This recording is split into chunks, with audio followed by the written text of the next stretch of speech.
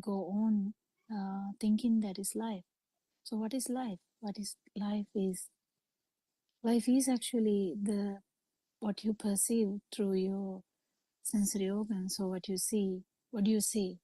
You see a lot of news articles about how people are suffering, how people are undergoing floods, muds, uh, slips and stuff, and how people lose their lives into this tragedy. And yeah, there are the news articles, and you might see when you inside the house, you might see what is inside the house. When you go outside, you might see what is outside. Like that, we keep seeing things. We have a world. That world is full of stuff. You can name them. You have a meaning to them. You have a meaning to yourself as well. So who is experiencing? We are experiencing. Kind of, I am experiencing. So yeah, so the suffering is at the point where you feel like you are experiencing something. That is the meaning of suffering. Actually, suffering, we extend that to like losing someone you dearly love, or you have to live with someone you don't like, or you lose your wealth, you lose your part of your limb, or you lose your, uh, freedom. You can name it. We have it, anything. But in the depth, actually, the fear of death, or um, this feel of existence, is the actual reason for suffering. I can see Surangika has joined the Zoom discussion. Surangika, do we have like a topic to discuss today? Because I think we started the Zoom a little bit late, but anyway, we have about almost 1 hour to discuss something. So you can start the discussion or a topic as well. I was just discussing about Dhamma in general. So because we keep inviting people to come and discuss about this Dhamma, and I know it's very rare for someone listening in Sinhala medium to come and discuss in English medium, because they already can hear in Sinhala medium.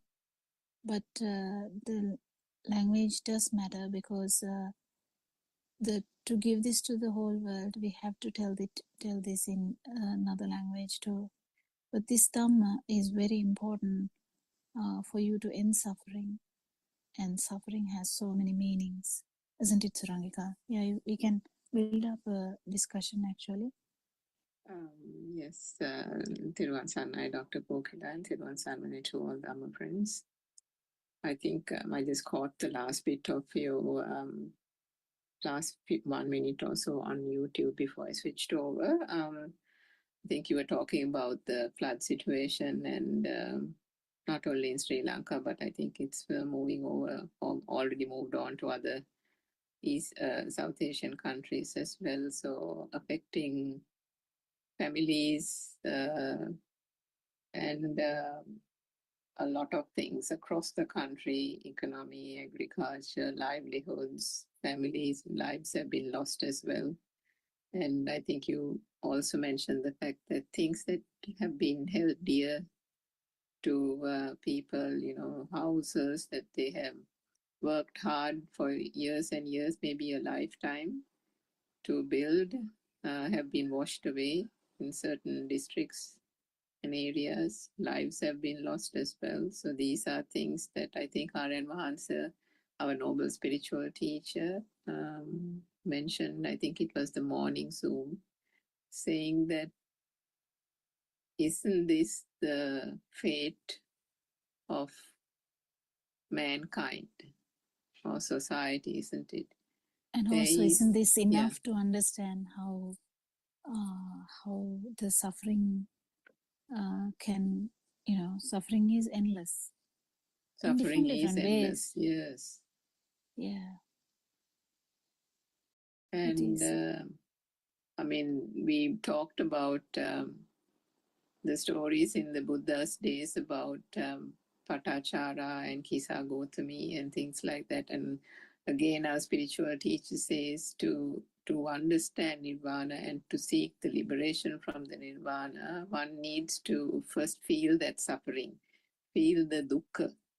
And if one feels the dukkha, one will then want to find a way out of that dukkha or suffering, isn't it? And that can be to get to the point where the Buddha actually meant what is suffering.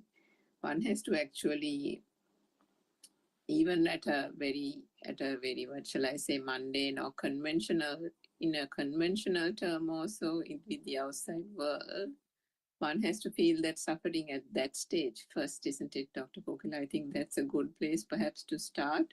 How then, the anicca has to be thought of in so many ways before we come to the Arya Satya. There is Dukkha, Dukkha Satya, and Arya Satya. I think that might be a good and timely discussion. What do you think?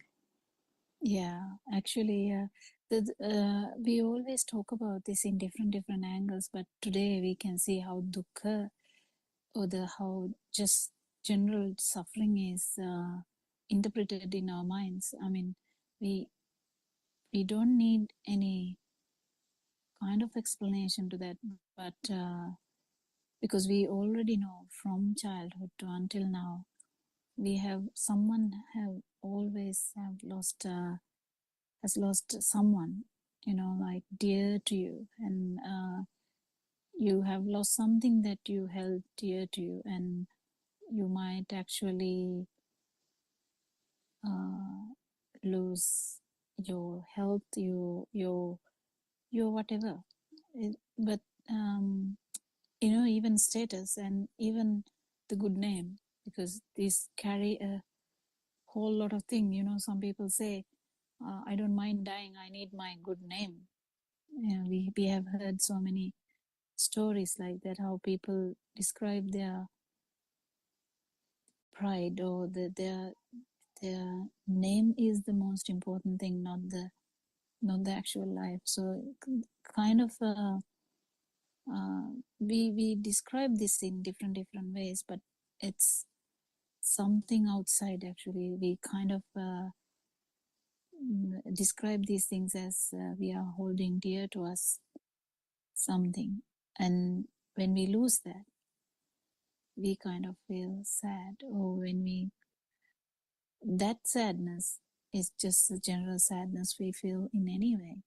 But that sadness brings us to the reality that the life is not rosy as it is, and um, life can have these ups and downs. But someone can actually feel okay. That is okay. Life is like that, and go on like that. Not seek any reality. But Lord Buddha did was, he just heard, um, am I going to die like that? He asked from Channa, and he's like, wow, I'm going to die like that. Interesting. And then he saw someone who is ill, and then asked, can that happen to me? And he was amazed at that can happen to him, because actually the father of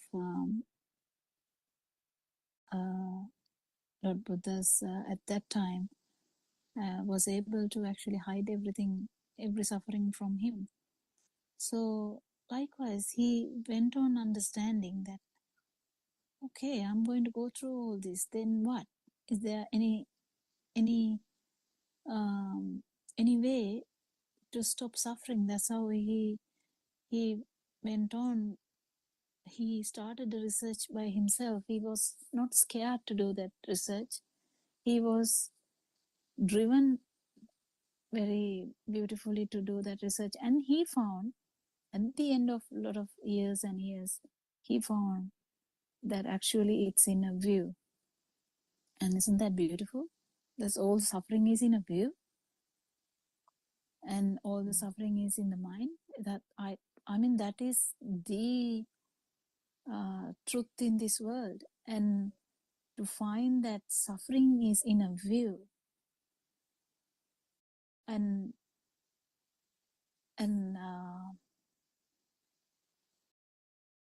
how it happened. He understood the view part as well as how the view has arisen, and the view arises from the perception, self-perception, and the self-perception can be in the the mind, where the you feel as alive, because you feel alive, because you in that stimulus you feel that that is existing. So this this truth, that whole suffering is in a view of me myself, is wonderful. If someone has ears, I think they should hear this. If someone has a mind, I think they should hear this. If someone has some wisdom, I think they should hear this, that all your suffering is in one thought, just one thought. That one thought, by the way, is a product of every stimulus. That is the problem. Actually, if it is just one thought, you delete that one thought, you're happy. No, that's not that simple. Because then because you know, when people get angry with your own son, you delete son from your family history. Don't Isn't that what the fathers say? You never come to this house again, I will delete you from my memory. You're not my son anymore. Isn't that how they talk? They never delete them. They suffer from inside, but they're actually acting as they are deleted. But in the mind, that deleted son is still there. So the dukkha satya is still there, because until you that mental image is there, they're suffering.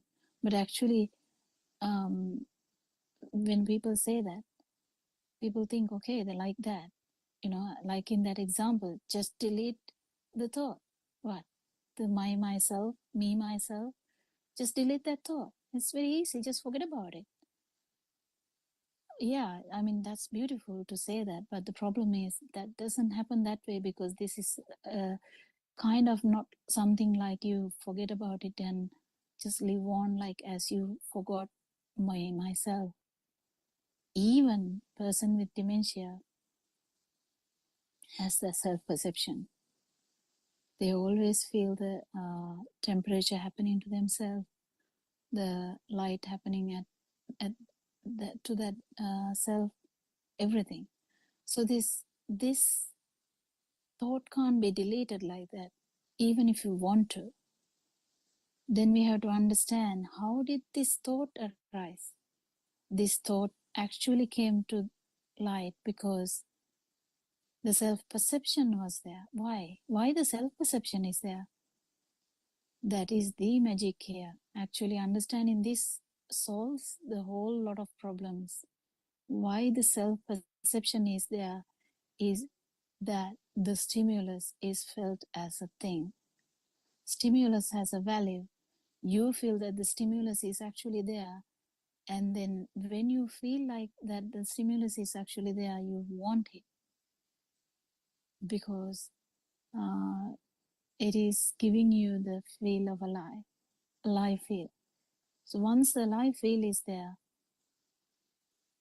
it is without anyone's knowledge, without anyone's intention, we feel like maintaining that. That is what is happening in self-perception. We kind of maintain that. That is there from even a small organism to whole big animal like elephant or a human whatsoever. Even in higher realms, whatever the uh, in the mind forms also, it's the same thing. The alive or a feel of existence is there. A life feel is kind of with this mind we talk about. How we can assess this is only way through the mind. But the beauty is to understand that we can't delete this me, my, I, me, mine thought. We have to understand the mechanism. So we keep understanding the mechanism, how this is happening. we understand that at particular one time there's only one stimulus. This stimulus is the only thing that happened, but we feel a duality. We feel a duality. That is because of the ignorance. This duality will never be a normal thing to an arahant, but to someone who doesn't understand Dhamma, or who hasn't felt the Dhamma, or has not felt it fully, this duality can be there in different ways. But the duality is the normal in mundane world. Duality is the normal. Tree exists, I exist. That's a basic thing. Even if it is, if the tree has a value and you feel like that is there, that is my beautiful rose tree or the rose plant. Of course, the person who is the owner would be there. But even when you try to delete the ownership, still the perception would be there. The tree, the dream would be there. You're not bothered whether it is yours or not. You're just in the dream, and that dream still gives you a perception. It's very subtle now. It still gives you a perception. No burning as such, but still having the feel of existence, and even the alive feel actually. And even beyond that, if you uh, go to the feel level, still the feel level also, it is felt as something happening here, and there's tendency for you to maintain that feel. That is the self perception there. It is very subtle now. The eagerness or wanting to maintain the feel. But the beauty of human mind is you can understand this through any stimulus in the human mind. And we just understood that we can't delete, even though we now know suffering is through this thought. Suffering is due to one thought. What is it? The I, me, mine is the thought that gave the suffering, but still, now you know you can't delete it just like that, because it is a co-product. It is a co-product. It's actually it is just arising in one particular stimulus, is just arising. But because this is arising so fast, we feel like we are existing. This is beautiful Dhamma.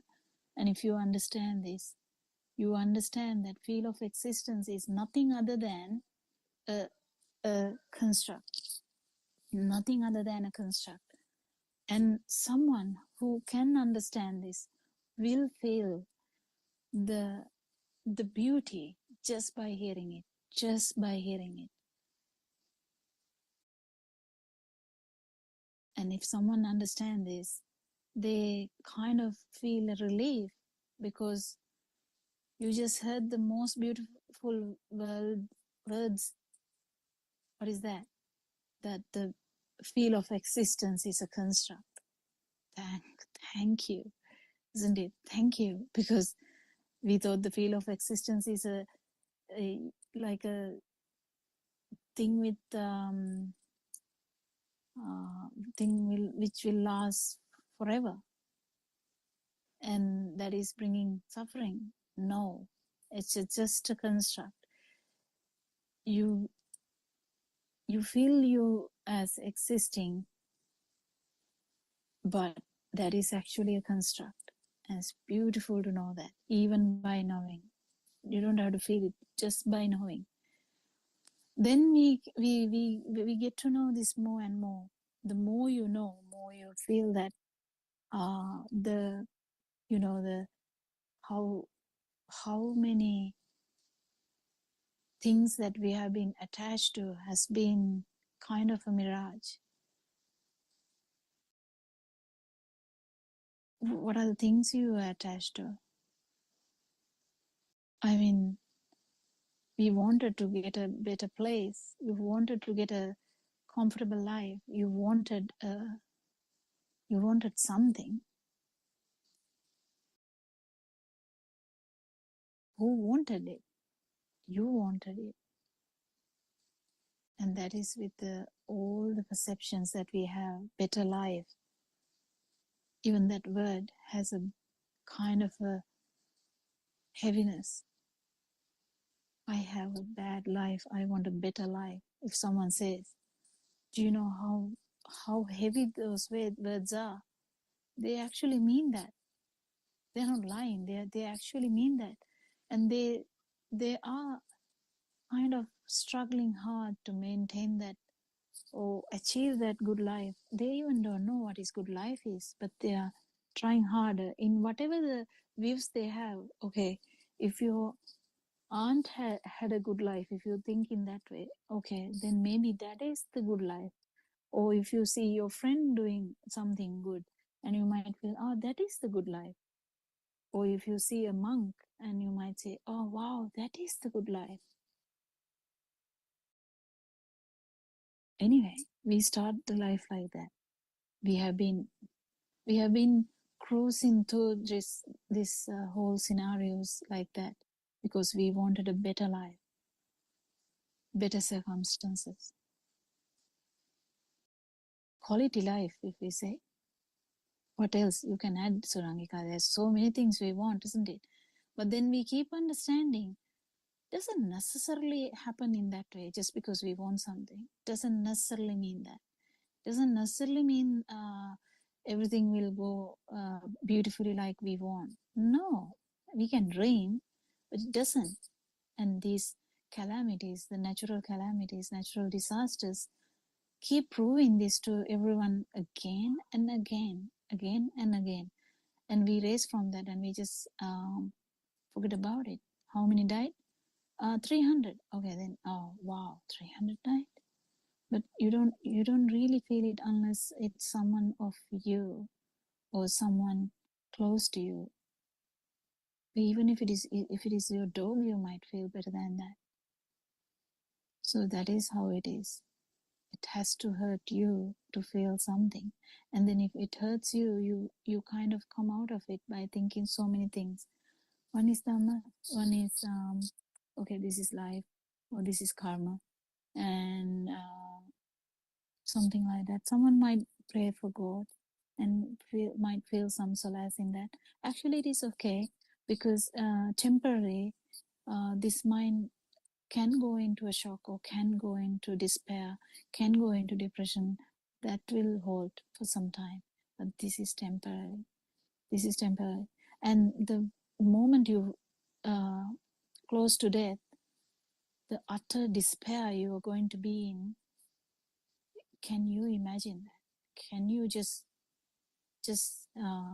imagine dying just now and see how much shock you would be in to leave this world because you feel that the world is there and I'm here. The feel, alive feel, is in this dream. Feel of existence is actually even below that. So this is a construct. Everyone, I hope everyone hears this in whatever the language, in Thai language, in single language, in English language, whatever the language, doesn't matter. If you hear this, it is a construct. This feel of existence is a construct. And even the consciousness is a construct. It is just an outcome of this sensory organ.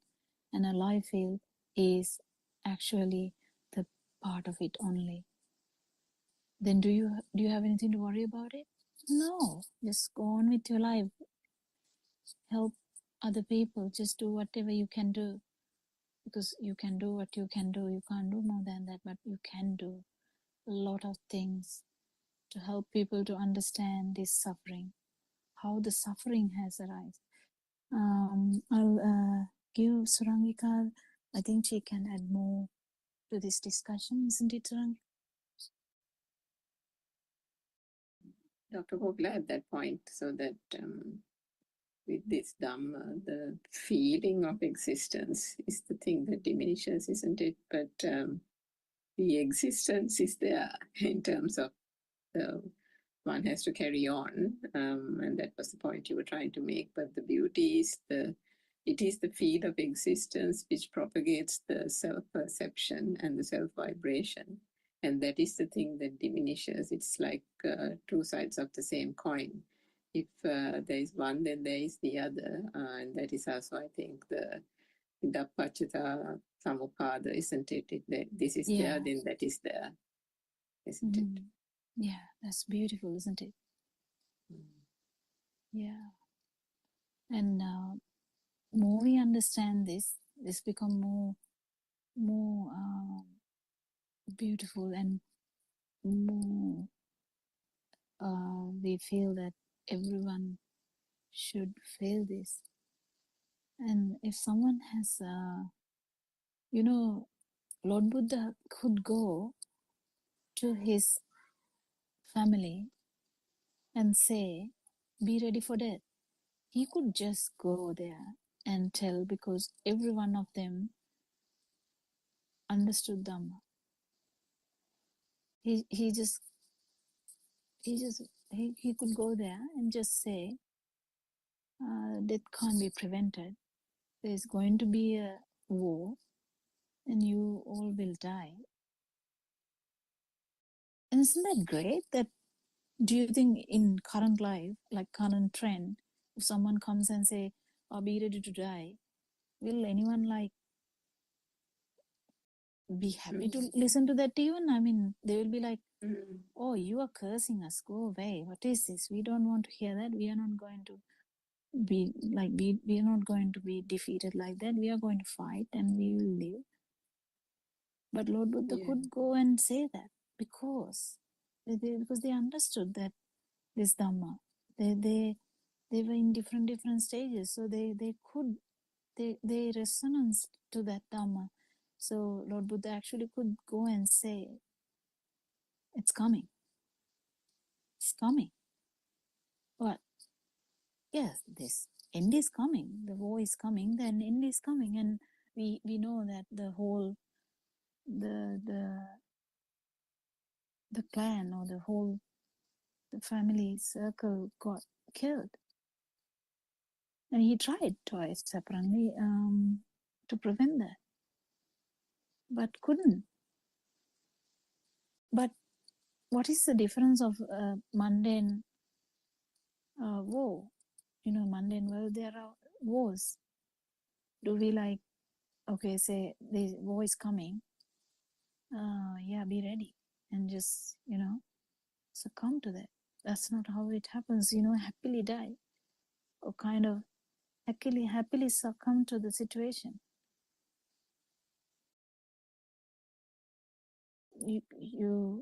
I don't think we can imagine that unless someone actually can resonance to that. As someone could say, if someone says that in nowadays, they might take it with ill will, like misunderstand that totally. Oh, this person doesn't care about us. He does care. He tried, but he cared more than that. He actually made you to understand Dhamma, so that they die without any self-view that I am dying. They felt it. If they are in different stages, it is according to the stages how much you will feel. But of course, the pain will be felt. Of course, if there is a wound will be felt. As we say, all the sensory faculties are working, but this sense of existence, because it is not there, or the non-self perception is there, it is not taken as happening here. And this becoming this is even we tell it from the story. is it's such a beautiful thing to even say, but to experience is a different story. But at least if you have felt it momentarily also, there is a massive benefit, because kind of, it's not happening to me. And when Lord Buddha comes and tells that, they know. They just know, yeah, it is happening. Yeah, it is happening. So same way, any calamity, any disaster is happening. So it is happening. But for this, everyone should have this knowledge of Dhamma and should feel it. And when you feel it, at least the continuity we felt that we are living is not true. Because this continuity has been broken because of the non-self perception, or the absence of self vibration. That is where, wow, we thought this is the normal thing. That's why we struggle to maintain the life. We have so much struggle to maintain the life, maintain the sensory organs into our likeness, like our preference.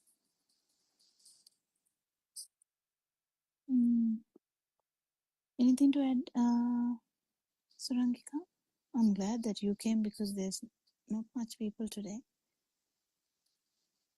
I think a lot of people must be having problems also. So Dharma is involved in that, yeah. I saw. Yeah, fully involved in the Thai monks program.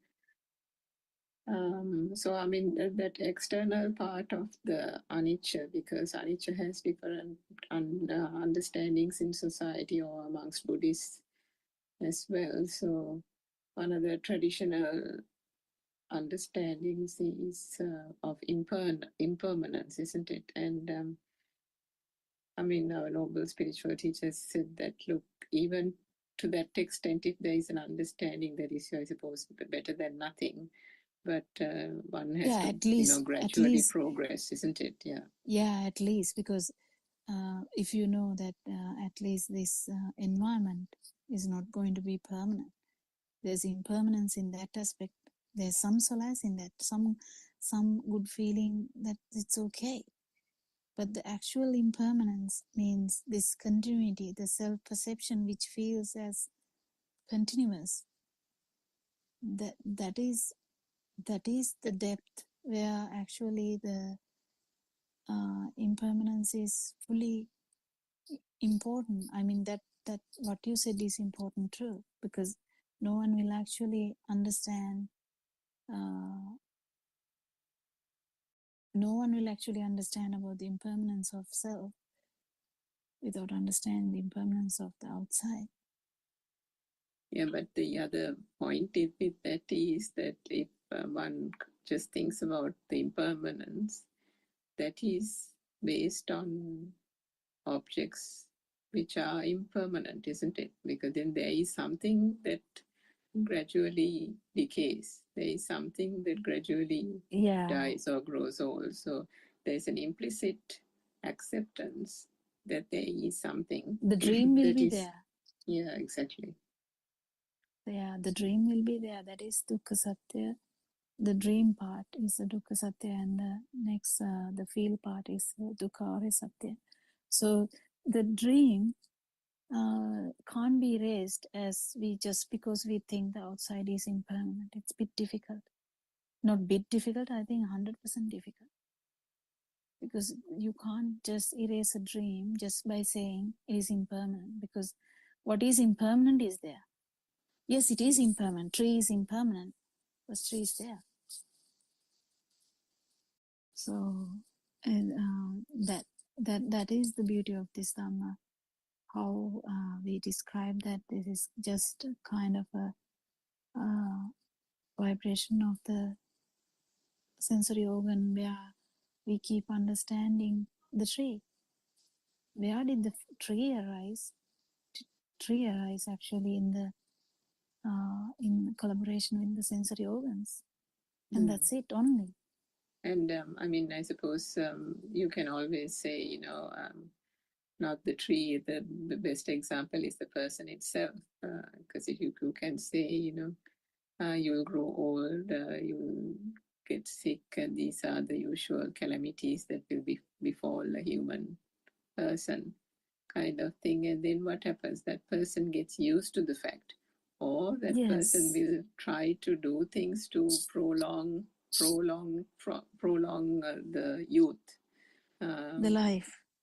and prolong life. And then it is also the me here who is getting old, or the me here who is trying to stop getting old and stop getting wrinkles and stop getting sick and all that. So the actual core and the core truth has not been reached and has not been understood in that concept, which is at a very surface kind of level. I mean, it is okay to start with, but that is not what the Buddha finally said. If one has to completely liberate, then the mind has to be fully understood, because there lies the cause of suffering. And if one doesn't understand that, one is just merely almost lying to oneself, and that is only just going to cause this samsaric cycle to continue, because the vibration will never come to an end. The vibration will keep on self perpetuating. It will, this life and the breath might go out, but as long as the vibration still remains in that last breath, the telepathizing will continue, and that would go on. So the end of suffering, as per the core teachings, is not just that kind of surface level anicca. It has a deeper meaning, and that is what these Dhamma teachings are trying to explain. Yeah. Mm. And the the the basic understanding of this Dhamma, even the basics, I think gives such a relief to people by even understanding the actually what is outside there is just a perception in our mind is a big, I think, step, because that is even difficult, isn't it? Like even this body is outside, even this self thought is outside. When you say outside, is actually the existence of the thought. So when you say the tree is there, that you already have given a value to that. But in contrast, it is much more value to your body we give. That is what it's very specific actually. The body, the when we say uh, when we say we understand that the outside is just a thought. I don't know how many mothers even get this clearly, because the when you put the camera to the outside only, sometimes we just keep interpreting everything outside only, but actually this statement, when we say what we think is not out there, it even relates to the body as well. When we say my head, my leg, my chest, my lungs, my liver, my kidney, whatever, my hand, my body in that sense, whatever, um, that's implying that it is there. That implication, that idea that it is there. If you keep understanding that it is just a perception, it's a massive step, because the value that you have given to your body will be much less. This keep improving, and when you understand that all perceptions are actually constructs, the body doesn't have a value at all, because then it is by understanding, because you're still using the body. I mean, it's still there, it's functioning, it's fine, and you can feed that, you can, you can do whatever, but yeah, you dress up, and yeah, you just cover that. When it's cold, you can cover it with a blanket. Yes, do that, it's fine, but the understanding is very deep here, and that's the thing, that when you say what you think is not out there, it implies about the human body too. Human body, human, the the self view, that I, the thought I, is also like that. So when you understand that the self view is wrong, you have already understood everything about this, because you can't just experience this non-vibration once without actually going through all these stages. You have to understand that outside, whatever you think is not there outside, and whatever you think is not actually true. That those are two things, two different things. Whatever you think is not out there, yes, and whatever you think is not true, it's actually a construct of other five sensory organs. And then to say other five sensory organs are also felt as a thing because of the rapidity of the vibration. And that's it.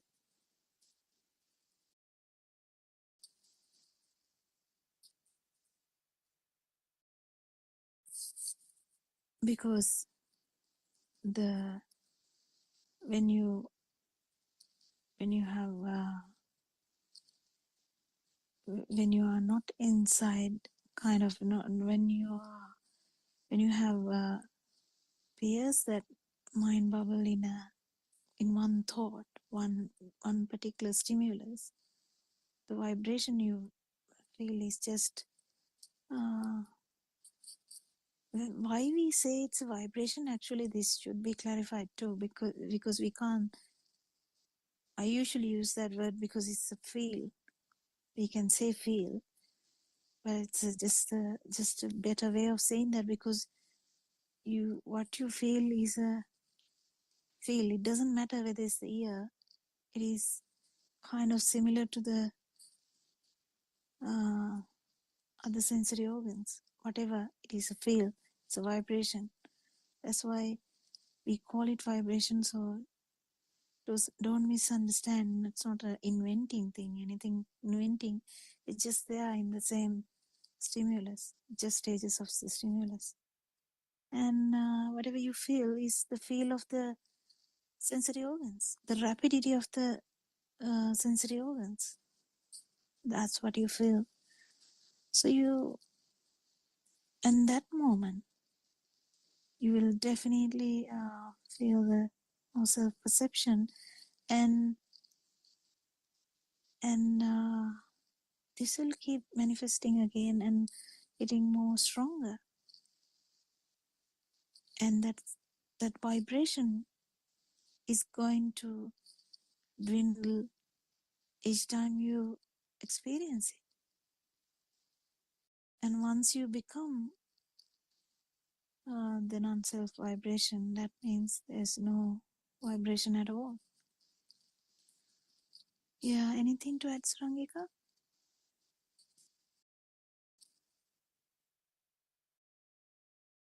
There Dr. Kokila. I think it's,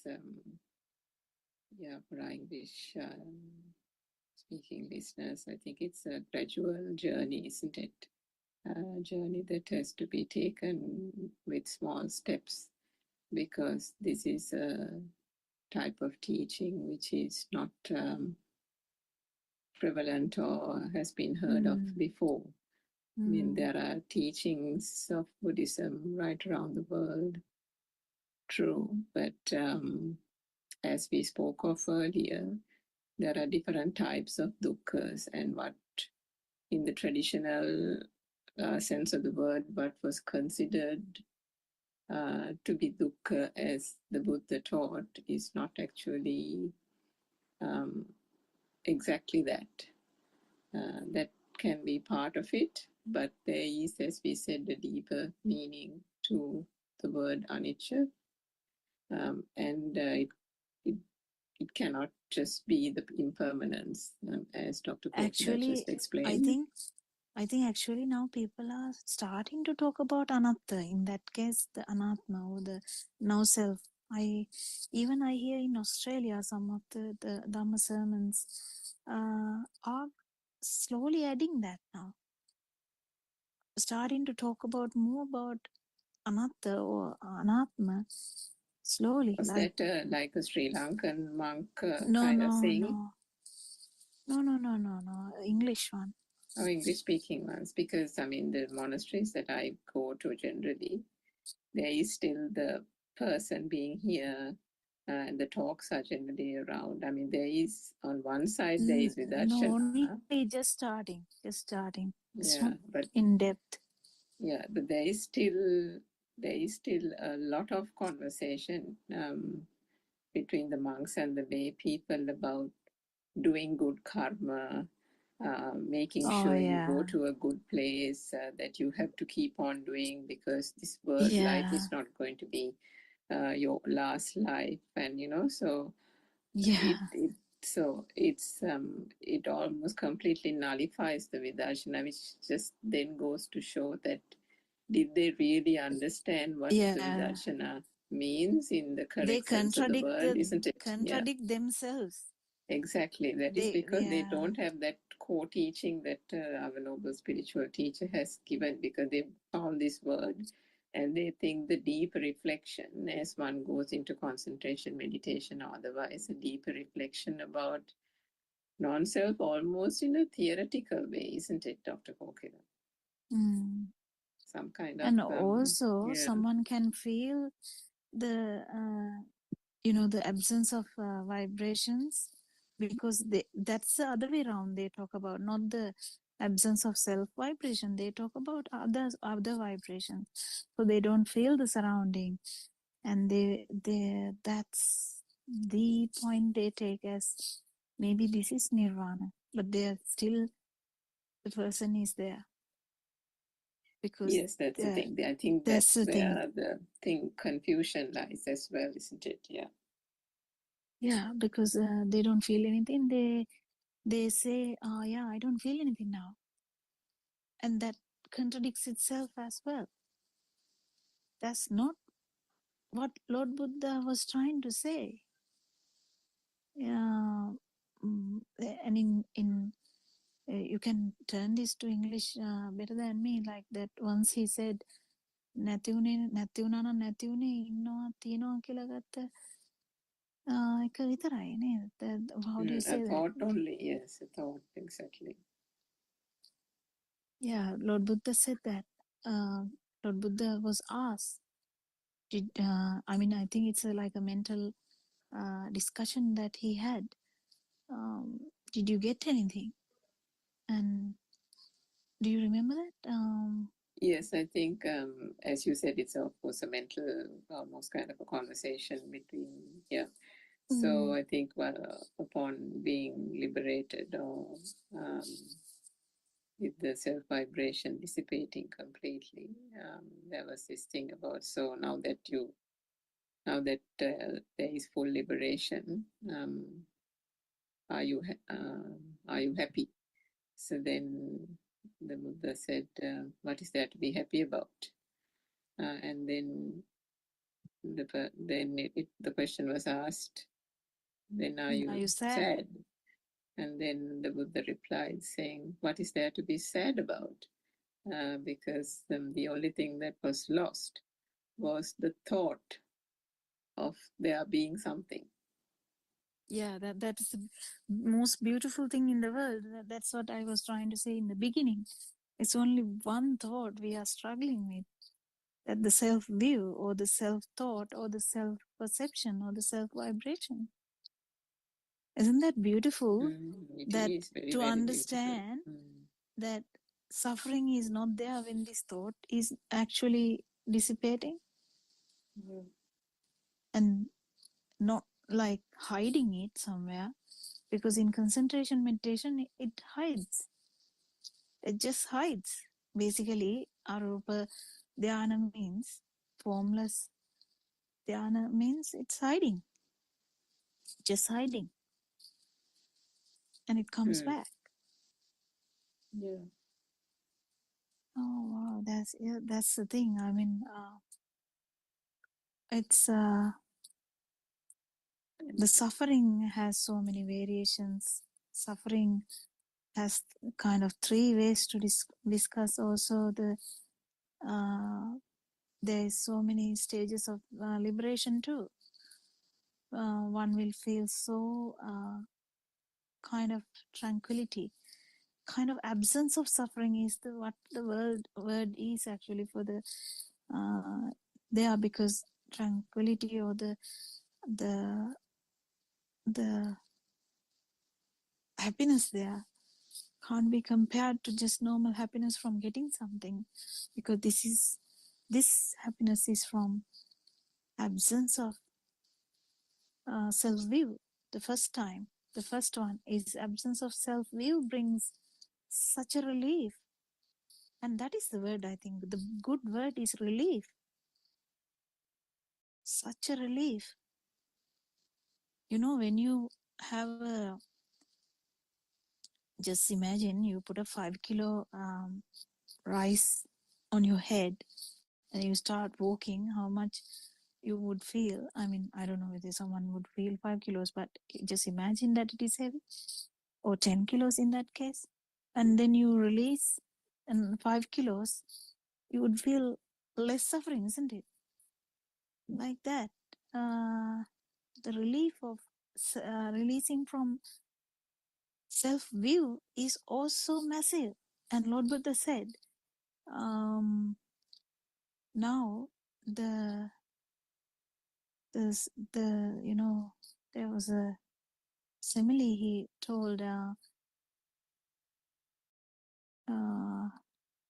what is that rock, that the big rock, the The Mahameru. yeah, Parvati. that big rock, the Kailash was like a big rock, but now it is less. That's less because the variation which can go from human to the lower realms is not there. Why? Because that much vibration can't happen without the self view. We have to have the self view to give a fight, give a, do stuff, do so called bad stuff in that sense. So, Sila The right is view.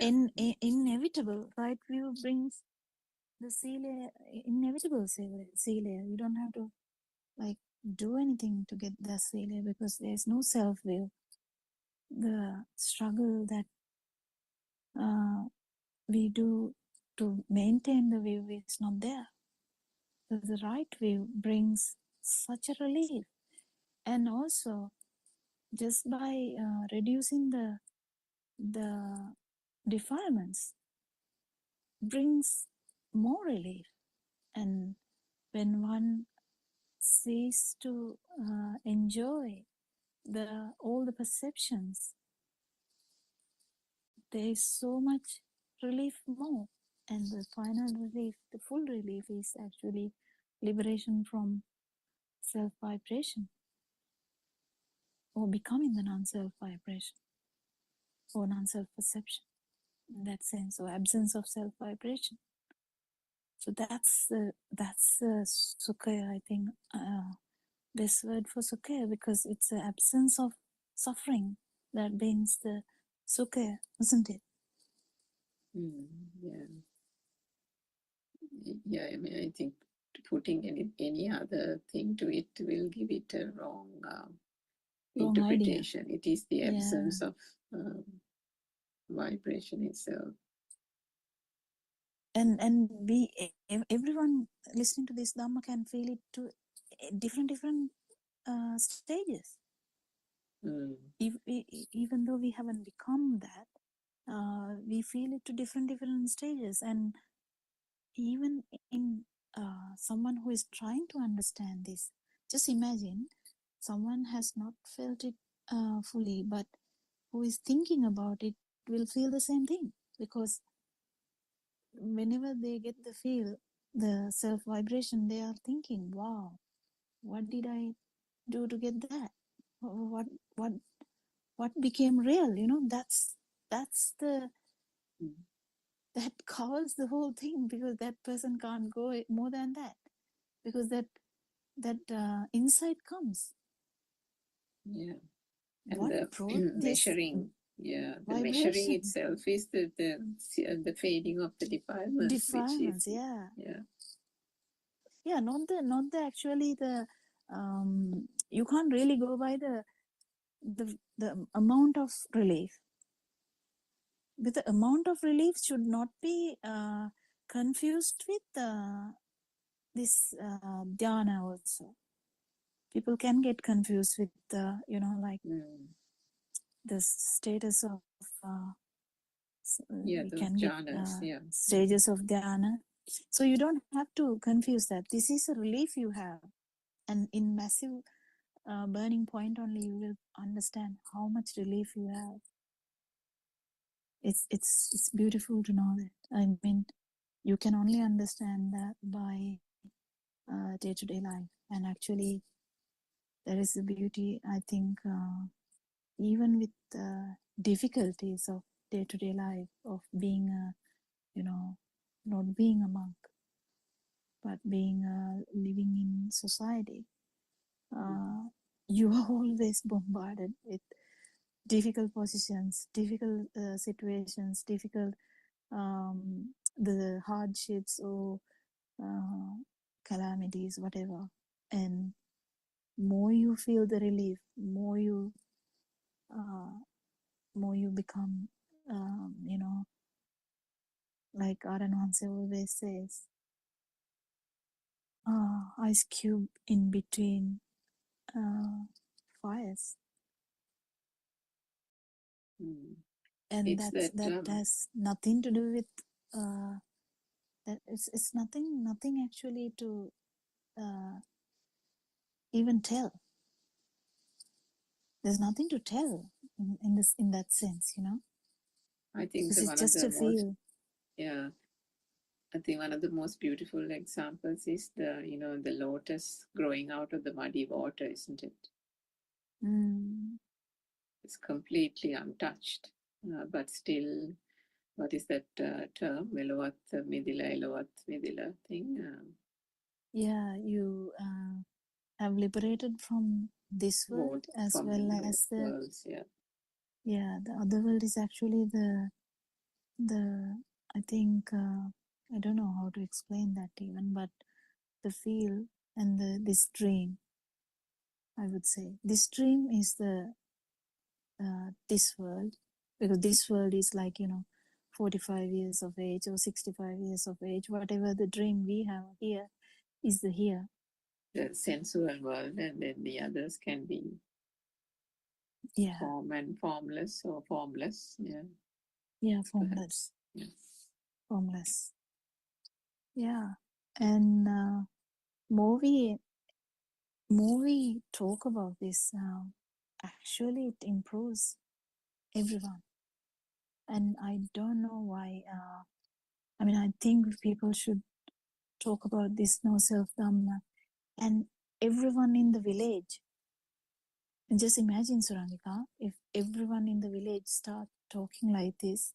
Just imagine, and one tells the someone going, a father saw son dying and tells someone, please tell my wife to bring only 2 food and some light, some fire. And that person goes very nicely, tells that to the wife, and wife does the same thing, no questioning, does the same thing, knows very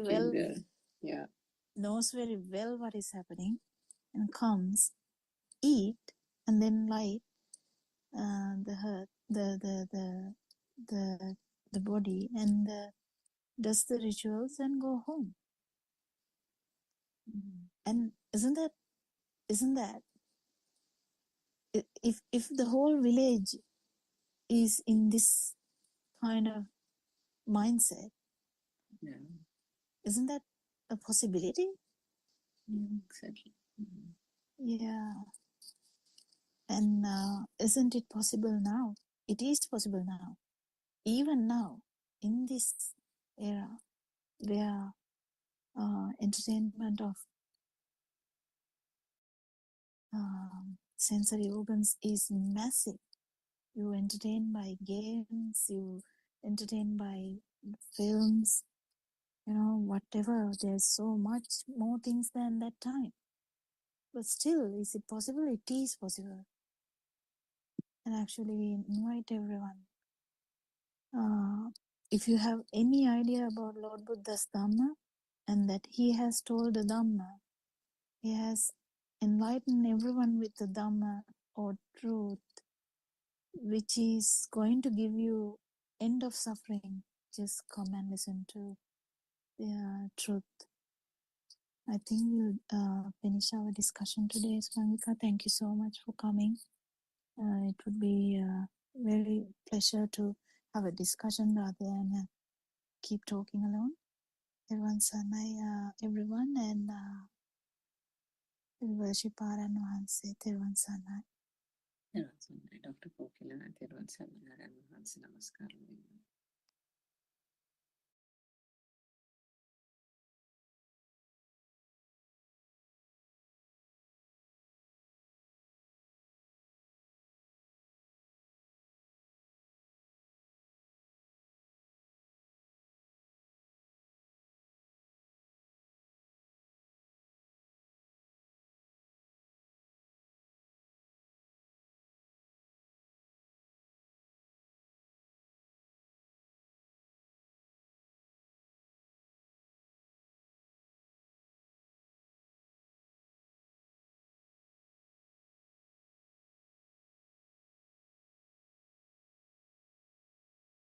Non-vibration itself, so the noble friendship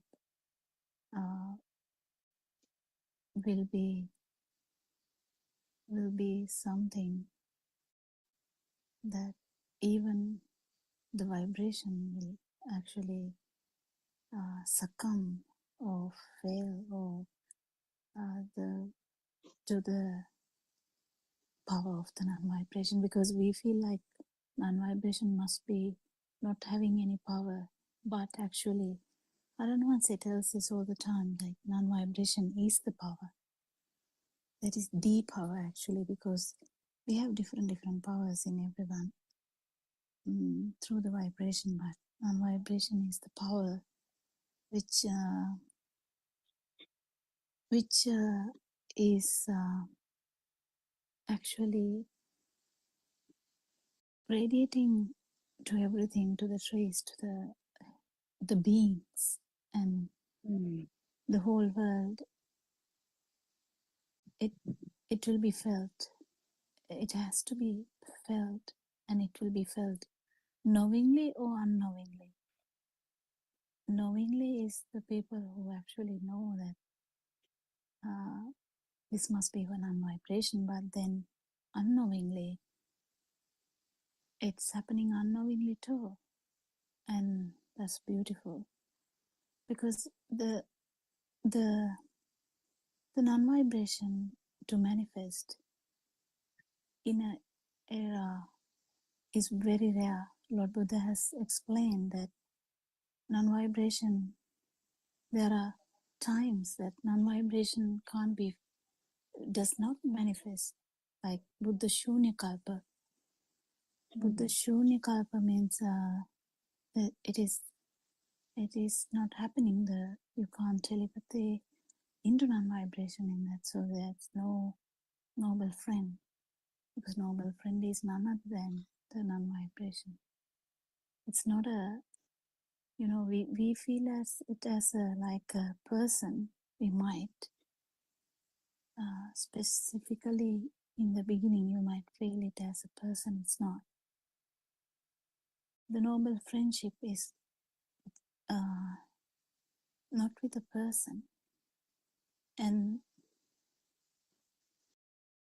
it is it is not actually standing beside the noble friend, because you understand it has nothing to do with standing near the noble friend. It is synchronizing with the noble friend, and more you synchronize, more you are closer to non-vibration, and that's the beauty of this Dhamma, and everything happening at the moment in the world and in Sri Lanka and in uh, Tombagoda. It's all about this spreading of kindness, compassion, Yes, and love. yes, Yes, Thirusan. exactly, Dr. Kokila. Exactly, because the first advice given in that Bhante's, Venerable Bhante's sermon is also you have to be humble, kind, and compassionate. That is because in the form of these perfections, in the discussions, in these groundbreaking revelations, also Dr. Kokila Aryan Vahanse took all these points one by one and explained actually the real meaning of all these perfections. And so to be humble, to be kind, that is actually selfless love, selfless kindness, which is completely free from selfishness, because otherwise the kindness, love, whatever we say, there are different levels of that. So this is actually uh, basically the without the involvement of a person self, if you can spread love and kindness. So from Domagoda that happens actually uh, with this beautiful ceremony held today. And the other thing, Dr. Kokila, it is important to remind the people, all the devotees of Buddothpada, this ceremony it will actually go on for near one whole month. From today, the next enshrinement of sacred relics will happen at Matara. Then the procession will proceed to Tissa Maharama, then to Badulla, then Mahiyanganaya, Anuradhapura, Polonnaruwa, Kurunegala, Kandy, then Kalaniya. By 17th of December, they will arrive at Tumbakuda International Meditation Center once again. And the beauty is it is not just enshrinement of sacred relics. Along with them, there will be sermons and the opportunity for everyone to take part in practical meditation programs. So, uh, actually, we can make an open invitation for everyone, although due to this extremely bad weather conditions, they were unable to take part in the main celebration, this ceremonial enshrinement of sacred relics at Dombagada, but they still have the opportunity to join the religious ceremony in their localities, and also to participate in meditation programs. Teruvan Saranai, Dr. Kokila. Sana, I think Surangika is also here. I think she can join in and tell us few words about uh, today. I don't know whether she has seen the whole program, but yeah, she can join as well if she is in a possible place to talk. Sanai, Dr. Kokila, and Sanai, Dhamma friends. Yes, I did have the chance to, not the whole thing, but to view a little here and there of the ceremony. I did also see this morning, the late last night arrival of Bante from Thailand. And as R.N. Mahanse mentioned, it was truly beautiful how they had decorated the entire area, I think from the road where the turn off to the Pagoda, I believe. I mean, I'm just guessing because I haven't been there. Decorating the whole thing with those streams of light right up to the monastery itself, almost as if it was daylight. Lots of people with great gratitude, appreciation of R.N. Mahansa's Dhamma have got together at the meditation center and in order to welcome Bante with the sacred relics.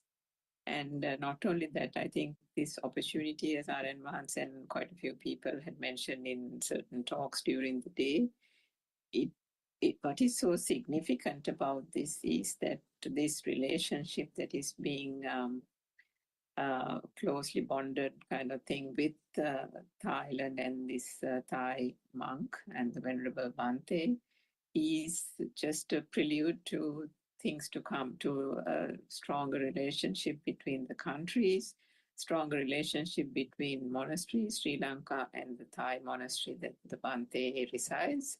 But not only that, the word that would spread because of these good deeds and the ceremony that is being held here, not only, as Sudama said, not only is the enshrinement of the relics and the ability to opportunity to see them and worship them, but also because the practical program of R.N. Mahansas is going to be also part and parcel of this program as the Bante makes his way across the country to so many Metmal Aranas and other monasteries.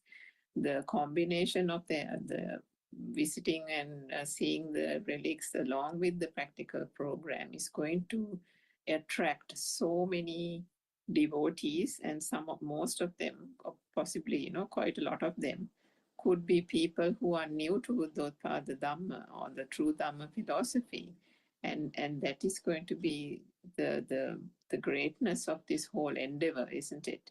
Because that is what Aryan Maharaj has always tried to do through this community of people who have got together after listening to the Buddothpada Dhamma. And we have been spreading the message, spreading it through leaflets, pamphlets, books, to temples, schools, monasteries, so on and so forth. And this is going to be another big, massive step in that direction because of the relics, as well as Bante being a close, having the close relationship with Aryan Mahansa. And so all these things are going to be draw cards for people to not only come to these monasteries, come to Metmalarana, but then the curiosity will also be there. What is this Dhamma? Why is this? Why are these people so, feeling so light, feeling so greatly liberated? You can, as Sudama said, if Bante itself noticed that about the people who have got together and are working so harmoniously, so peacefully to this cause at the International Meditation Center, so too will other fellow Sri Lankans, other fellow Buddhists who have not heard of the Dhamma but come to see the relics will wonder, what is this? We haven't heard this Dhamma before. There must be something here. And then that is going to be the way that will open the path for them to listen to this Dhamma. So I think that is the far-reaching effect of Bante's visit. And the next whole month is going to be a magnificent opportunity for that. So I think we are all truly grateful for Aryan Bante for forging these relationships when he was in Thailand and for Bante's visit. And we thank and worship Bante Thero from Thailand as well as he continues his tour across the country. Theruvan Sannai. Everyone, Saranai, Miss Surangika, you correctly said actually this is an eye opener for everyone. For the people, actually, the devotees of Buddothpada, of course, they will also be inspired and they will kind of uh, feel, I mean, whatever the level that they are in the path, they will get, they will be motivated and seeing the unity of the people who are directly working towards this goal, one goal under the guidance and instructions of Buddhothpada Arya Mahasi. And also there is a revival of Buddhist philosophy, Buddhism in Sri Lanka right now, because in this ceremony also they were advertised on television channels. In programs, the program presenters mentioned this about this beautiful ceremony and made an open invitation to everyone. And similarly, since this is going to happen across the country, the everywhere like hill country, then the north central province, not then Anuradhapura, those areas also, uh, the people will see, as you said, correctly said, this is not just an exhibition of sacred relics or just the opportunity to come and see or worship them alone. They will go back with this beautiful message. They will definitely go back with this beautiful message. So, Theruvan Saranai to Dr. Kokila and Ms. Surangika. I beg your permission to leave. There are some programs and people are like getting ready to leave also. That's all So right. please, Actually, we Theruvan can hand over the Zoom. Yeah, it's all good. We can hand over the Zoom at any time to the Zoom singular Zoom discussion. I don't know whether it's Indrani who is here. Not sure who is actually holding this. I think you can continue with as usual, Dr. Kokila. I don't know whether Oh, going to join the Zoom from here. If it is so, okay. we will, They will I join. will know. Yeah, please. Theruvan Saranai, Theruvan Saranai. Theruvan Sannai. So, yeah, it is very beautiful, and we talk about this Dhamma every day, and it is,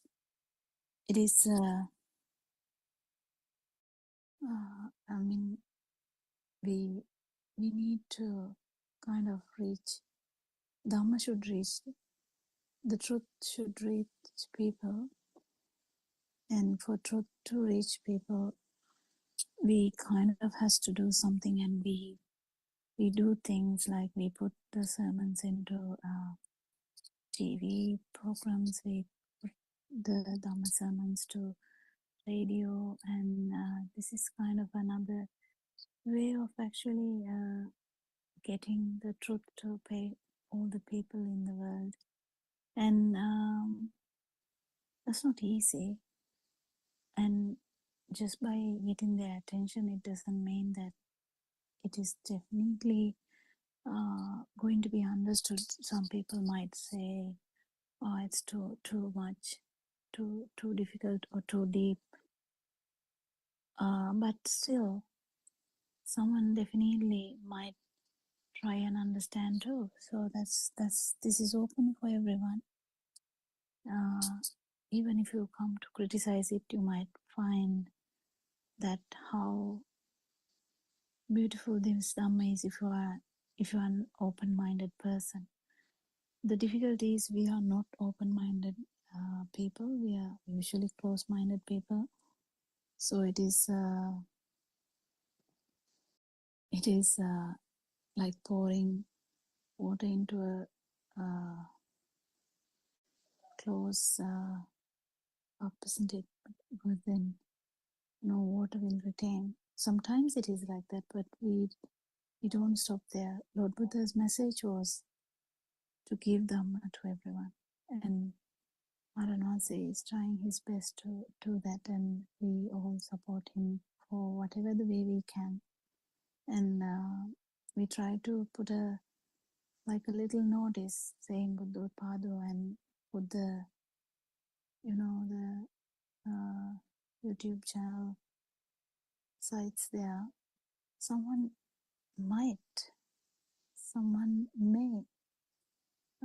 actually see it and check on it. Who knows?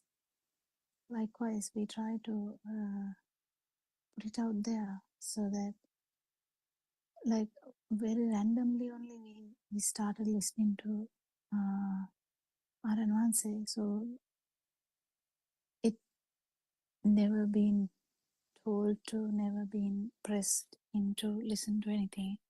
We just listen, and it's like kind of used to inspire so much. We just continue to listen. So likewise, there would be people who just by one sermon would be so attracted to that. And even though the truth may not have been felt, it doesn't necessarily matter. What matters is being open-minded and being able to actually do a little research about this Dhamma, which is not that bad.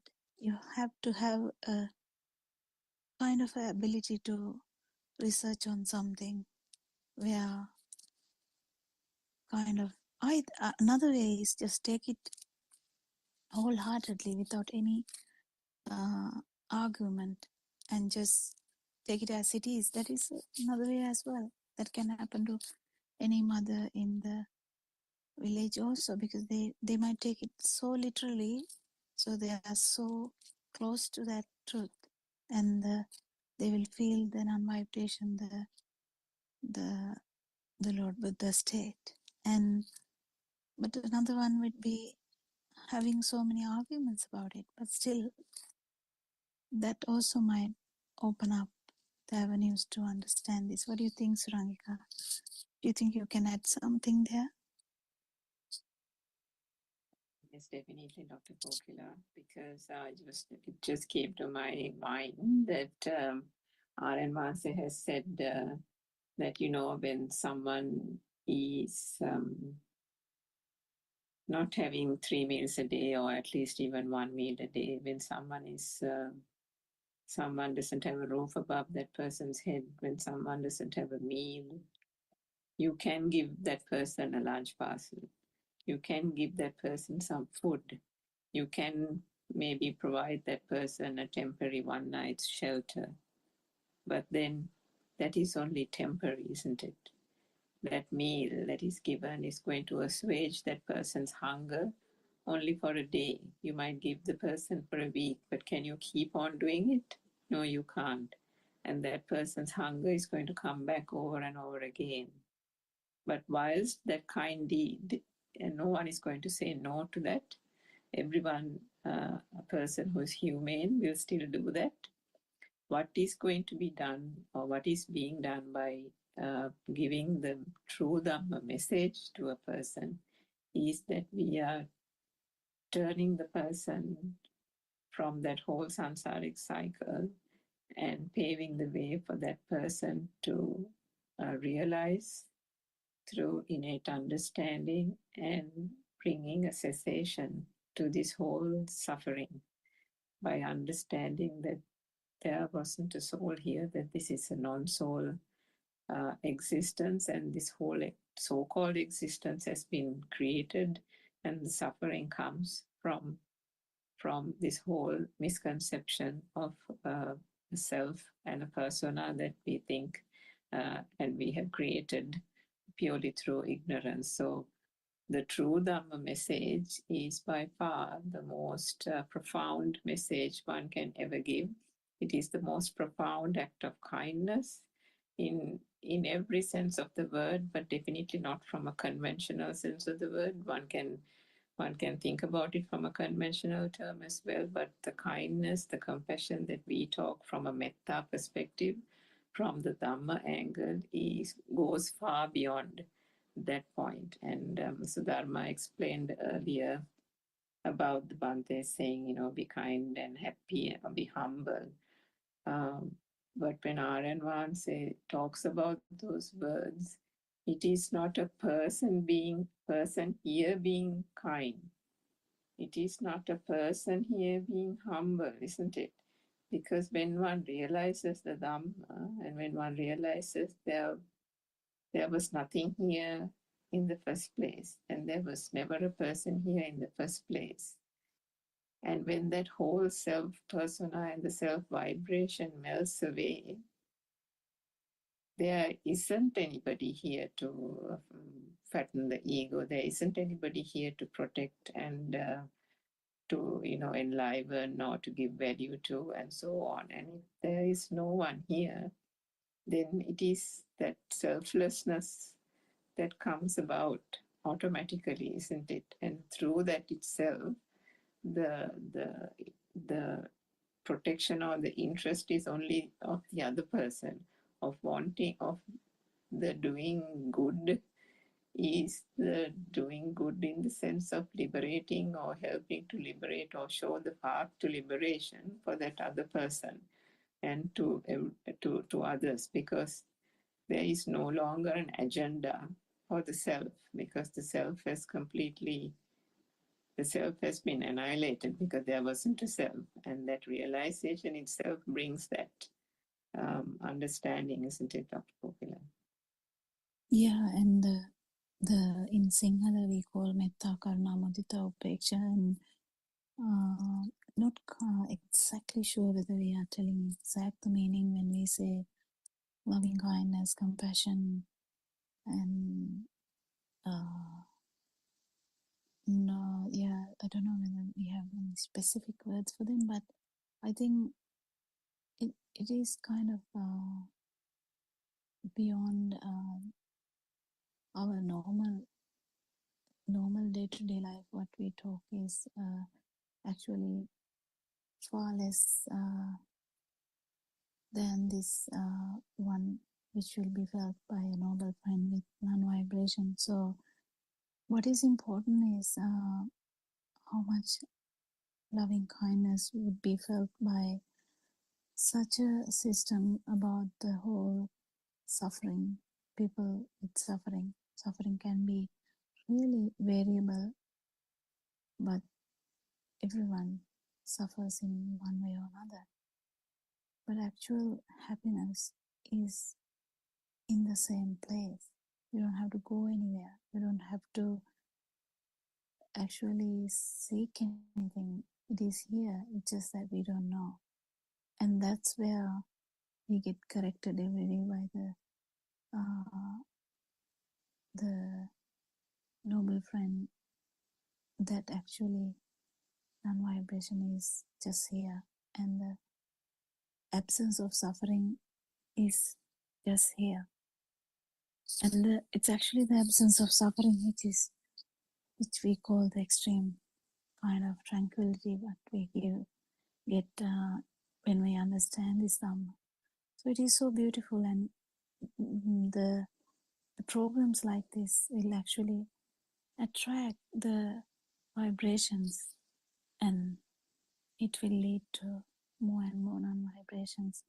And if this is to make any difference to the world, this power should keep increasing, the non-vibration power. So it has to happen. If there is a considerable effect to happen, it has to improve. It has to, Lord Buddha, if he's just alone, he can't keep giving this to everyone. This one person.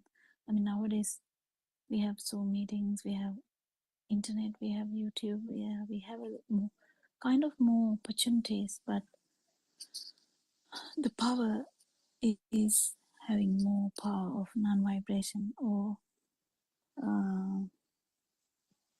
and that is what is going to happen, and that is what is important. So everything will be balanced, because imbalance, if the vibration is too much, the imbalance causes problems. Naturally, this Buddha status or non-vibration will surface due to the toxicity of the vibrations. Yeah. Yeah, and I mean, if we think about particularly having these type of ceremonies will also pique the interest of the Thai people as well, isn't it? I mean, in these countries, Australia, New Zealand, also when we go to monasteries, Ajahn Chah monasteries as well, you know, there's quite a big community of quite a big Thai community of Yes, people the big who are, one. Yeah. yeah. So even the one that I go to as well. So they are so devoted to the temple and to the rituals and I think following the much Dhamma. devoted than us, I think. I think so, exactly.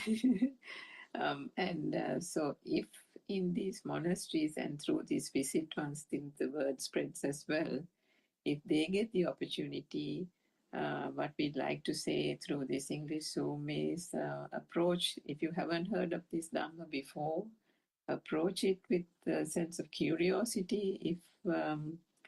If you think that this is something that will help you in your path, you must have heard about Vidarshana because Ajahn Chah teachings are very, very famous worldwide. You have heard about it, and even the monastery that I went to recently said that they are moving into Vidarshana practice quite a lot, not just on concentration meditation. So that seems to be almost like a change or a twist into the right direction. So this is essentially Vidarshana practice that Buddothpada and Vahasi is trying to propagate through these teachings and through the many monasteries in Sri Lanka. And this is, I'm sure, the topic of the foremost topic that he has chatted so many times with Bante from Thailand. And if you are interested, if you think you are having a personal sorrow or suffering, if you think you're suffering from depression and you can't find a way out, or if you want to just, if you're just curious, or if you want to just think that, okay, I know Buddhism this much, but I haven't heard about this stream of Buddhism, I want to just find out just for knowledge. It doesn't matter. If you come with any kind of intention, it's okay. Come and see for yourself is the Buddha's teaching, because in whatever way it is being given, the message can be given true, but finally the understanding will come if you approach it with in any form. Sometimes, as Dr. Kokila said, it can be through a quiet acceptance of the message without question. Sometimes you might have already a lot of knowledge and of teachings of Buddhism in different types of Mahayana or Theravada. It doesn't matter. And you might just want to find out more, but it's okay. In any of those ways, just come and listen, come and understand, or join the English Zoom, or come to the International Meditation Center. Bookings are open through, I think, booking.com. It is very easy to come down to Sri Lanka and spend those days. It's a beautiful environment, and in that environment, very conducive for listening to these pure, absolutely pure Dhamma teachings. And you will find a difference. You will find that the things that have probably you might have had questions about will gradually start falling away, and things will fall into place when you start understanding what these true Dhamma teachings are, understanding this whole self-conception and the drushti or the misconception around that, understanding the mind and how the workings of it is. So there's a lot of potential to bring this peace and calmness into one's lives, and then take away this message into your countries and into Thailand as well, and to those beautiful monasteries out there.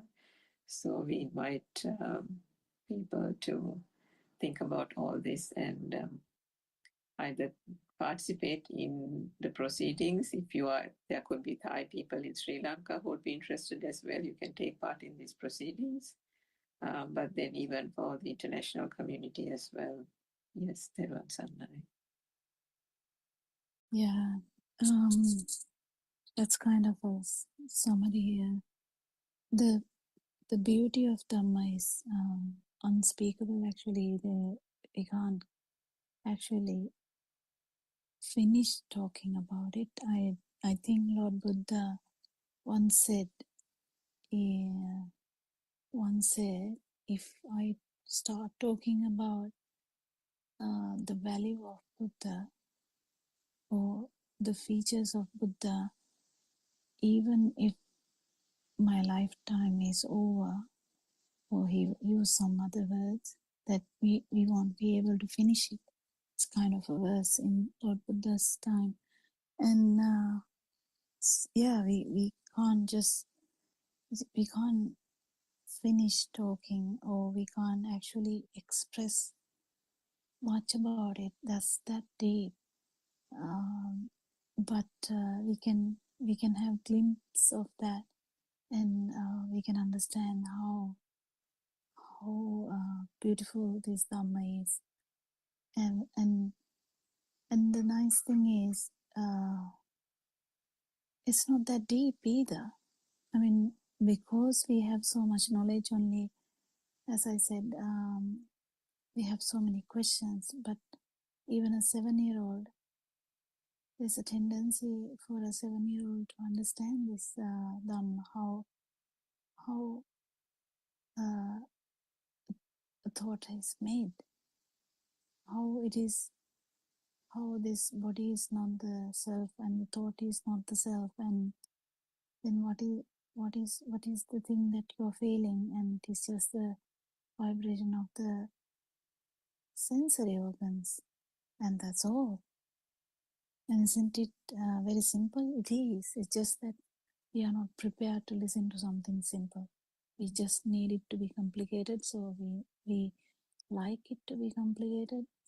Only some of us. I mean, even kind of in the beginning, I think even scientific things, we kind of make it a thing to try and understand the science through this too. But this Dhamma actually doesn't need any of these sub knowledges. Someone cleaning the road, someone cleaning the toilet, someone uh, ruling the country. In Lord Buddha's time, there's so many examples. The kings, the wealthy people, as well as the poor people, without any uh, problem, understood this Dhamma. It's just that you need to have some keenness, some effort, some understanding, some ability to research this truth and application. The main challenge is the application, but it's not that bad. It's actually as much as you feel lighter, you get closer to the child of you, and you will definitely feel this.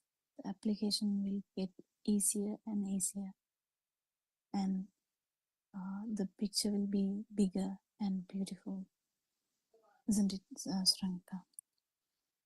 Yes, it's and as we said before, it's when you say come and see, it's the hipasika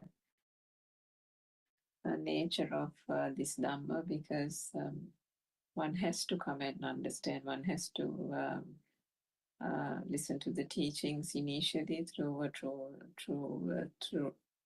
the spiritual teacher's guidance, because that is almost a compulsory thing.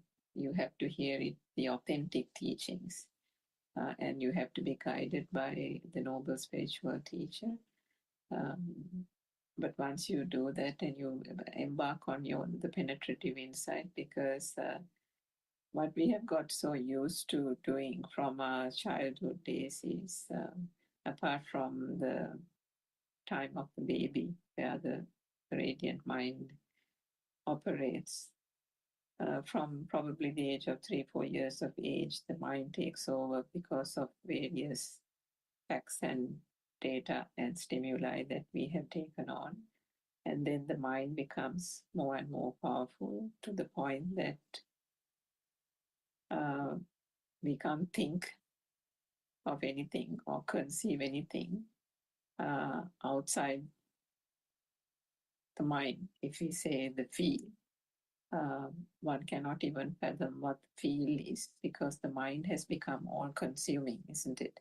And because the mind has become all consuming, you think that you are feeling, you think that you are thinking, you think that you are seeing and you are hearing and touching and tasting and so on. But that again is because the mind has given a twist to everything that has been discerned through these sense faculties by not allowing one to have the insight to understand that these are just sensory perceptions, but giving this twist that the mind consciousness that no, it is you. There is something out there. This is the object. This is your mother. This is your father. This is your house. This is your favorite car. This is your toy. These are your friends.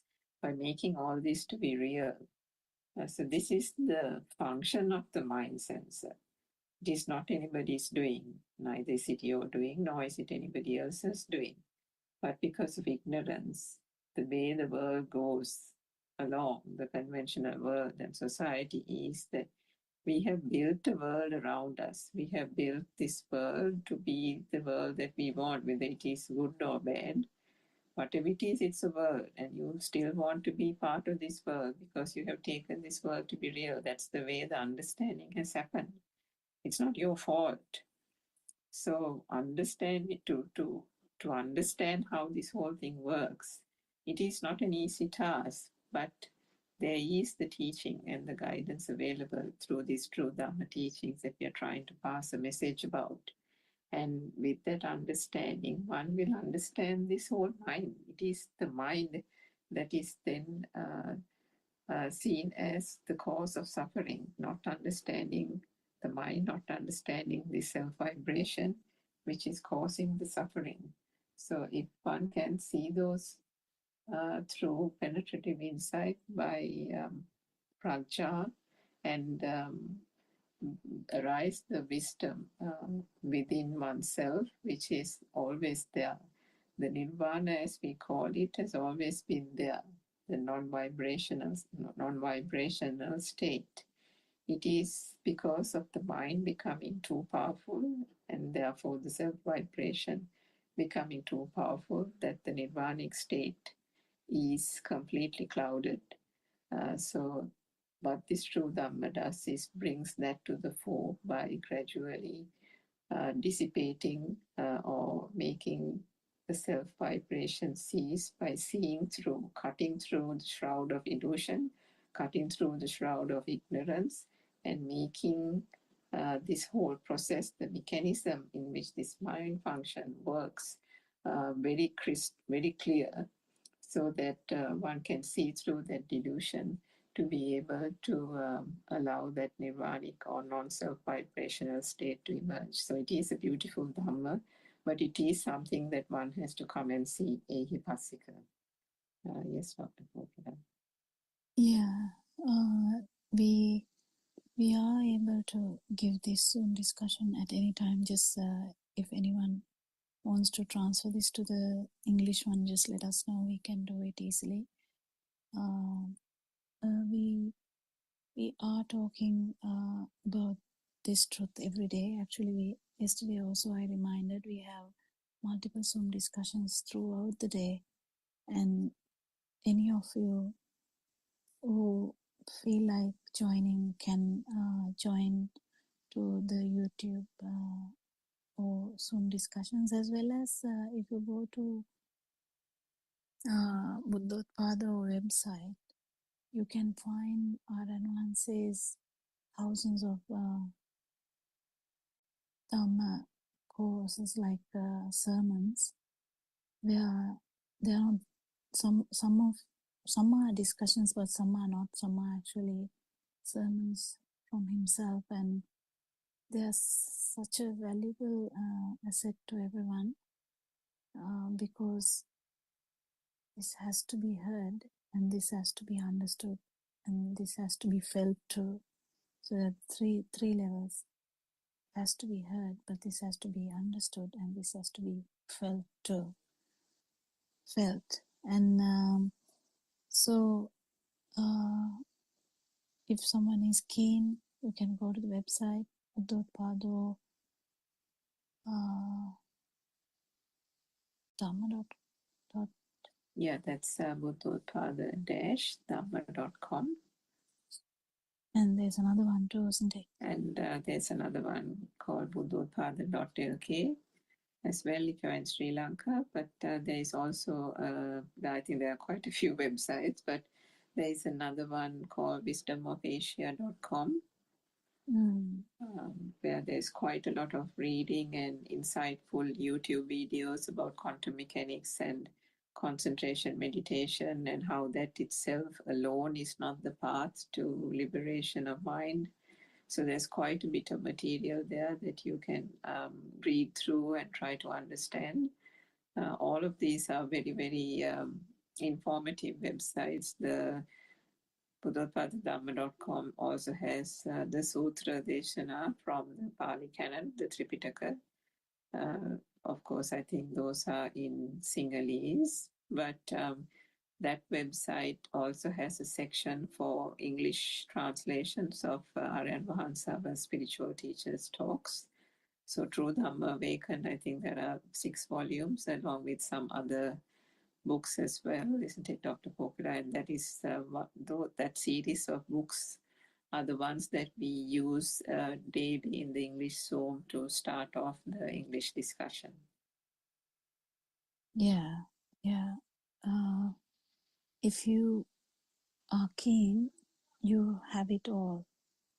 There's no problem. And if you can't understand anything of that, you can find the Zoom link and join to a Zoom discussion. Which, if you are someone who doesn't know to handle a phone, you can always ask your granddaughters or grandchildren or children in that case, or friends' children who will have an idea of how to do that. And and also there's like a radio recorder kind of thing where you can have 300 sermons in there. So there are so many ways for you to hear this Dhamma. It's non-soul Dhamma. That's with the no self anger, and this is definitely rare. Explanation to this level, explanation into 3 worlds of sensual, form, and formless has never been heard. If you go through a lot of past discourses, you will understand that a lot of them were not sure what they were talking about when it comes to the form and the formless level. So no one can actually become non-vibration even for a moment without without knowing about these things, in the sense without feeling these things, these levels. So we saw the beautiful ceremony today where some of our Dhamma friends had the chance of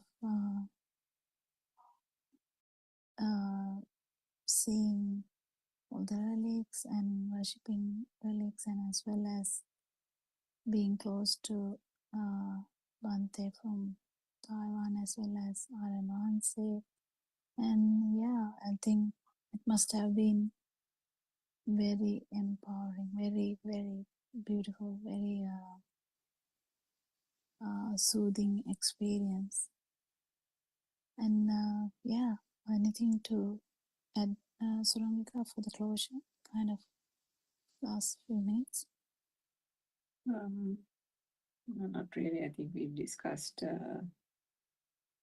quite a bit of it. There's not much of time without other people as well to embark on a longer or deeper discussion. But I think for people in Sri Lanka, even Buddothpada followers, or for others as well, if you're going to see the relics, I think the message probably from us is try and listen to a bit of Buddothpada Dhamma. You will, and in those monasteries, wherever you go, there will be, I'm sure, free books that you can collect.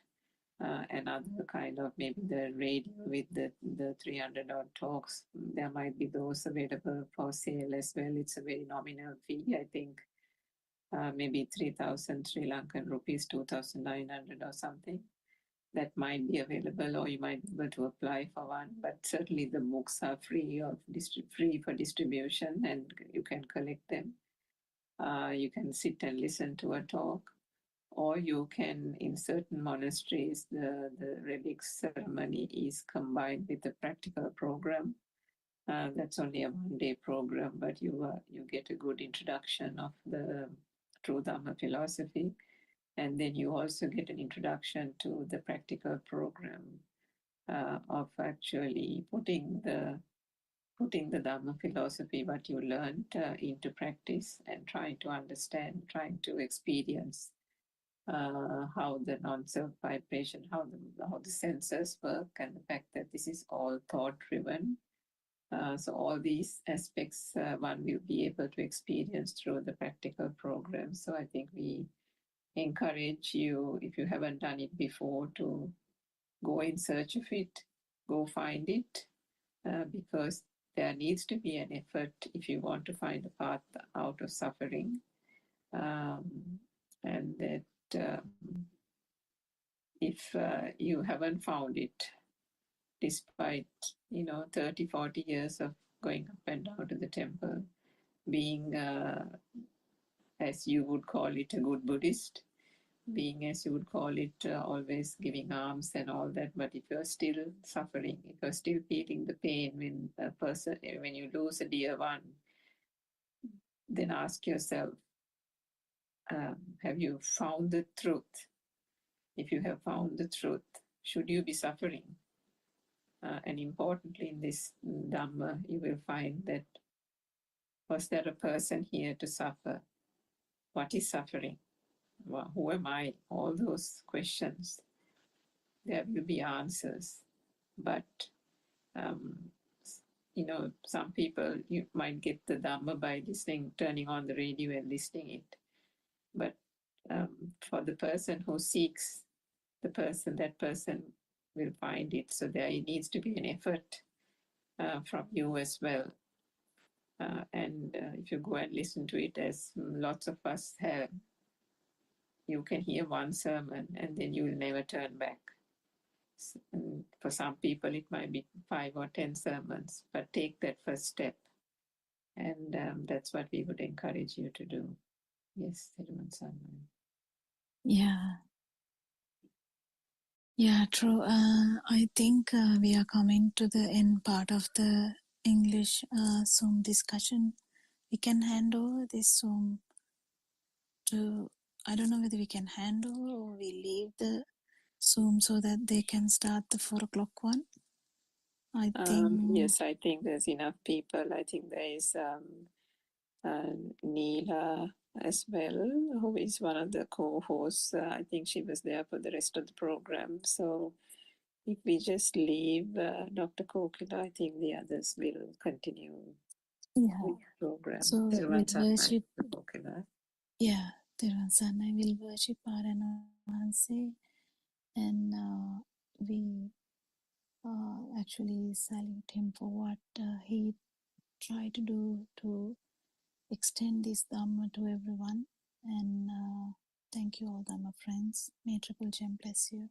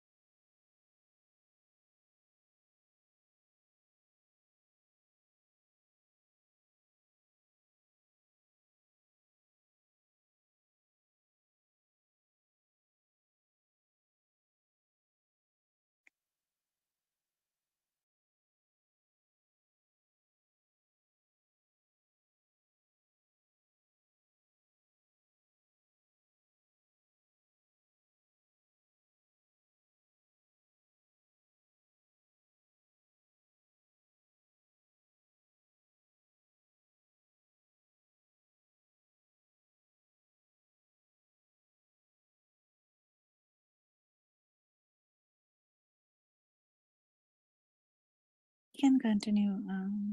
Today also, I think.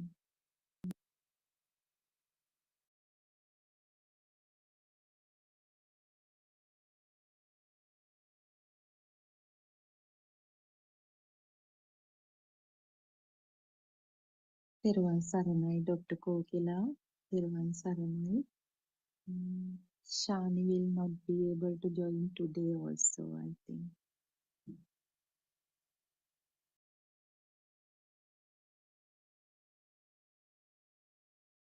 Yeah, we can continue discussing. Do you have the next part of that bit, or shall we keep it to I have the, Shani? And yeah, Dr. Kokila, we which can one? keep it to her. That is, I think, page 17. She has read up to page 17. And yes, we have to discuss from page 18. We can even go ahead without that. She will join after this program at Dombukota, I believe. Uh-huh.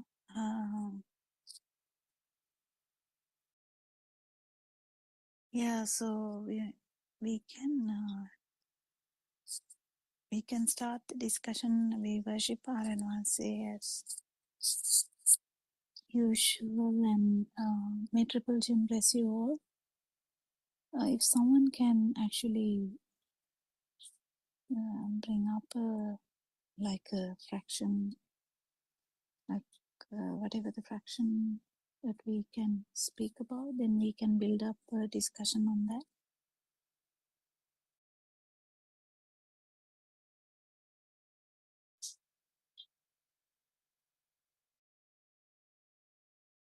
Yes, Dr. Kokila, in the next page, what is mentioned basically is that the uh, creations, projections of the five sensory organs are a natural phenomenon.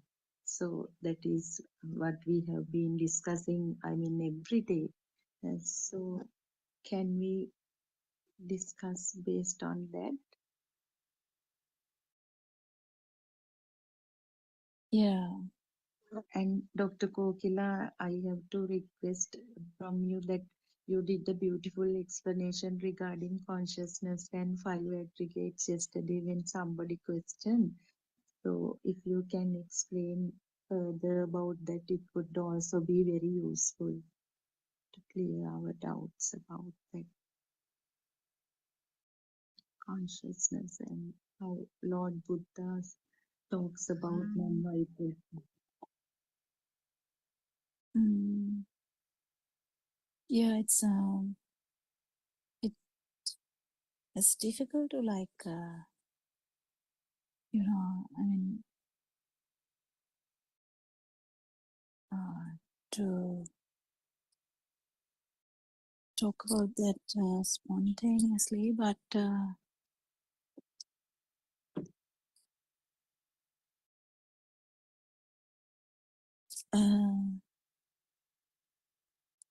Dr. Sakuntala, do you have a question or something so that we can start the discussion? I think Surangika had something yesterday, but she hasn't joined yet.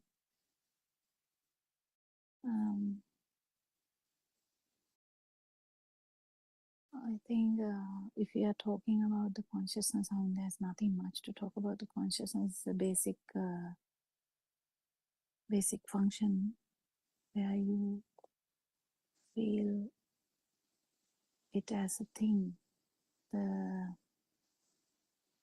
And that is mainly because of the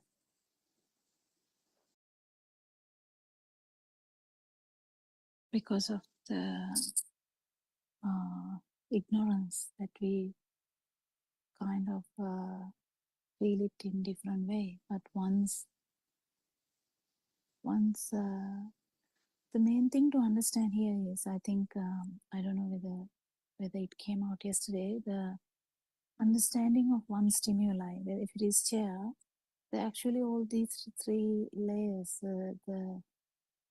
If it is chair sound, like we discussed yesterday, the chair sound. Actually, we discussed it with the milk toffee thing. The chair sound has a sound ear consciousness as well as the mind consciousness. That's where we struggle a bit anyway, how these things work, because we can't separate. Once made, it's a chair. Can't really separate, but then in the kind of to feel the non-vibration or absence of vibration, in that sense, better sense is absence of vibration. Someone has to actually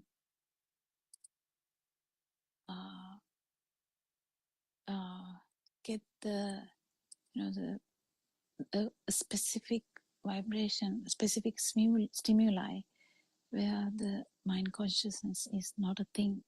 That is where the struggle is, to feel this and also feel the basic consciousnesses, and to know that it is just the rapid vibration of the sensory organ only. So the practice, actually, what Aranansi has brought about is just a reversal of the experience, and the best way to actually bring about no self experience, but no one will actually feel it if they have deficiencies in, like, pitfalls in understanding about the truth. So yeah, you can add on and we can build up the discussion. Yes, anything to add to this? No, I only have questions, Dr. Kokila. So now when you say actually we have to go back or reversal journey, because we have by now created a very thick world due to ignorance. So basically now we know through The this wisdom. difficulty is actually Yeah, understanding even these words we talk, or these yes, thoughts are yes, not true. That's the yes. difficult part, Mm. because we get carried away by our own thoughts, and when we get carried away, we get to know that the chair, there's no chair. The even Mm. the the thought of chair is not real, and everyone says yes, yes. That then that yes, yes also has that meaning, same meaning.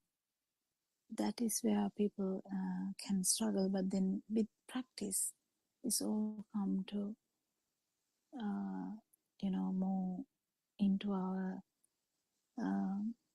it becomes a practice to know that every thought is the same. Every thought, uh, even if we say yes, this beautiful Dhamma, it's the same thing. That is the areas, the most important areas that we struggle, because as soon as we say something, we feel as like, yeah, that's true. But no, actually, none of these things are true, and we have talked about this a lot. And if you turn, even not tell anything, you turn around, everything uh, will be leaving a mark. That is your mind consciousness, even though there's no valley, so you know what happened, and that kind of thing. And none of these things are true. In that sense, one particular moment you will be able to actually get into the level of the vibration or the change. And if we have practiced so hard about that, it is only because in the 10th level or the feel level, you can't do anything. You can't think again. If you think again, it's just thinking again. This was highlighted even yesterday. I think Karan once tried to talk about this even yesterday. It wasn't a whole, I mean, it didn't go far because there was no much questions, but he tried I don't know whether it's this morning. I can't remember now. Actually, it may be even this morning. He tried to tell this again and again. He keeps telling this that if you are in the mind, there's no chance that you can feel. They don't. They don't overlap. They don't overlap. It's either the feel or either the mind. But the problem is sometimes you feel and then you think, and the feel is again becomes useless because you're thinking about it. So And Dr. Kokila, it's very difficult to differentiate the feel and the mind. I you heard don't have once to. that is, You don't yeah. have to. The one who Um, tries to do these things is the self. So that's where the problem is. yes. Letting go Mm. has a problem because people don't know how to let go because they are scared to let go because they want to do something, they want to understand something, they want to do something and keep doing this, and then it is again the self which tries to do something. So there's pitfalls everywhere where you can actually, if you try to do something, yes, you have to understand, and yeah, it is the mind because you can't try anything without getting something true. So if you want to, like, imagine the word you said, this is just for an example I'm telling because you might be telling these things for the sake of the discussion. So when we say it is so difficult to differentiate, Differentiate, yes, that actually. that's again the same thing because then Mm. there is something to differentiate. What is there to Yes. differentiate? That's where the actual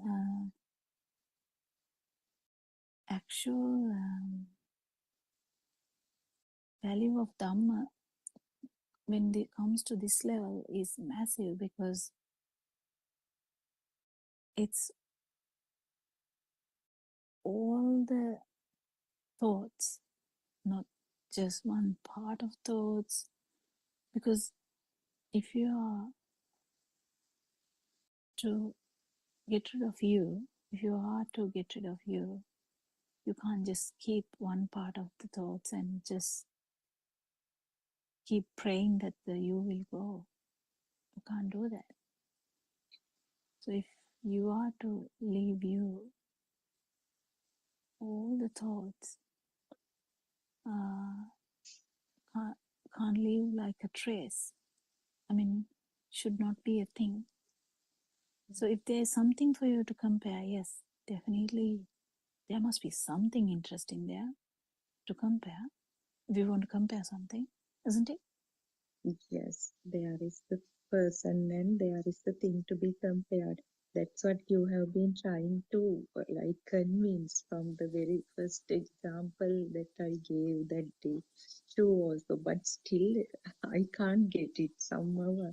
I am actually, that's why trying my best to kind of No, I come to think you are terms. getting it. Yeah. I think you are just clouded by the secondary thoughts. Like you get it Mm. and then you forget it, like kind of like that. Because that's the thought power. That's the I power. That's the war between me and the non-vibration.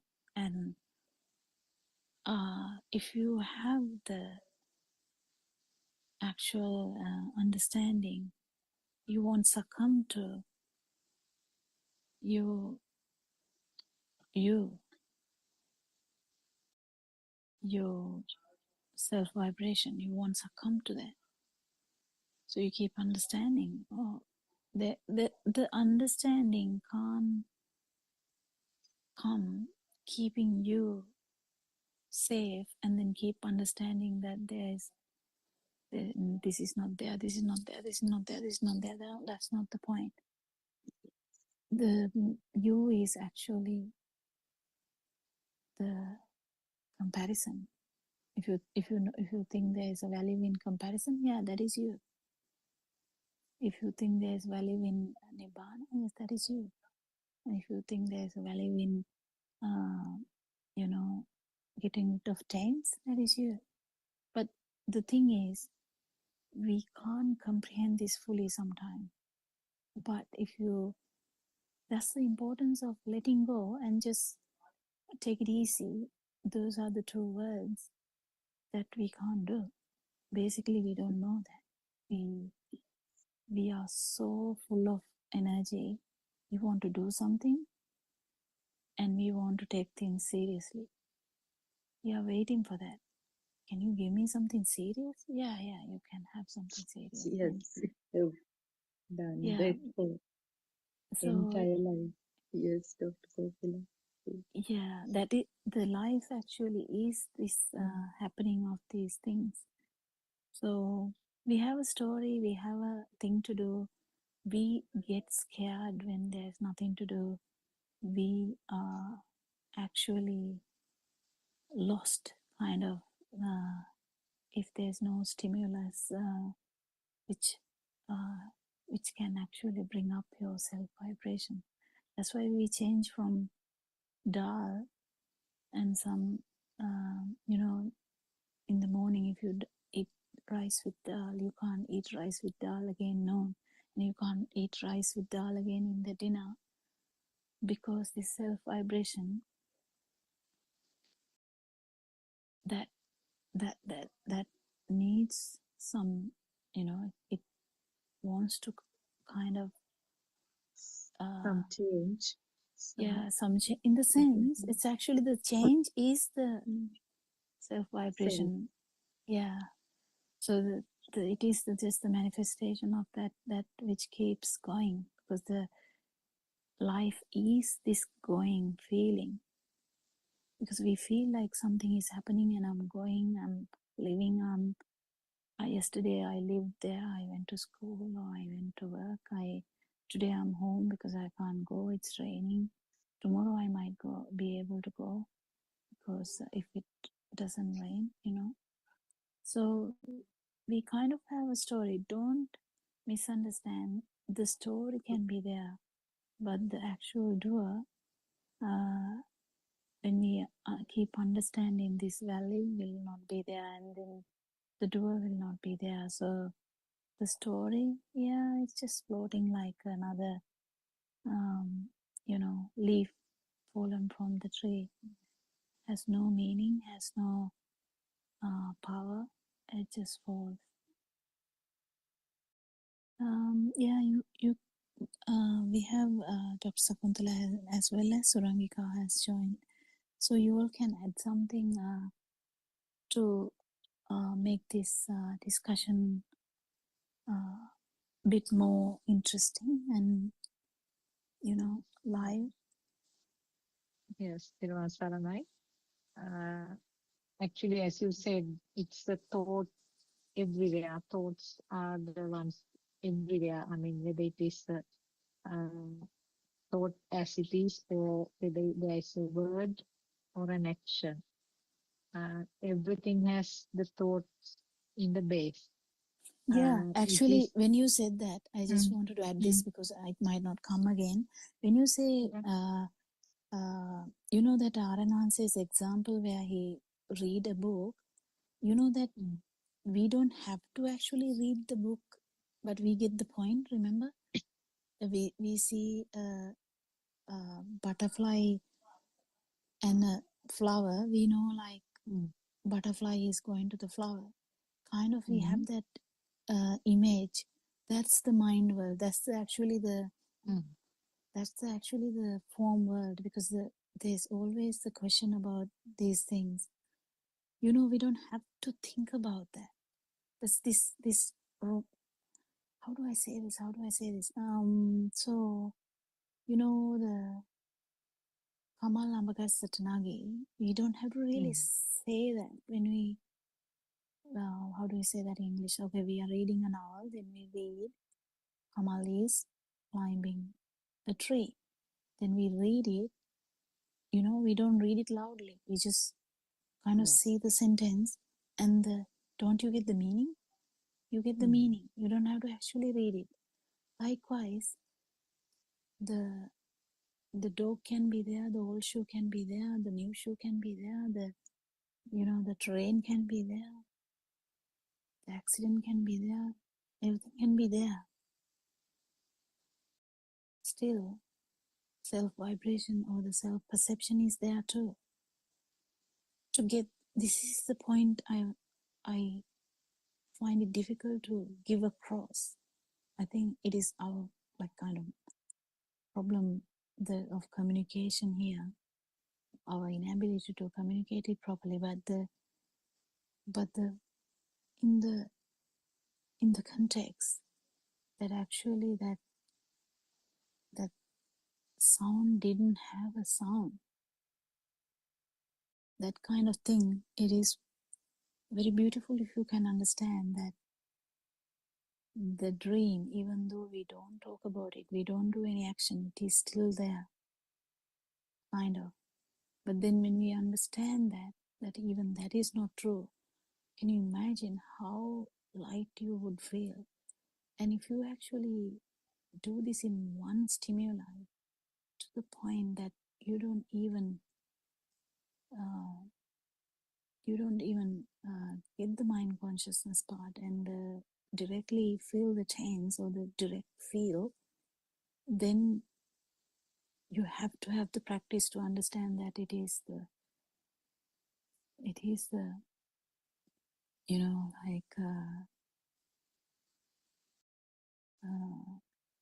function of the sensory organ only. That is where we turn. Actually, we are turning the cards. We play a card game and we are turning it. Actually, that's where the game is completely turned. The river is flowing upwards. The everything is changing. That particular point is because if that happens, then the feel of existence will not be there. Then you definitely know that feel of existence is a product. But now we can't. If you don't know that, we just feel it. That's the normal. But if we know something else, we know that it's a product of sensory organs. And chair is a product of sensory organ, but it has those two levels, but still it is a sensory organ. So when you read a book, even though you haven't uttered a word, you haven't uttered inside your brain, not the brain, the kind of inside, the radio that works, even if that is not happened, you still get a perception. And if you feel that as real, the self-perception is there.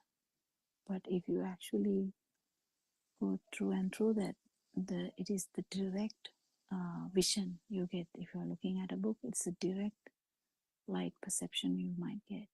So it is very beautiful.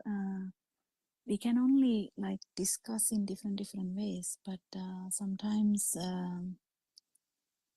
it can be very complicated if we keep talking about that. So we go back to like we keep going back and forth, we tell about this a little bit and then go back and forth, talk about the normal stuff, because it is very difficult to take this straight away. So our mind is not ready. But once the mind is ready, or kind of self vibration is low, it will happen, just happen. No one can plan it, no one can do it. If someone is trying to see some, compare and things like that, no, that's not there, because there's not no self vibration, like no self perception, because that is self perception. If there's something wanting, someone wanting, that self perception. You should at least have that basic understanding that if someone wants something underneath, even subconsciously, it is the self perception. In Sinhala language, we don't have this subconscious part, I think, that much, but in English, we can actually talk about it, because they talk about this, subconsciously needing something, subconsciously wanting something, and actually the subconsciously what you want is to have the next one, have the next one, have the next one. If you can't even get what you want to have the self-perception going because you are scared that the self-perception, if it is not there, there will be a calamity, like there would be a problem. But if this non-self-perception has happened at least once, you know that there's no problem. It's not a problem. We cling on to the self-perception because we think that is the normal.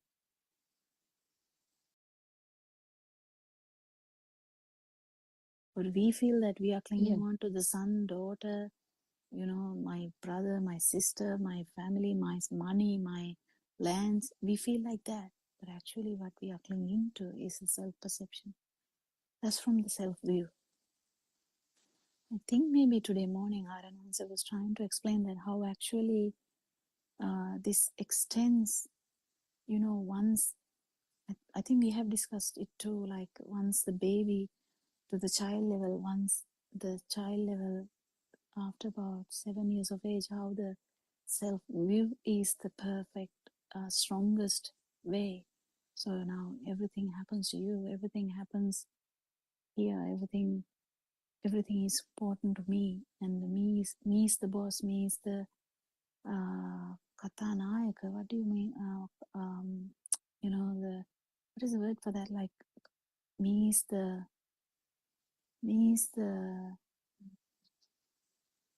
what The do you main call that? role or something? Can you Yeah, say main main role. role? Yeah, main role. Because you don't know how to become another one. You are the main role. That happens after about, like, in about 7 years of age, that has happened already. That's why the self-view is already there now. So this self-view is the most difficult thing to break. And that's why Sotapanna is the most difficult thing to happen, because the self-view is so strong, it clouds the all the thoughts. It is clouded. All the thoughts are clouded by this one particular vibration. What is one particular vibration? When there is consciousness, there is a kind of a feel that it is a thing, and then it becomes. It is the vibration that actually vibrated, was synchronized to the zygote. But what keeps on happening is it is going to get stronger and stronger, stronger and stronger. And once you become like a 20-year-old, or even before that, you are fully into self-view. So the main character, that's the word, I think, main character. Yes, I think, yes. Yeah, the main character is here, and everything is happening around. And that's the problem. And that's what is going to dissolve. You're going to become everything around. There's no self here. That's what is going to dissolve, the feel of self here. And this is so beautiful to even contemplate. The contemplate word is taken. So even to even think about this, to even think about this, to think deeply about this, that is also beautiful. Let alone feeling it, experiencing it, even thinking about it is so beautiful, so that you feel so relaxed because you keep understanding whatever happens, this separation, this duality, this whatever that we feel, that the main character, like the center, the feel, that is wrong. And that's actually wasn't the case. But due to ignorance, that is the case. Yeah, someone can add on to that? Yes, actually, this perception now, when we call, I mean, we can tell it in Sinhala, the Shabda Rupe Shabda Na. So in other words, the sound perception doesn't have a real sound in it. Yeah, that's a And light vibration. perception, yes, yes. light perception doesn't have a real light in it. And in the same way, self-perception has no self in it, isn't it? Yeah. So all the perceptions does not have a real thing in it, Nothing. but nothing, basically. Yes. Yeah. Even the self vibration, you keep understanding that there's nothing Mm. like that. Yes. So, That's in what other words, we keep understanding. yes. So, in other words, perception means some fast occurring vibrations which look like a perception, which looks like a It's the sound manifestation. perception. That's the beauty of these sensory Manifestation, yeah, organs. yeah. Yeah. Mm, It's the yes. beauty of the sensory organs. But if you think about opapathika, or I don't know what that word is, but the birds where there is Yes. no kind of big Physical body. Or, physical body, yeah. then we can't even talk about these things. But then still there is Just a a vibration vibration there, there. isn't it? Just there. So the consciousness is there. There is always, but that organism or whatever that the body that has that problem can't solve it. Only humans can understand this. That's the beauty of being humans. And that's the beauty of listening to Dhamma. And that's the beauty of actually feeling this for a moment. And that's all the beauties that Lord Buddha has explained. I don't know what he used the word. These are the human pratilabo. The word pratilabo. Isn't it the word pratilabo? Yes, pratilabha. Yes, pratilabha means, can you say, you can't say an achievement, isn't it? Yeah, Meaning, all the words are biased. So, but nice. yeah, kind of something which, yeah, in simple words, that's the beauty of being human, beauty of being able to listen to Dhamma, and beauty of being beauty of having an experience of non-vibration. Those are the three things, I think. Is there more or just three? I can't remember. You mean the types of birds? No. Those are Lord Buddha's words. Manushya, can't remember the words.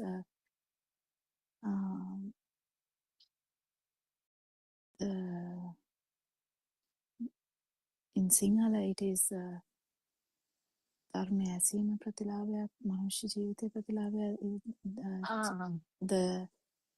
Yes, being able to listen to the true Dhamma is one of the things. Being a human being is one of the things. Those are the things then, I was telling.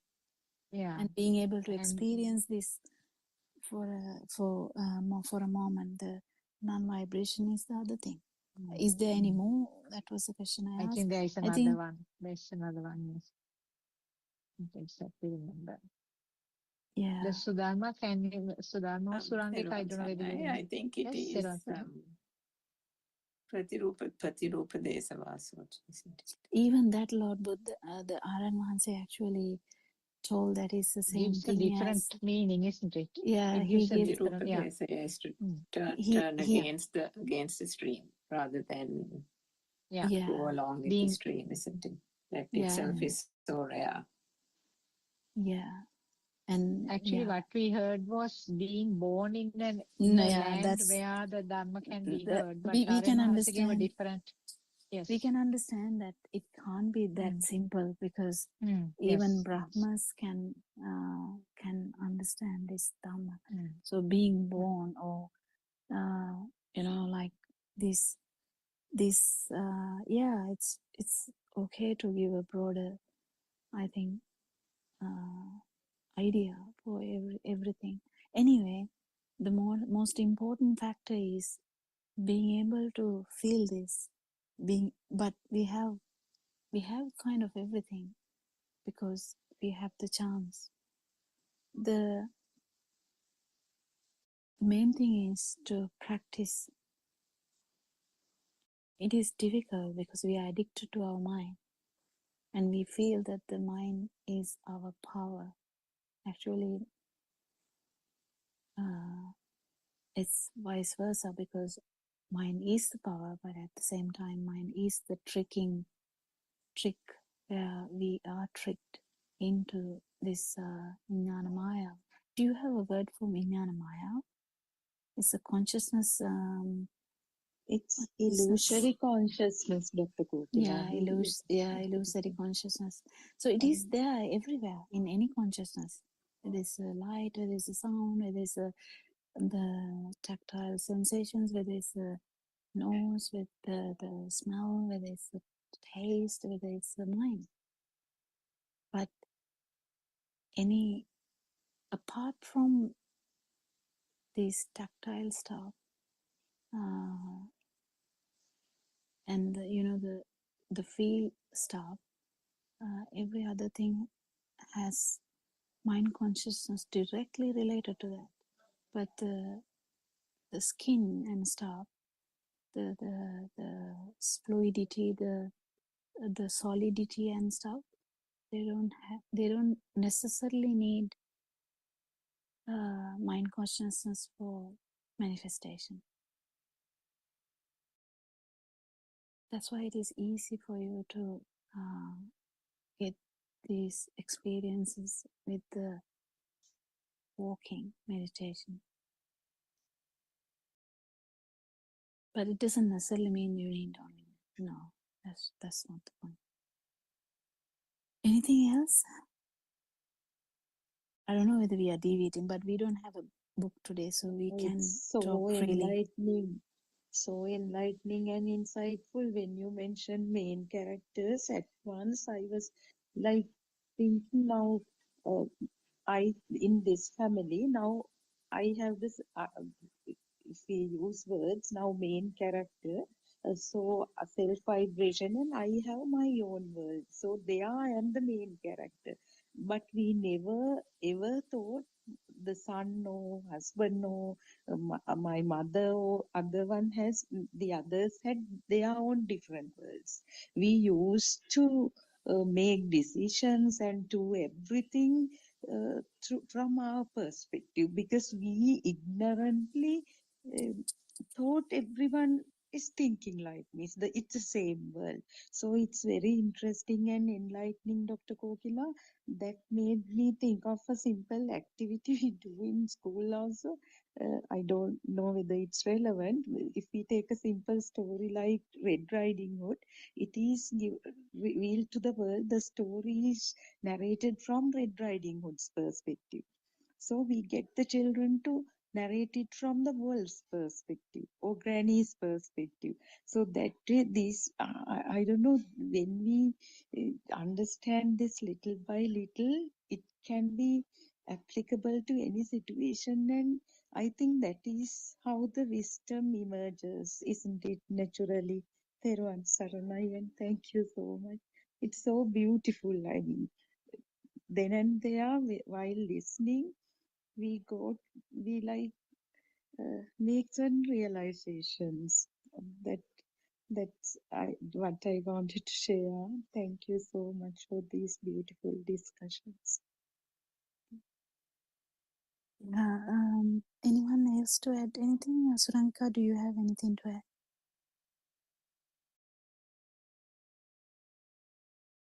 Yesterday's yesterday's question, I think, was trying to ask you if you could explain about the fish example, because I know we talk about it a lot in the Sinhala Zoom, but for the benefit of our English listeners, I thought that example was actually quite good, because there are not many people who actually ask questions on the English Zoom. It's good to illustrate to them by giving some practical day-to-day examples, if you can. Well, the best way there are several ways to tell this, but best way which comes now is the best way is to go back to, again, this, go back in a sense, actually become the vibratory sense in the zygote, and how this, the vibrations got manifestations slowly, and the after the mind consciousness is formed,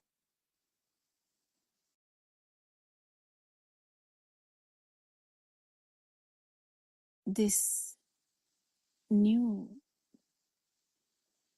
way of perception, kind of, it is like a uh, illusory kind of thing, where that the feel is not the way. No, it is the dream.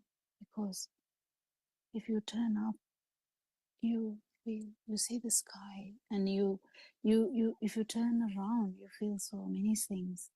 And that's what I was trying to say about the book, reading the book also, because you don't have to even name them. You still feel them as real. This has to be actually experienced. It's beautiful to know how this has happened. And then slowly this perception, because as soon as there is a perception, even the Tarzan has the perception of the savior monkey mom. So like that, there's so many which keeps coming up. Then now he knows trees. He doesn't have to be told. He doesn't even know that it's a tree. That's the beauty of it. He has a perception. But then when he gets to know all these things, the main character thing forms, the self-view. Self-view. That is the main important thing actually. The self-view is formed. The fish actually, I usually use it. I mean, Aranwanse might tell some different explanation, because we can tell it in different ways. I usually use it to the thing that happened to that child in kindergarten, where the slowly, the mind started to form, in the sense thoughts started to form, and now there's meanings to what you see. There's always meanings to what you see.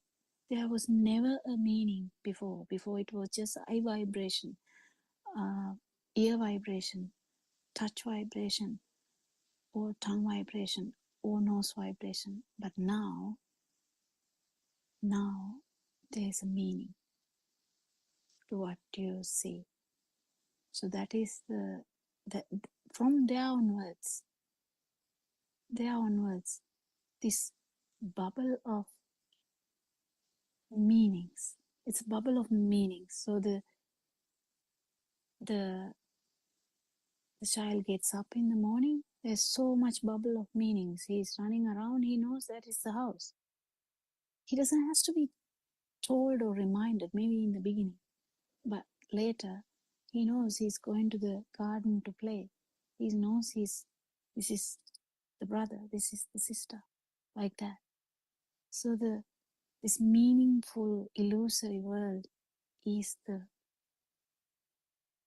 fish in the water we talk about. In the sense, when I describe that, that's what I'm trying to say. The fish in the water. The fish in the water has to jump up at least once to feel the vibratory nature of the feel. And that has nothing to do with ignorance. But if actually someone has heard Dhamma, and they understand that in that particular moment there's no self, if that has been planted, no self Dhamma has been planted, that idea has been planted in this system, that particular moment will actually extend to the non-vibration. Because just extending it to the vibratory nature has just only one meaning. It has the meaning that yes, there is a vibratory nature, but that's again useless, because vibratory nature is also the consciousness level, which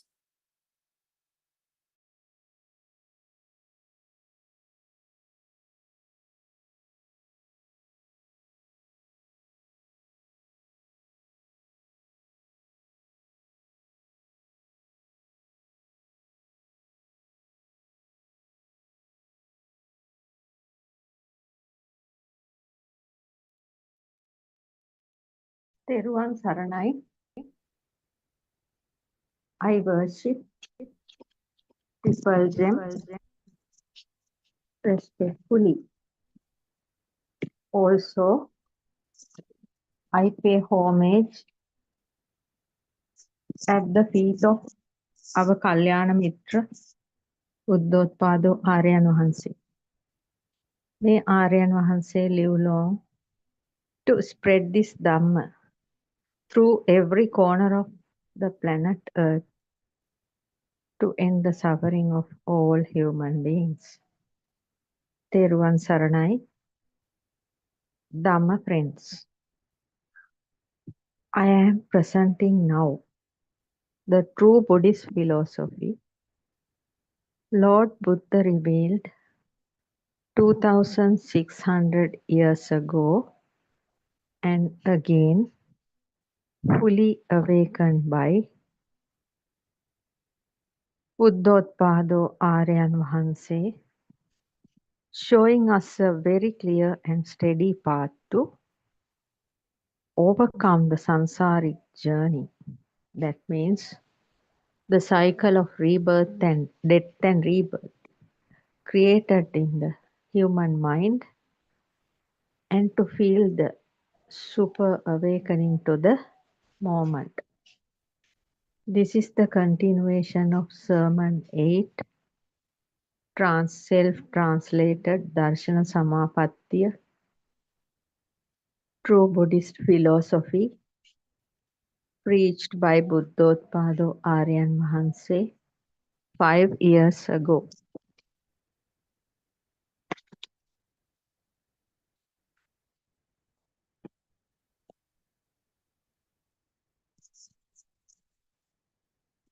You may understand that Ekayano Maggo Ayam Bhikkave. Lord Buddha said, O monks, this is the direct and the only path to ultimate freedom. You may also understand this very well by now. Whatever path you follow, through samatha or vidarshana, without the true Buddhist philosophy, you cannot attain Nibbana. Until the recent past, before 5 years, Buddothpada Aryan Vahanse revealed this Darshana Samapattiya, true Buddhist philosophy. Everybody in this society and in this world are used to practice Samatha Samadhi.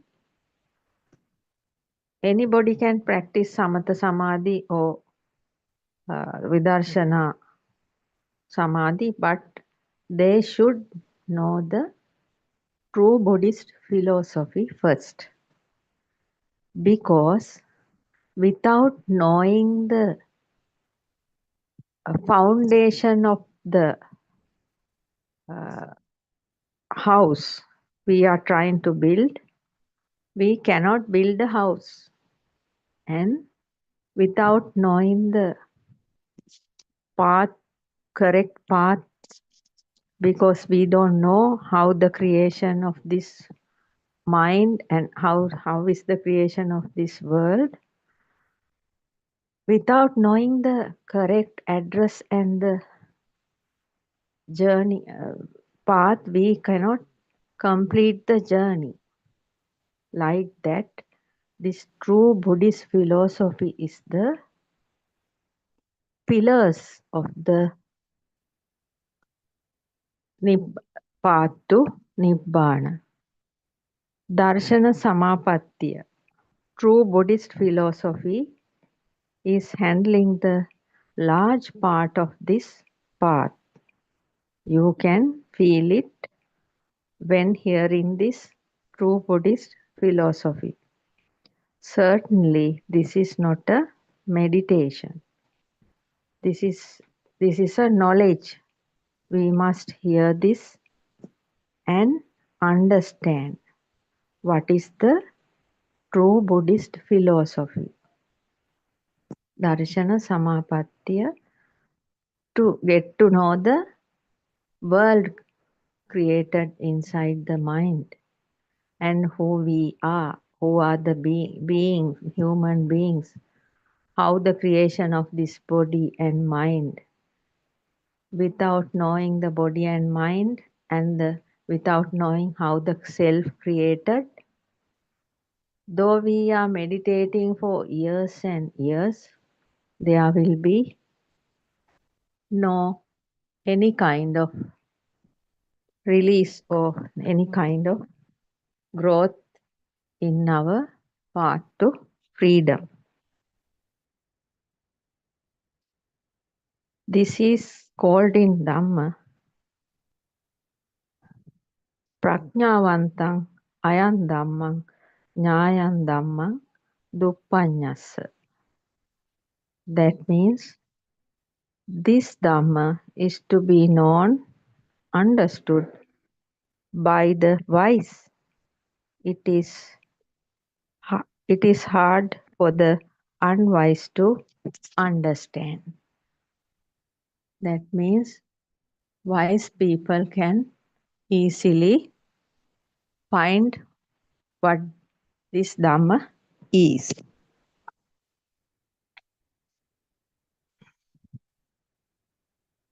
Redeem you from all these sufferings little by little, like a little baby, fell down and getting up again and again, slowly, slowly, struggling while clinging or grasping tightly.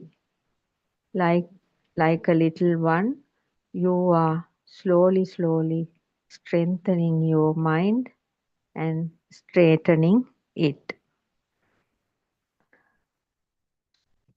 To redeem from all these sufferings, first, when you are starting the journey of path to Nibbana, true Dhamma, like you are also the seeker is like a little baby, fell down and getting up, again fell down and getting up, like that, again and again, slowly, slowly, and struggling while clinging or grasping tightly, and then slowly, slowly strengthening your mind and straightening it. Because at the beginning, the mind is swaying here and there. It's changing, it's not straightening. After listening this true Buddhist philosophy, then only the mind is starting to straightening. There is a nature in your mind. When seeing the truth, that nature is awakening. Naturally, there is a state of mind. It is when the mind is seeing the truth, that nature inside the mind is naturally awakening. Pancha Indriya Dharma, the five faculties becoming Pancha Bala Dharma, five powers. This process is also like that. when you are practicing. First, it's called Pancha Indriya Dharma, then it's becoming Pancha Bala Dharma while practicing. According to Lord Buddha's guarantee, the practitioners of Satara Satipatthana, the four foundations of mindfulness, are reaching the ultimate bliss in minimum half a day and maximum 7 years if they are clearly see the path and following it. Lord Buddha once said, the practitioners of Satara Satipatthana, the four foundations of mindfulness, are reaching the ultimate bliss, minimum in half a day or maximum in 7 years, if they are clearly see the path and follow it. All your day-to-day activities and your whole life will be redeeming from attaching and clashing with the attaching and redeeming from attaching and clashing, and there will be a light subtle mind. You will meet the road signs of path to Nibbana slowly, and then you feel it. While practicing this path to Nibbana, the truth listening this true Dhamma, there you will meet the road signs. That means you can, it's called in Dhamma Sandittika. The self, the seeker is beginning to understand his through his mindfulness that he will be meeting the road signs of path to Nibbana, and he will be feeling it. This is the Arya Bhumi. This is the pure light, pure land, and Shraddha, faith. And this is the Arya Kanta Shilaya, Aryavaru Rakina Shilaya, a kind of moral behavior that is loved and upheld by the practitioners enlightened in the enlightened path to enlighten the noble beings. This moral conduct is not subject to changing or attaching. This Arakanta Silya means seeing our thoughts appearing and fading with the natural awareness, without attaching or without clashing to the thoughts. And through wisdom, the seeker is knowing that all these perceptions are not, there's nothing in all these perceptions, and how it's creating, how the thoughts are creating in that mind with names and forms, names and images, and how they are tying up and transferring to my mind consciousness highlighted there. And if the mind is clinging to it, it's continuing, thought process is continuing, or otherwise it's fading away. This is that means the seeing the true nature of this mind is called Arya Kanta Shilaya, who are in the Arya Bhumi, the practitioners in the Arya Bhumi, with the faith, and it's the moral behavior of all the true seekers in the path to Nibbana.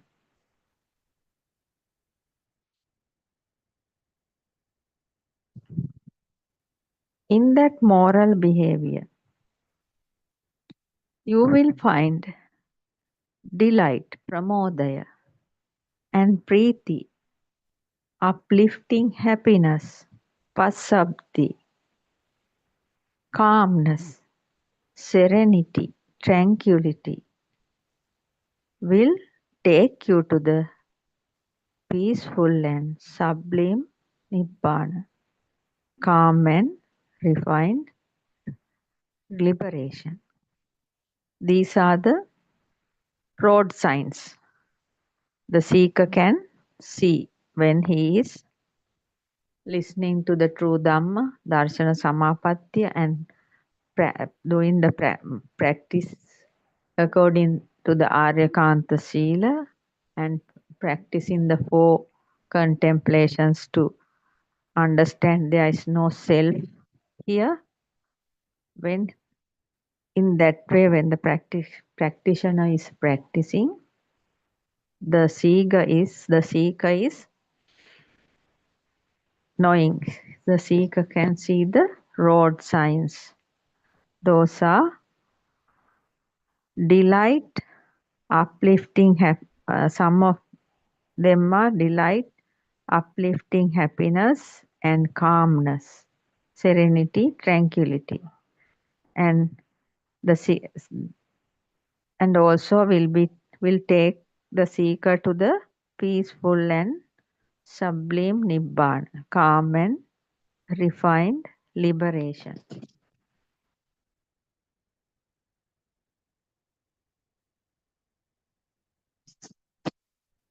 There is yoniso manasakara also.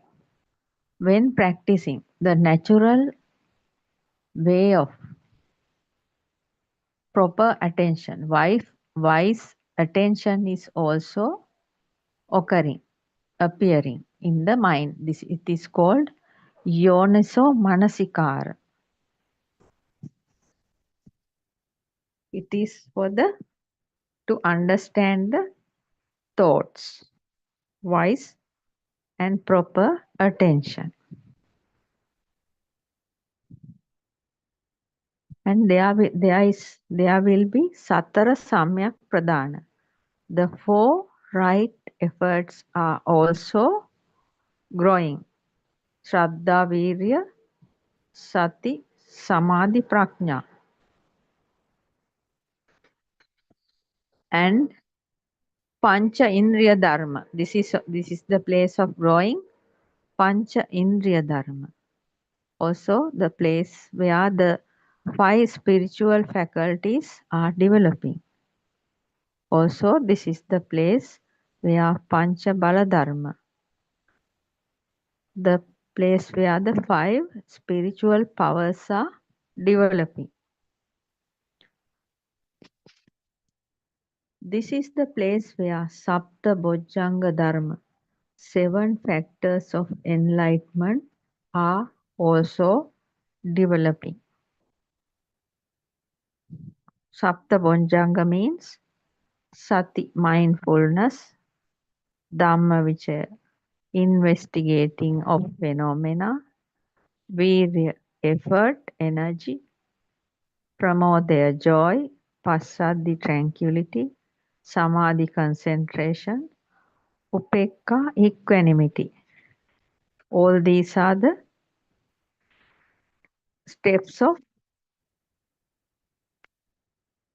steps helping to reach the ultimate Nibbana. With all this, the mind is leaning towards Nibbana. And because of this straight path, we are developing the Sattis Bodhipakshika Dharma, 37 factors supporting qualities for enlightenment. Without these 37 factors of supporting qualities, nobody can reach the enlightenment. Sapta Bojjanga, Pancha Indriya Dharma, Pancha Bala Dharma, Satara Samyak, Satara Satipatthana, and all that. That noble path is granting to you, giving to you ownership is our own purpose, goal. Aryan Mahanse is telling his goal is to, and his purpose is to give this noble path to all of us, all the human beings, to end the suffering.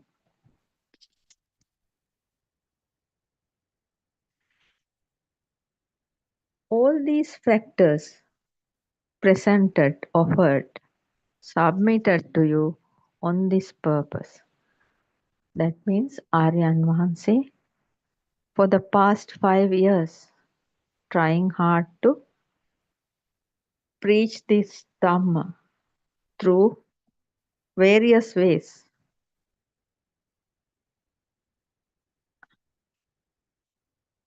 Because of all these factors presented to the society of Sri Lanka and the whole world, submitted to you on the purpose of showing the correct path to Nibbana,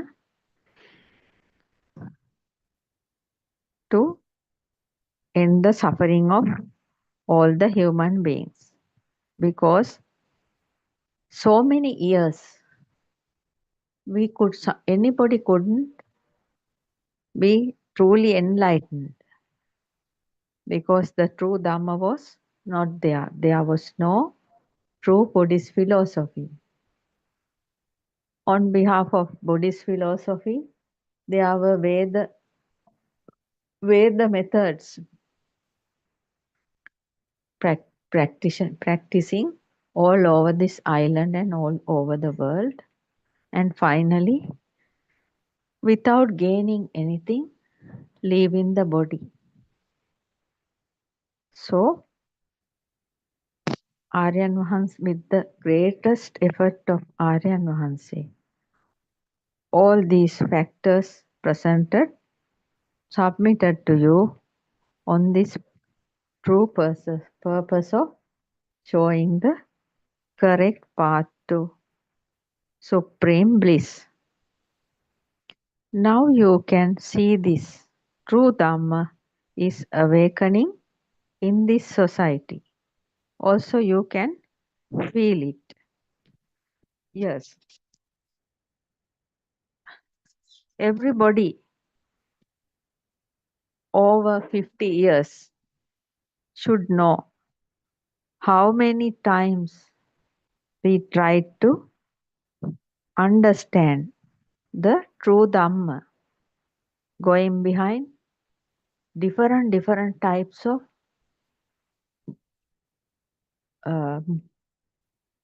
spiritual masters and asking for true Dhamma, sitting in front of them for years and years, thinking that this is the true Dhamma. I personally also tried very hard from the age of 15. About 50 years I tried, and thereafter only I heard this true Dhamma. I always worship Buddothpada Aryan Mahanse for giving us this opportunity before leaving this body. It was so hard.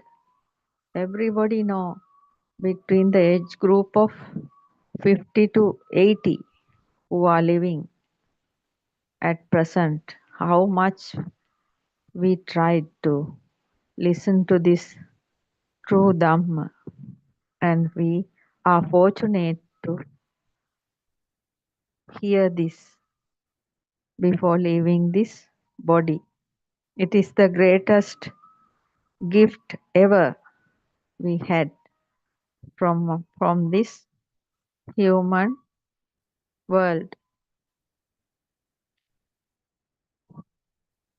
Now we are, after hearing one sermon of Aryan Vahanse, the people may know who was searching for this true Dhamma years and years, finally know this is the path. Even listening one sermon from Buddothpada Aryan Vahanse, we can feel that this is the true Dhamma. Now you can see this true Dhamma is awakening in this society,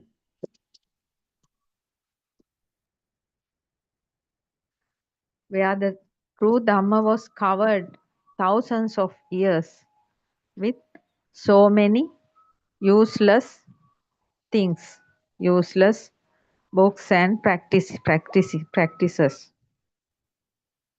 Also, we can feel it, the arising of this, awakening of this true Dhamma in this society, and it's the greatest pleasure. Today, it is a very beneficial era, a very beneficial time period for this, for the human beings who are searching for true Dhamma on this planet Earth. After thousands of years, this society has reached the level of spiritually developed. Yes, after thousands of years, this society has reached the level of spiritually developed. That means the Paticca Samuppada Dharma is awakening. In this period, the principle of dependent origination arose.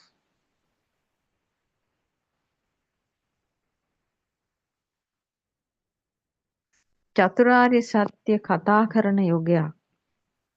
In these days, most of the people are talking about Four Noble Truths. It was also misleading in the past. Nobody knew the correct way of correcting the correct Four Noble Truths until Buddothpada Aryan Vahanse has clearly shown it to the society. See this era with wisdom. As human beings, we are having a good wisdom, and we should use our wisdom. We should see this era with wisdom without going useless things. This is a very valuable era in this dispensation of Lord Gautama Buddha. About this, Lord Gautama Buddha has preached before 2000, preached about this. That means after 2500 years, there will be a period of time like this will appear. That means his teachings will again awakening. Lord Buddha knew that, and that era has begun. And as human beings, we should use our wisdom without misleading and must see the clear, true Dhamma to end the suffering.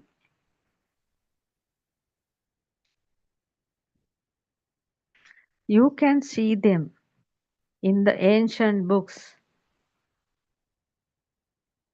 where bhikkhus of those days have written. When writing this uh, Dhamma into books, the bhikkhus of those days have written in ancient books like Atva Tika. They have mentioned after 2500 years, Lord Buddha's Dhamma will reveal again with the wisdom, with the person having a very high knowledge of wisdom. That is about our Aryan Vahanse. It was written in the books those days. Lord Buddha's dispensation will be there because of this valuable juncture of reawakening true Dhamma for another 2500 years because of Buddothpada Aryan Vahanse.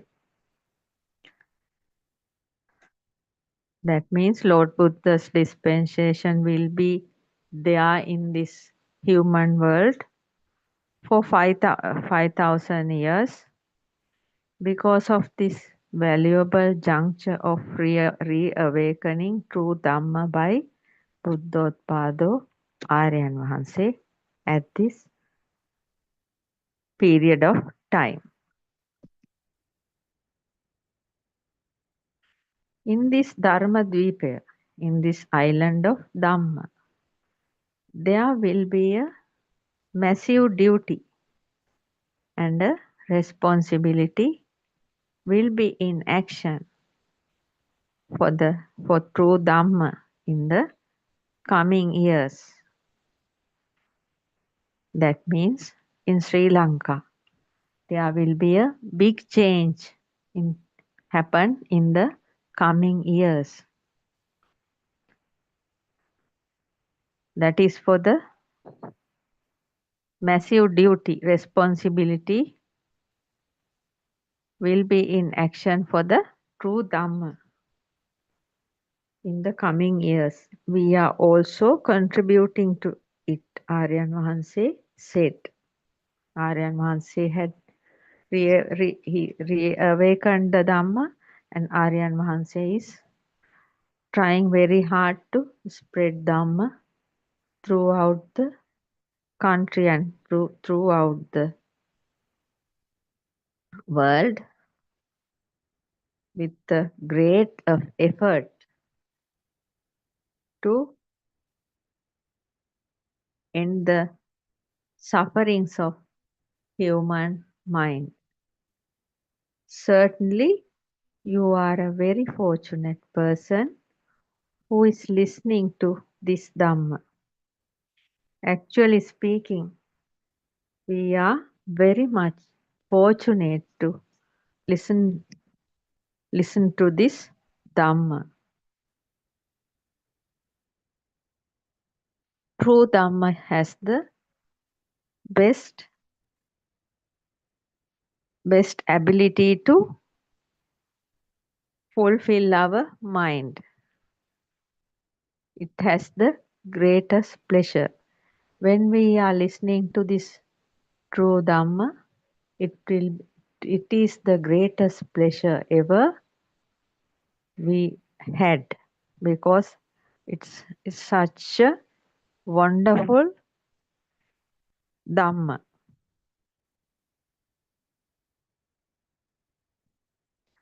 You should not think about anything. Thoughts are useless. You are hearing this truth. Truth means you are redeeming this fierce, harsh, sansaric journey, cycle of rebirth and death. When we are listening to this Dhamma, that means the true Dhamma is starting to activate in the mind naturally. Therefore, there's no need to think anything. You should not think about anything. Thoughts are useless. The nature has given the opportunity for you to hear this truth means you are redeeming from this fierce, harsh, sansaric journey, cycle of rebirth and death. That is for sure, and that is definite, and you are also there.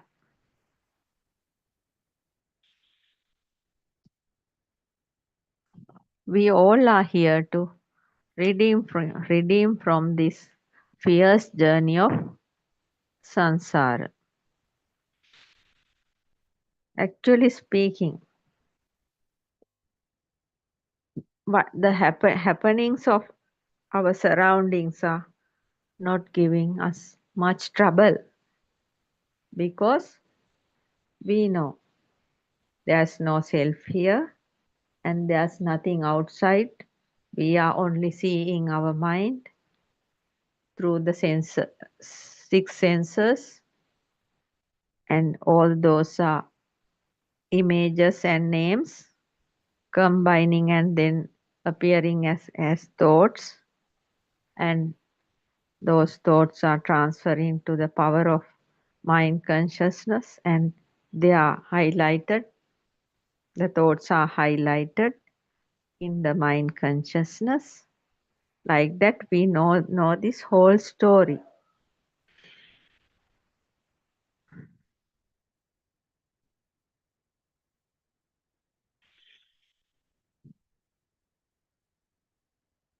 Up to this we have offered all the facts thinking that it is our duty.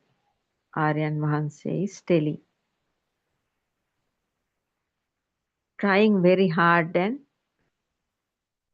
able to reawaken in the Lord Buddha's Dhamma, and up to this Buddothpada Aryan Mahanse has offered all the facts thinking that it is his duty to the humanity, giving all his true Dhamma. Do not give up this valuable timing in the dispensation of Lord Buddha. As we are very much fortunate to live in this era of Lord Buddha's dispensation, a great juncture, and we should not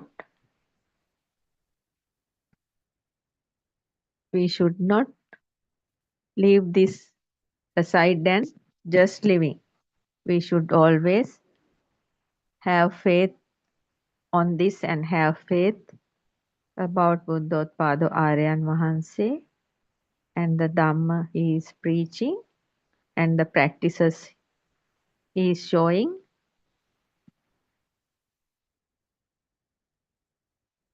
Therefore, we should not give up this valuable timing in this dispensation of Lord Buddha.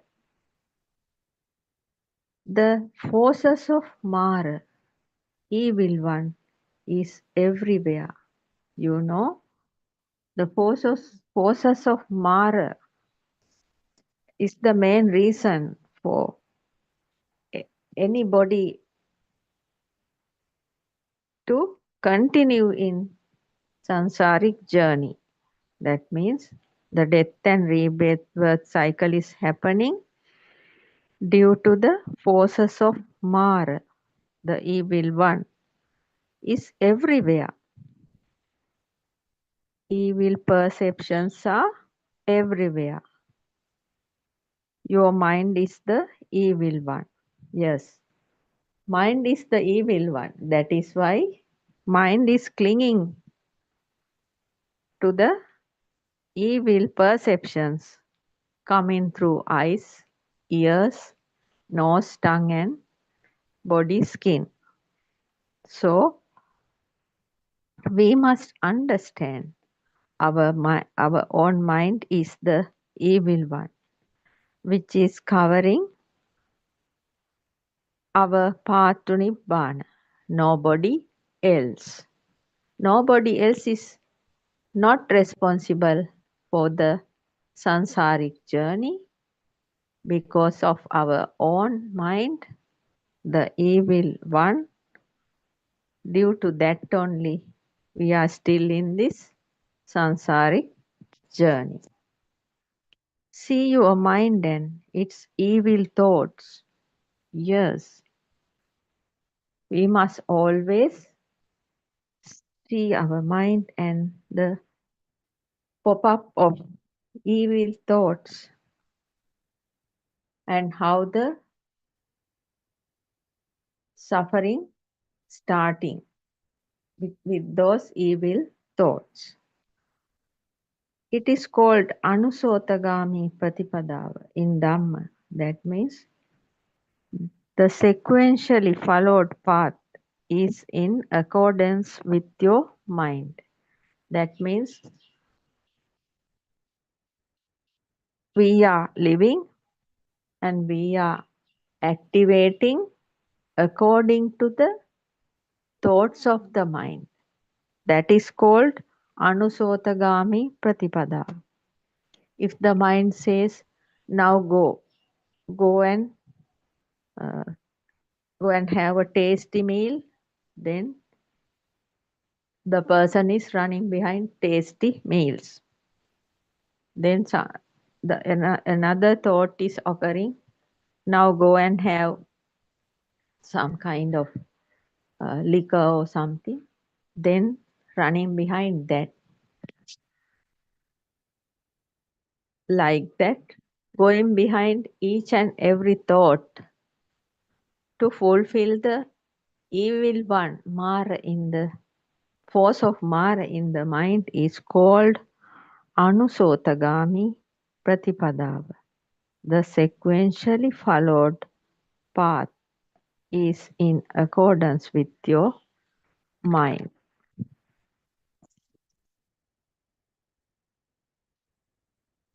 If you happen to recognize your mind as the evil one, Mara, you are in the counter practice, the reverse,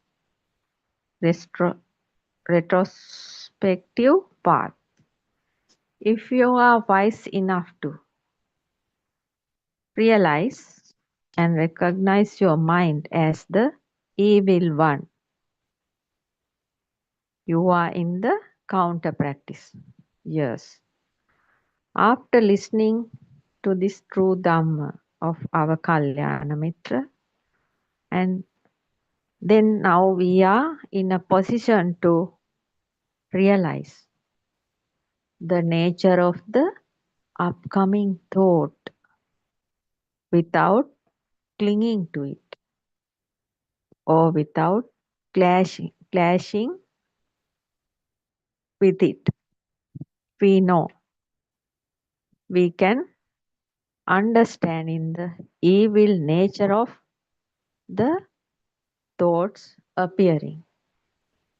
The mind, our thoughts with past experiences and past memory always trying to pull us towards sensual desires to fulfill the sensual desires without an end. Nowadays, we are having a smartphone in each and everyone's hand. So through that even so many evil things are appearing and the mind is always running to that. Evil thoughts, hatred thoughts, ignorant thoughts are appearing very much while searching this phone, because the whole world is now on our palm, not like past days. It is very easy to see anything. Sometimes we are thinking what these people are putting on this social media without even realizing. They do not know what they are doing. They are acting according to their mind, the evil stage of their mind, and taking photos and just putting in the social media. It's useless. It's useless for themselves and useless for others also. Just they are passing the time like that. Anybody who is in the darkness of ignorance do not know how to use this smartphone, but the people who are wise will be able to find the true Dhamma and path to Nibbana through this Buddothpada Dhamma, finding Buddothpada Dhamma on social media. That is the greatest thing. One side is evil and the other side is bliss. Choosing is according to the person's mind. Those who are in the mundane world also now searching for this some kind of release, because they know at present there is only just the passing time with listening to this and that. But if somebody hears Buddhottpada Deshana, the sermons, they will recognize at once this is something very special, and this gives a kind of peace when hearing, without even doing anything. Hearing this Dhamma even giving a very clear mind. That means part of the sufferings are disappearing without even our knowledge, without thinking. The mind is starting to clear on its own after hearing this Buddhottpada Dhamma. Aryan Vahanse has more than 12,000 Dhamma sermons in the internet, YouTube channels, and people, wise people who are listening to this Dhamma are becoming lighter and lighter day by day, overcoming their sufferings of their mind.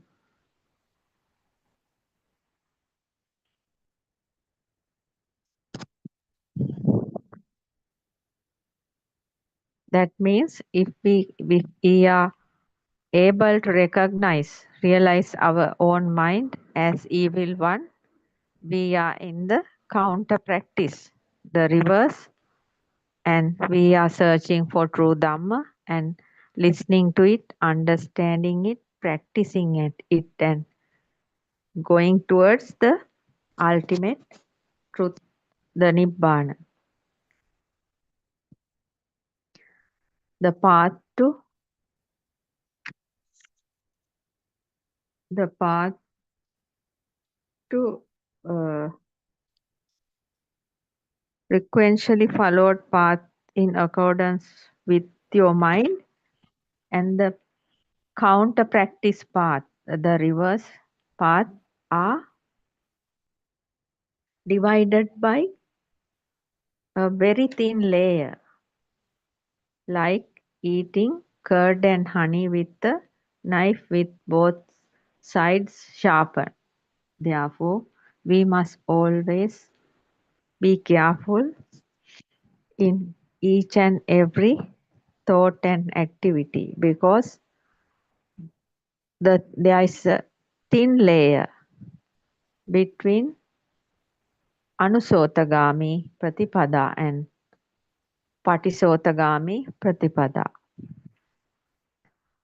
At any time, if there's any problem occurs at any time, the possibility of falling down to the wrong path is there. Therefore, the seekers of true Dhamma should always be wise to develop the correct counter practice to become a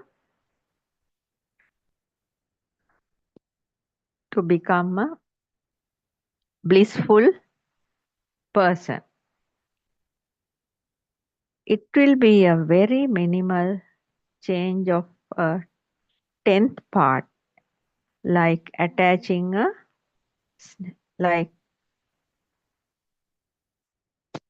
catching a snake from its tail. It will strike directly on your head. If that means the true Dhamma also, you must always think it's also like a snake. If you catch a snake from its tail, the snake will strike directly on your head. Therefore, we must be very careful all the time to practice this correct path without falling down to the Anusotagami Pratipada. That what the mind says, you must always think your mind is always directing you to the wrong side. Therefore, Aryan Mahanse is always telling, avoid the thinking patterns and always try to feel the feeling. Feel the feeling is the path to Nibbana. Feeling will always take you to the ultimate point. If thinking is happening, you must be very careful. Because most of the people listening to this Dhamma is always thinking.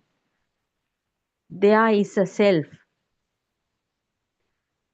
And also, Aryan Mahanse is telling, there is no self. You must feel that. But the practitioners and listeners of true Dhamma are trying to think about this true Dhamma. That means they are trying to practice this Dhamma by thinking. That is useless, because thinking cannot take you to the ultimate bliss, because thinking is just useless. Thoughts are useless. The feeling is the correct thing. Also, the self-perception. Some are thinking, even in their day-to-day life, most of them are thinking, if something happened to their sensor system, they think the self is there. No. Always thinking in the wrong way because of the thinking.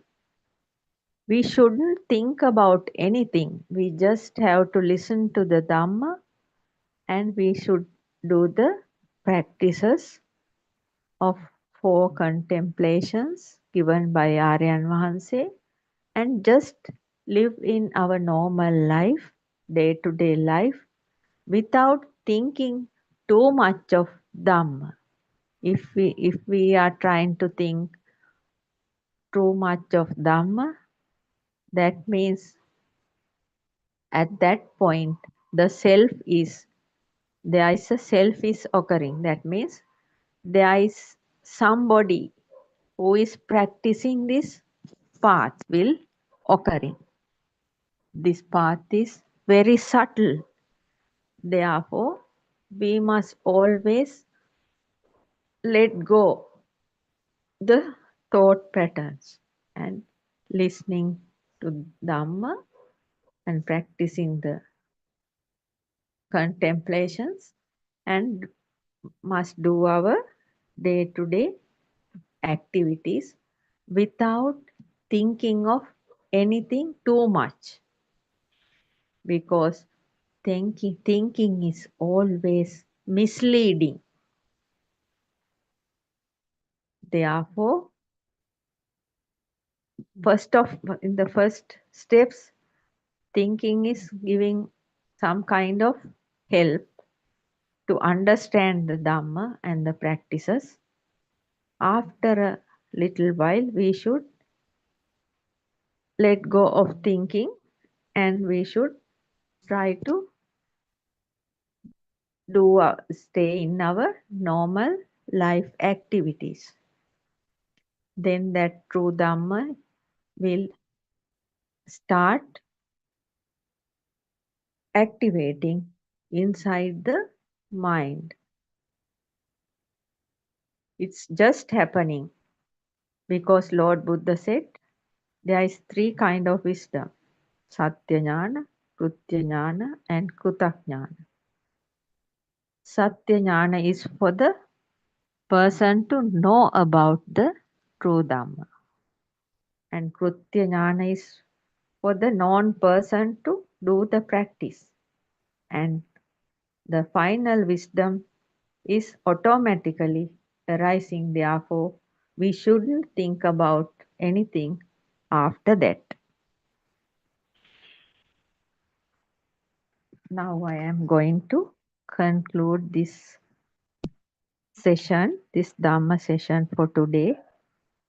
Teruvan Saranai. I worship Triple Gem respectfully. Also, I pay homage at the feet of our Kalyana Mitra, Buddothpada Aryan Vahanse. May Aryan Vahanse live long to spread this Dhamma through every corner of the planet Earth to end the suffering of all human beings. Teruvan Saranai, Dhamma friends.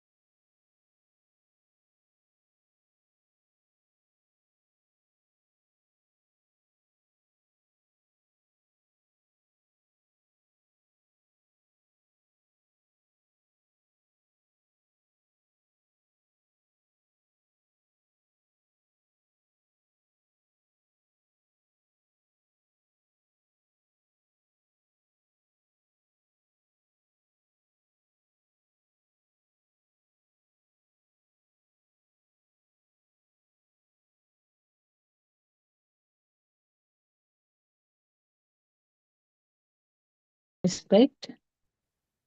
I worship Aran Mahansa at his feet. Tirvasarna Aran Mahansa. May all of you be blessed by Triple Gem. And also may our friends who are helping with the background work be blessed by Triple Gem. This is yet another discussion session that we are having every day from 3 p.m. to 5 p.m. Sri Lankan time.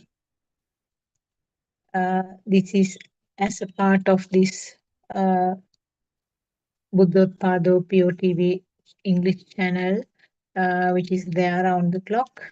And since there is no time allocated for the questions during those sermons, this 2 hours is allocated for the discussion. So any of our friends who have listened to the sermons of Buddothpada sermons, please join us.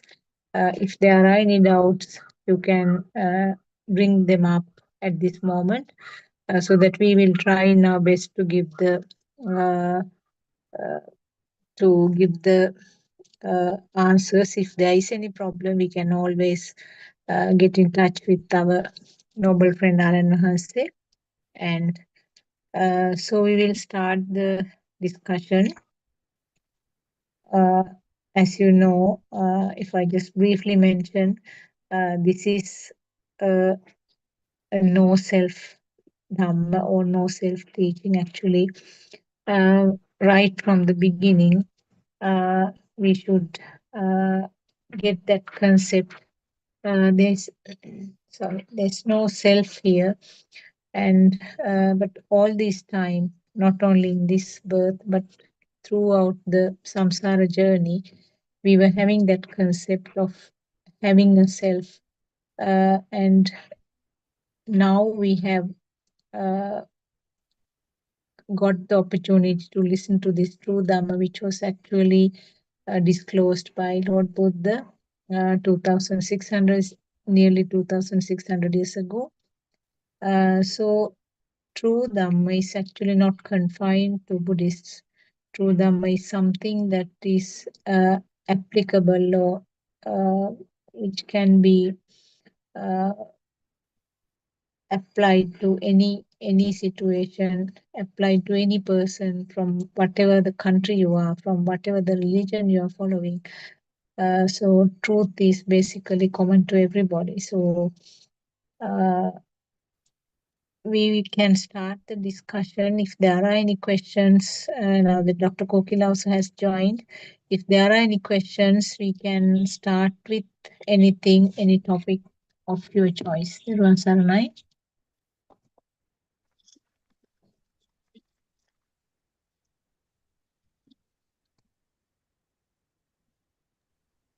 Tirvan Yes. Saran, Doctor. Everyone, Saranai. Yes. Anything you like, Doctor? No problem. Anything you like? Okay. Joel's mic is also unmuted. Anything particular that you want to bring up? Yes, doctor. Like yesterday, I was listening to this Buddothpada teachings, not Buddothpada, which Shampa said. I was listening to it, and it said about these 8 vibrations. Can someone explain it? Yeah. Please tell me again. Yesterday, Champa said to listen to this, Wisdom what do of you call? Asia. Yeah, I Yes. was listening to Wisdom. that. Yes. And it said about solidity, liquidity, fire, air, color, smell, taste, and speed. So these are the vibrations, is it? Yeah. Yeah. Okay. So Yeah. how does it connect to this? Bit confused with the sensors and the vibration. How does it connect to each other? Yeah. Actually, the sensor function means it's simply a vibration. It's the same. There is nothing, separate. Vibration means, fast vibration means that is the sensor function. Now, if there is a fast vibration, in the organ called eye, the sensor function is seeing. So sensor, the word sensor is used for the function actually. So when the organ called eye is there, when it is in the working order, and vibration is the functional change that occurs in the eye, and then this function called seeing is happening. So all it's applicable to all 5 sensors. So the sensor function of the ear means the function of hearing, which means there is a fast vibration of the eardrum and that creates a sound. So that is called the sensor function of the ear. Now those are, clearly we know that they are vibrations, they are waves. Vibration means a wave, that it's the same thing. And basically it has two ends, I would say two opposite ends, and that is where some form of current is formed. Now, the simple examples that we can think of is a battery which has two opposite ends, two ends, the plus and minus, and when the two ends meet together, there is a power or the current created. Similarly, now if you take the Earth has two poles, south and north, which has two opposite magnetic powers. And then that is how the gravity power is created. Because there are two opposite ends, that is actually physics. Wherever there are two opposite ends, there is a power created. So that is what is meant by the vibration or the wave. So all these 8 elements that you mentioned, they are all different types of vibrations. So we know that light is a vibration or light is a wave. Wave or vibration, both are same. And sound is a vibration or a wave. So those are the two things experienced by the eye and the ear. And then the rest of it actually grouped under one category, which is called Mutta in Pali. Now the what is seen is named as Ditta. Ditta means what is seen. Sutta means what is heard, and Mutta is what is felt. So under this category, you have the vibrations of the tongue, vibrations of the nose, and vibrations of the skin. So tongue and nose acts in the same way. There is a vibration of that particular organ and you feel as if there is a taste. That is due to the speed it is created. So speed has been discussed all this time. And then the nose also, when the organ part is functioning, when there is a vibration, which is a functional change of that, you feel as if there is a smell. So when it comes to the skin, under the skin, there are 4 things explained. Those are the things that you mentioned: the solidity, liquidity, airiness, air, the nature of air, and the temperature. Those 4 things can be felt by the human skin. There are other animals also who feel this. We will talk about the human skin. So the ability to feel something solid is called solidity.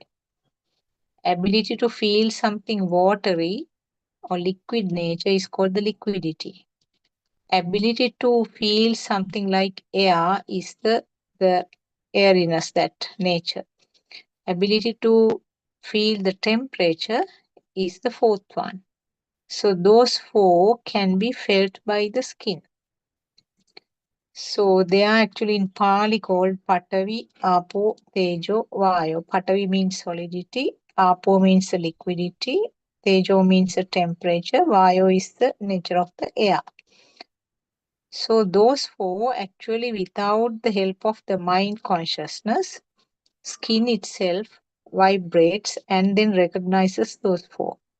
So those are the 8 elements that is described in Buddhism. So this solidity, liquidity, those four, actually they are not the things that you see now. Even our impression some time ago was that solidity means the solid things that you see. And same thing, liquidity, we thought the liquid things as it is, as you see, the liquid things, any kind of maybe liquids, water in the body parts. If you take things like blood, that blood also comes under apo or the liquid nature. So it's described that these are the 8 elements that makes the whole world. Actually, now when you think a little deep about this, all these 8 are the sensor functions. So in other words, the world, everything in the world is created within the limit of the sensors due to these sensor functions. So all 8 are sensors and all 8 are due to fast vibration, and something is felt as if it is there. And this is the word, these are the things that we experience as human beings. And what is created by these sensors are felt as if it is real. And that is what we are kind of projecting outside and assume that they are there. Yes, they are there really. So that is the ignorance where we do not, I mean, if we haven't understood that until we hear this Dhamma, that they are not outside things, but they are creations at the sensor levels. And collective function of these 8 elements at the sensor level create a thought, which is only a current. Dr. Kokila, anything to add or any corrections? Teruvan Saranai.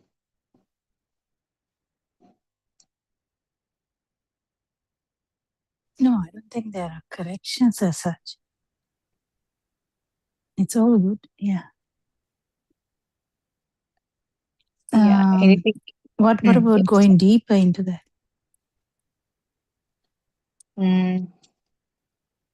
Yes, I mean, those 8 vibrations that we described Are purely they due to actually the there? Can you no, actually? they Yeah. are purely due to the speed.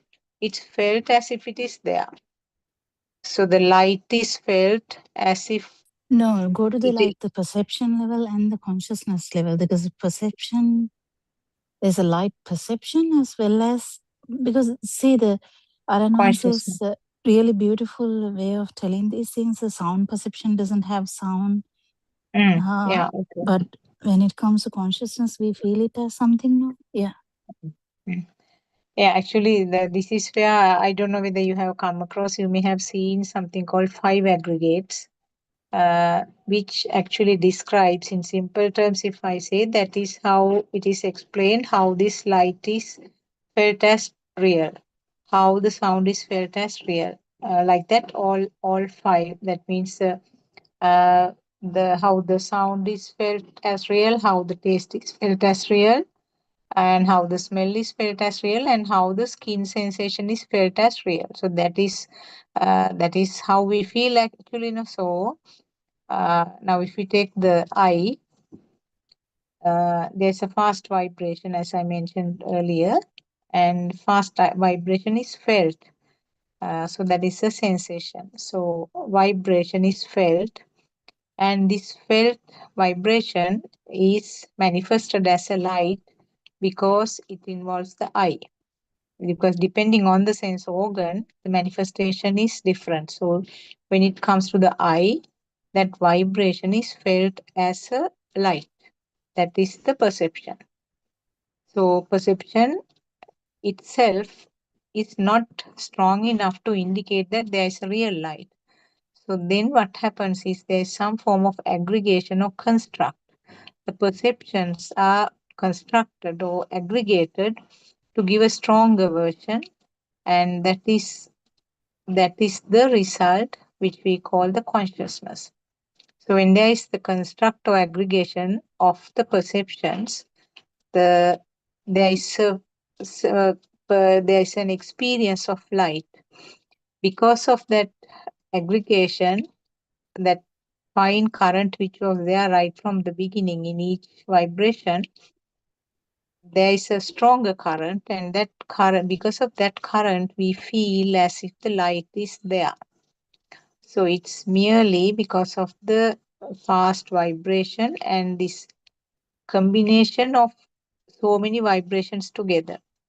So the light is felt as if it is there, which we call the eye consciousness.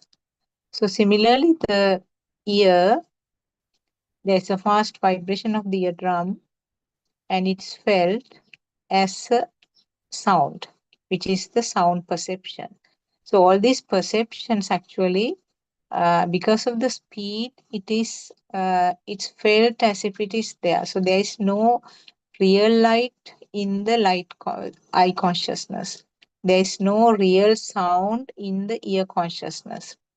Similarly, the other five consciousness, the taste consciousness, smell consciousness, and the body consciousness or the skin consciousness, all five levels, all five of them, gives the impression or gives the experience of something which is really there. It happens because of that fast vibration and that collective power, actually. The current, the fine current which was there is combined to give a little stronger current, and then you feel as if it is there. So always we know that when there is a current, it gives some form of live feeling. We know that when a toy which has a battery operated gadget, when we put the batteries, it becomes sort of lively. So like that, that some form of life is given because of that repeated vibration. So really speaking, there is no real light in that eye consciousness, but it looks as if there is a light. The ear consciousness, there is no real sound, but it looks like as if there is a real sound. So all five senses are like that. It looks as if it is really there. So when you go deep into that, it's due to the fast action which gives rise to that real feeling. And so they are actually illusions or creations right at this moment. And this is applicable to each and every stimulus. And what happens is that after the radiant mind level, these consciousness will combine together to form this mind consciousness, which is a thought. So thought means anything that you name. So maybe table, chair, bed, jack tree, banana tree, mother, myself, all of them are thoughts, we know. So thought is also just now, if there is nothing in the light, if there is nothing in this, if there's nothing, no light in that light consciousness, no sound in that sound consciousness, combination of these will result in this mind consciousness. So there can't be anything worthy in the mind consciousness either. But the thought looks as if it is real. Again, because of that current, underlying current. So when it comes to the thought level, the current is more stronger, and that feels more strong as if it is real.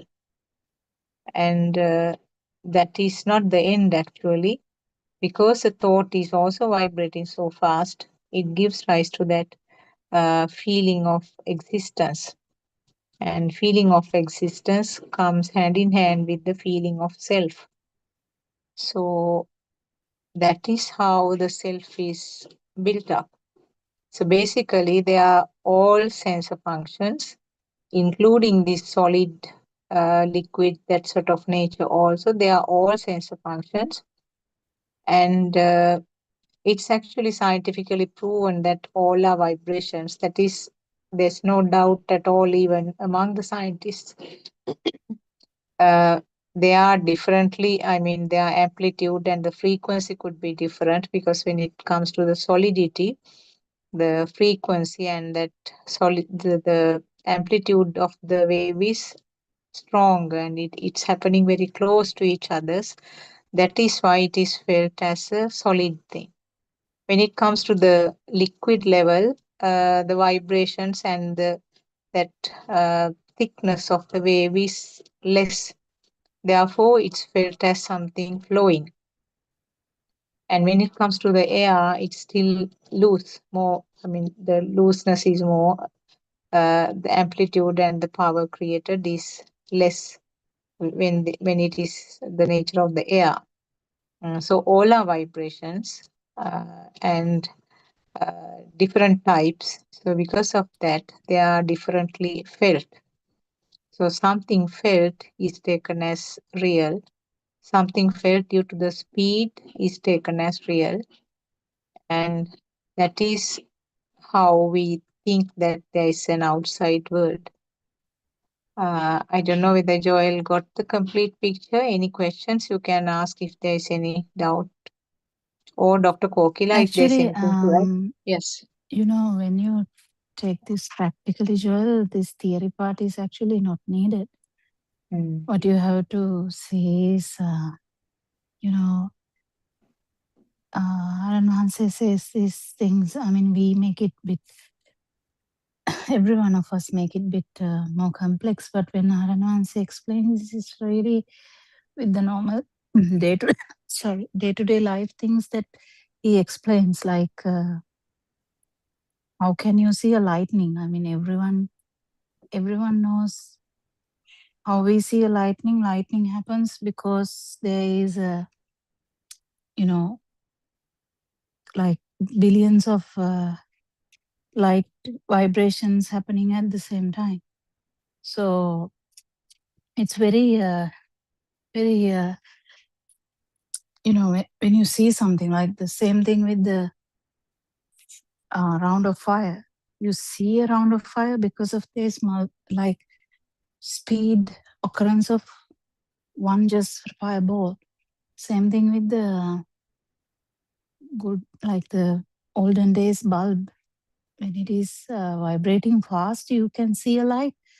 But actually, if it is flickering, you can't really get a light out of that. Same thing. I actually works as something like that. If you're blind, you don't know anything about that. But if there is vibration of this rod cells and the cone cells in the eye, if there is a vibration in them, yes, there's 100% chance that there's a possibility of simultaneous synchronization with any vibration out there. That's what you call it as seeing. But it is happening so fast. That's why we actually get the perception of a light. So it's very easy to understand if you put yourself out there and try to understand how this works. Even the touch. If the touch, you know, there's a skin. There are specific organelles which work for touch. How it works is actually, it's the same thing. I mean, I won't go into details because then it becomes scientific. But it's a light touch and the crude touch. It's the same kind of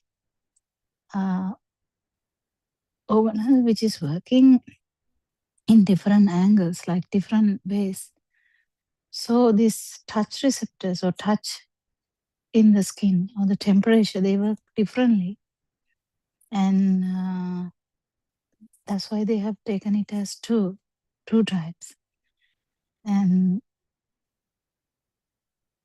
the temperature cold and the hot and the cold, and why the liquidity is a light touch actually. Solidity.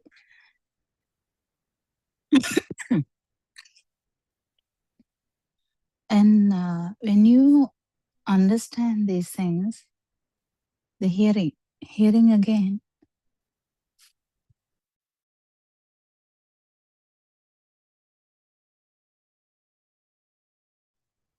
If the hearing is happening,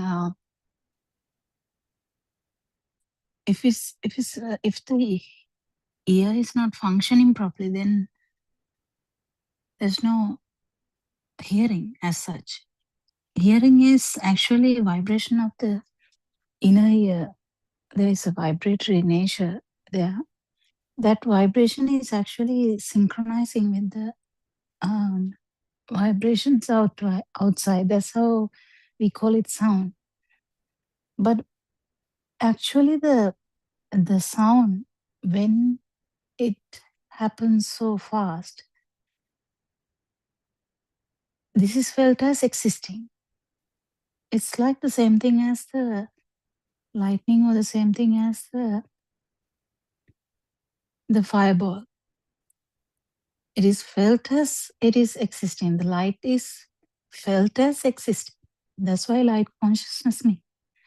You don't have to know about all this Pali, but we know the word consciousness. That is good enough. We know the word perception. So any perception, when it comes so speedily, like if it happens with a very great speed, it is felt as a thing. That's how you feel, as light as a thing, sound as a thing, touch as a thing, smell as a thing, and taste as a thing. That is why even though this baby can't differentiate any of these things, baby also has this problem, because baby doesn't know anything about that. Already ignorance is there, that we have taken this vibration as it is there already. So this, but then when what happens then is, the mind is formed, the chair, all the mind perceptions, if it happens so fast, there's mind consciousness as well. So mind consciousness means you feel the thoughts are existing. Same thing like light. You feel light is existing in light consciousness. And the same way, the thoughts, you feel like thoughts are existing in the mind consciousness. This is a bit tricky, but if you can actually feel this in anything, if you feel this, it will be great. Like if you're washing something, and or if you're walking, or if you're listening to something, and suddenly if you feel this vibratory nature, it's completely out of the blue. You will completely, you will understand this if it's felt, because it is beyond the perception. If you're feeling anything, it's beyond the perception. Perception is a tile, or perception can be water, but actual feel doesn't have any of these things. Actual feel has no mind component in it. Actual feel, it's only fast vibratory nature of the sensory organ only. That's it, I can say. Any questions, Sean? Sorry, my throat is something happening.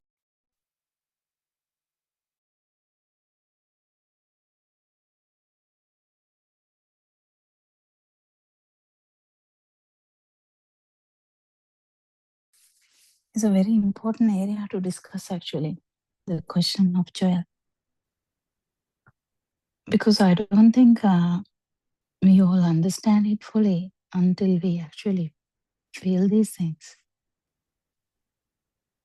You can extrapolate this into your experiences, the knowledge you are getting.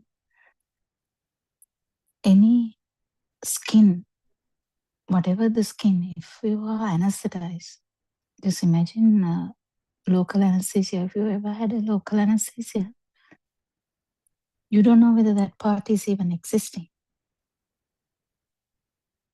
Nothing. So the whole body skin sensor is gone due to anesthesia or any form of intervention. This this is not there. This exactly this is this. I felt this when I went through this cesarean section.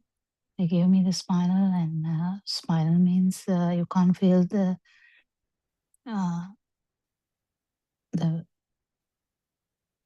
waist down below. I couldn't feel it, so they could do the cesarean section. But the thing is, there's no feel in the. There's no existence feel at all from legs. You don't know whether the legs are there or not. So it's very easy to understand this existence feel. How we have that? Because of the sensory function. If the sensory function is not there, there shouldn't be anything at all. But this, because we have a idea that everything is existing, this we have a perception of existence. That's a different story. We have a perception of existence. That is what the problem is. We have an idea that all these things are existing.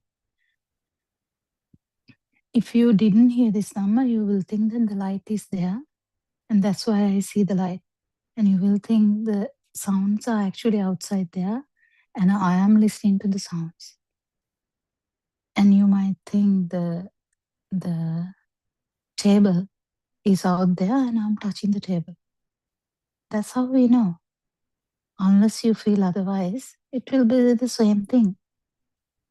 This, with this solidity and stuff, it's very difficult sometimes because you feel like it is very real.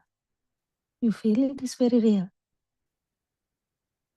Someone, like you touch your mother, or mother touches son. Mother thinks that mother is touching son. That's very kind of normal phenomena that we would think it's okay. But understanding this, even the touch is a creation of the sensory function. Touch actually is not existing, but it's a creation of the sensory function. But even to feel that as a existing thing is because of its speed. Otherwise, it's not there. When the drones, the drones are very popular these days. When the drones are arranged in such a way, you can put like Happy Christmas. Drones are arranged in such a way, the actual perception is given is Happy Christmas on the sky. I'm telling you, for the Christmas they do stuff like that. But it is the drones which are doing that. And the lights in the drones goes in there. But the sign or the actual perception given is Happy Christmas or Merry Christmas. Similarly, we have so many perceptions. So Aranwanse uses a beautiful thing. You read a book. John is waiting for the bus.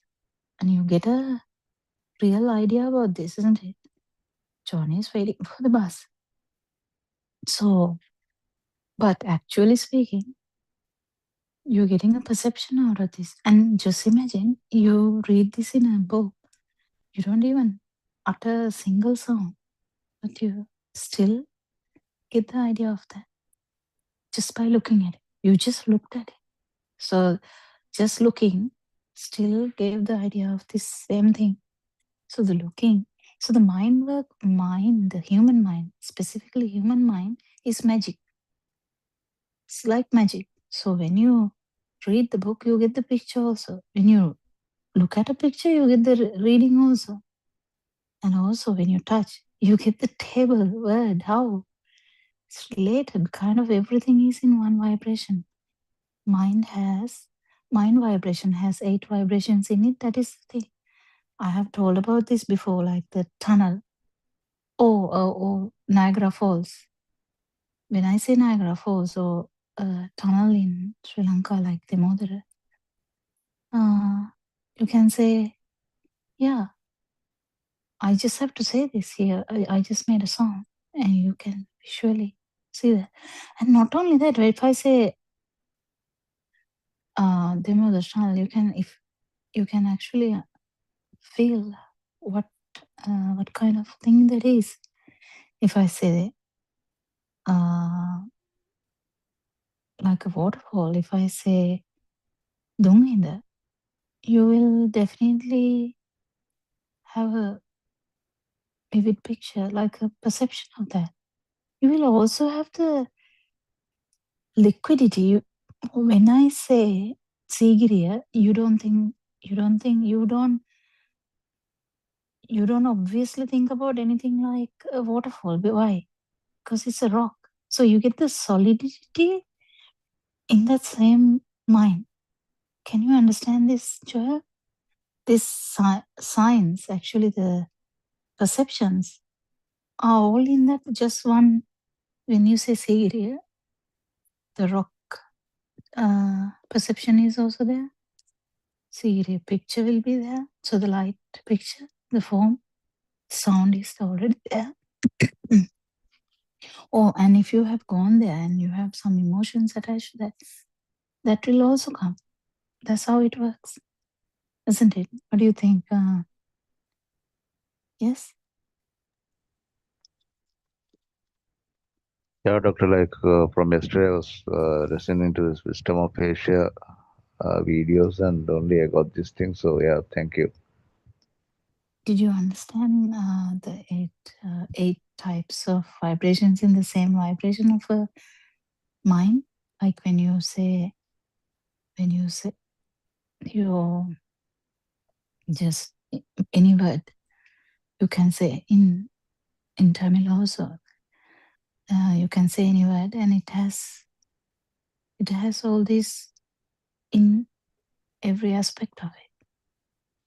Every aspect of it is there. And the other beauty is one aspect, if one aspect of this eight, one aspect is touched, the whole thing is coming. Like I told yesterday, you're walking in the dark because the current is not there, electricity is not there, and you hit something, you definitely know that it is a cat. How? There was only touch sensation if the cat didn't sound anything. Or if you hit something and you know it's a chair. How? Because this touch is instantaneously, like automatically it comes as with the whole thing. So if someone says mother, that mother perception of you is different to my mother. So what I have is completely my perceptions. So all the perceptions can be different from person to person. It doesn't matter. But it comes as a whole thing. And it's felt as a thing. This is the beauty of this Dhamma. And that is a self-perception. So if you actually get this properly, non-vibration is not far away. So mother felt as a thing. In the sense you feel that it is actually there. That is due to the fast vibration of these thoughts actually. So, and also repetition. So when repeatedly this happens, it becomes a view, complete view that mother is there. But in the beginning, before becoming it, a view also, perception becomes a important thing because it is felt as a thing. So the chair is felt as a thing. That is you. There's no separate you. That chair felt as a thing is the alive field we have, or the existence field we have. That is all about Dhamma. That's what we are saying. If you once in a lifetime, if you feel something without that value, without it becoming a thing, even it's a cross sound, whether it's the touch feel in the foot, doesn't matter whatever if the thought is not powerful, And you directly, if you directly feel the vibration, you will definitely understand this, completely understand this, that the life wheel is not there when this stimuli is not felt as a thing. So this thing is coming because of ignorance, because we didn't know that this was the magic behind magic. So if you know the magic behind magic, this doesn't become a magic anymore. And you are like okay with everything. You can see, you're seeing things, yes. You see the bus stand, you see someone standing there, you know.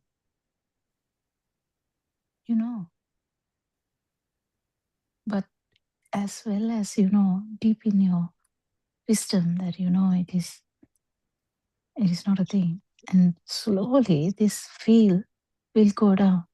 That feeling it as a thing will go down. And if it is zero for every stimuli, that's an arahant. But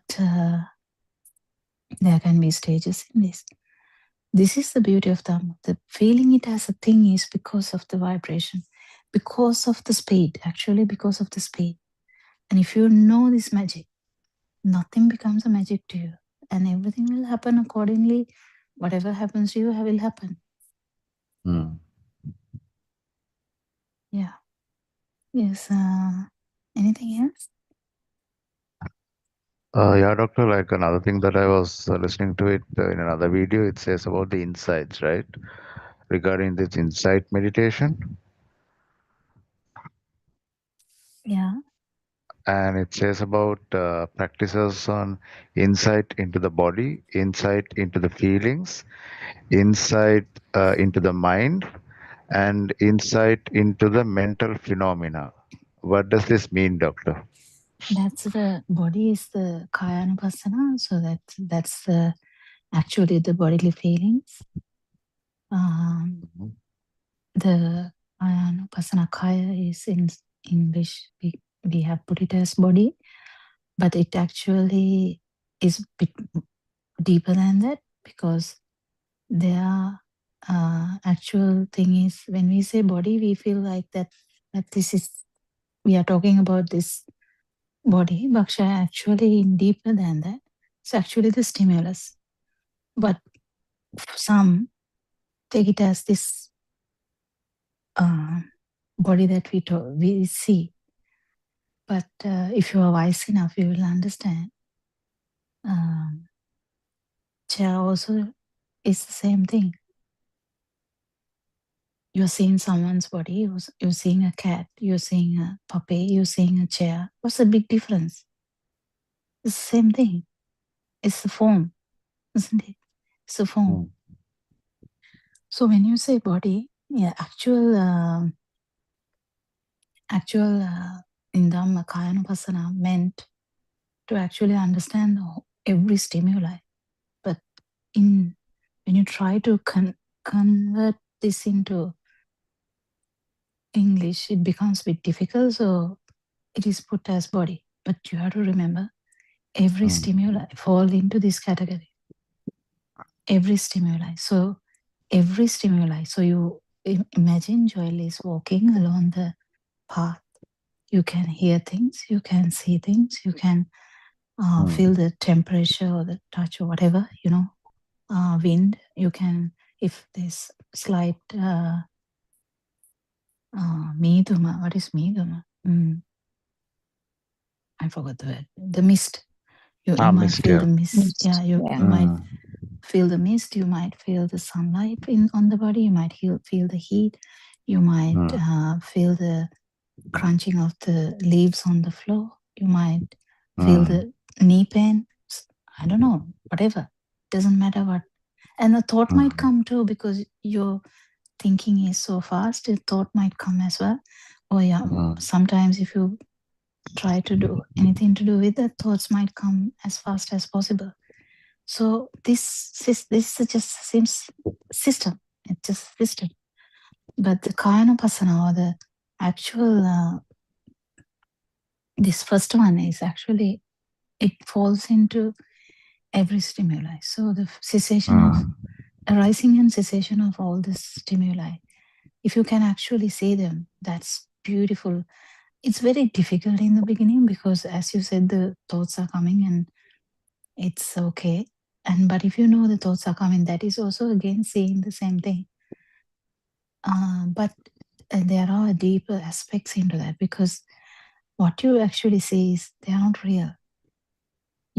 Because you have already gone through this truth, so you know that any stimuli is not really there. It's not actually there. Even the perception is not true. It's just a vibration of the sensory organ. So why we have taken it as a big deal is because of the ignorance. And the second one, if you go to the second one, it's a bit of a catch there, because it has all the feelings in there. It can be sad feeling, it can be good feeling, it can be bodily pain. So any feel. So the feel, this Vedana is kind of the feel, but it also, Lord Buddha has said, if you actually fully done the Vedana, you will attain this non-vibration, because Vedana includes every aspect in these perceptions. So the beneath the perception, just try and see whether you can feel this. So water perception, just see water perception. Underneath that, there's a feel. Light perception. Underneath that, there's a feel. Even if you say mind, jealousy, anger, anything, those emotions, they have a word also. They have like a perception as well. But underneath the perception, there's something you feel as well. Any feel, it is due to these sensory organs only. This is actually, if you really fully do this, that will lead to the non-vibration, because you're fully understanding whatever you feel is actually the function of the sensory organ only. Sensory organs, yeah, nothing else. It's just a fast vibration of the sensory organ only. Third one is Mind. Chittanupassana. Chittanupassana is the mental formations. Mental formations, I mean, we have talked about that a lot. I mean, mental formations are not real anyway. It's again, it is a bit complex because, as you said, we are very addicted to the mind. You know, the internal radio, it's really working very fast. It is taken for granted automatically. You feel that you are thinking. This is not even we can't even if someone is fully understanding this Dhamma, it takes a long time to really understand that the thinking is not yours. Thinking is just thinking, just thinking. Thinking is just another formation. It's not easy, even though this is when I tell this, it looks as if easy, but actually feeling it is a bit difficult, because Chittanupassana is also going further and further deep, because even walking, even standing, that is also a mental picture. So any action, if I say, not if I say, maybe if your mother says, Joel, can you get up early in the morning tomorrow and go to this place and get some petrol? I'll say that now because I can say that now. Your mother says that. How do you know what mother said? How one knows what mother is saying? Joel, get up early in the morning, go to the town and get some petrol. So it has so many things. Get up. So it has so many like ideas. You have to put an alarm or whatever. You have to get up early now. And then you have to go to the town and get some petrol. So see, this even getting up is a mental picture. That's how you know that what getting up is. So it has side thinking as well. How am I going to get up? If you're not a early waking up person, you have to put an alarm, or you have to tell mother, I can't get up. You better wake me up. And mother might say, oh, okay. Okay, you know, what can mother say otherwise? So say this thoughts. So any thought, any mental picture. So if you really understand what a human can do, humans can act, any action, human can act, human can talk, humans can think. Otherwise, humans can see, humans can taste, these are the 5 main things. But even after that, in the mind also, there's only 3 types of things that you can do. You can't do much more than that. So if you like really understand, all these things are actually, there's a mental perception. So if you really understand this mental perception, even light, it has become a mental perception. Even though what we tell, when we try to tell about the light, it becomes a mental perception. What you feel is a different story. That's the vibration of the eye you're feeling. That's a different story. But when you try to tell that, it becomes a mental picture. So this understanding Chittanupassana, understanding mental formations, is a bit deeper than usual. And the other one is Dhammanupassana, the Dharmata. What is Dharmata? What is the word you use?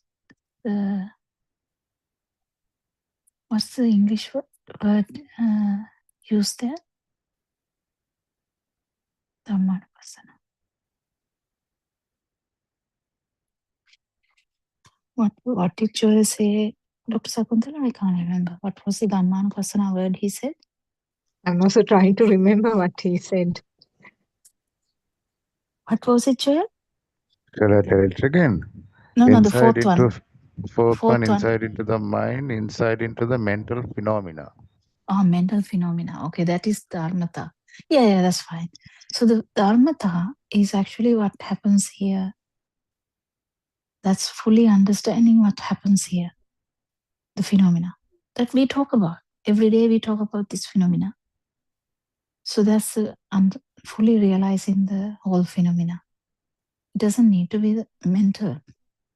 I don't know why the mental word is there. Actually speaking, it's understanding the whole phenomena, because phenomena includes how these vibrations work and how non-vibration work. That's it. So how vibrations work, you will only know fully if you actually experience a non-vibration only. You will kind of get an idea how the vibrations work, because animals are also like a level of vibration. The frequency is different, but it's a level of vibration, animals. And lower than that also there are vibrations that we can't even comprehend. Upper levels also. They call the God, the Brahma and all that. They are just vibrations that which is actually we can fully realize them with our humans has the best ability to feel all of those vibrating levels, because our one thought has all these levels. So if that is what we usually talk about, sensual world. Sensual world, the vibration is high. It's very high in the lower realms like hell. But these are not actually there.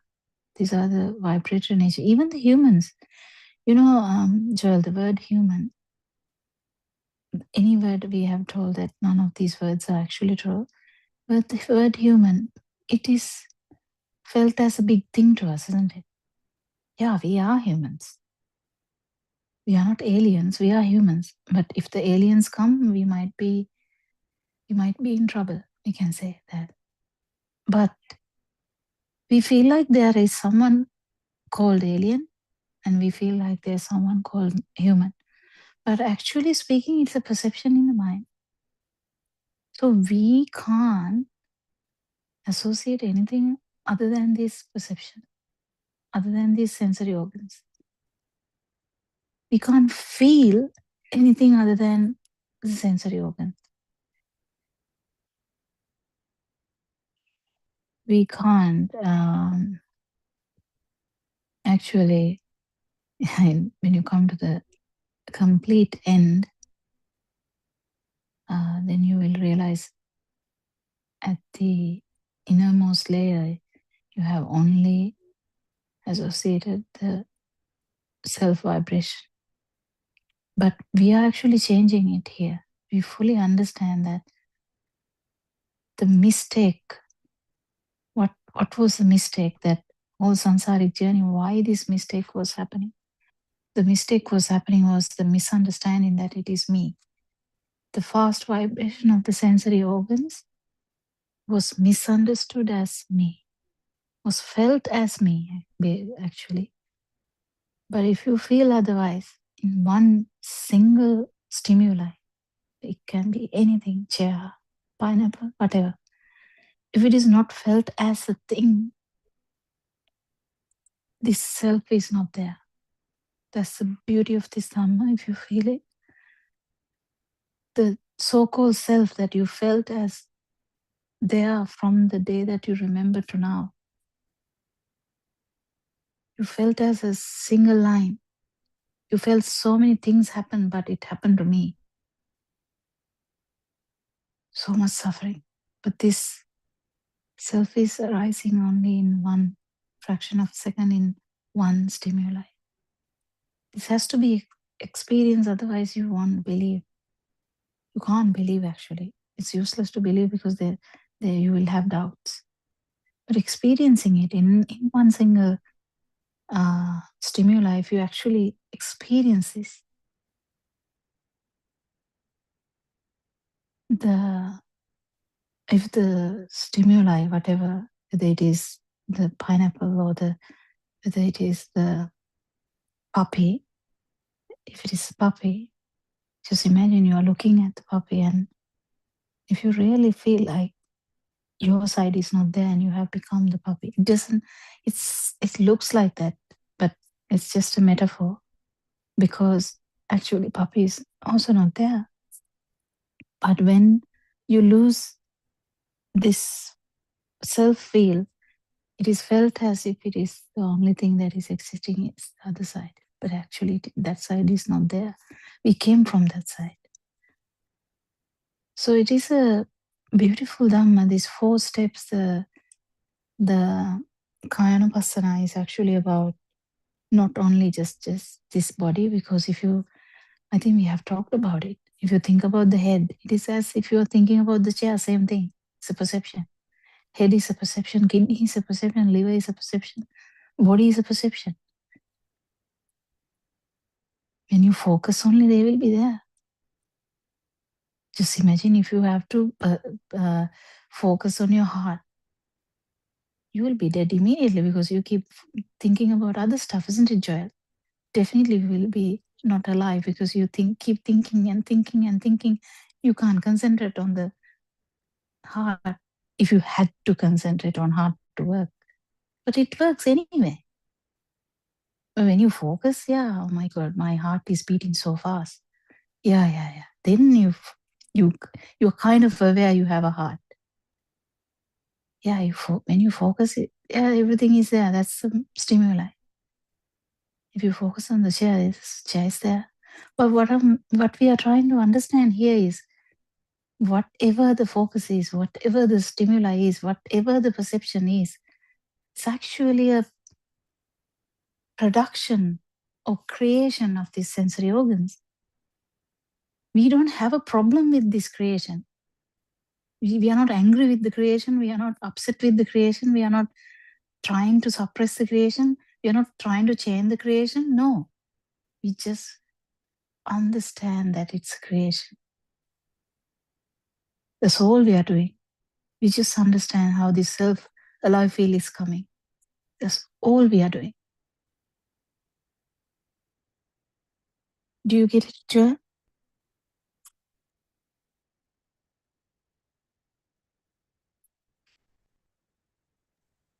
What do you think?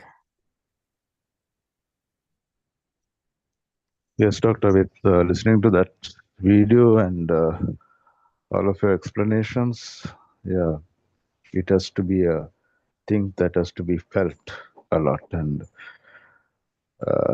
as Buddha said, come and see for yourself. Yeah, So true. we have to see it. Yes, 100%. And it's not that difficult. If our mind is not complicated, if our feel is bit high rather than the mind, it's easy. The mind power has to come down though. Mind power has to come down. That is what we are going to achieve by talking and explaining these things. The mind power has to come down. Otherwise, it's not easy. The mind power, even the perception power. Just imagine the perception, if it has this, if it's feeling as something, still it's difficult to feel it. Feeling something is different. So the feel is also just the fast vibration of the sensory organ only. Any organ, it doesn't matter what. Whether it's the mind or whether it's a thought even. If you're facing one thought, yes, that's what we do anyway. But in one that thought, the light is also there, you know. If it's a cross sound, definitely sound part is there. You can't just ignore that part.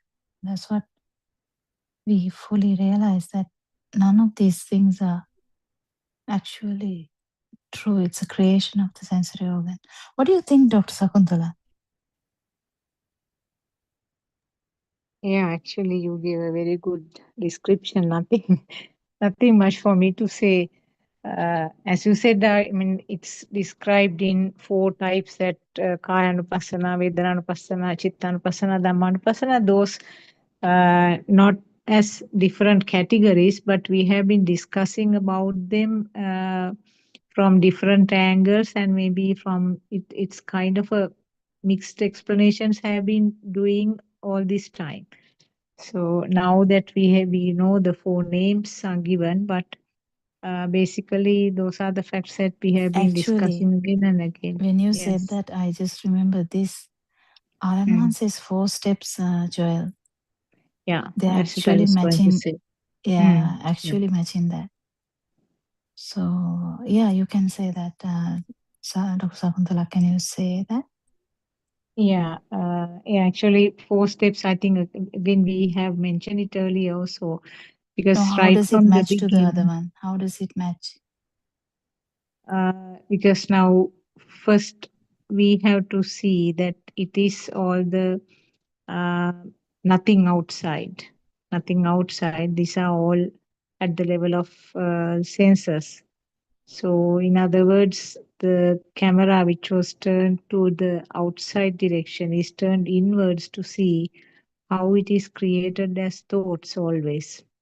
So there is a first step where whatever is experienced at the level of the eye, ear, nose, tongue, and the skin, they are all ending up as thoughts. So that is actually combination of the Kayanupassana and Chittanupassana both, I would say. because everything is a thought, everything is created in the mind. So that is what we are practicing as a first level of contemplation. And then we analyze the thought, that is again going into deeper levels of the Chittanupassana. Where Doctor, that Kaya Nupassana, Chitta Nupassana, what is it in English? you mentioned the four terms. Kayanupassana is the body one that you said. Kaya. Okay. Body, yeah. Sorry, I have been using these words. So it's about the body. The Kayanupassana means the Kaya means the body. So that is about the stimuli. Thing is there, Joel, it's confusing because when you say body in English, it never Body implies parts. other than Yeah. this human body or even an animal body. When it says body, the word is already taken.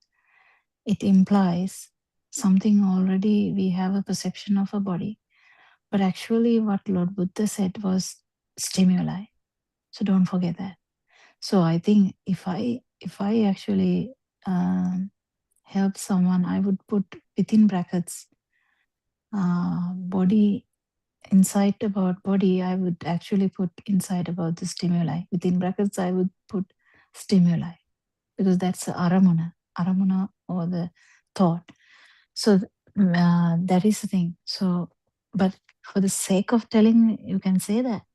But actually, body word is bad there. We knew it from the beginning. Aranwanse has this problem. We have discussed this problem. We have problems of words. So it's actually kind of wrong. So the stimuli, every stimuli you felt as out there is a perception. Whether it's your head, whether it's your body, whether it's your liver, that is, you can say the body. But whether it is a chair, whether it is the moon, whether it is your mother, father, house, country, village, job, they are all perceptions. You feel them as outside, that's because of the projection. That's how it is. It works like that. It is projected outside, but actually it's a perception of this side. That's the first one. First one, as Dr. Sakuntala said, has several of these insight meditations in one. And it's this 4 steps is actually is unfolding of one experience. So first one is every stimuli out there is a perception. It's same as the Kayanupassana or the body thing. But when you say the body thing, it's confusing because the word body is there. So it's about the insight about the stimuli. That's the first one. Actually, it has even the thought of me. I, me, mine. That thought also comes there because that is also a stimuli. If I'm thinking, I must be getting a cough now. That's I is just a thought. So as similar to every thought, it's just another thought. What is our fight? Our fight is with this just one single thought. We are not fighting with anything else. Our whole fight is to find out who that is. Who am I? That is our whole fight. Find out who that is. So that is the voyage. That is the challenge.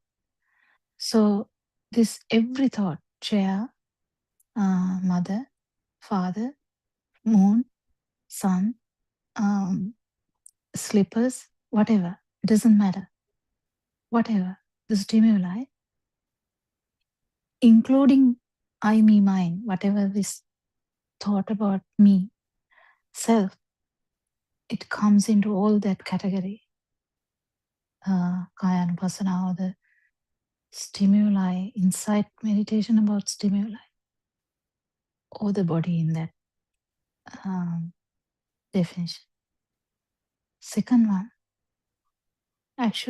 second one is understanding that the perception, whatever the perception here, is not true. Perception is not true. It's a bit difficult, but it is something that you have to feel, because if the perception is true, you can't actually liberate from mind. Perception is not true. So the chair, the perception, actually it's not there. That's where the perception, any perception, actual perception has nothing in it. It's a vibration. So how else can you see your mother in your dreams? You can't see your mother in your dreams unless the perception is a vibration, isn't it? Because actually in that mind bubble, mother was not there. Mother was sleeping in another room. But here she is. She's inside that dream. She's telling something to you. But actually she's not there. So how can you see mother in your dream? Because the perception is actually not true. Perception is a vibration. Understanding this, feeling this is a bit difficult, but still doable. None of these perceptions are actually true. They are vibrations. But you feel as chair is actually there, isn't it? That is what? It is felt as something. This is the level that felt as something will vanish. The actual, actually feel will be there. The feel also should vanish. But so that is the second one. The perceptions are not true. I don't know which one to fold that into, that second one or the third one or the fourth one, because it's a combination of everything Aranvans has put. Because it has the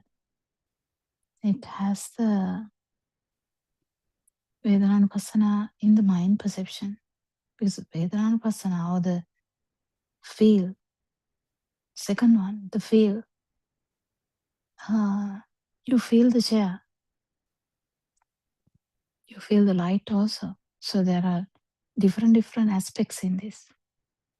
So whatever, I think the best, I think it's a combination.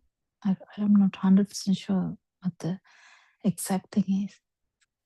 But if you are really understand the perceptions, none of the perception, even the light perception, I told you, if you see a dream and you felt that it is the night, or you felt it is a daylight, just imagine you are actually you are sleeping. It's pitch black in the room, but you are seeing a dream with daylight. You are in we'll say in a bus station or a train station, and you see train is coming. I'm just making up stories here.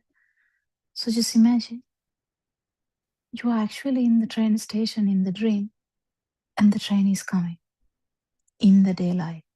How do you get this? Is light actually there, or is it another vibration? It's another vibration. The actual light perception doesn't have light there. It's a very tricky but interesting point you have to catch. The train that you saw in the dream, train perception, actually train perception is not true there.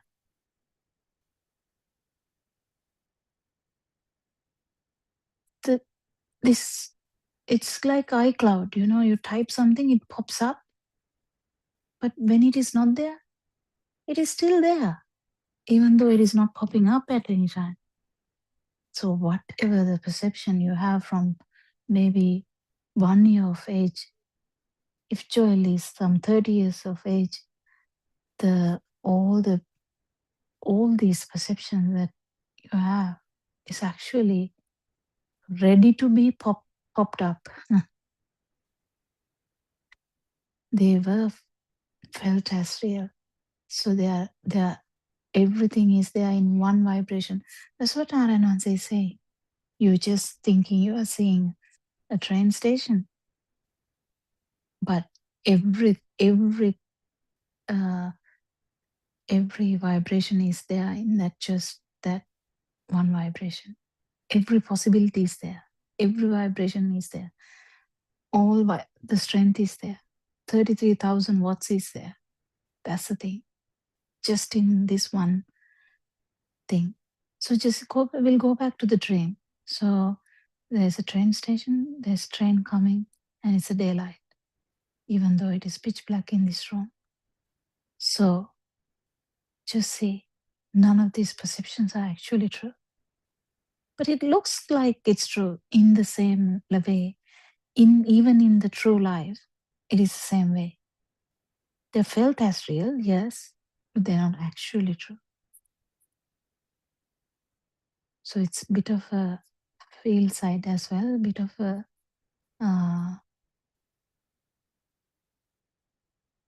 Chittan Pasana, that is a mental formation. So we get it. Slowly we get it that it's just a vibration. Then vibration is actually a vibration, you don't have any perception in that. Because we just understood that perception has nothing in it, just a vibration. The vibration is just a feel. Actually, vibration has no output as such, because we are coming back from that. We are coming back. So if it's a train,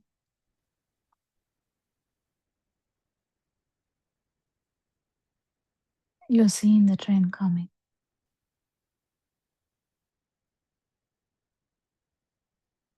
Light is also there, otherwise you can't see the train, can you? No. Yeah, it has to be daylight to actually see that, otherwise there should be some lights in the train station. So there's light perception, there's train perception. But when it comes to the actual vibratory level, it's just a feel. Fast vibration of the eye only. That's it. And you fully pierce this one thought if it is a train. If it's a horn of the train, you know, everyone knows Sri Lankan horn, train horn, how it works. You can hear it from far away.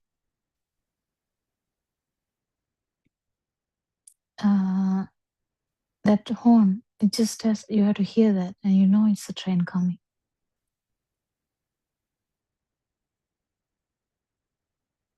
But the sound didn't have any train in that. It's just the sound perception. Even that sound perception, that's not true. So that's the feel which you feel is just a fast vibration of the air only. And there's a chance that you will actually experience this. If you experience this, you will understand that if you have fully seen this phenomenon with wisdom, the life field will not be there. Only super happiness will be there, or super tranquility will be there. I mean, even these things are not a thing, because there's no feeler here. There's no feeler. There's no one feeling anything. It's just the emptiness, we could say. Oh, absence of vibration, absence of the burden, absence of the tension, absence of everything. In that sense, it is felt as good. Yeah. I don't know. Sometimes we have problems in delivery because of a lack of ability to deliver this properly. But I wish everyone will try to actually feel this rather than, yeah, as you said, Joel, it's all about feeling this Dhamma. In that angle, though, if you lose that angle, you feel something else. If you lose the angle, you can just feel you can go into a meditative state. Very easily, you can go into a meditative state and you might feel good as well. But this truth hasn't worked there. Fully realizing that if the stimuli is not a thing, that life really is not there, is a fully realization. The phenomenon is fully realized at that moment. So you don't have doubts after that. No one has to say, Joel, there is no self. No one has to say that, Joel, already know that a life feel is not there when the stimuli is not a thing. After that, yes, stimuli will be a thing still, but your self view is broken. So the stimuli thickness will slowly begin to wear off. That is what is going to happen. Inevitable, you can't really do anything. You're not actually doing anything anyway. Little baby in the cot didn't do anything. Little baby child didn't do anything either. Even after becoming a young adult, you didn't do anything. This phenomenon actually worked. That's all what happened. And you just get to know that, that's all. You know the magic, that's all. So magic doesn't become a magic anymore. Yes. Dr. Sakuntala?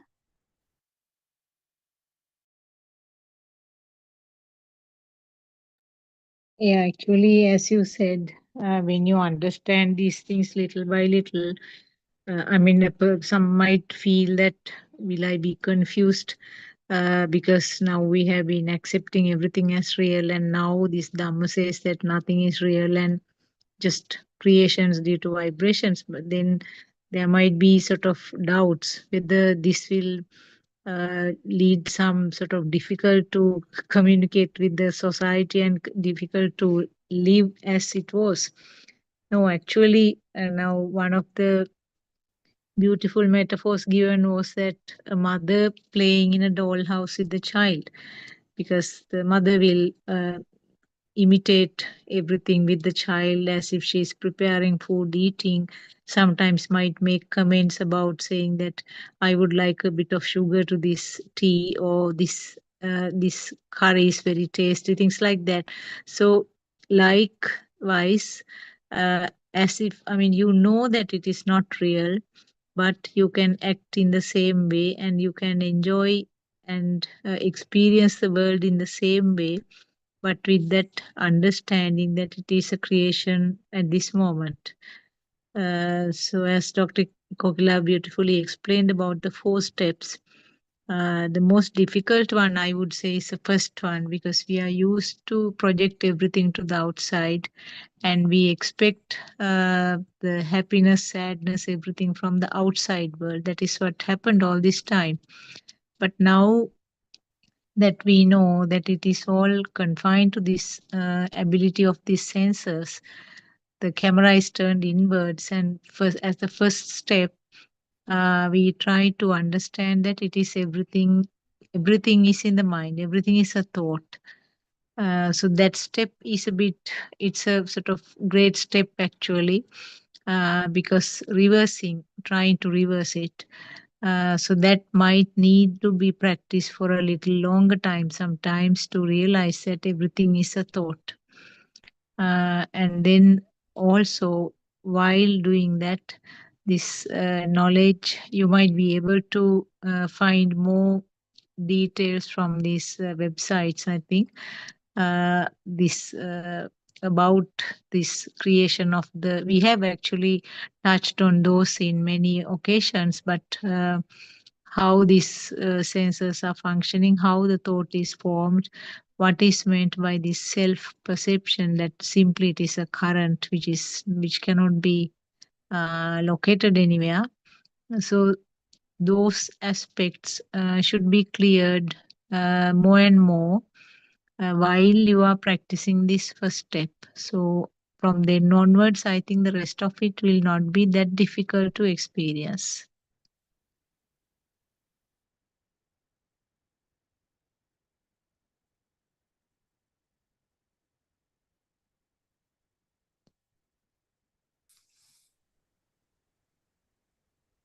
Yeah, anything else?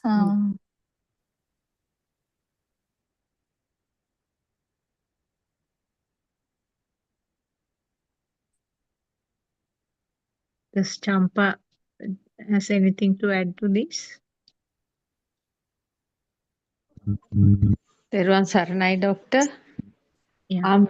I am feeling very happy about Joel, and I am very much thankful to both of you doctors. It's very wonderful and good experience, and I am feeling very happy about this session. That's what I want to say.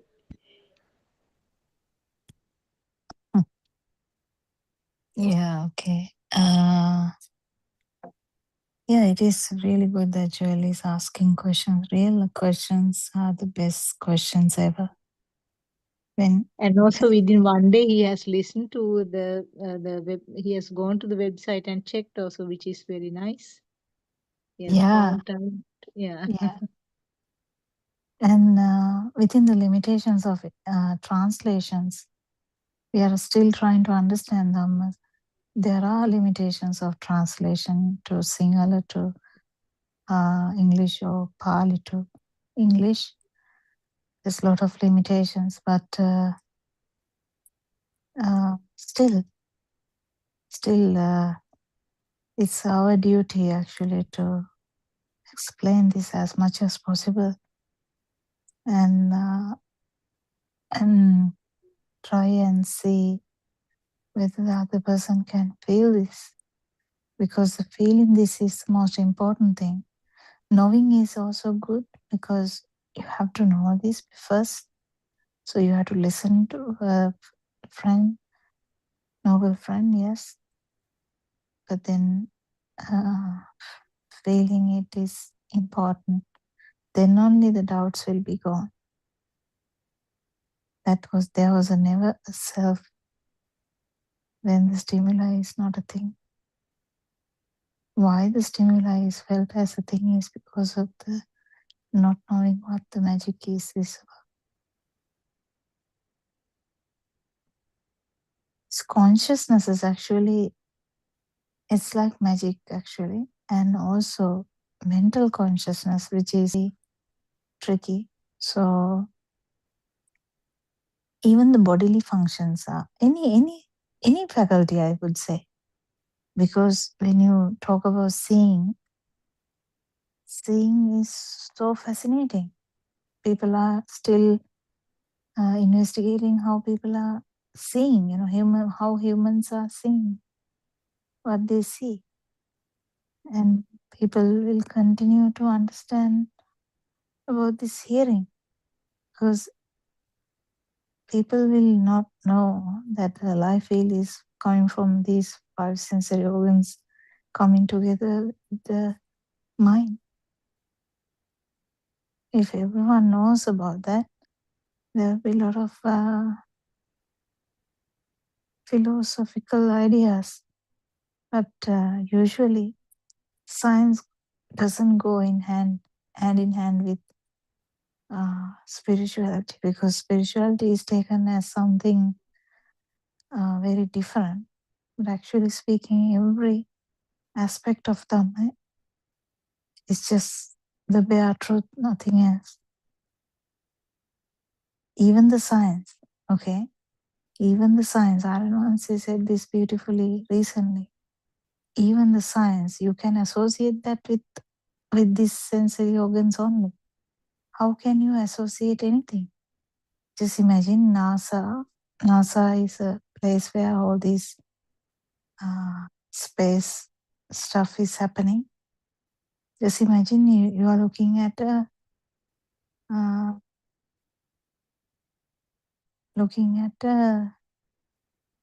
another like Mars or any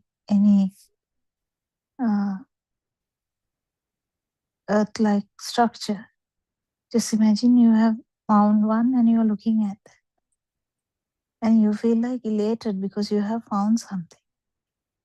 But see, it's just the creation of the eye only. And no one would actually like to even hear this in the beginning unless they have felt this uneasiness of this self-vibration.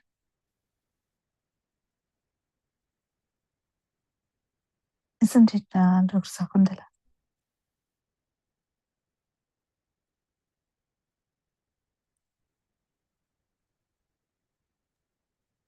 Yeah, actually, I remember I was sort of discussing about this planet thing with my brother because my knowledge in physics is not as good as because it's not in the same field. But what he was saying was this: all these advanced telescopes have sort of designed in such a way those vibrations are altered or changed in such a way that it is graspable to the human eye. So we don't know actually whatever the telescope is formulating, whether we are seeing the real thing which is outside. So We can't anyway. It's a we perception. can't. Yeah, that's right. And also I want to tell about this Kayanupassana, that insight meditation about the body. Though it is, I don't know whether it is mentioned in the website also. Lord Buddha's time, he has explained about different types of meditations, taking different body parts, kind of dissecting the body parts and sort of investigating to find out whether you can find the self anywhere. The body is divided to, I think, 42 parts or something like that. Solid parts, liquid parts, airy type of parts like that. They are divided to the 4 types mainly. And then wanted to explain that there is no self in here. So that type of meditations may have been introduced that time because all the other people who started listening to Buddhist teachings were from other religions. They had all the beliefs about this body and they were doing very strong level meditations which is related to the body. So that may have been a step that was taken tactfully by Lord Buddha to make them realize that there is no self in this body and the body is a creation of the senses. You have so many types of meditations explained in the Buddhist books, which has been initially taught by Lord Buddha. I think that is a tactful way of taking the people to the correct side, correct path. Even like observing a dead body stage by stage, what happens to that, the swollen body, and then the decaying different levels, and then finally coming up to the level of the skeleton, and even the skeleton is coming to like a powder like thing at the end. So like that, there are types of meditations explained.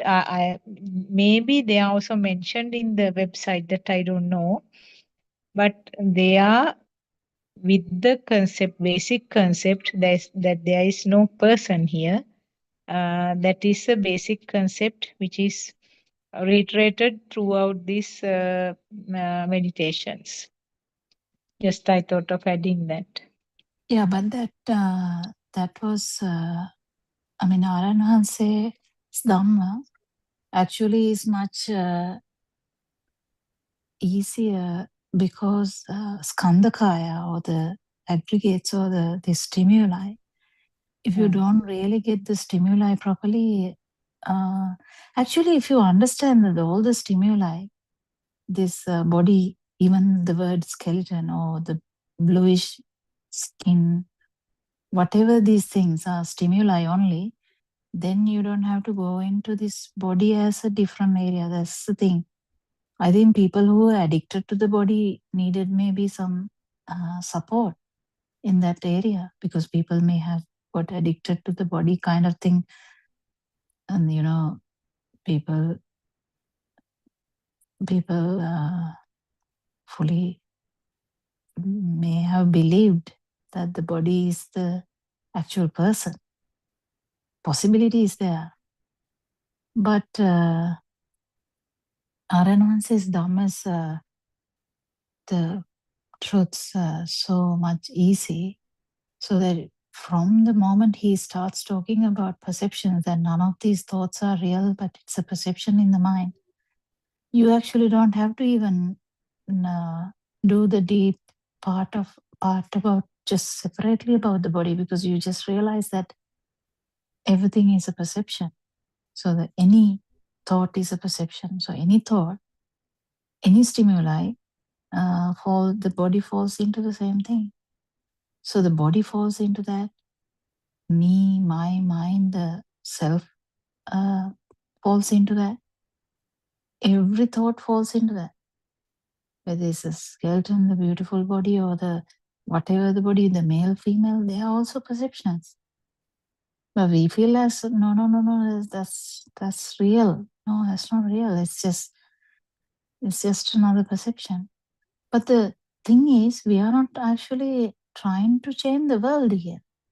What we are trying to change, what we are trying to understand fully is a self-perception. We are not actually even dealing with other perceptions. We fully understand that they are not real, that they are vibrations, yes. But actually what happens here is the losing the power of the self-vibration, nothing else. So you have to keep that in your mind. We are not actually trying to change the body, or trying to change the perception, or trying to change the thoughts, or how they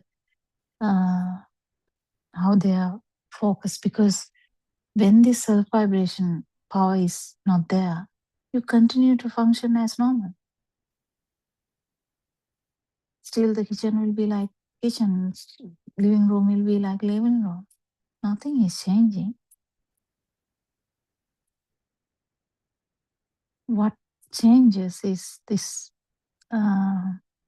zeroing of this power. That's the most important thing. It's a very important aspect. Anything else?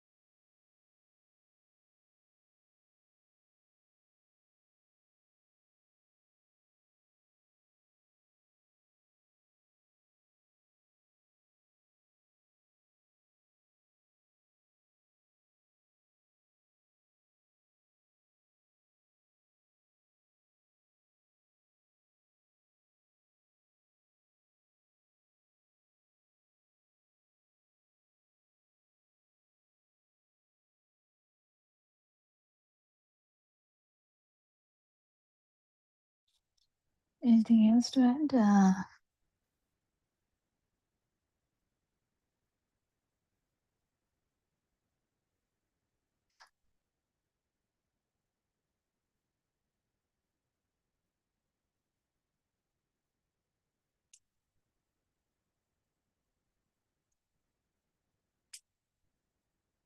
I think Dr. Sakuntala has to go.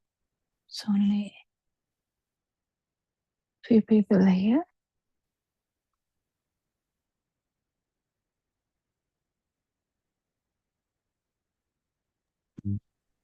Yes, doctor. Yeah, anything we can talk about? We have a little bit more time still.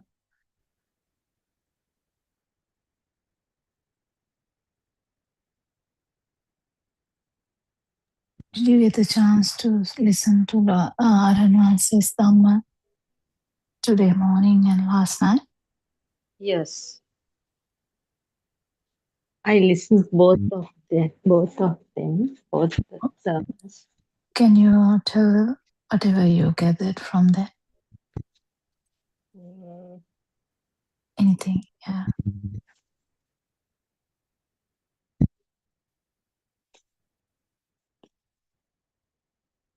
I didn't write it down, and I can't remember actually what I heard it, and it was very good. And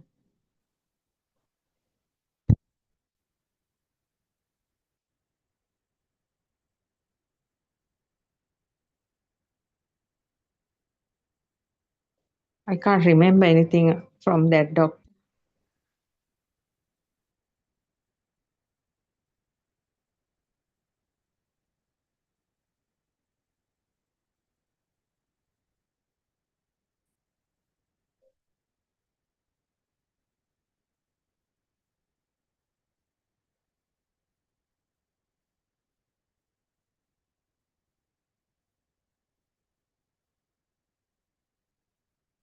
Can you tell something about this self-perception thing, doctor? We know, we can understand the self-perception, but once Aryan once said, if we are thinking that we have that self-perception, and it'll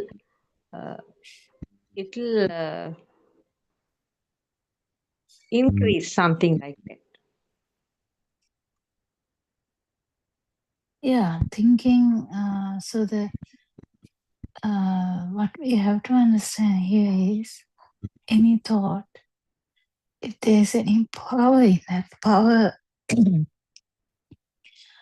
sorry, my voice is not good today. The power, if there's any power in that 100%, if it's becoming a thing 100%, that it's going to increase the power. So any thinking, if it is taken as real. So when we try to understand this Dhamma also, this problem is there in the beginning. This is in the beginning though.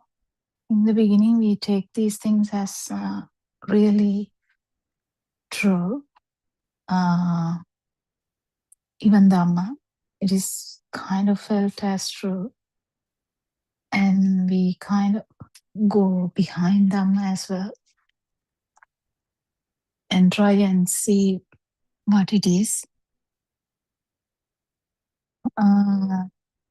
This is all happening in the beginning. Just so don't confuse that, because after some time, someone fully aware about this no self-anger, it doesn't necessarily become a problem.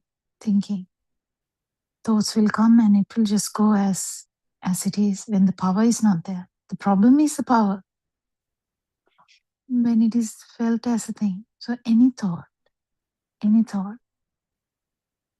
if it is felt as a thing, this power is there. You don't know the difference between The nature of six senses and their feelings are not the self. No. No, the power is different. Yeah. That's what we talk about every day, Jamba. Seeing with power and without power. So the power is the burning.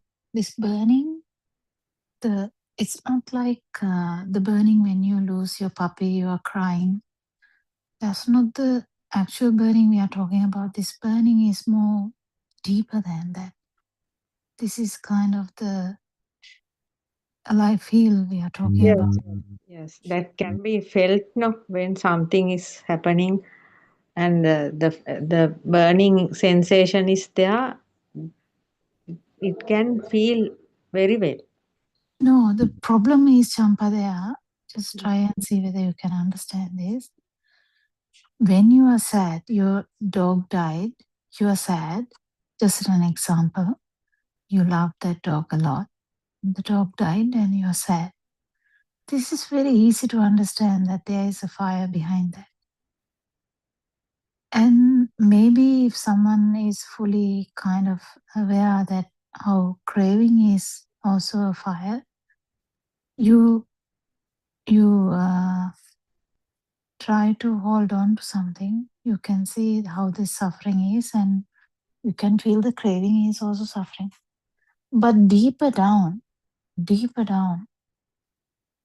in the feel level, so this is about Kamaraga. Kamaraga is the sensual world burning. It is very easy to understand. Very easy. No one wants to even describe that. If you lose your toy, you're sad. It's very easy to understand. That's the sensual world sadness. Sensual world suffering. But when you come to this perception world, it is but more subtle than that, more tinier, kind of tinier. Word doesn't. It's a form level, no, doctor? Yeah, form level also there is a burning. Trying to hold on to the perceptions. Like it is like as a force. And the feel level also there is a force. This is the thing. Non-form level. Yeah, non-form level also there is force. So this force has to be realized or has to be felt. It is not similar to actual tongue sensation. Tongue sensation is different. This burning is different. Burning is due to complete self-vibration. Yes, that is very deeper level. No, doctor. It's Yeah, a very that's a deeper level. That's the where you actually catch your own self-vibration. That is the level you will catch your self-vibration. yes, doctor. If it is Joel, it's Joel's vibration. If it's Champa, it's Champa's vibration. If it's Kokila, it's Kokila's vibration. So kind of like that. There's no one like that, but that system's vibration. So to actually feel that is very important, and also to reverse it, Dhamma should come there, that it is the fast vibration of the sensory organ only. Because that was what was happening. But mistakenly it was taken as self. We are not here to continue to do the mistake. We are actually to turn it other way around. Yes, doctor. Once I heard Aryan Vansi was telling, when we are young and used to love a girl or a boy, that is the deeper level of this feeling. Yes. When there is, the Vedananupasana, or the feel, this all comes in that actually. Because the feel, this is the mind, the emotional part of it. There's a feel as well. So the two vibrations having this force in between, that it's a force. And if you actually can feel it, that is the self vibration, yes. But if you really only know that if that is the mind vibration, then only you can really fully understand that there was never a self experience in love. That is the issue. Issue Yes. is not the love. Actual issue is mistakenly thinking that, mistakenly feeling that it is felt here. That is the problem. Actual kindness is not the problem. Kindness is felt by me is the problem. Yeah, kindness with possessiveness, something like that. Yeah. Yeah, possessiveness comes anyway with the self. Usually, love with possessiveness comes with self. Otherwise, this like the Lord Buddha's love is, there is no possessiveness because there's no self there. It just, Yes, it is Mahamaitriya, for the whole, yeah, everything and everybody, yes. yeah, because there's no self here. That's why it is described like that. So it's Endless. very, yeah. Joel, yes. Do you have anything to add? Yes, I just wanted to ask and quote something like when you say about love between a boy and girl, as Champa said, is love is related to a stimulus for a boy and a girl. Yeah, there's definitely, you have a, little children, they don't have any problem with the friends. To a certain age, they don't have issue. They keep playing, they are very happy. But with the hormones, they slowly get the idea that that person is different. I'm different. And there is kind of a attraction, which is normal. That's due to the hormonal system. That attraction is the kind of the physical part of it as well. But there's a mental part as well. There's a mental part where there may be not a physical part, but just the mental part of it can be also there. It's very atypical. I mean, it's not the typical thing that we hear. But there are, Aranwansi describes these things like, divine love and stuff like that, just to show that example. Yeah. Stimulus is definitely there, because if the stimulus is not there, that other person is there, you can't really have a force in between them. Force is there, two ends are there. If you can understand this, that's again just Dhamma. If the force is there, two ends are there. Yes. Divine love means what, doctor? Divine love? It's just there's no much physicality in it. It's just the happiness of the other person becomes the happiness of this person. Right. Yes.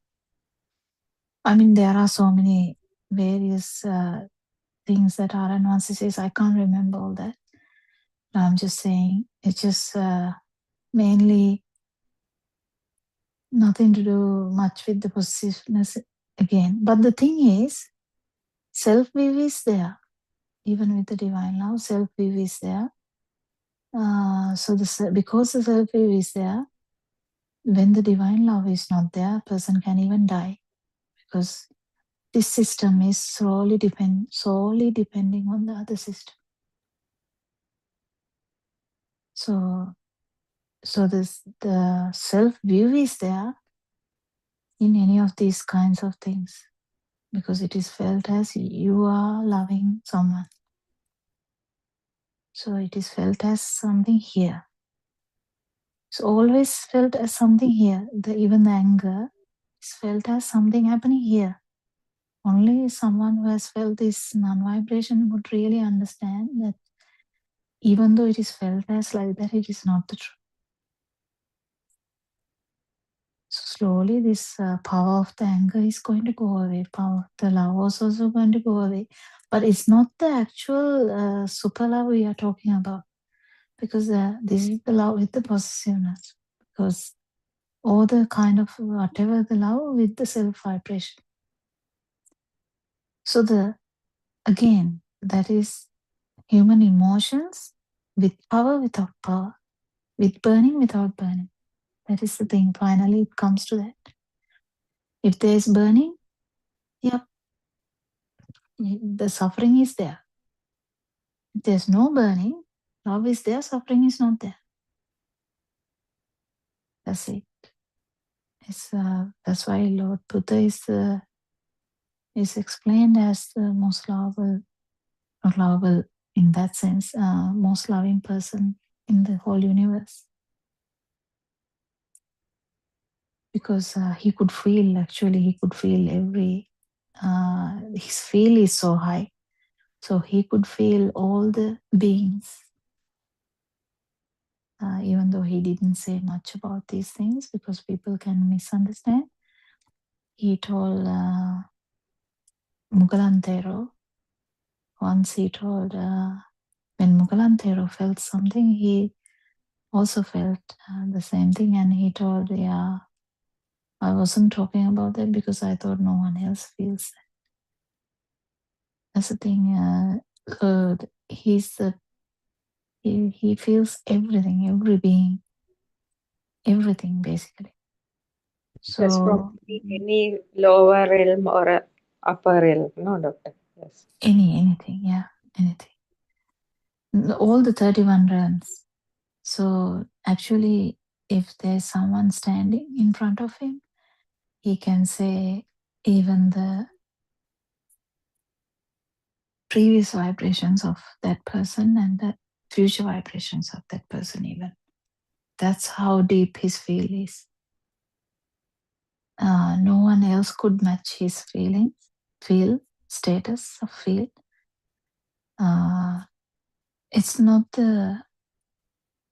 It's without the self-feeling. That's why it is so important. There were some arahants who was close to him. That was, I think, Asaji, Mahakashyapa Thera. Yes. Yeah, Mahakashyapa Thera had kind of similar feel, but much less than Lord Buddha, but still a kind of similar feel. And that's why in Lord Buddha's time, there were several arahants which were given the priority. One was high in wisdom, that was Sariputta, and one was high in feel, that was Mahakashyapa, and one was high in Irdi, that is the ability to become anything in front of him, kind of thing. And that was high in Mugalantero. There were so many with different abilities. So the highest memory ability was Anandathero. Like that. So the most important factor that you asked was self-perception. Yes, self-perception is there whenever any perception is felt as a thing. Whether it's light perception, whether it's sound perception, whether it is touch perception, whether it is so touch is basically divided into 4: hot and cold, liquidity and solidity. The touch, the taste and the smell, all these.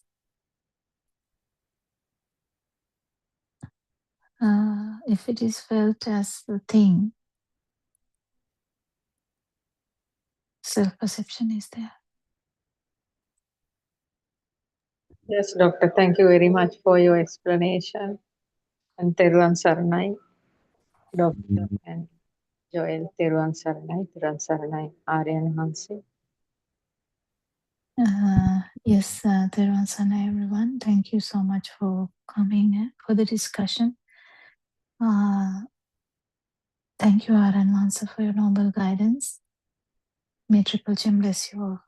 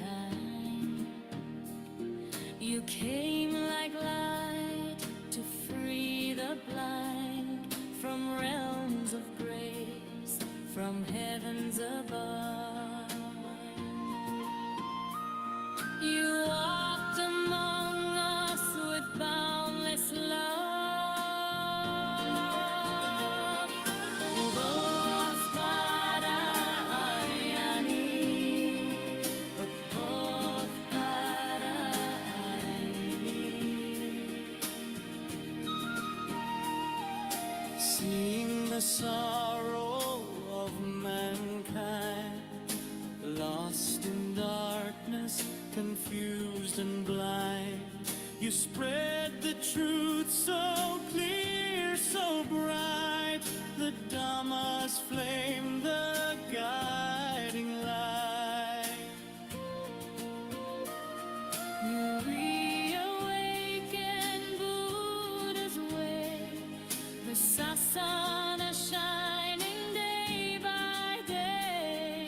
Through your compassion, calm and deep, you soothe the wound that makes us weak.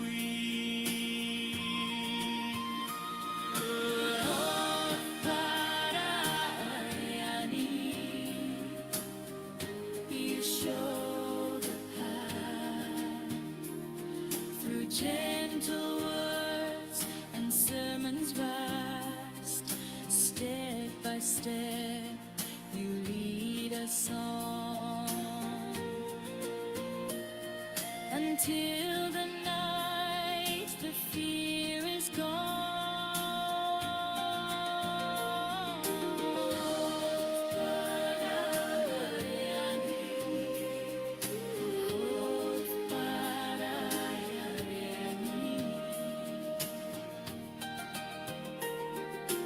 Nibbana now is not a dream.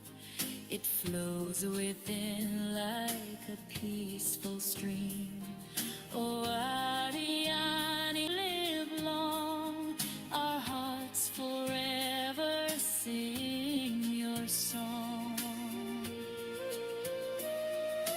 May you live long, oh noble guide. In gratitude we stand with pride. Buddothpada, Ariani, bright as the sun.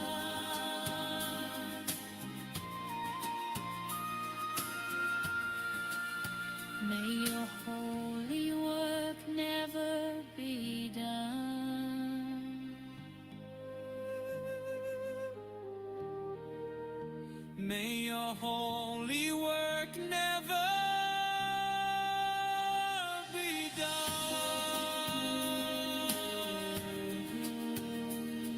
Buddothpada, Ariani. Buddothpada, Ariani. Buddothpada, Ariani. Buddothpada, Ariani.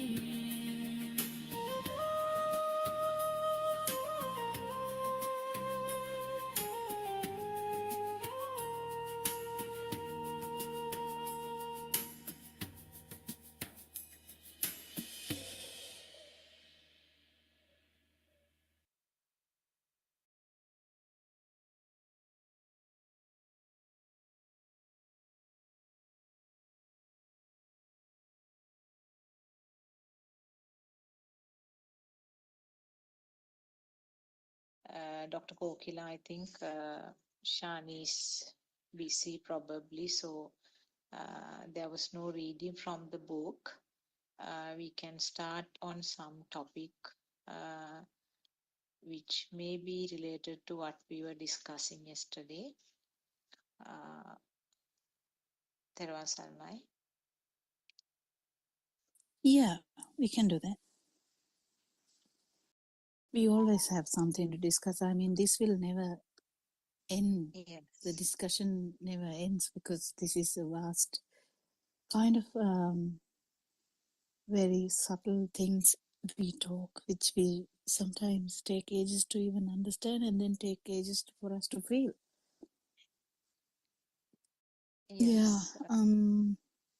I think is it possible for you to like kind of bring up a point where we can build up on that? Yes. Okay. Maybe something simple to start with. Mhm. We were actually from the book, what we read was basically how the sensor function occurs and then how the senses combine to form the thoughts, and then when the thoughts are formed, the feel level, which is basically the sensor level in the small baby, is not becoming obvious. It gets kind of covered with the thoughts. So thereafter, it's a continuous stream of thoughts which are coming, and every possible thing, every possible stimulus, every stimulus is a thought. So whatever the activities done, or whatever the words used, or whatever the thoughts, everything is a thought at the end. Thought means it's kind of naming of the sensor function. In other words, a kind of description, or as I said, naming, which we call actually nama rupa. Those two, we use that word. That means the what was vibrated is given a name, and this naming is the result of resonance or synchronizing of a previous experience. So always, if there is an identification, say for example, to identify a picture vibrated in the eye as a coconut tree, there should have been a previous. Actually, can I add that Yes, to yes, add please. something? Yes. So if we think about this, actually resonance happens in the field level too. So imagine you know, the piano and the violin vibrating together. We can't really separate it from separate the new one from each other, but because as Lord Buddha said, the butter, the milk has turned into butter already now, but the sense, the you know, the vibration level has never vanished. It is there, and the vibration level only, that is the that is where this you know, the I don't know whether this will come out properly. I'll try to say. Now when we say milk toffee, the milk toffee has that, the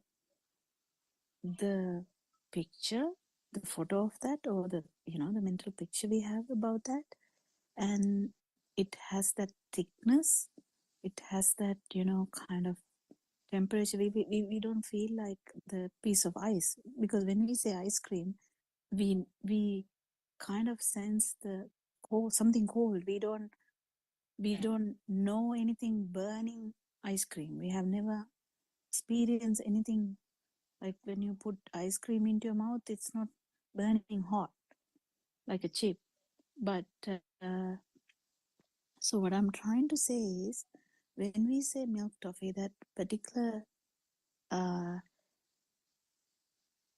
stimuli, the vibration, the telepathization or synchronization happens in different ways. It depends on it depends on what sensory organ was vibrated. So your mother gives a call, or your sister gives a call and say, I made milk toffee today. Just imagine, it's just a story I'm trying to say. So someone gave you a call and said, I made milk toffees today. So it's just a sound. So it is the vibration of the ear which happened, basically, if you think about it.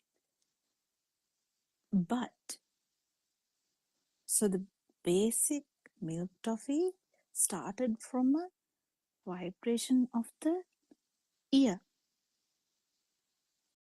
In this case, when someone gave a call. But in that particular moment, the all the features, 8 features of that mental picture has come into place without our knowledge. I mean, there's no doer here. There's Yes. no doer here. There's nothing at all. It's just a phenomena or just a mechanism. What happens is, so the vibration of the ear brings, so that's the only synchronization that happened, only the sound part. But what it brings out is the whole milk toffee. So that is the beauty of how this mind is formed and how mind works, because it's not actually milk toffee is bringing milk toffee. That's not how it works. So we have to kind of understand how this happens. So now forget about the telephone call which told you about the I'm making milk toffee today. Just forget about that, because that was vibration of the ear. I think we talked about this last time. But when you walked into the kitchen, someone is making it, you didn't even see it. You just open the door and you get the smell of the smell, some smell. You get vibration of the nose. But then what is coming? It's a milk toffee. That's what actually this milk toffee there starts with the vibration of the nose. So what telepathization starts from the vibration of the nose. Actually, but it comes with the whole package now. It doesn't come with, it never comes alone. The butter, never comes with the milk though, because it's already butter now. So the whole butter comes like kind of, that's the example from Lord Buddha's time. So the vibration of the ear, but what came out was milk toffee. Vibration of the nose, what came out was the milk toffee. Vibration of the tongue, if someone actually tasted it, or your sister asks, oh, you're here, can you taste whether my milk toffee is good? And you're tasting it, and at that particular point, that is, then you can compare also. You can say, oh, it's not good as mother's one, but yeah, it's okay, it's really good, something like that. So hold the comparison thing. So what else can happen? There are so many memories also, like, Yeah, just it can happen as a thought, isn't it? I mean, just you remember suddenly about milk toffee yes, and all the components are there in that. Yes. yes, yeah. So that's how this happens, and this beautiful phenomena, um, how actually our kind of so-called life is full of this stuff. But the problem is, as soon as this happens, we feel that there is someone, because there's the it's already, due to the ignorance, we already feel as milk toffee is existing. This is Yes. very evident. We Mm. I mean, we don't have any argument about this. We felt as milk toffee is existing, didn't we? We fight Yes. for that. We might throw it to the other person if we are playing with that. We might hide one to eat later. What else can we do? Oh yeah, we can eat about 10 of them and collapse. What else can we do? I don't know. You can offer them. We can do so Yeah. many stuff. Or we can think about them, and you might think, oh, that friend's milk toffee is so good. I have to learn how to make it, So this scenario, how these sensory organs, vibrations bring about the whole film is the beauty. That's the beauty. But the problem is, why it is suffering is because that actually it is beauty, but the suffering is, what is the suffering part? Suffering part is that feeling that this is existing, or feeling that it is real, brings about the feeling of existence, alive feel, into this place, like this system, wherever the experience is. That is the problem, nothing else actually, isn't it? I just wanted to add that. You can continue now. Yes, yes. That and for that to happen, that spark should have created at some stage, isn't it? I mean, the milk toffee, the thought of Yes, milk yeah, toffee should have created at some point for that to be resonant to this moment, isn't it? I mean, for a yeah, but person who has never experienced milk toffee will not have a milk toffee as a thought at this moment. yes, but that is this film, whatever Yes, the this film we talk about, but the feel can extend into uh, extend more than that, and you might feel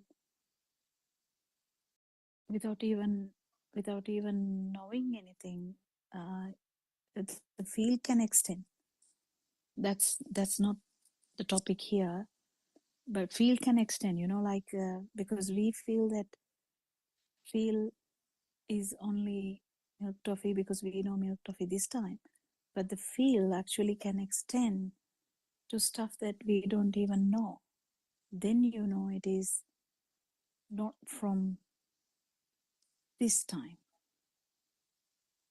yes. Yeah. So but it's very important to understand that the the sensory faculties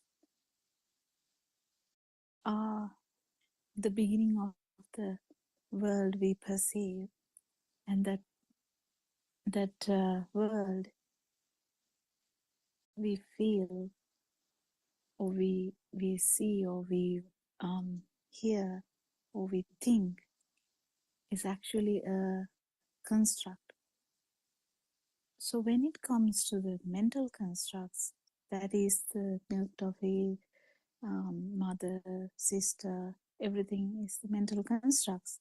But even um, before that, there can be, sensory constructs where, the light, the sound, yeah, that vibration it's the only thing is the vibration that system is aware.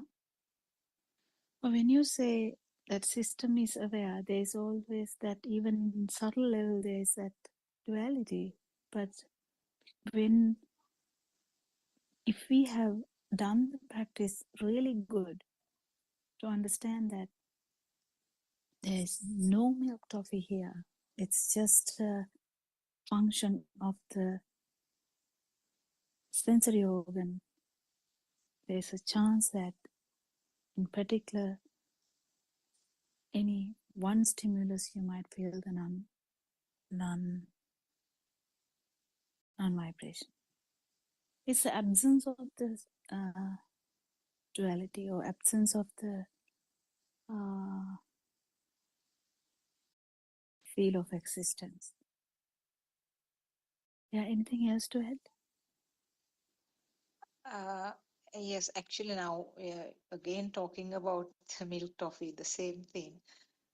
Now, as you said, when somebody gives a call and say that I have made milk toffee, so it was only the vibration of the ear, but the rest of the things actually all the other forms like the picture of it, that and maybe the smell of it and the taste of it and the texture, as you said, all are created in the mind, but actually those sensor faculties never function. Like the eye faculty didn't function, but there is a picture created, and the nose faculty, smell faculty didn't uh, have any function, but there was, you can even feel the smell.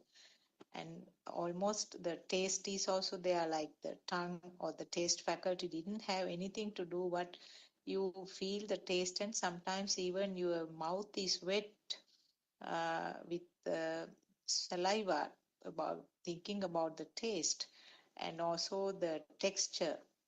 You didn't touch it, your skin never had anything to do with it at that moment, but you get a feeling of the texture, the hard texture. So it's actually a dream, isn't it? I mean, only the ear faculty functioned, and the rest of it is like seeing a dream. There was no vibration in those appropriate faculties, but those components were completed in the mind, like completing a jigsaw puzzle, the parts being completed and completing the picture of milk toffee in the mind. When it comes to the thought, now if you just suddenly remembered about milk toffee, 100%, all the other faculties, there was no function or no vibration in the other faculties, but all the components were completed. And this is exactly what we experience in the dreams, because dreams also, we hear the things, we see various things, including colors, we smell, we remember the taste of some food, we feel something hard. I mean, if somebody hits you in the dream, you feel that you were hit and you feel that hardness on the skin. So all those components, without without those relevant faculties being active, the complete picture is created in the mind. Uh, so like milk toffees, like anything, any other thought, is a creation of the mind, and that is why it's called that it's an illusion or a creation, and it's not really existing, but uh, uh, in the mundane world, the person who doesn't know anything about this Lord Buddha's disclosures tend to give life to those creations of the sense of faculties, and that is where all mm, uh, the defilements arise, because for something which is not really existing, there is clinging or aversion. Basically, those are the two, but there are so many other aspects of the defilements. Now, all those things are the result of this upadana, or uh, taking it as real, and then the process will go on. So, this whole thing uh, is a spontaneous sequence of events, and there is no owner, but there is automatically an ownership is uh, attached, saying, I am doing and I experienced it. I ate milk toffees and I got the smell. But there is no one, there is no doer, and it's a spontaneous process. The system is functioning, but uh, it's actually like we are swimming in the river downstream. This is what is happening in the normal way, where every event, every thought is given the tag of myself or me. But in Dhamma path, what we try is to understand this process as a normal thing, and there's no person doing it. There is no owner who can control this system, no author for this system. And by learning this, we try to understand, and then what we try to do is, what the system try to do is to swim upstream. Anything else to add? Yeah, actually, in that sense, it is so beautiful to understand that mind is what we call mind is actually just occurrence of stimuli very fast. But in that sense, it is also beautiful to understand that it is kind of like another vibration. Now it acts as another vibration. So we talked about that, all the 8 features, all the 5 senses, when they vibrate together, the milk toffee, the actual that thought has all the features. In Pali they call Suddhashtaka, but it has all the features of these, from the sensory organs. But it's beautiful to understand that mind is actually vibration. Why it is important to understand is we take this mind for so granted, so granted. We can't even, Lord Buddha once said, if someone wants to take something for granted, at least take the body, because body lasts only few years. But then if you take the mind as something like for something to be taken for granted, then that is the end. That is kind of the biggest trap in the world, if you think the mind is me. So mind is actually fast occurrence of stimuli, yes, but at the same time it is it is the same vibration kind of thing that the human, specifically human, I'm talking about humans, so the vibration of the ear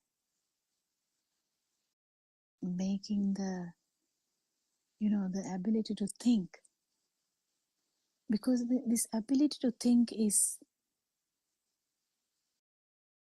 magnificent ability that humans have, and they feel so proud about that. It's okay. They feel so unique about it. I mean, the mind is it is actually, the mind is the most unique power that humans have, because if not for the mind, this ability of thinking, this species will never kind of survive. But because there is the ability to think, or in the a process, like new things, process all things, keep processing. This is the incredible, powerful organ. It acts as organ, but it is like the thing that we feel that it is mine. Kind of, the ability to think is mine. It's here. It's unique, but it's only another vibration. It's very important then, because that is the vibration that we kind of get the essence of self-vibration. When it was even in Buddothpada discussions, Saranam say, kind of listen and say, you have to be careful. And then we are puzzled, why? Then it is mainly the self-vibration or the tense actually is manifested in every other way, but it's the most catching part is this vibration. And when we talk, it is the same thing, because the talking, Vachi Sankara, the talking actually has this inside vibration as the cause, root. It's Vitakka Vichara. So Vitakka Vichara is the inside radio that goes on and on and on and on. And we only talk few things from that. If you actually put you know, like a broadcasting apparatus to actual inside radio, people will even not, you know, will be really upset at one time, annoyed at one time, angry with you one time, you know, because the inside talking can be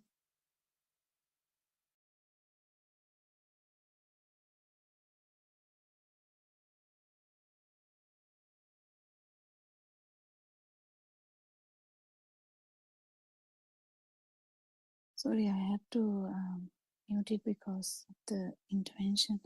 So this I lost it also, the track, but the vibration of the mind is really beautiful to understand how this talking, and about the actions also is the same thing, but it's about the breathing that is bringing up the actions, but the actions are actually fed by the thoughts. So the thoughts actually bring about the words and the actions. So that is the actual outcome, and by the words and the actions, that's your self vibration, which is giving you like.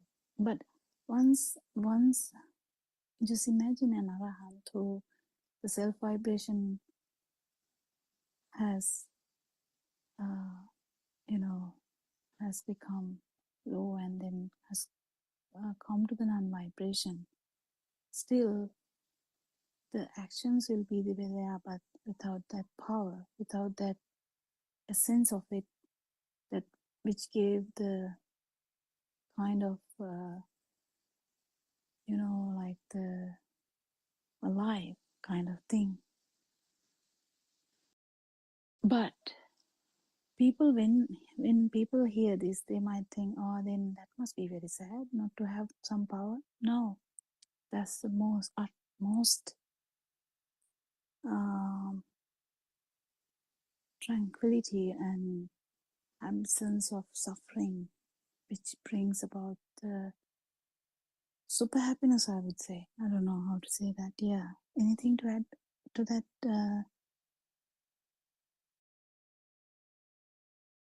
Suranika is also here. Yes, Suranika. Hello. Yeah. Hi. I'm quite new to this session. Do I have permission to speak? Yeah. May I know? Yeah. I'm Saman Kotikala. I just got to know this link and about this sermon and these discussions very recently. So I Have just you ever heard Aranwan say sermons in Sinhala? yes. Actually, I listened to a couple of hours ago. I just got that from one of my friends, through one of my friends. So pretty much I'm practicing this path and Dhamma for a long time. So it was very interesting to know that this discussion, now this is actually happening every Wednesday, is it? No, kind of this happens every day. Every day. Okay. Right. Every day, but we have so many Sinhala Zoom discussions as well. So if you get the Zoom link, I think it is the same link. Right. Only the time, right? Time slot is different, right? Yeah, 7 o'clock is the one which Aranwanse joins most. But so that means every day it's happening in Sinhala medium, is it? Sinhala discussion with the yeah, zero? we have multiple. So at 5 o'clock there is a Zoom discussion. There is one at 9:30 a.m. in the morning, and there is one at 1 o'clock in the noon. Then there is this one, and then after this there is another Zoom discussion at 4, and then there is another one for children at 5:30, and then Right, there's right. 7 o'clock one, This and schedule, then by any chance, 9:30 at night. this schedule is available where? Can I, if I get to the schedule of these discussions and all? Do you know, Dr. Sakuntala, do you know where the schedule is? Actually, I get it in the WhatsApp Yeah, thing. we get it in our WhatsApp group. Can Indrani hear me, Indu? Can you hear me? If there is a way of getting you included into the WhatsApp group, I think you will be able to get the. But the Maybe friend who gave you the link Oh yes, yes. might know a bit better. I think she's also quite new. Just randomly, she was surfing through the YouTube and just got to hear this kind of sermons from that Thero. Because myself, Okay. actually a lecturer, and I'm into a lot of quantum physics and molecular biology research and all whatnot. I'm just practicing this path. Are Pretty you much, from Sri Lanka or are you yes, from another yes. country? I'm from Sri Lanka. From Sri Lanka. Yeah, okay. So pretty much I have even a question regarding this mind, pretty much this vibration. If I ask this question, is it okay? If I just, Yes. yeah, this, mind itself, what I feel like this mind itself is a kind of error, isn't it? Because this mind itself is minding, or like separating this common vibrational patterns, or rather this energy fluctuations is what we have around, including ourselves and our mind itself. So isn't this mind is basically like separating this uniform energy fluctuations or vibrations into unique sets, or rather fixed entities. So isn't that a mind? So I just asking a question, can we interpret like that this uniform vibrations is all we have uh, around us, which we perceive through our senses, and this uniform vibrations which are equanimous, there is no less or more, it's pretty much equal vibrations if you think of a wave. But what happens is that when the ignorance strikes, lack of wisdom tells us in a certain way that these are not uniform vibrations, just something you can separate, you can isolate one from another. When you moment you separate, or rather when you mind it. I might have to disturb you there. Yes. So what Lord Buddha was trying to say, are you a Buddhist? Yes, I'm a okay. Buddhist. So what Lord Buddha was trying to say was about non-vibration. He didn't actually, he explained all about the vibration, but he actually gave everyone the ability to synchronize to the non-vibration. That is the absence of vibration. So the absence of vibration is actually there, but we can't synchronize to that because it is difficult and never thought about because of the ignorance. So the vibration you talk about, even the worm has a vibration. Worm has very minimal tactile sensations only, but the worm also has a life field or kind of self, like an existence field, even though the worm doesn't have a big mind. But if you are specifically talking about only humans, which we can't, because the being, the word being, B-E-I-N-G, is there where anywhere where consciousness is. So the consciousness actually kind of gives you that feel of existence. So we can't forget that. When we talk about something, we can't forget that because there are so much consciousnesses around. We can't forget that it is again the form of vibration. But the actual basis, what Lord Buddha tried to teach you, was not about the vibration, but about the non-vibration, how to synchronize to the non-vibration, which is permanent. But the vibration when you try to interpret in self-anger, it becomes a bit complicated, because then you look at it in a view that someone is doing something. But actually what happens is the vibration itself is just manifestations of the sensory organs. It could be even the worm, which is the only tactile sensation, but the tactile sensation is felt as happening here. That is why the feel of existence is there. But the in the human mind, we kind of have a complex mechanism, because we have 5 senses which can vibrate at the same time. But if you go to the zygote level, the vibration, if there wasn't a synchronicity which happened to that zygote, wasn't there, there's never going to be like a fetus which is going to come out as a kind of a somewhat grown baby. So that zygote level, we know that even even 5 babies are born as like triplets or whatever. They are different, and their abilities are different, even though they are not even kind of, they have the features of parents, but they are different. So everyone is different. So that particular vibration is the only vibration that happens.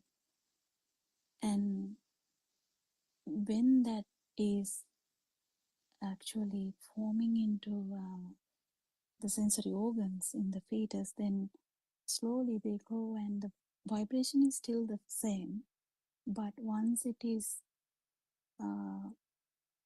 having a manifestation as light, sound, because the baby doesn't know anything about the outside, the dream you talked about, the separation, but it is a feel.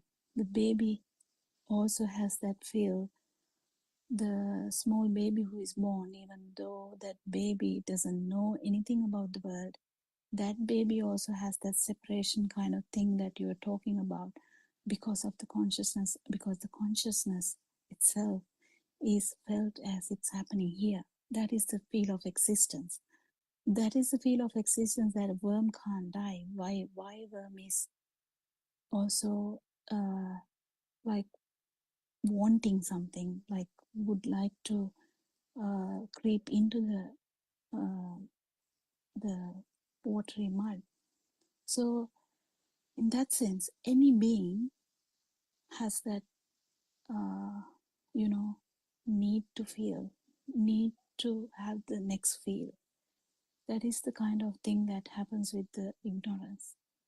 Any being with ignorance, because it is felt as happening here, it is going to be that anyway. But when these vibrations, so the humans, specifically humans, when these 5 sensory organs are vibrating at the same time, that small baby actually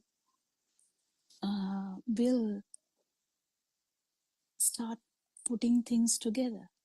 There's only perception though, because the baby has no understanding it is kind of the mother, but there is a similar perception coming all the time, the kind of a picture, like a photo, like a light margin, but that similar one is coming at the same time. The mother's voice is also you, the baby is sensing the difference and also matching them together, because that photo comes, the sound comes, and also the smell, mother's smell, mother's warmth, the milk, everything, it's all kind of getting combined slowly and slowly and slowly. And the mother would be telling every day, the by the use of the ear consciousness is just the ear, and will be giving the sound of the mother. Mother will try to tell the word amma, amma, amma, and then child actually doesn't know what it means, but the baby actually might come out with the word Amma, and the mother is jumping up and down because it's the first word the baby said. So that's the first kind of thought that arises properly, because before that there was a perception about that particular, you know, even if it is Tarzan who is inside a jungle with a monkey mom, even that monkey mom will never teach you about say amma like that. That monkey mom will never teach, but still, that even that human baby, the Tarzan baby, we take it as an example, will have the idea of actually the perception, actually the sanya, the perception of that monkey mom, even though the words are not there, that is the savior, that is the safety mechanism, that is the one who is looking after you, and everything. It will come to one kind of perception, one thought. So that's how the thoughts are forming. But that is not the actual fault. This mechanism is not the fault. The consciousness is not the fault. But the fault is actually not knowing that is just this mechanism only. Because what? May I interrupt for a while? Yeah. What's your good name? Kokila. Kokila. Yeah. Yeah, Ms. Kokila, just that what you are implying is, correct me if I'm wrong, like even for a worm or a even newborn baby, what do you mean by that? Just the consciousness. If I were to say this way, is that okay? Or is there anything wrong with this statement? If I make the statement like this, like even the newborn baby, or even for that matter, even little tiny living being with a simple structure, even without having these sensory organs, maybe microorganisms perhaps, don't they, if they have any being with a consciousness, if the ignorance is there, doesn't that consciousness have some idea of separation, like separating things from one another? That's what I'm trying to say. So yes. That is what I said when I say it in different words. I said that the vibration is happening here in the sense it's kind of that's the kind of separation you're talking about, because it is felt here so and outside. No, the outside story is coming after the mind is formed. Be careful about that. Okay. In the field, in the fetus level or in the baby's level, it is only a vibratory thing you feel, and that vibration, it's not a thought. So when you come to a thought only, there is outside and inside, because as I said, when the mother is standing there, obviously I'm standing here. That is the separation that you're talking about. That is the duality you're talking about. But in the microorganism also has that, but it not that marginalized, not that, it's very subtle, because it is so the imagine as a bacteria, if you feel that it's a vibration. If you become the bacteria only, someone you will understand. So you have to become the bacteria to feel this. So if you become the bacteria, then only thing that bacteria would feel is the vibration. Bacteria can't think about, So, my next Kokila, one is. you are implying that the very consciousness itself is a separation, isn't it? With the ignorance. It is a separation. The process of the mechanism of, say, it's a mechanism. It's obviously mind is also a process of consciousness, also a process where everything is a manifestation according to Anicca, right?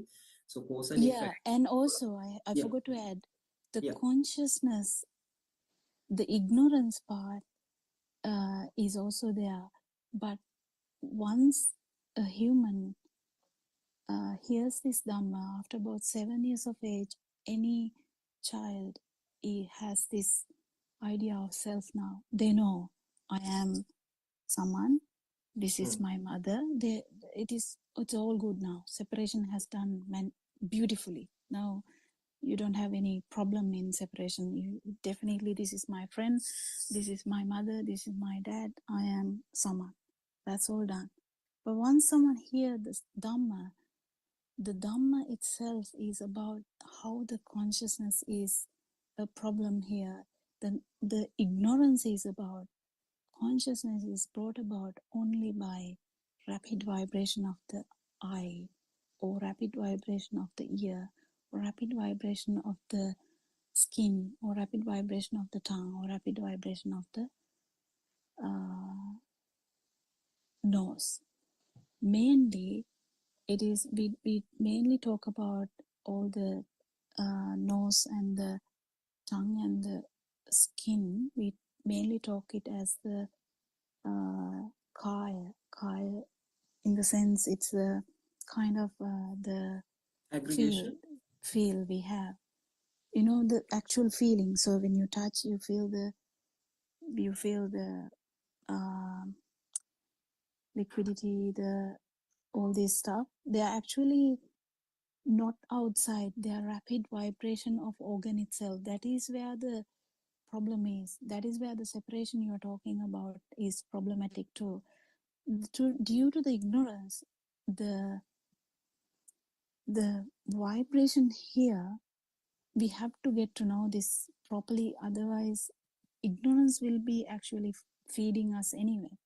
But actually, what has happened here is vibration of the sensory faculties only. It is so rapid that if you read about them, you will know how rapid they are in the eye, how rapid they are in the ear, how rapid they are in the skin level, and how rapid actually the human mind is. That is the fastest thing, I think.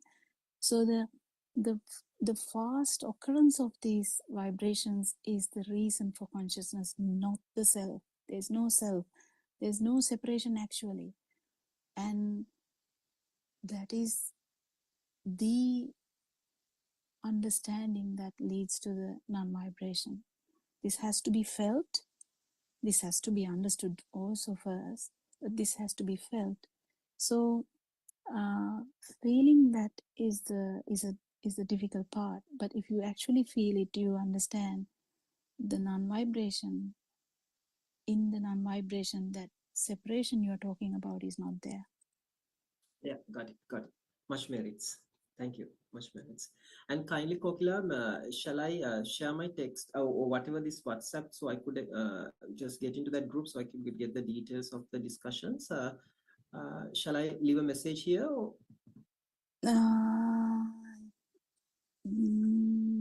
Well, Dr. Sakuntala, do you know anything about that? Because I'm not from Sri Lanka. I'm not sure. Yeah, sorry, Saman, what did Yeah, you say? yeah. Can you please repeat? Yeah. Yes. Ms. Sakuntala, is there any way that I can just get into that group, WhatsApp group, or maybe anywhere that I can get the details of the discussions, so sort of I can... Yes. Yes, I think you can go to the websites. There are several websites, and the Okay. websites do have the telephone numbers All right. also. Can I read it for you? No, it's in the website, so I can just go to the WhatsApp Okay. number and send a request or something, right? Right. Buddothpada-dhamma.com. That is the main Main site. website. Right. Yeah. Okay. Buddothpada-dhamma.com. Then there's another one, buddothpada.lk. Right. Got it. So those are the two main websites, so that you can get every detail that you need from those two. Right. Much merits to you all.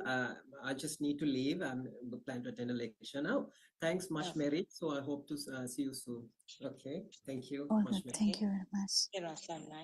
Rasanai.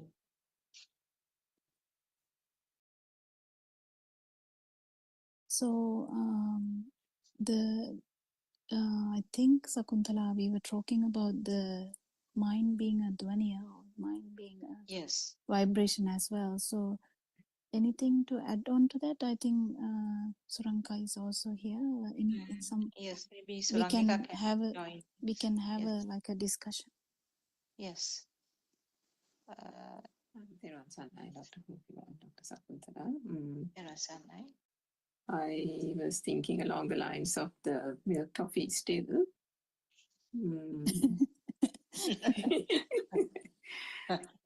Because it is actually quite interesting, you know, when you said that one stimuli can set off the whole experience. Like, you know, when One you get vibration.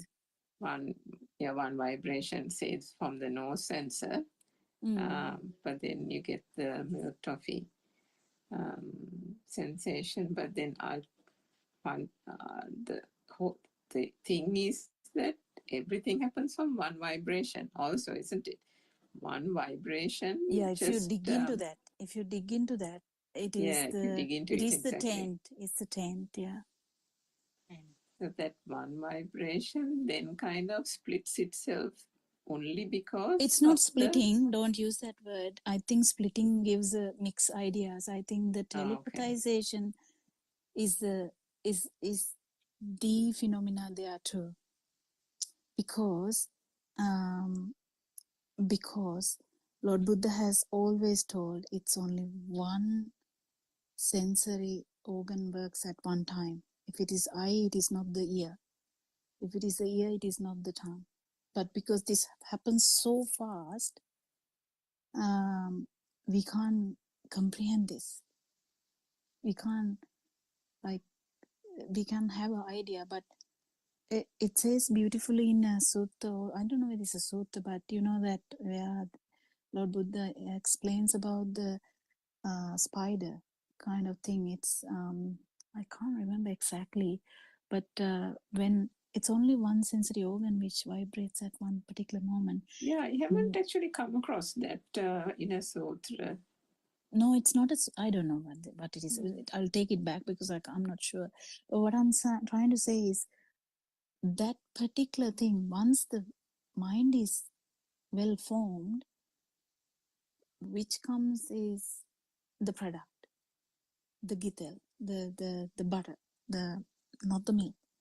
But it is very important. That's why we talk about understanding this Dhamma and feeling this Dhamma in one stimuli is the thing that we talk about, you know, the moment that we talk about. That's why we talk about one particular moment. Otherwise, we don't have to talk about a moment, should we? So, yeah, anything else to add, Suranka, into that thing?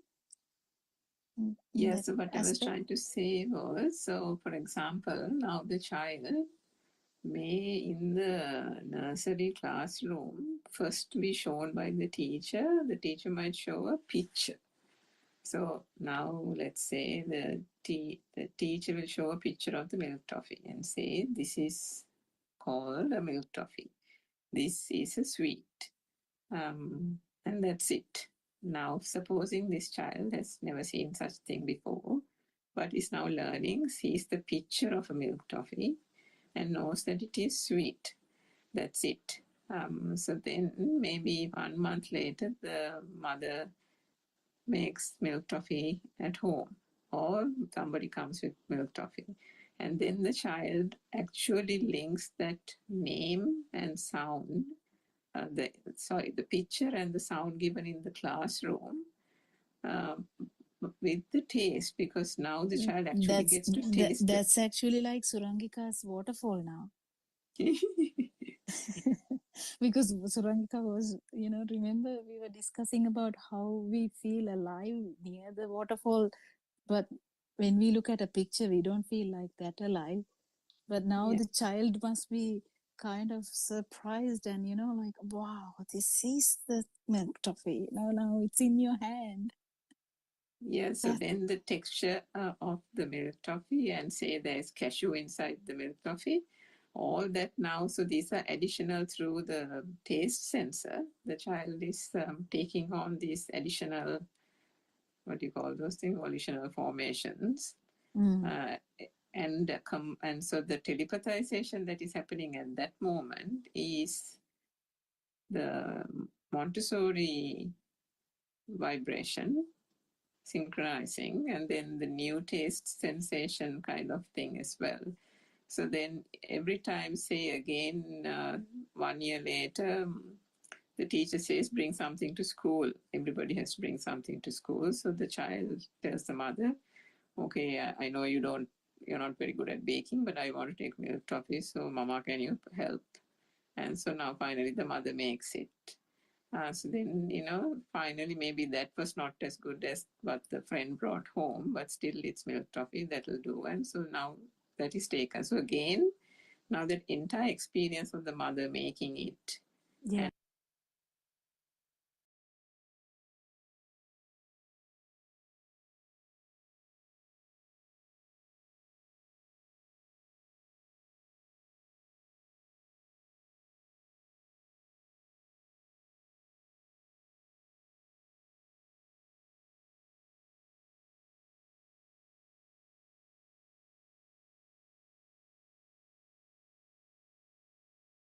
I was trying to be someone who could finally feel okay, working hard to hold it together, just to get through every day. Smiles came and they would leave me, like the sun between the rain. Every time I thought I'd found it, it would slowly slip away. I filled the noise with more distraction, told myself that I was fine, kept on chasing better moments, hoping one of them would last this time. But the weight I carried with me showed up everywhere I'd go, even in the quiet hours. There was nowhere left to go. Then I met a quiet teacher who said, look at what is happening now. See how every thought is forming. See it clearly, just see how nothing out there calling itself a thing. No one here that must defend. Just a quiet seeing of it, and the struggle began to fade away. Buddothpada, showed me what I could not see, not by faith and not by belief, but by looking quietly. Buddothpada,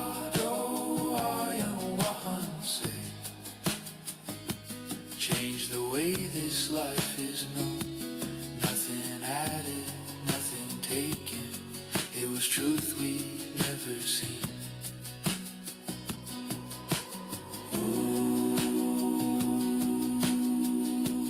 Nothing added, nothing taken. It was truth we'd never seen. Nothing added, nothing taken. It was truth we'd never seen.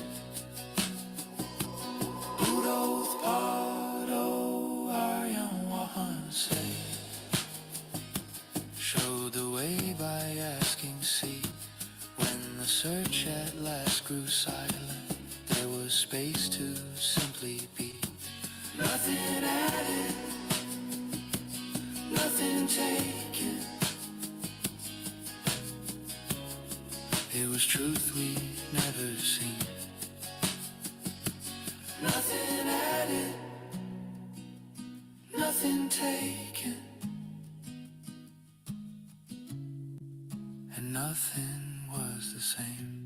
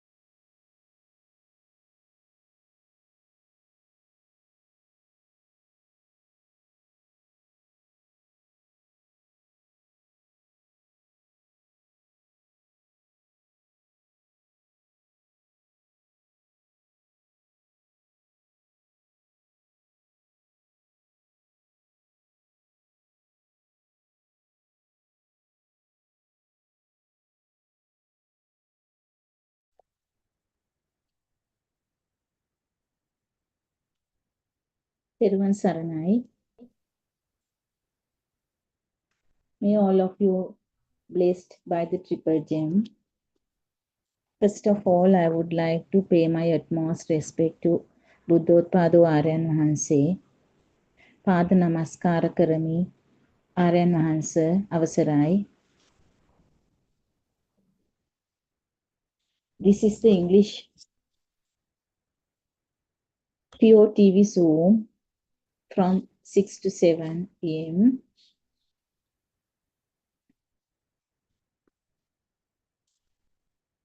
So this Buddothpada Pure TV English session of the channel is the newest opportunity provided by Buddothpada Aryan Wahanse for the seekers of this true Dhamma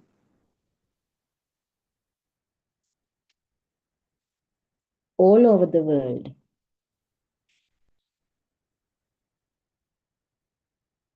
This 24-hour live to YouTube channel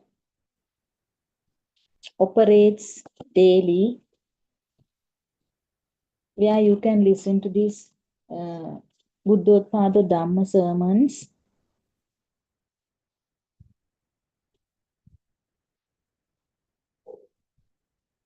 and also discussions done by different experts in Buddothpada forum, sometimes with the Aryan Wahanse as well. So discussions are done and sermons, Dhamma talks are done.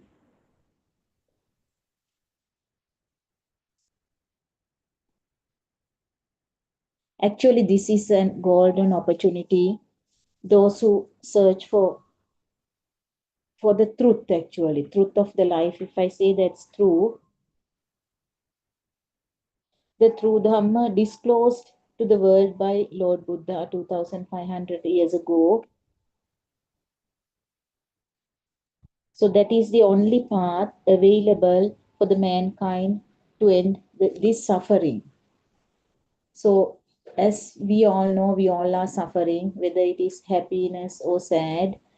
So whatever it is, we are suffering. All of us are suffering in this world actually.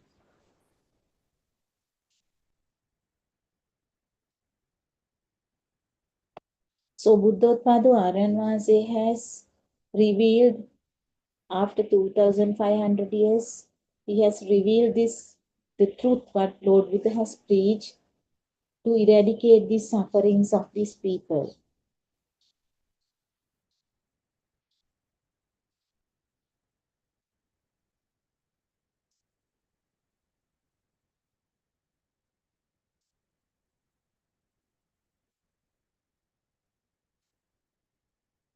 So Buddothpada Aranvase has shared this self-evident path to Nibbana with the mankind out of immense kindness. That is why he is doing all these things day and night for the liberation of this mankind, for the sake of this mankind. So even this 24-hour, one of these is this 24-hour English channel. It was introduced with the aim of spreading this message to the entire mankind. That is one of his visions. So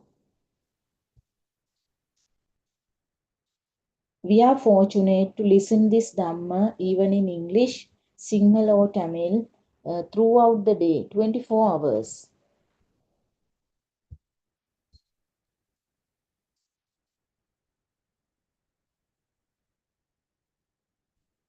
And also these sermons cover a wide range of topics as well as this practical knowledge is very, very important, where you can gather it in Metmal Vivekashramas as well as in Meheni ashramas, and also different places. Now we can see a lot of people gather for this practical, to do the practice with the help of these expert teachers or well-trained teachers, with their guidance as well as with the guidance of Buddothpada Aryan Mahanse, it is done. So we are really fortunate to hear this true Dhamma. So once you start practicing this, you can practice it. That is the most important thing is this. You can practice it, you can experience it even in your office while you are doing your job, or even at home while you are doing your household things, or whatever the thing that you are doing, you can experience it, and also you can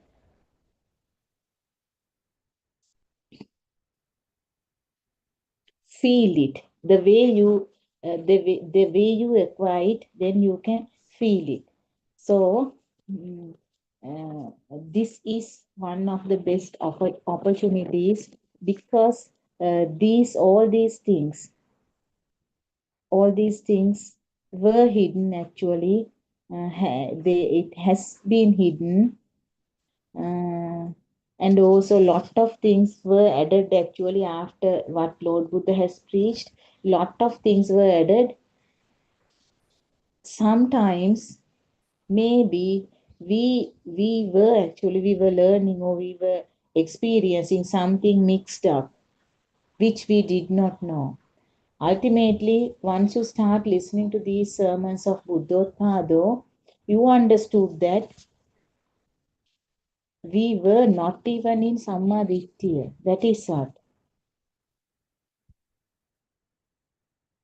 Actually, we didn't know until our noble teacher introduced it. Because Aryan Mahanse, after doing lots of experiences, lots of research, readings, studyings and all. He has studied everything. So after that, he has revealed this true Dhamma to the world. Finally, he has revealed what he understood. That is what he gave to the whole mankind. The same thing. Actually, the practical side with 4 steps. Gradually, it will take the person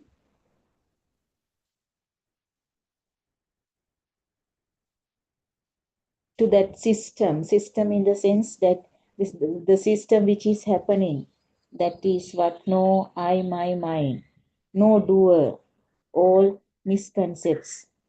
That is what he has given. What we had was strongly, we had that myself, I, myself.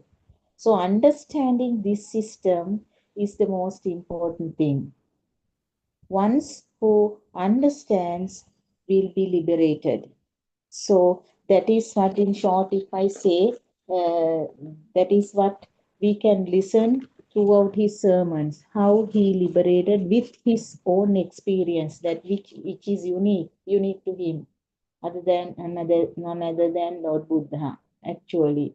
So we are fortunate to hear this true Dhamma, as R.N. Maharshi has revealed that this true Dhamma to the whole mankind, because he wants all these people to be liberated.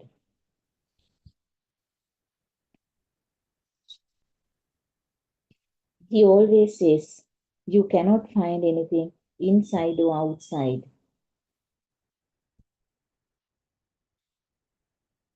No material or mental objects exist to be grasped. That is such. So this is the point actually. If there is no book, if I take for an example book, as R.N. Maharshi always takes the book, so then no me also. If there is no book, there is no me also. The absence of me or individual self is the absence of things. This is the practical side, if somebody can understand. So this is very, very important. If there is no book, there is no me as well. If there is a book, there is somebody to see the book.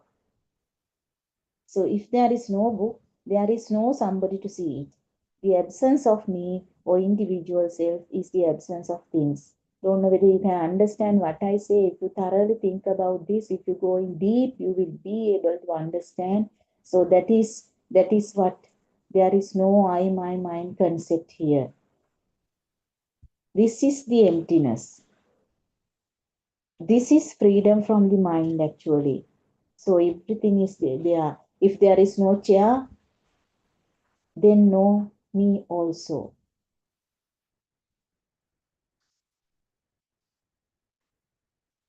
If I say this is the freedom from the mind, that is actually the nature of the Buddha nature. That is that if you can understand that non-living exists, non-living feeling, non-existing feeling. Once you understand that there is somebody inside and the book is outside, that is existing, that you feel alive feeling is there. The alive feeling is there.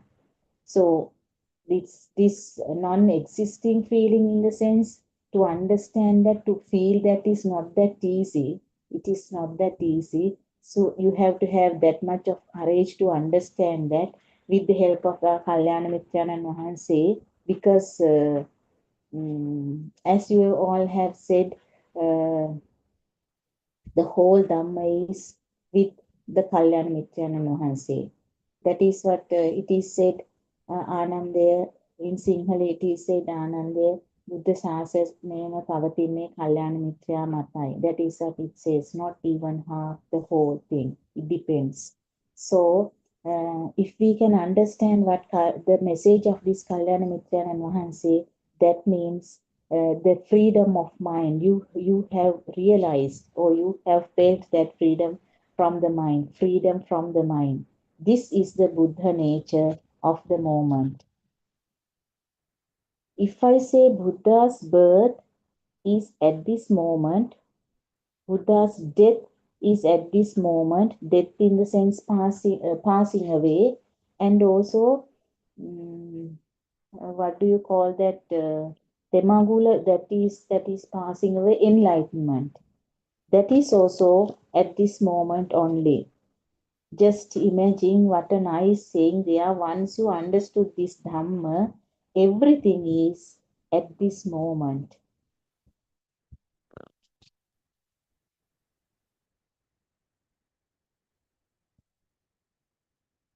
So when we talk about Vesak, which will come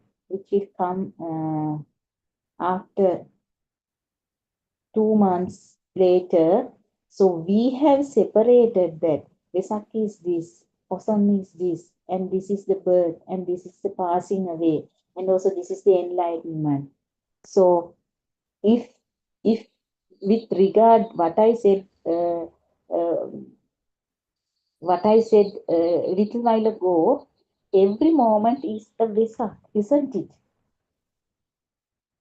If one realizes the truth, for the person who realizes, every moment is auspicious.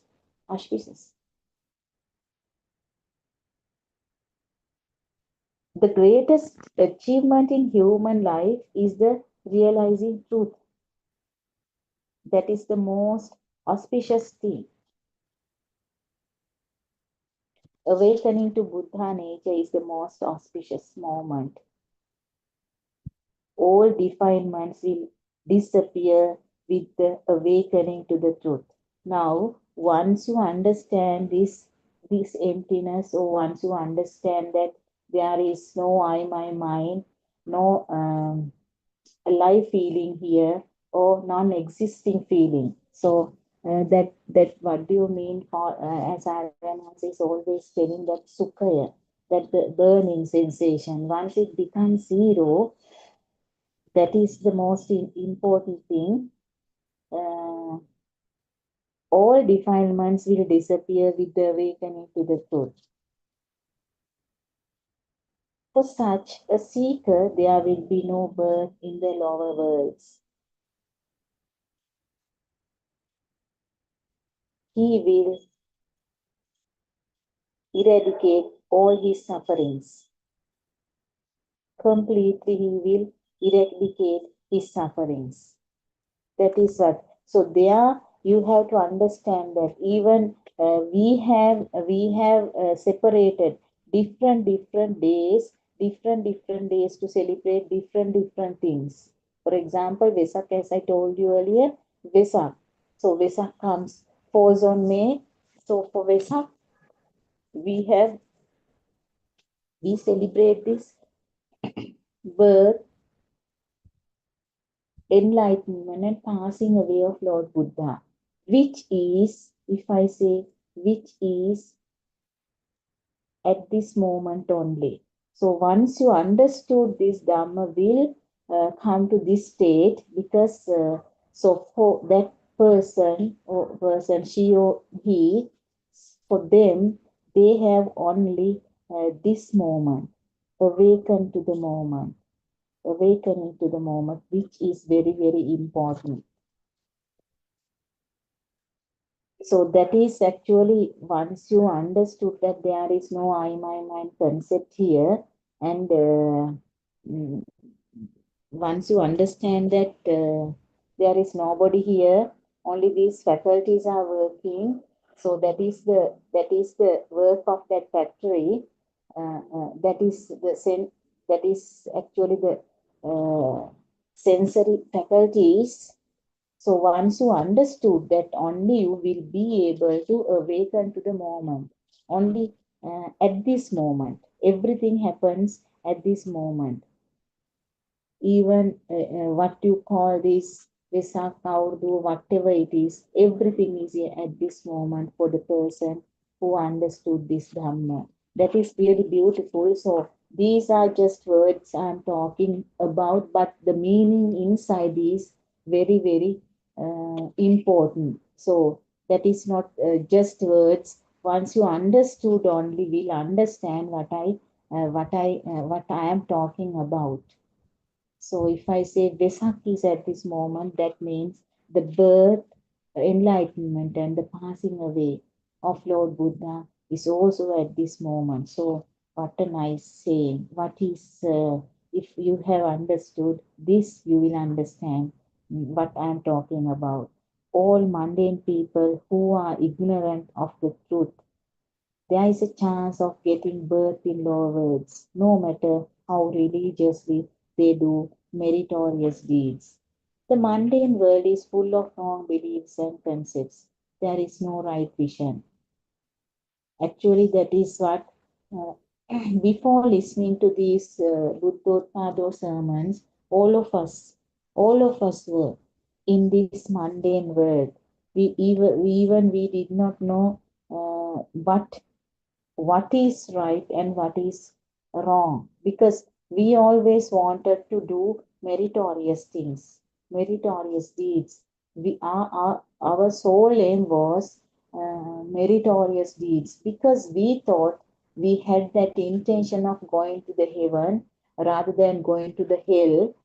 So to go to the heaven, what we had in our thoughts were collecting of meritorious deeds. So meritorious deeds, in the sense we wanted to collect by giving things, that means by offering pujas, kapru pujas and so on. There are 100,000 pujas we have done, plus these danas and all. So with the intention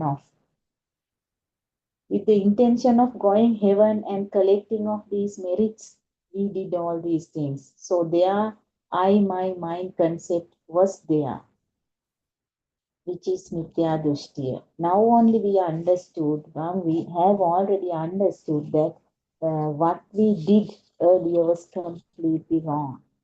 So now the followers of Buddhothpada, they have understood, but see in this world, in this mundane world, how many people are following these pujas still. So they go to the temple sometimes, they try to all these things, and they try to donate the things, then they like to hear their names in these loudspeakers and all. That is the intention actually. So here, once you understood this, also will be able to do that, but without that existing feeling. So they know what mundane world, what this mundane people do. So they understood that. With that understanding, they do that, which is very, very fruitful. If not, with that ego, we did all these meritorious things, because the ego, that is what we can say, the ego was there. So we wanted to do this, and we were proud of doing all these things, and that is not what these Buddhothpada sermons has revealed for the mankind. It is completely different. So once you have this emptiness, you will do the same thing with understanding, which is very, very important. Lord Buddha even said there are two categories of livelihood. One is,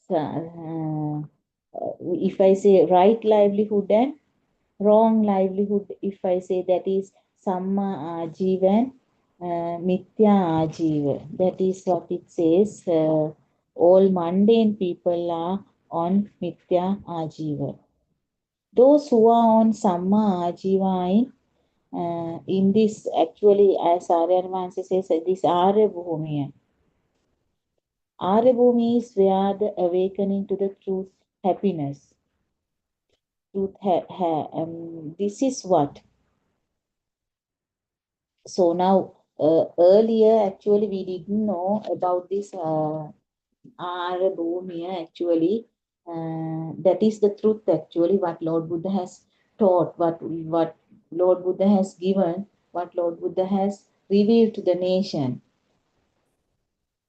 That is the real truth, ultimate truth.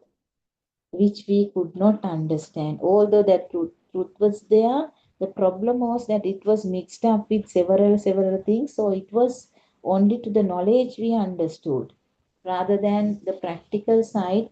We understood it for only for the knowledge, but with that ego we had in our mind.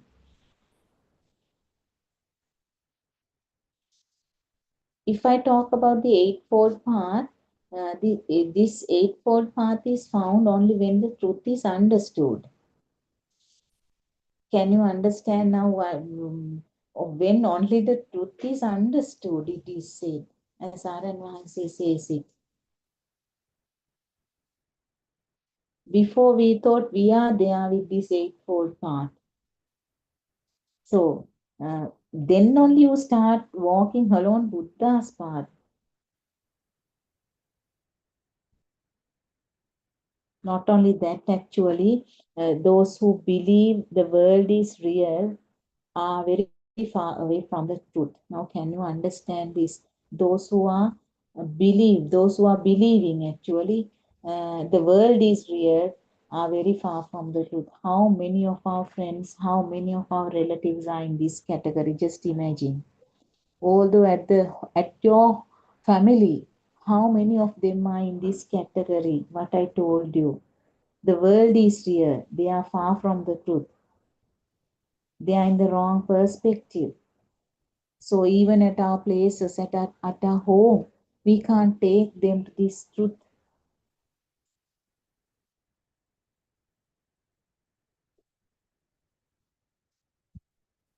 As Aranvasi says, even Lord Buddha has told this, so there is no difference between the animal and them.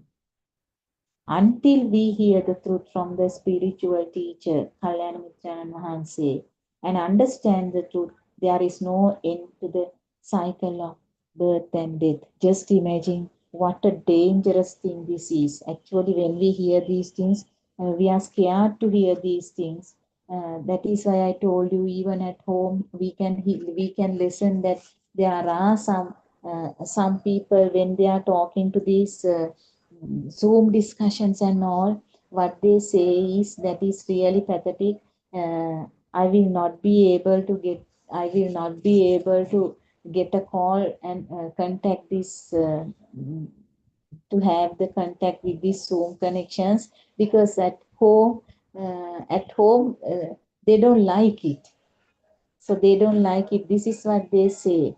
So sometimes you are alone. You are alone at home, and you are the only person who listens to this Dhamma. The rest of the rest the rest of them are not in the path of Dhamma. What a pathetic situation, you understand. So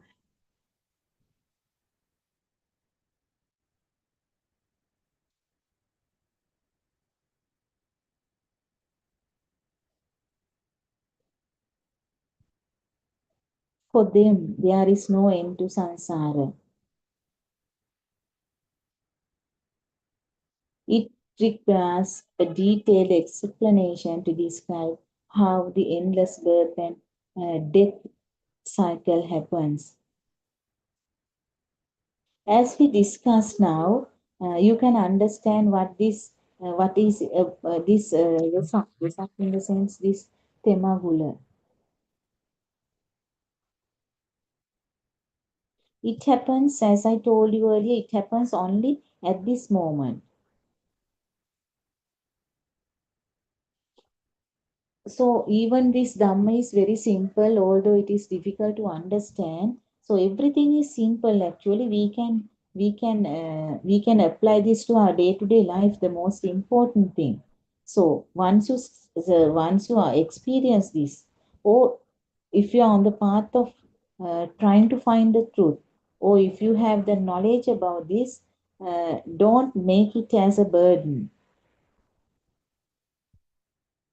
So if you can leisurely know that we have only this moment and contemplate this over and over again, you will be happy. Turn inward your mind. Try to be attentively aware to the moment. Aware in the sense here we can say that Sihiya, Satiya, that is what.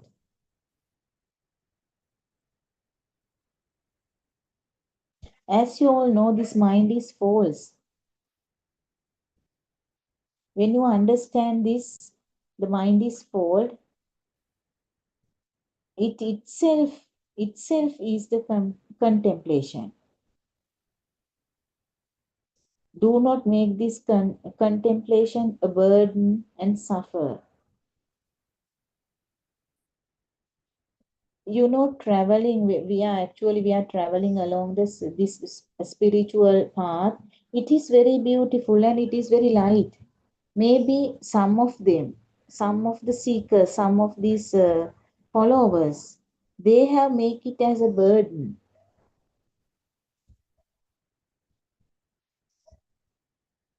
because they are in a hurry to find this.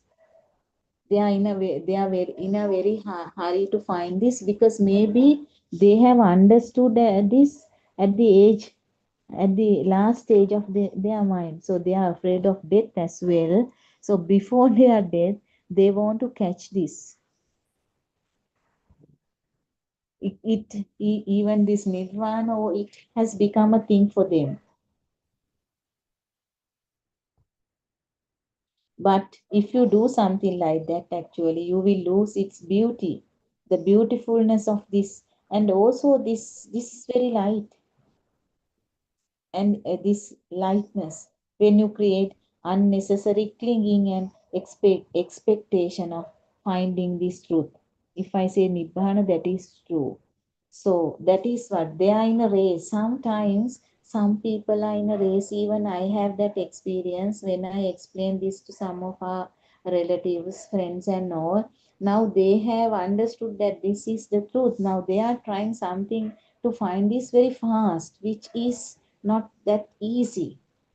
So they want to grab this as soon as possible, which is not practical. Because once you cling to this,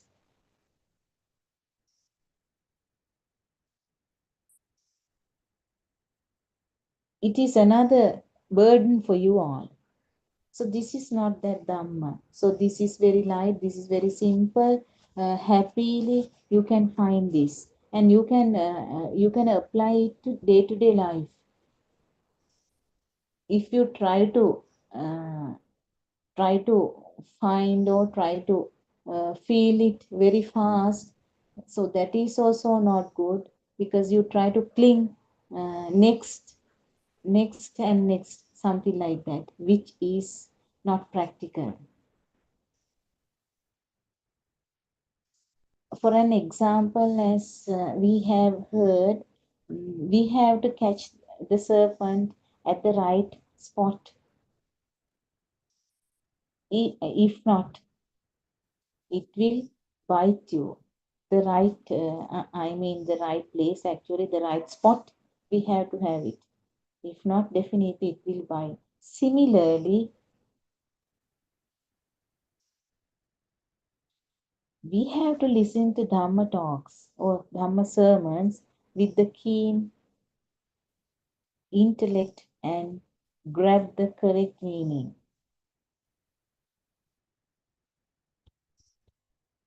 Actually, what we are describing here is very simple. We can explain this very simply as Aryan Maharaj has taught us.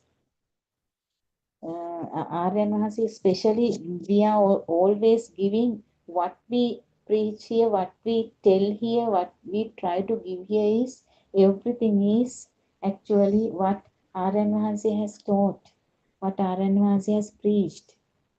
So we are trying our level best to give the same thing to the nation, to the listener. So we try to explain this very simply. Aryan Mahase, which we can't go up to that much. Aryan Mahase is doing up to that state of Buddha level, but we are also trying our level best to give this in a very simple manner. So you should not make it complicated and a burden. if you are trying your best to grasp it, be cool. Try not to make it complicated, and don't make it as a burden.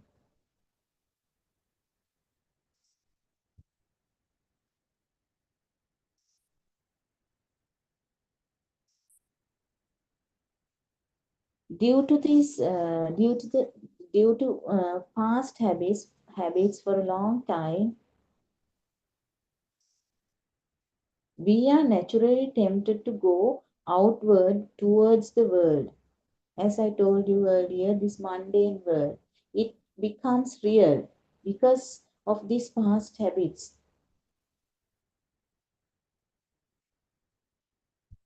Because the outside world is real to us, because we have associated this outside world such a long period of time with that ego, I, my, mind concept and all. So understanding this concept where only these sensory organs are functioning here is not that easy. That is why when you listen to these Dhamma talks, you are repeatedly reminded always what even Aryan Vahanse, even now, Aryan Vahanse is really focusing on this, focusing on no things outside that concept. So even you, everybody is when talking, we repeatedly reminded that there is no things outside. At, at the same time, your mind is purified. So what will happen there? Ignorance will slowly fade away.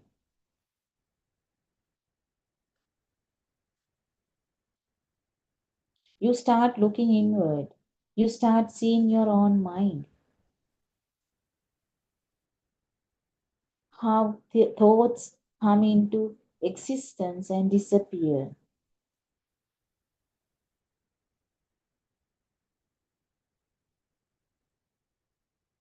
Your misconceptions and wrong beliefs fade away and clarity slowly dawns upon you. So that is what happening once you are awakened to this moment. So you have to say there is no things outside. You have to give that command to your mind, but no things in the sense what you think in your mind is not really find outside. That is what.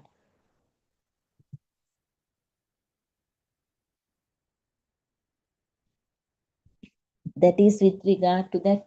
We have to go to that Montessori child, not that Montessori child, how these thoughts are formed, and also how this baby in the cot, very nice baby in the cot, and it is the baby's the white sheet there actually, the radiant mind is that baby is having that radiant mind, that white sheet is not polluted there. The baby does not have father, mother, or outside world. He just reacts. That's all. He does not want to react to anything in the sense he reacts, he cries, smiles, and all. But there is no mundane world outside. So that Prabhashvara Sita we can see there, where we have to come to that Prabhashvara Sita once you understood this Dhamma. So how gradually it is becoming polluted once you go to that Montessori. The teacher is how the teacher is teaching you by showing objects and giving names to them, red, yellow, blue. So all things are nicely elaborated by Buddothpada sermons and what Buddothpada Aryanvase has experienced. So to know that actually you don't want to know a lot of Pali, Sanskrit or something else. That is why Aryanvasi is always telling that Game inna ammat nivan dakinawa. No need of having lot of things in mind. Only the feel should be there, not the mind. That's what. Sometimes there are people who even did not know they are liberated. Actually, that is what. So they may do their work without any suffering. Even until they die, maybe they don't know what happened to their, how they liberated actually. So that's true because we are always having a lot of knowledge. We think having something next, something else, and we have always next and next. We cling to the things. This is not that. We have to see our own mind, how thoughts come into existence and disappear.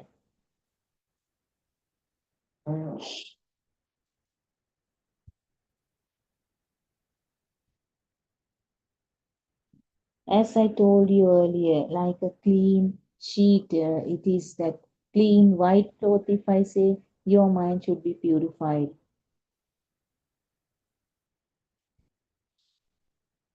In the beginning, the mind was pure. As I mentioned earlier, the mind was pure because it was a white sheet, the radiant mind. Subsequently, what happens due to social conditioning, impurities, lobha, dvesha, moha, everything, we call them kleshas. They were accumulated, collected, and the mind become impure. It becomes impure. Now you can understand, maybe you have a clear picture as Buddothpada followers, as Buddothpada Aryanvasi's disciples, you know these things. Once your mind becomes impure, you are converted with many klesha.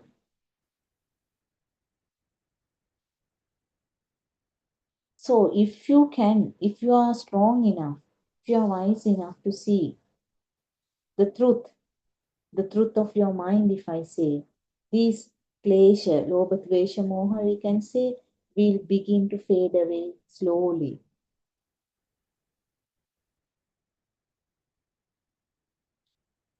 Like a cloth washed away slowly.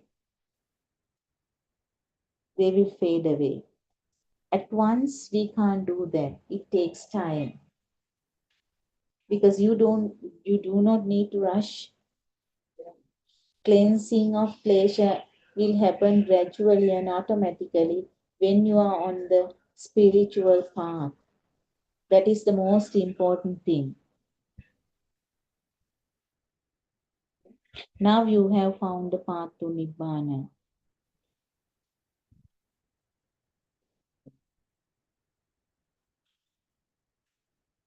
Now you see how important even 1 second in your life is. Even that is also very, very important.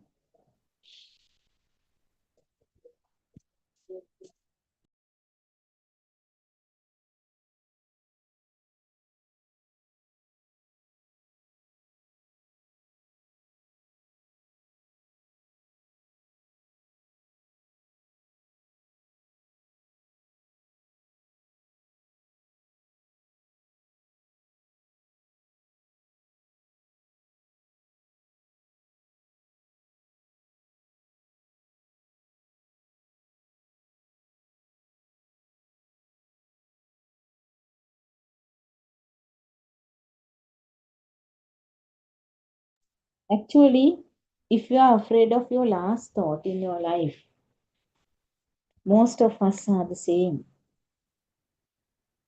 As we talk about this Chutisita, we are always thinking about it, isn't it? So if you can, let it go wherever it wants to do, wherever it wants to go.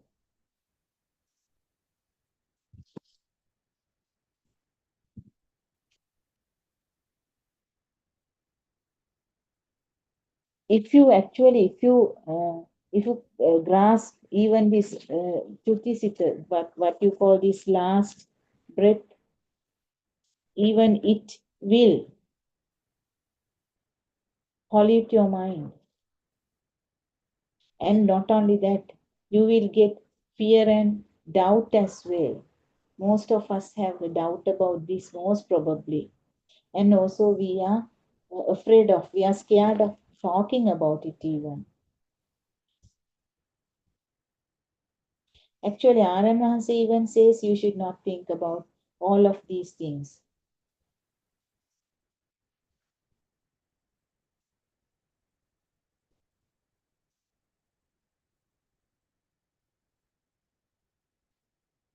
The moment you think, you make it a reality.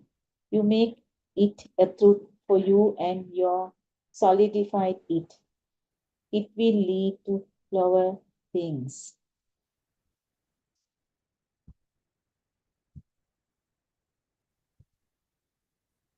Why you are tempted to think this last chitta?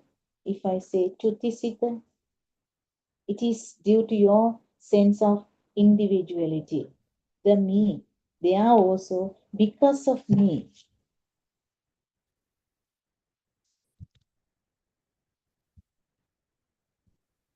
That me sense, if we have, if you have, if I have, that me sense wants to go to a better place after this life.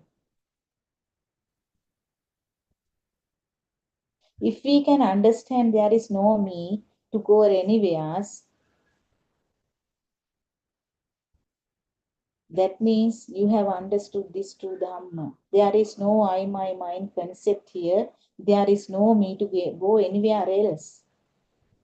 Once you start feeling this non-existing feeling, you understand that there is no I, my mind concept here. So who is there to go anywhere else? So to understand that, actually we should listen to the talks regularly and get the message clear to ourselves. If you have thoroughly, if you have understood this Dhamma, this Buddothpada discourses, you will never actually think of such things.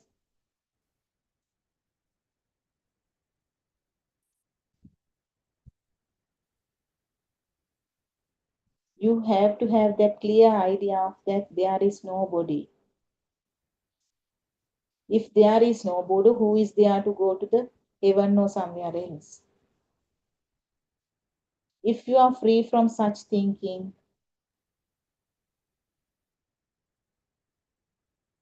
you are free from all these raga, dvesha and moha, defilements, attachment, aversion and ignorance.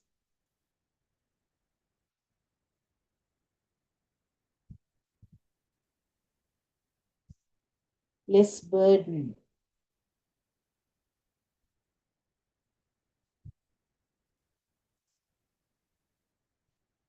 Actually, we should know that thought itself increases raga, dvesha and moha.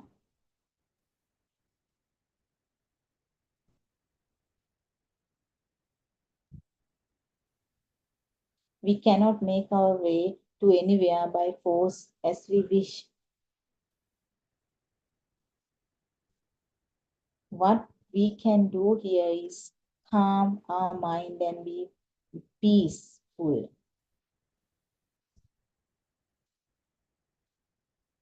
Every moment makes your mind calm and at peace.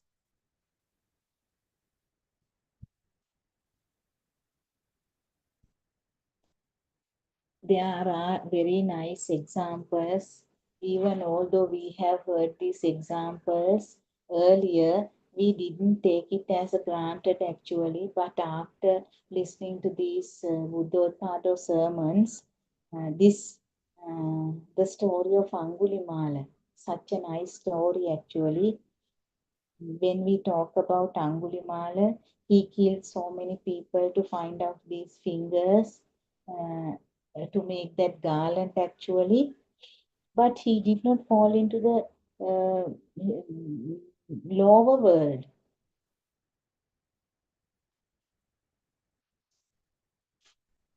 The Lord Buddha asked that question as a bhikkhu, have you killed anybody? Once you start focusing on Dhamma as a bhikkhu, have you killed anybody? So such a nice situation Lord Buddha has explained, and even Aryan Vahanse is reminding it us in every moment. Angulimala story, Patachara story. So very nicely it gives a big message.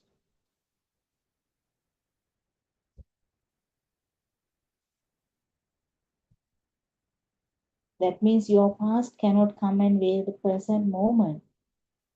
This is the state of pure mind. That is why you always it is reminded that we should awaken to this moment. Then you are free from the past. Every moment be aware of your thoughts. Thoughts in the sense mind.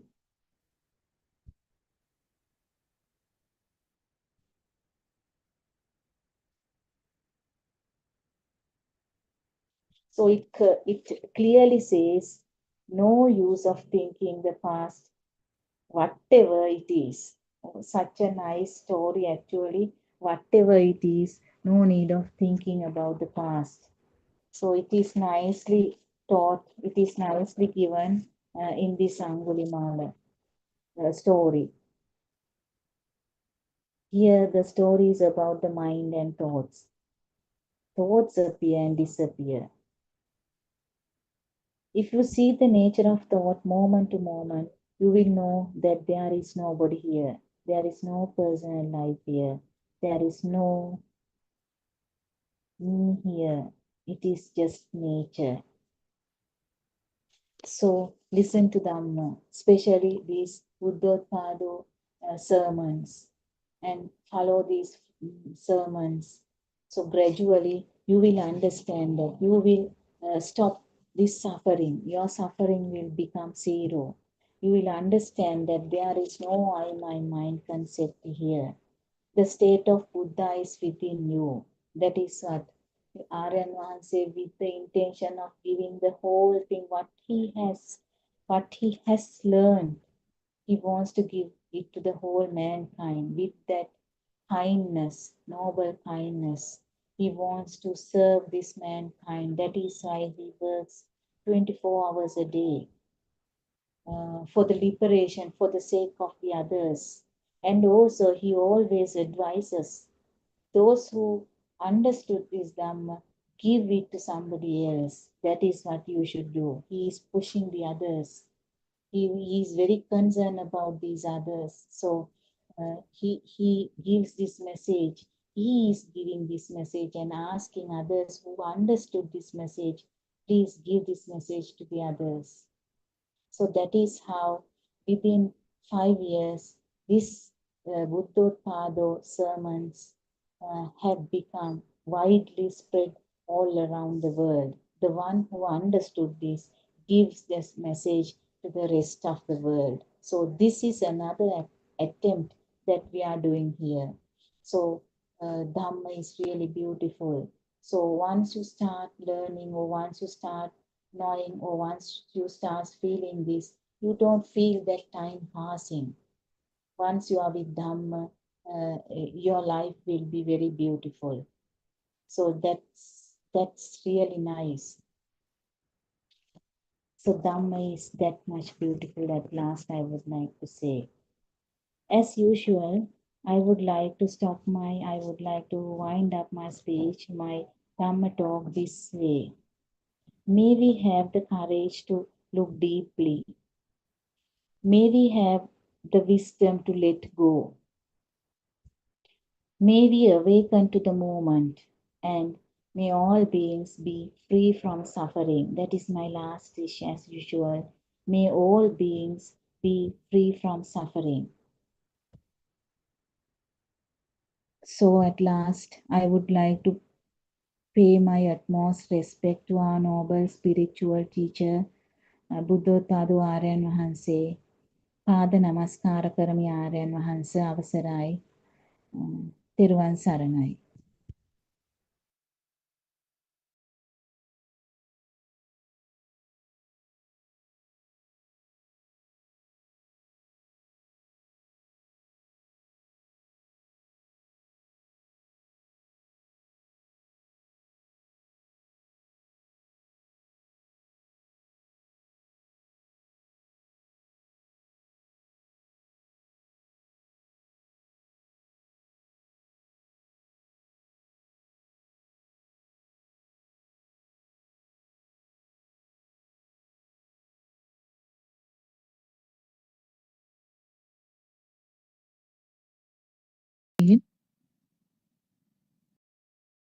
The eye consciousness is similar to the mirror that gleams when held towards the sunlight.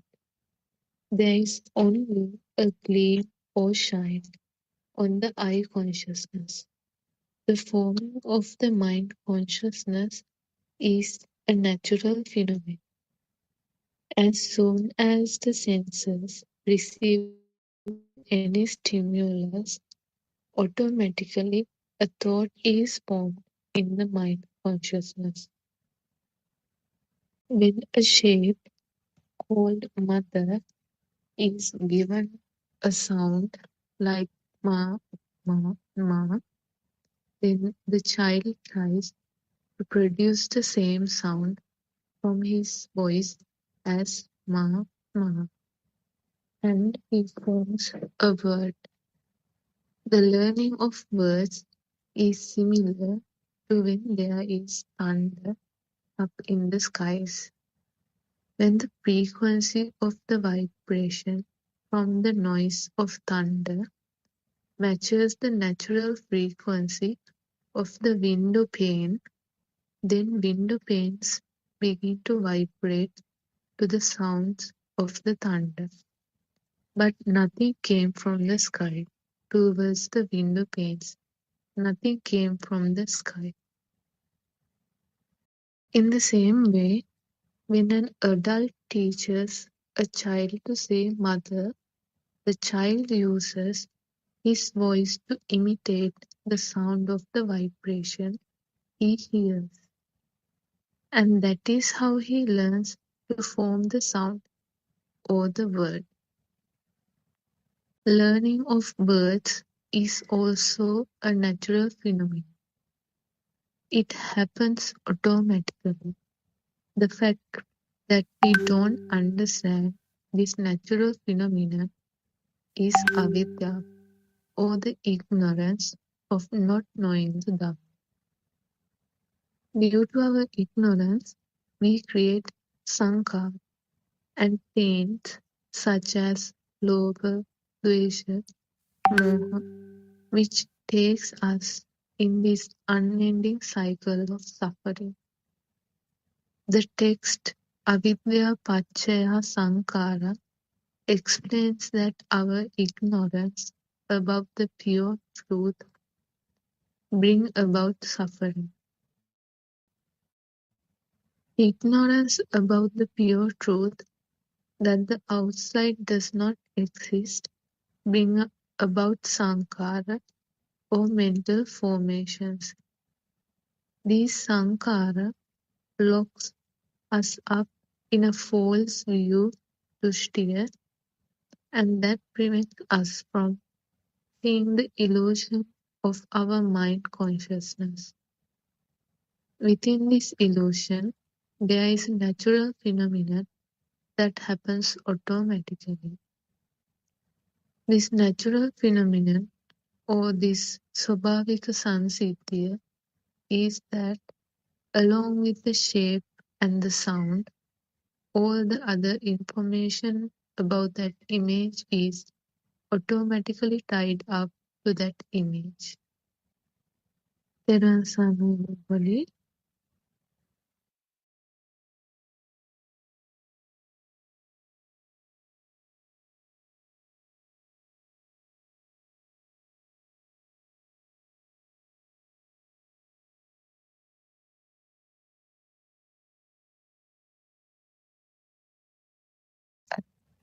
Teruvan Saranai.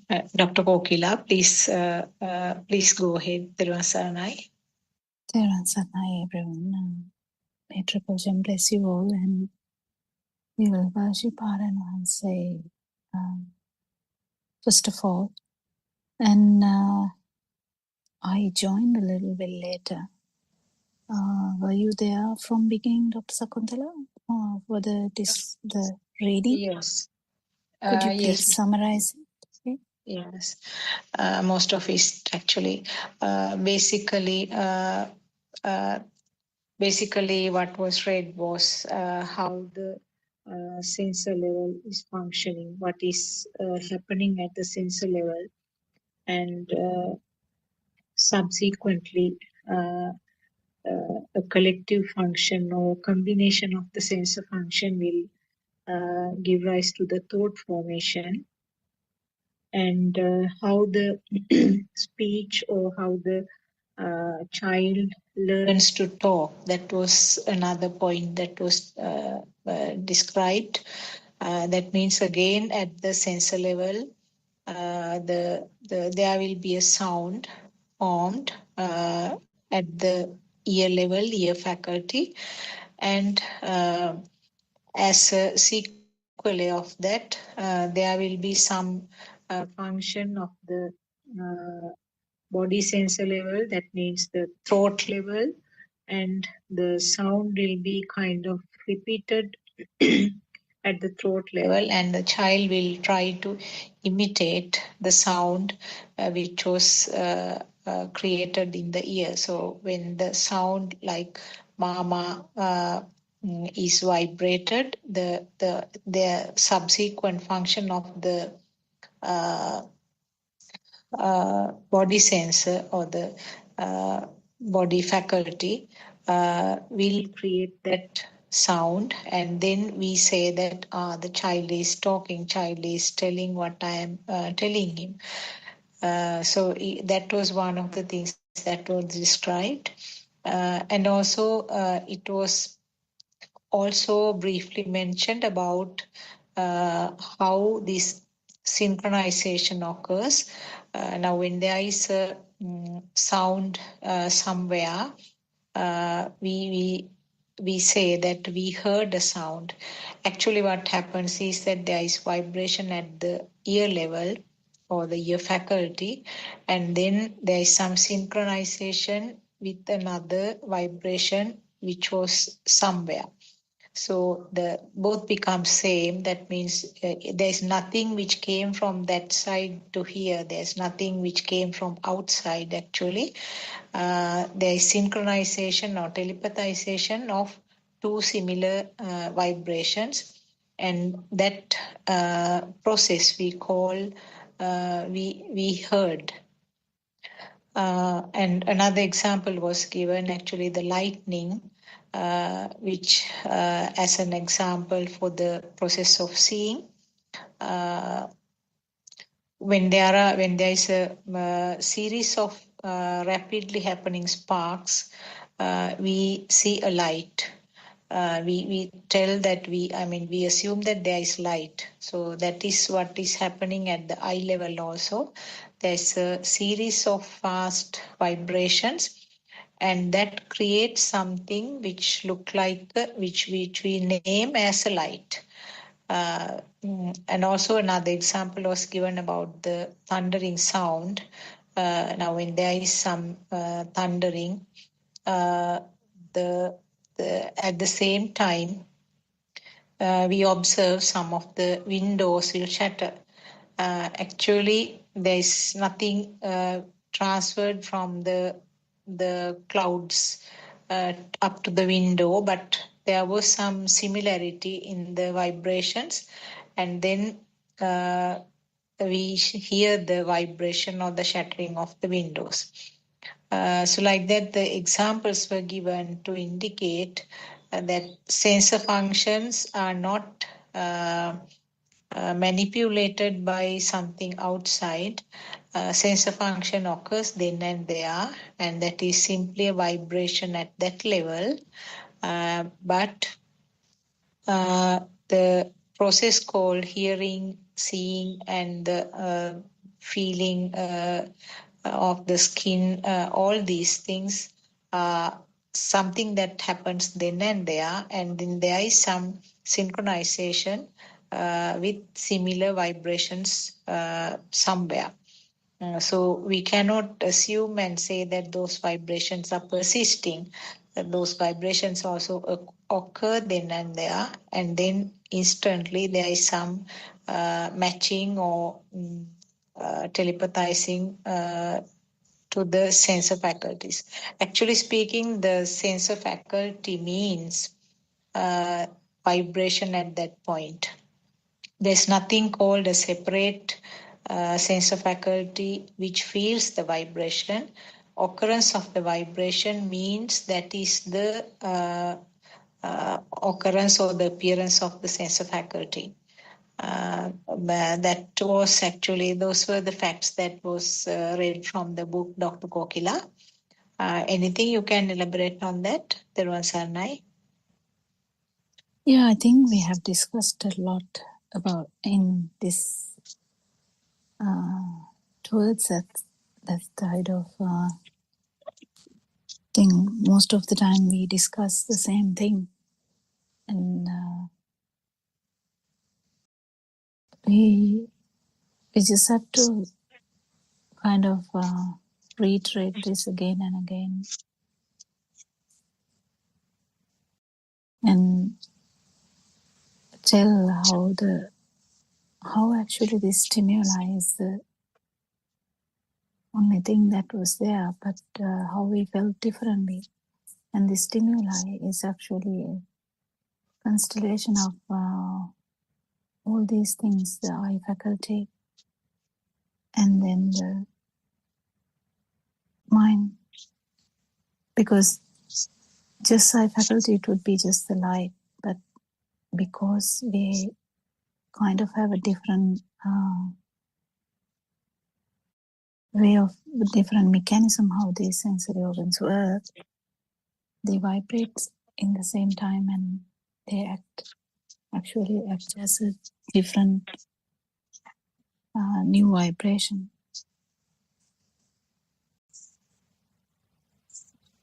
The new vibration has different qualities. These qualities were not the actual function of the first one. Like when you sing a song, the music, the final outcome is different. But if you actually divide it into various factors like the drum, the flute, the piano, the violin, they are quite different. Likewise, the five organs act differently, but the final outcome is the chair or the pineapple or the mother or the daughter. So that final outcome has a different quality. And what mind is, actually what mind consciousness is, fast occurrence of these thoughts makes it as you have kind of a existence. It is the mind consciousness, but it is a different state than the original level of other consciousnesses.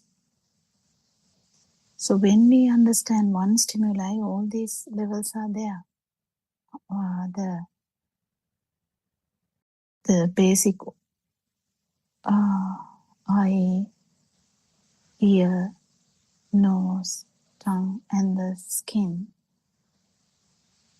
tactile, all these sensory organs, their vibrations, we have kind of vibration that is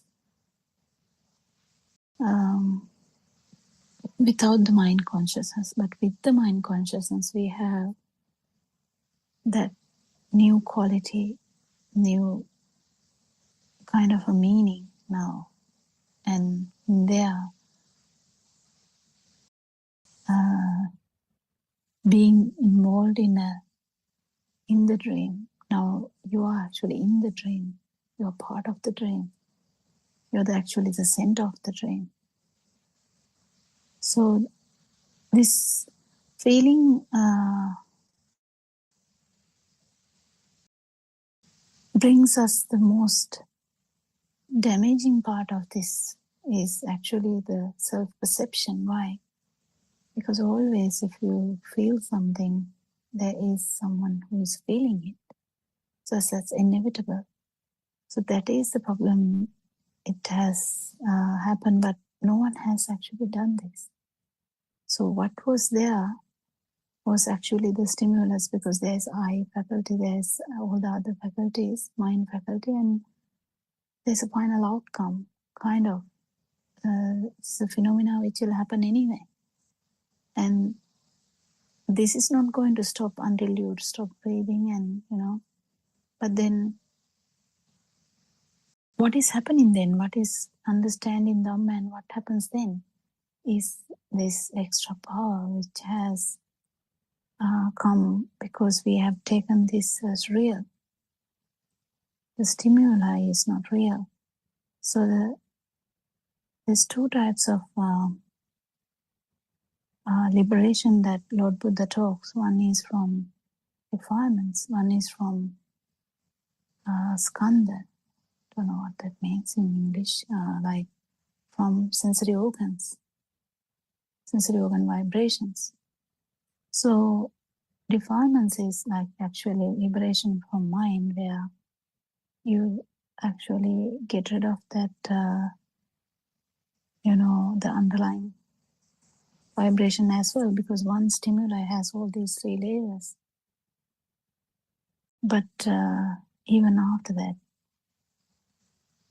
the life will continue with the so-called sensory organ vibrations, and that's going to happen until breathing stops. But what is the magic here is, the main magic is that inability to vibrate. Because there's no vibration here, there's no ability to synchronize anywhere else. And even in unwritten level, there's no enough power for that vibration be able to have a synchronicity in the normal realms. Because there should be a kind of some kind of power for the vibration to be able to synchronize somewhere else. So that power is not there, means that vibration is not powered enough. This is all happening as a mechanism. Actually, there's no one doing it, or nothing is happening here. But understanding this is a bit difficult in the beginning. But once you get hold of the idea, it becomes part of you, and you kind of start feeling it. That's the most important thing, isn't it? Anything to add?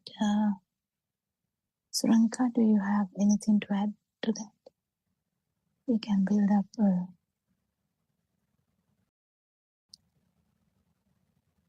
discussion.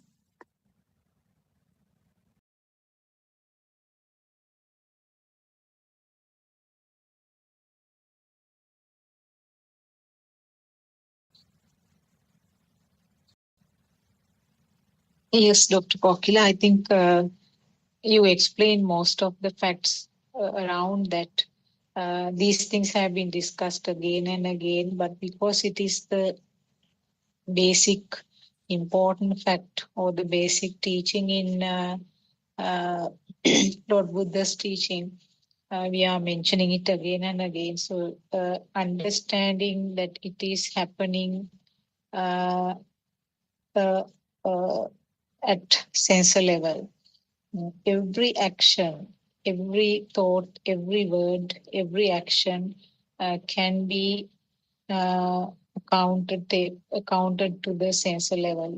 But because we have been having this strong drushti about self, selfness or I-ness or whatever the word we can use, existing feeling. Because of that, we tend to sort of think many things that can be easily sort of recognized as sensor level, but still we feel that it happened to me or it was done by me, and I used it, I had it. For everything, automatically this self feeling is tagged. And as it was mentioned in the book reading, this is an automatic process or a spontaneous process. And you mentioned that in your part also. So there is no way of controlling or stopping. Whatever the environment that the animal or the living being is there, irrespective of the environment, this spontaneous process occurs. So whatever the sounds come, whatever the sounds vibrated, whatever the shapes vibrated, and whatever the other senses, other feelings vibrated, all will combine automatically to form the thoughts after a particular level. That means after a particular maturation of the physical parts of the body, there is automatically combining to form thoughts. And because the thought itself has a power or a current, it won't stop from there. It will lead to the feeling of existence, which we call itta sanyava. And itta sanyava means there is a spontaneous feeling that self is there. So this is the sequelae, and this is something that we have been talking again and again so many times, and it is the truth, and it is this fact that to be understood in the form of an internal transformation, not as a knowledge. A person who will listen to these Dhamma discussions can take it as a thought and can say that, yes, this is only a sound, this is only a shape to me. But that is completely wrong, actually. Taking it as a thought means the person is there, doer or the person responsible is there, and some activity is happening. So it should be an internal transformation. Initially, to understand this as a sensor function or sensor level, the person should use the thoughts and then try to research himself, and then try to understand. And eventually, after some level, it's felt as a thought automatically. At that time itself, you get that thought instantly to say that this is something created. And then further deep, when the understanding or the internal transformation is further better, it comes as a feel. Then the next thing is that I know, Dr. Pokila, you are very often discussing this level in your discussions, especially this night discussion. I have heard you mentioning this very often, because you can't stop at the sensor level, because sensors itself are creations. Sensor function itself is a creation. That is why Lord Buddha said, Chakkung nichangva anichangva. That means is the sensor level, or what you see is true. So in other words, even without a name, if you see a shape, if the eye vibrates and creates a shape, that itself is not true. That again is a result of a fast vibration.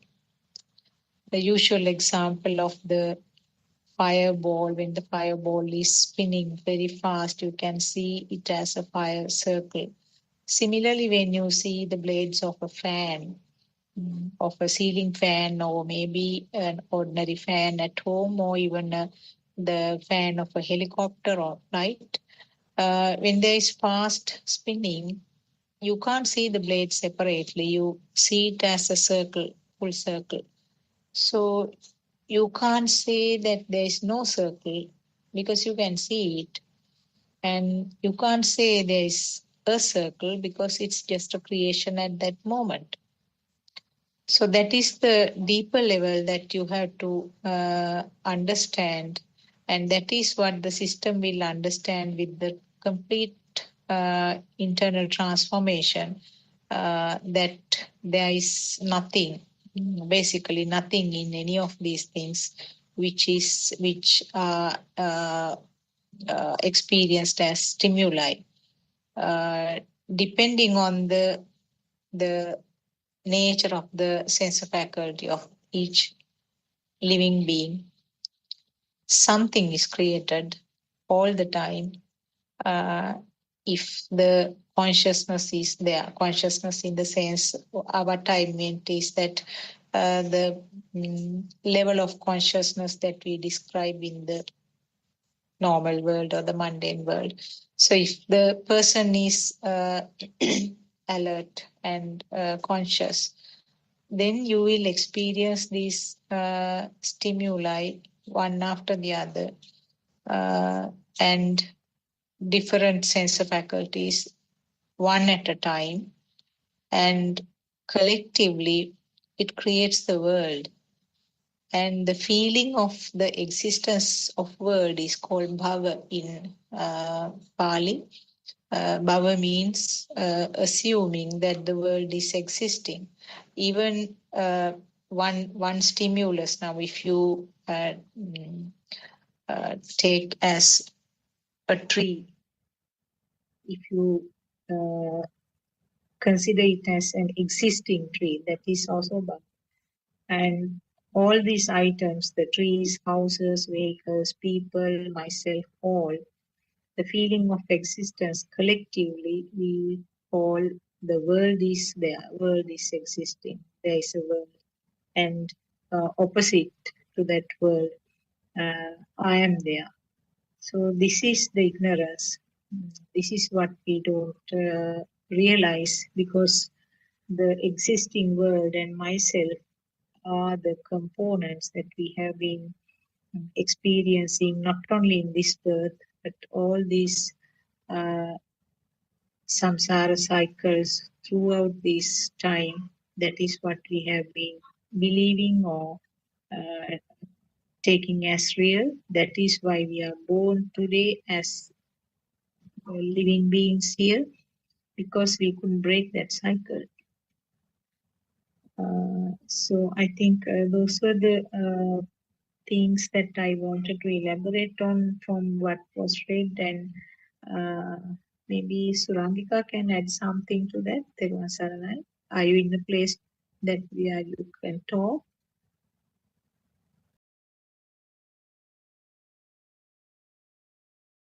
Therwan Saranai, Dr. Sakuntala, Dr. Pokila. Yes. Yes, I think as Dr. Pokila said, we are talking about basically the same process, isn't it? How the vibrations causes the manifestation in the five senses, and it is only from that vibration that there is a representation called form, which is then identified by the sensation that it creates or seems to create in different senses, isn't it? In the eye, the sensation of light; in the ear, the sensation of sound, and so on. And then from those comes that illusion of,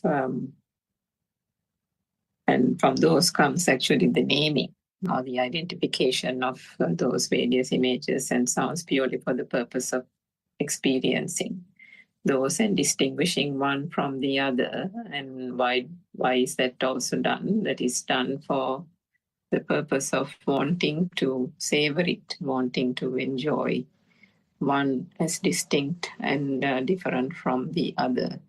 And all this via the different senses. But ultimately, once one accesses the true Dhamma and gains that understanding, there is that realization that from whatever senses these feelings and sense of enjoyment comes, all that is happening here is that, what do you call it? The Uddipana in Sinhalese. It is that kind of slight exuberance, that bit of volitional formation, no matter whether it is coming from the eye consciousness, stimuli from the eye consciousness, or from the ear, like nice sound or music or whatever it is, or whether it is from food, some tasty, delicious food. Ultimately, the sensation is that sense of satisfaction or the sense of savoring, and then that existent feel and the savoring, the sensual desire, the sensual form and formless world, the three bhumi, the three realms get created, and that existent and self-perception is there. And the self-vibration keeps on maintaining itself, if not becoming stronger, isn't it? But ultimately, one realizes that if all these senses are just only giving that sense of savoring or tasting or enjoying, ultimately it is just one sensation. Ultimately, it is one vibration. And when that is realized, the futility of sensations being derived from different senses collapses, isn't it? And that is the very thing that, and when people do not understand that, they go behind all these different types of enjoyment. If it is sports, through the physical activity of it, the euphoria of winning a game, or playing some, hard game like rugby and soccer and things like that. The joy of the moment, the joy of winning, and so on.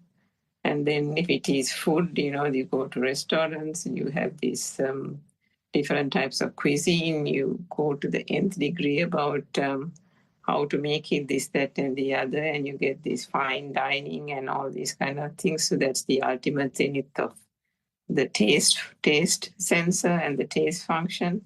So from all these things, people, due to ignorance, think that they are gaining different types of satisfaction, and all these are like kind of catering to different parts of themselves, and each of these tastes that they cultivate within them also they think is part of their character, part of their personality. And they've created these certain art forms and personality traits based on these different sense faculties and their desires for different types of experiences. So, but all this is what? All this is, again, as Narayan Masi has said this so many times, when one understands the function of these senses and how they come about, and then that ultimate experience is the same, whether it is coming from the light, the sound, the touch, the taste, or the smell, and that sensation itself is also made up of nothing, and it is purely there because of the speed of vibration. Then what more is there to savor or hold on to or value, isn't it? And I think it's that realization that is gained gradually, and also, of course, very importantly, the fact that this is nobody's doing. It is just a mechanism, a process that is happening. And self-perception is something that has been tagged on to it due to the ignorance. It is just a misconception, but not something which is truity. So if once that is fundamentally realized, that this whole need for wanting to be living, wanting to, get up every day and survive, not survive. Nobody wants to survive. People want to always do something. There is the tendency in this process, because of the way the mind works, of wanting vibration after vibration, stimuli after stimuli, to maintain this so-called existence. And that is also coming from that zygote Shasviya nature that is there. That is the thing that is propelling this thought process and the self-vibration. Because of that, there is a never-ending wanting through the sense functions to keep on living, keep on existing and wanting. So the wanting comes from that self-vibration. So when one understands that there is nothing to want, there are no such things to want in the first place, and that those are also just constructs of the mind and mind alone, then this whole need for existence, needing to be alive, all these things just fall away gradually.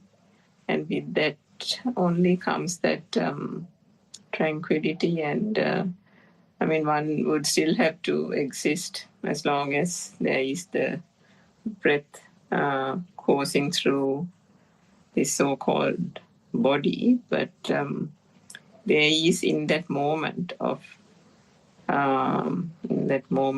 nothing being anything of value, I don't know what you call it, the Swapadishesha nirvanic state, isn't it, Dr. Kokila? And then one just continues on until this physical body comes to an end. But having at least realized that point of Swapadishesha Nibbana, or at least a state of super-awareness, then the only thing that one actually would want to do is to find a way of providing this source of solace to those out there who are suffering due to ignorance and going behind all these sensor-driven sensations that they think are giving them so much joy, but unerringly and unknowingly and invariably ends up giving them suffering, isn't it?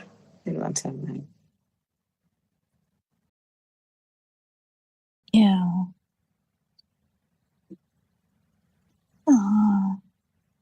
Not sure what more to add. We can just discuss something that Hanse keeps saying last few days, because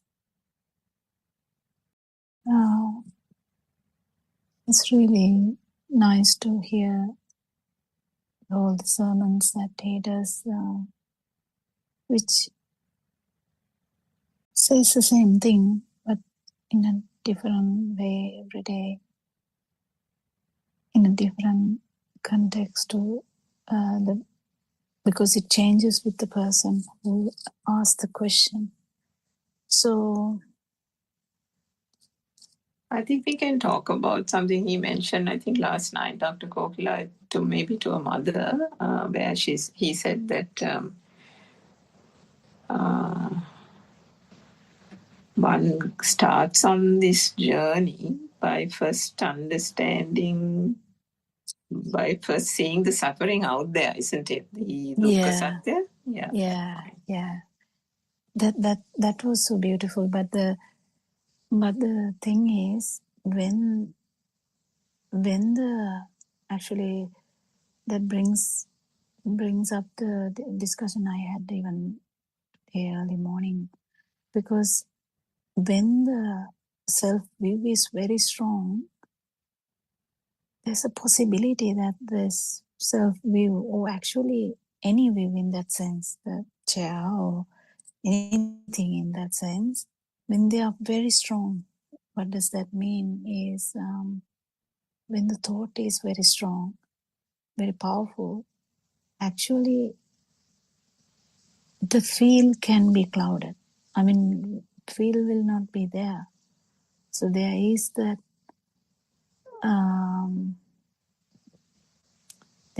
problem. That's where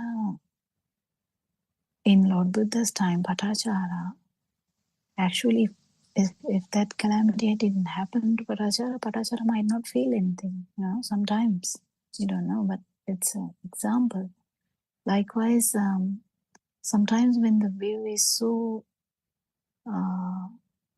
strong, the thought is very strong. Yeah.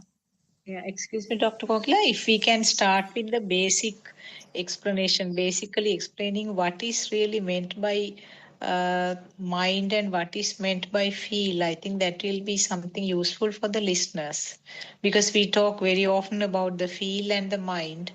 If we tell them what is really meant by feel and what is meant by mind, I think that will be a good basis to start this, what you are going to explain. Well, even that is very difficult because it has to be felt. But the thing is, feel is mainly, it doesn't have the mental picture.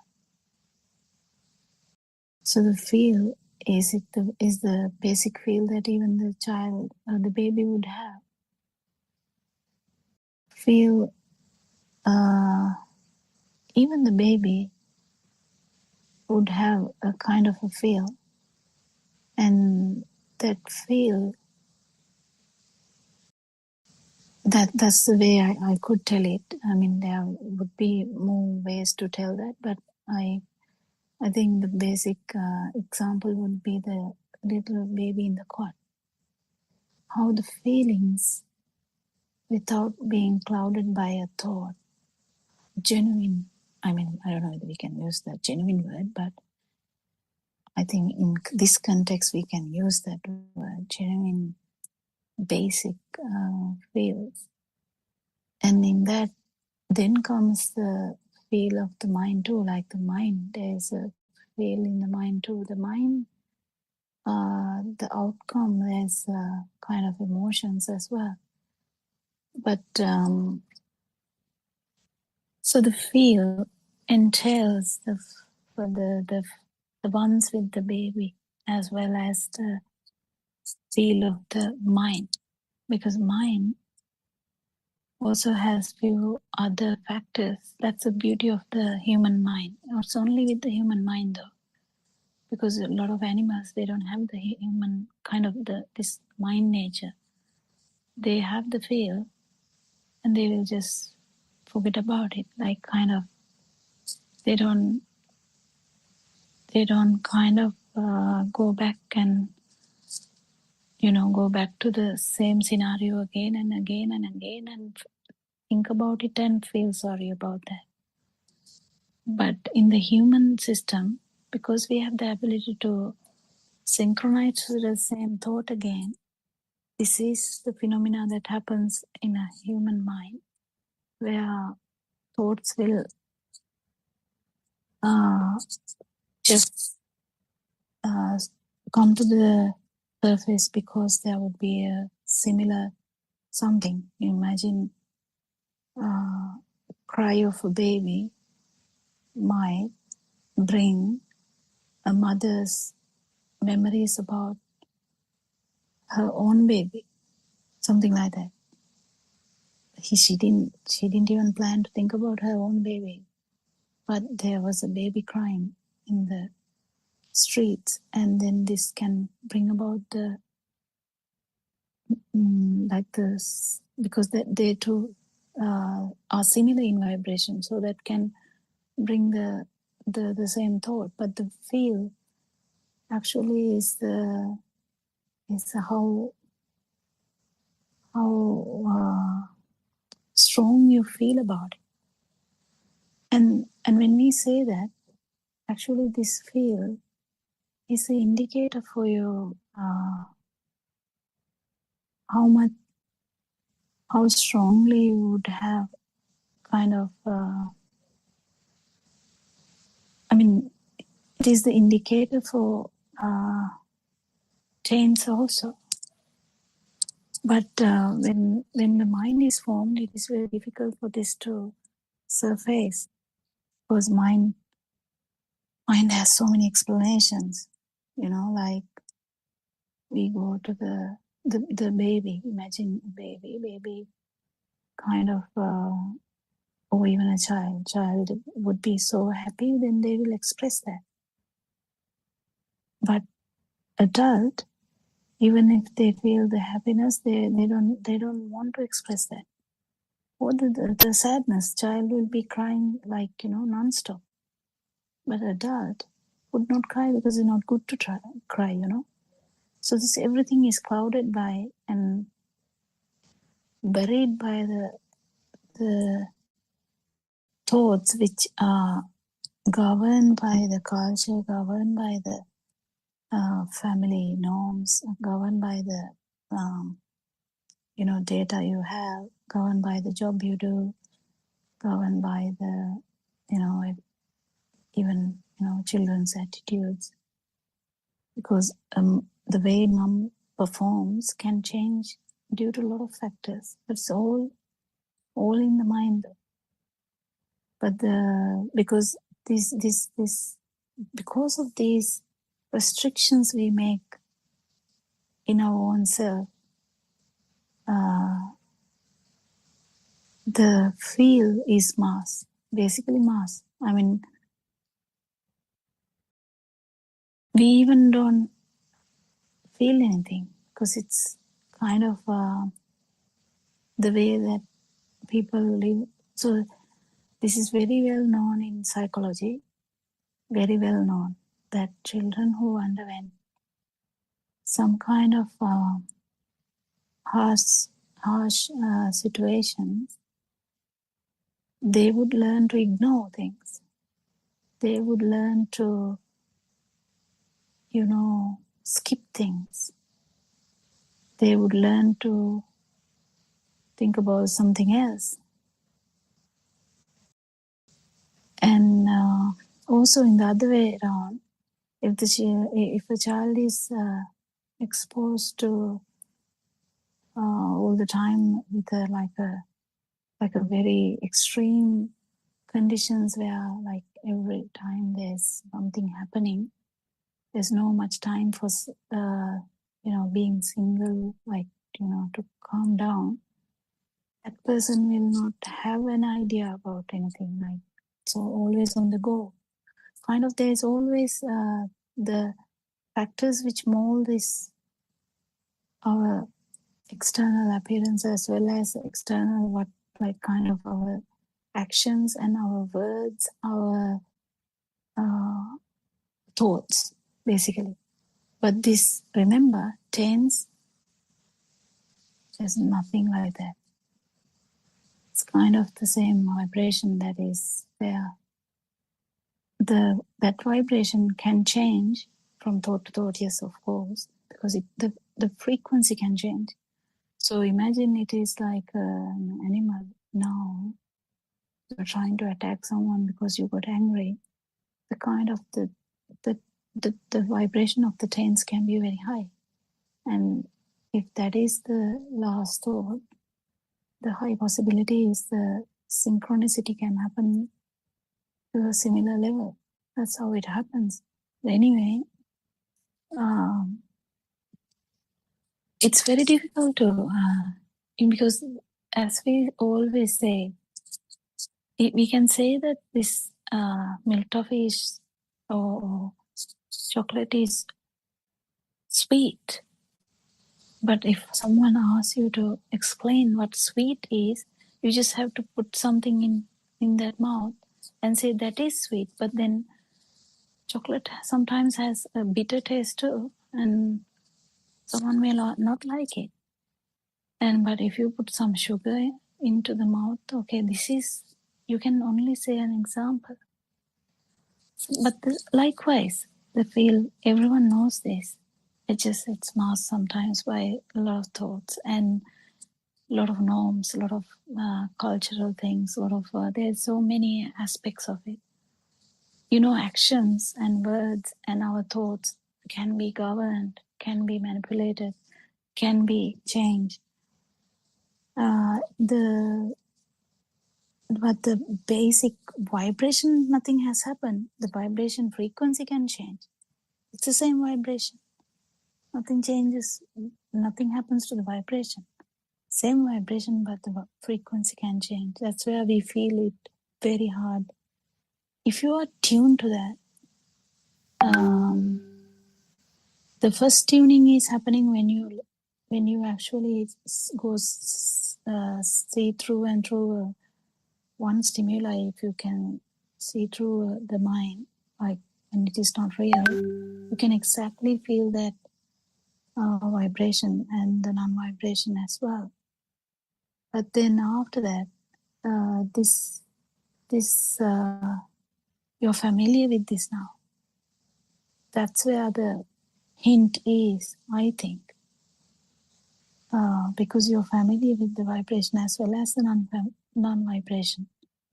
So then most of the questions we ask is actually subsiding, because we know the vibration, we know the non-vibration. So it takes time for the vibration to go away.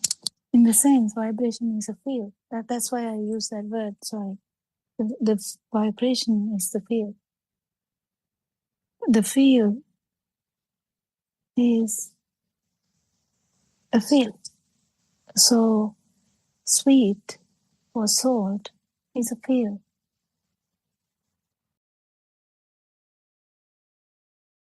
That basic field is actually, when we say sweet also, that is, again, it is not that basic vibration. So the field has no form. You have to get this very clear. Field has no form.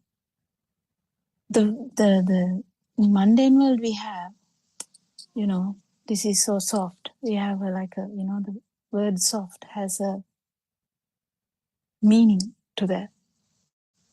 That's not the thing. That's not the thing. That's not the formless word. So feel is the formless word. There can't be any form attached to that, and it's a feel only. But when you actually, it's the only way I think it is easy is to for the knowledge wise, to go back to the zygote and try to feel that vibration and how this vibration started to manifest and then change to this so-called mind bubble now. When the mind bubble is formed, feel is anyway covered with that. But once one is aware about this, becomes easy, becomes kind of someone has to actually free from the form world in the sense there can't be a value to the form world if the field has to be full. I mean, we can get it here and there in the sense we can feel, we can again think like as real, like take it seriously too. So we kind of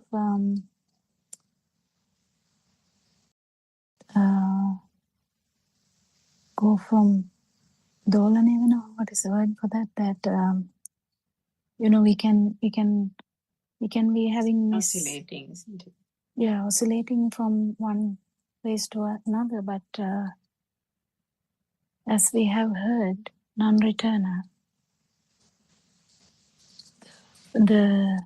is going by the feel only, and that's I think that oscillation stops, because oscillation can be in every phase. Like oscillation can happen from outside to the mind level, where the view is very strong and view is getting broken. Then the mind level, that's the second one, where the actual form world is still felt as real. That is where all the perceptions are felt as real. Or like every word we talk, even Dhamma, whatever, they are felt as real. If someone has actually surpassed this level, then the actual form level doesn't matter. The feel would be there, but then if actually someone has felt the non-vibration, they know the difference between the feel and the non-feel. No, there's no word like that. Feel of the vibration and feel of the non-vibration. So there's nothing that the system can do. There's nothing that non-returner can do. Just wait for the feel of the vibration to become the non-vibration. How do you know? Because you have felt it before, isn't it? Is there anything to add?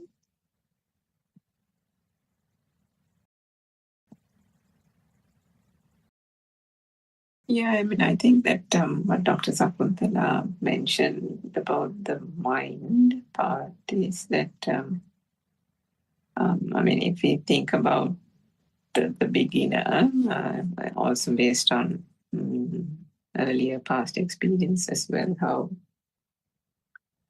each time an experience is related on the Zoom, how people say, but that's also in the mind, and that's a thought. It is quite difficult and challenging for a person who hasn't understood the feel. They might have experienced emotions, of course, as a natural feeling, but to be told that you're in the mind is not something that is that anybody's kind of given thought to, isn't it? Because it's the whole mind formation has happened from such a small, tender age, and the feelings that have got generated as a result of those thoughts, which we spoke of earlier, coming from the various senses and then with objects becoming real, is taken so much for granted that the feelings and emotions that they generate are also considered feelings associated with that person without knowing that they are generated by thoughts and thoughts alone.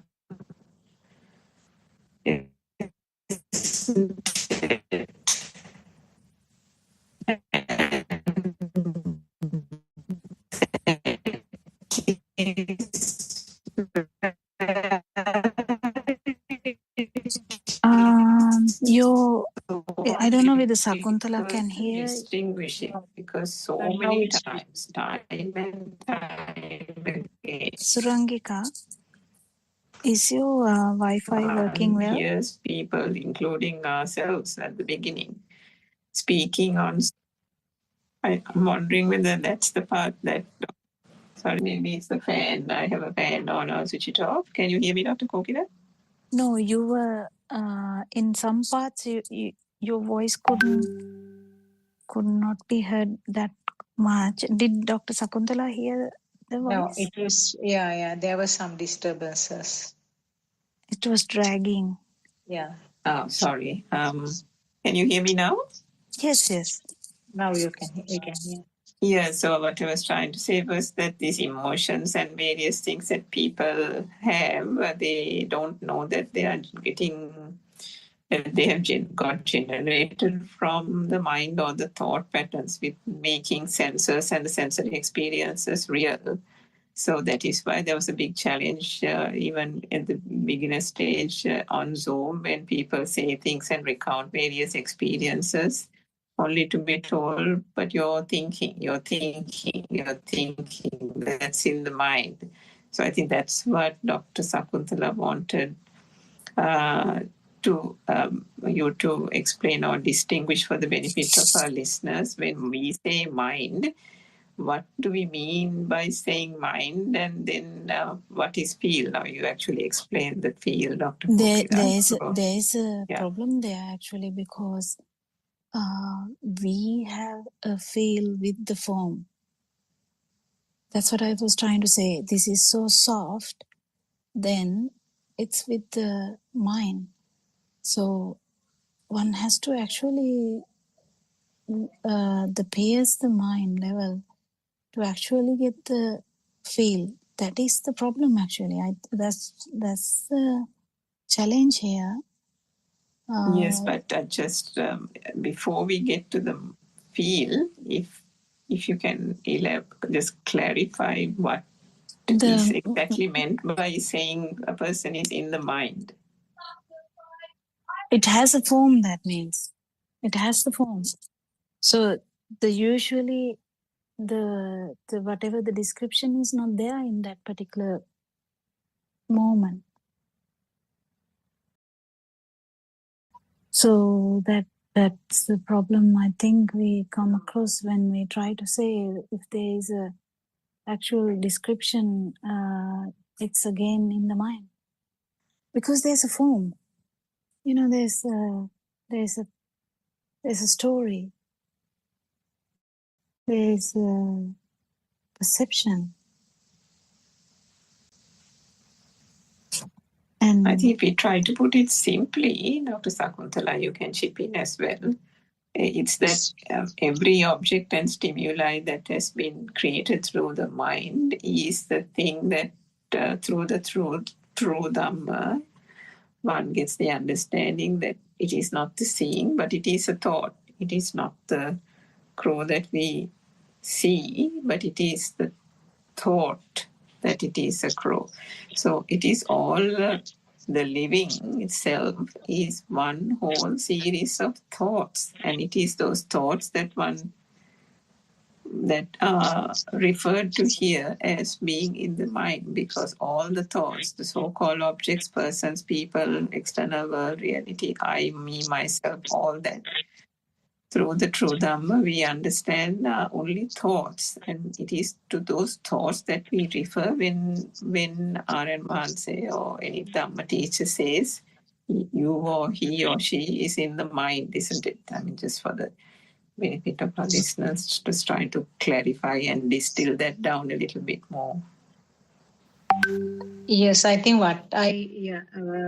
now in simple explanations, what I remember Aryan Mahanse also described in the same way.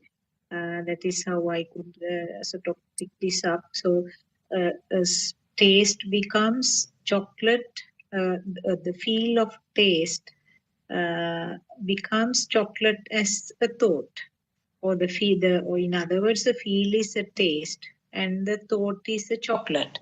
So, but when we sort of at the level where the thoughts are formulating, you cannot separate these two out, and then there is no way finding out it's just a thought, it's just a taste, but it always ends up as chocolate.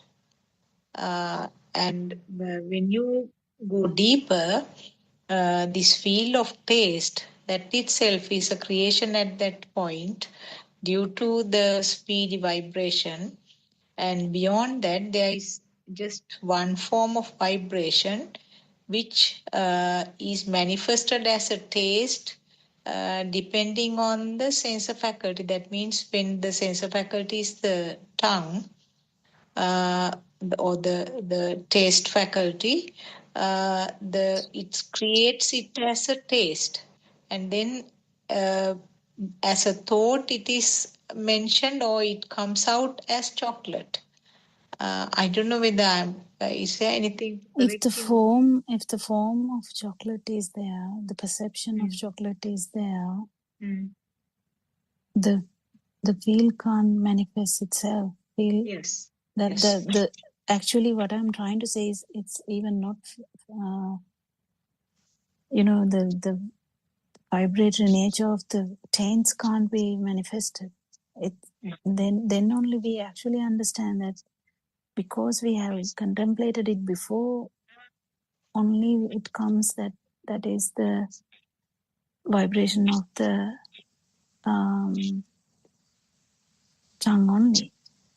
This thinking part is not going to happen in that particular experience. That experience has nothing to do with the thinking part. That's where the avitakka vichara is no thinking part. So can you see the avitakka vichara means it has no thinking at all, in the sense there's no chocolate at all. It's just a vibration of the tongue and the non-vibration. That's where everyone struggles, I think. But it is something which can't be explained either. It has to be felt. Can I clarify something from both of you? The word contemplation is used for the abhisankarana or sorry, I used it in the mundane world. We talk about contemplation. I don't know whether it is used in this Dhamma as well. Sorry. Discussions, what is it? What word is it? The kamatahan or abhisankarana? Abhisankarana is the volitional formations. The volitional word and the formation comes from that mental formation, the sankhara aspect of it. Okay. And the volitional part comes from the fact that we upadana karandit, meaning that we are taking it to be real and then therefore savoring and enjoying it, thinking that it has value, whether it is from the external world or the perception itself. In both those senses, if there is a sense of value attached to it, then there is that volitional formation, isn't it, Dr. Mukila? Yeah, the words are so confusing. I'm not a good person with the words. I think you are better in that aspect, because sorry, I used the word contemplation, where I was trying to say was the yoniso manasikara. That thing is not happening in that particular avitakka vichara level. That was what I was trying to say. Yeah, it's only at the field level, isn't it? No, the savitakka savichara, there's one in the middle, and then the avitakka vichara is the one where actually, in the sense, feel and the non-vibration. So the feel of the vibration and the non-vibration. Because it has to go to non-vibration. It's useless to just feel. Just feel is still if you have contemplated, if you have done this yoniso manasikara, what is the word for that? I don't have a word term for it, actually. That whatever that is, if we have done that well, maybe the practice, maybe penetrative insight, isn't it? Yeah. If we have done the penetrative insight before, with the 4 levels of practicing, then only it will come. Otherwise, it will never come. It will just stop in the level of the vibration. Non-vibration won't come because you get so flustered in that situation. But if you have actually practiced it so well, then it has that effect. So Dr. Gopala, sorry, I just ask Dr. Sakuntala if you can ask your question. I'll ask my one after that. You were asking about point of contemplation. Yeah. Yes, Point I think of contemplation was the Kamatahan. Kamatahan, isn't it? Kamatahan. Yeah, sorry, I used that word wrongly. Okay. Point of contemplation, right? Okay. you're learning many new things.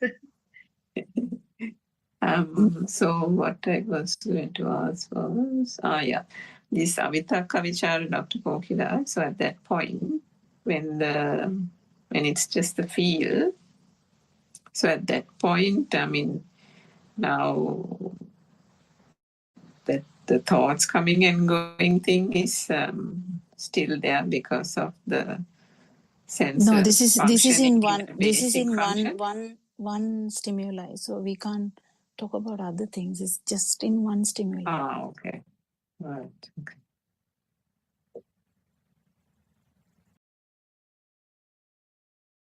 Everything is explained in one stimulus. One stimulus. Yeah, even this stream winner has to feel it in one stimuli. That's where the whole thing is. That's where what Aranwansi is talking about has come out, because if one stimuli wasn't felt as a thing and the feel of existence is broken, that completely explains the whole thing. That means you are born in every stimuli. Yes. And once the stimuli is not a thing, you are not born. That's the basic important, I don't know, I don't have words to say anymore. That's the Buddhakshanya, isn't it? Yeah. I remember there was a question either today morning or last night, patient, I can't remember, probably today morning, 5 o'clock. One mother asked about now if a fetus dies, then there is no sort of life and it will get I evacuated. think last night, yeah. That was, he has explained it multiple times. Yes. Because in that also he said that it is just one spark or one vibration. And then there's nothing called this vibration going to another fetus when it happens. The vibration becomes synchronized, that's all. Yeah. Synchronicity, or the ability to synchronize, is the beauty of the, or actually that is the samsaric cycle, I think. Cycle, yes. This whole thing is so natural also. There's no self, but this keep happening. That is the aviññānaka way. I don't know what is the word for that. Aviññānaka way to, if you start looking at this phenomena, aviññānaka way. Do you have a good word, Surangika, for that? Aviññānaka is looking at it from a lens of non-self vibration. That's good. Yeah. Oh my God, you are so good in that non-self angle. Yeah. If that can be done, this whole thing is like easy. That's it. This whole story becomes easy.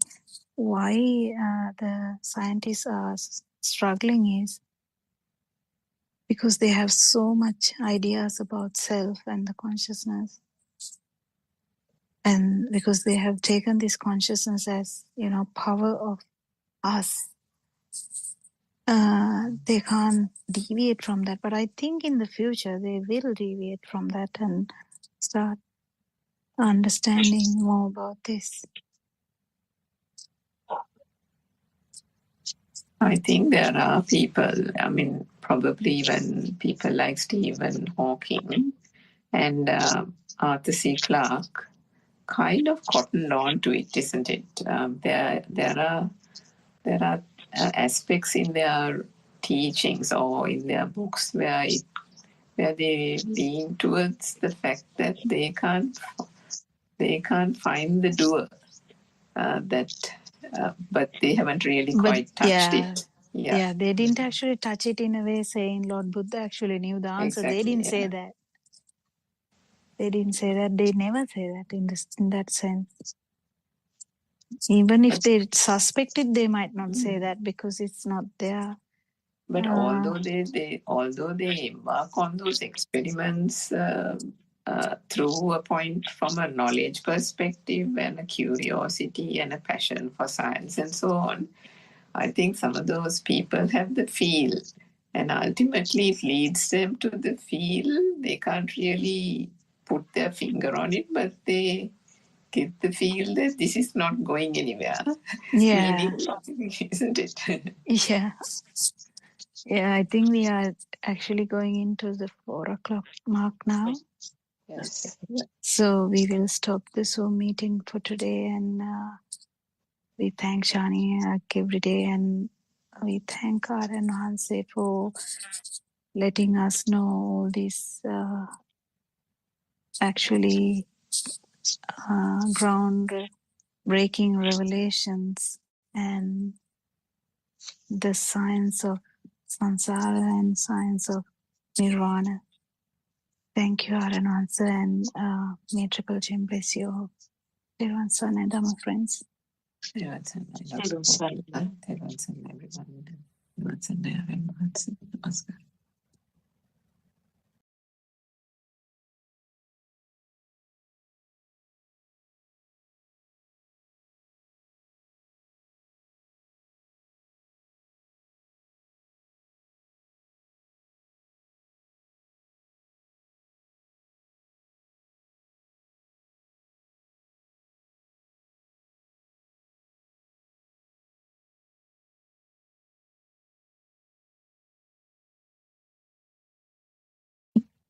The True Dhamma Has Awakened, Volume 2, page number 14, second paragraph.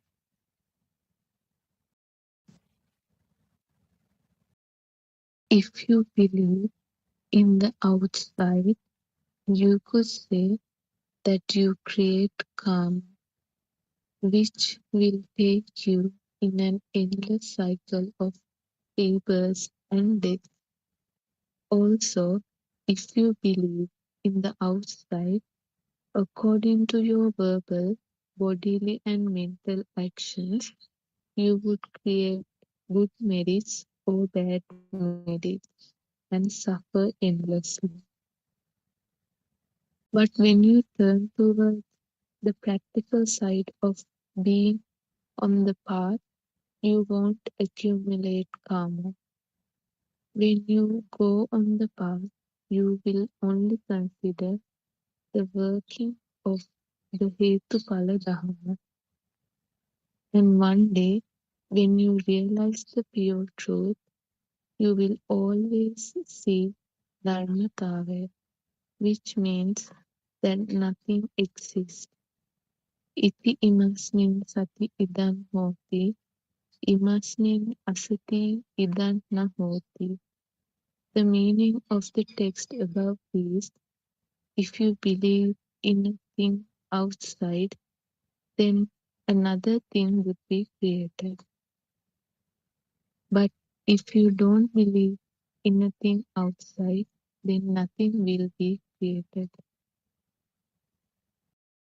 In other words, what it means is, if there is a light, you can see. But if there isn't any light, you cannot see anything. The same way, if you don't believe in the outside, if you know that it is an illusion, then there won't be any reason for a thought to be formed. Chakkum paticca rupecha uppajjati chakku viññāna. This means if your eye sense receive some light and an image, only a thought is created in the eye consciousness. The image does not contain anything. Therefore, the image is only a thought. The discourse of the Mahanidana Sutra and the Salayatana Sutra teaches you how the mind consciousness is created. The eye consciousness does not recognize any object that falls upon it. The eye consciousness is similar to a camera. It only takes a photograph. The eye consciousness receives only a shape and a spark. Thanks on everybody. Thirwan Sarnai Shani. We pay homage to our noble friend, Buddothpada Aryanwanse. Thirwan Sarnai Dhamma friends. This is Buddothpada English Zoom discussion. In this forum, we help you to understand the illusion of the outside world and your very existence. So today also, let's start our discussion. First, I would like to invite Dr. Kokila to start the discussion. Thirwan Sarnai, Dr. Kokila.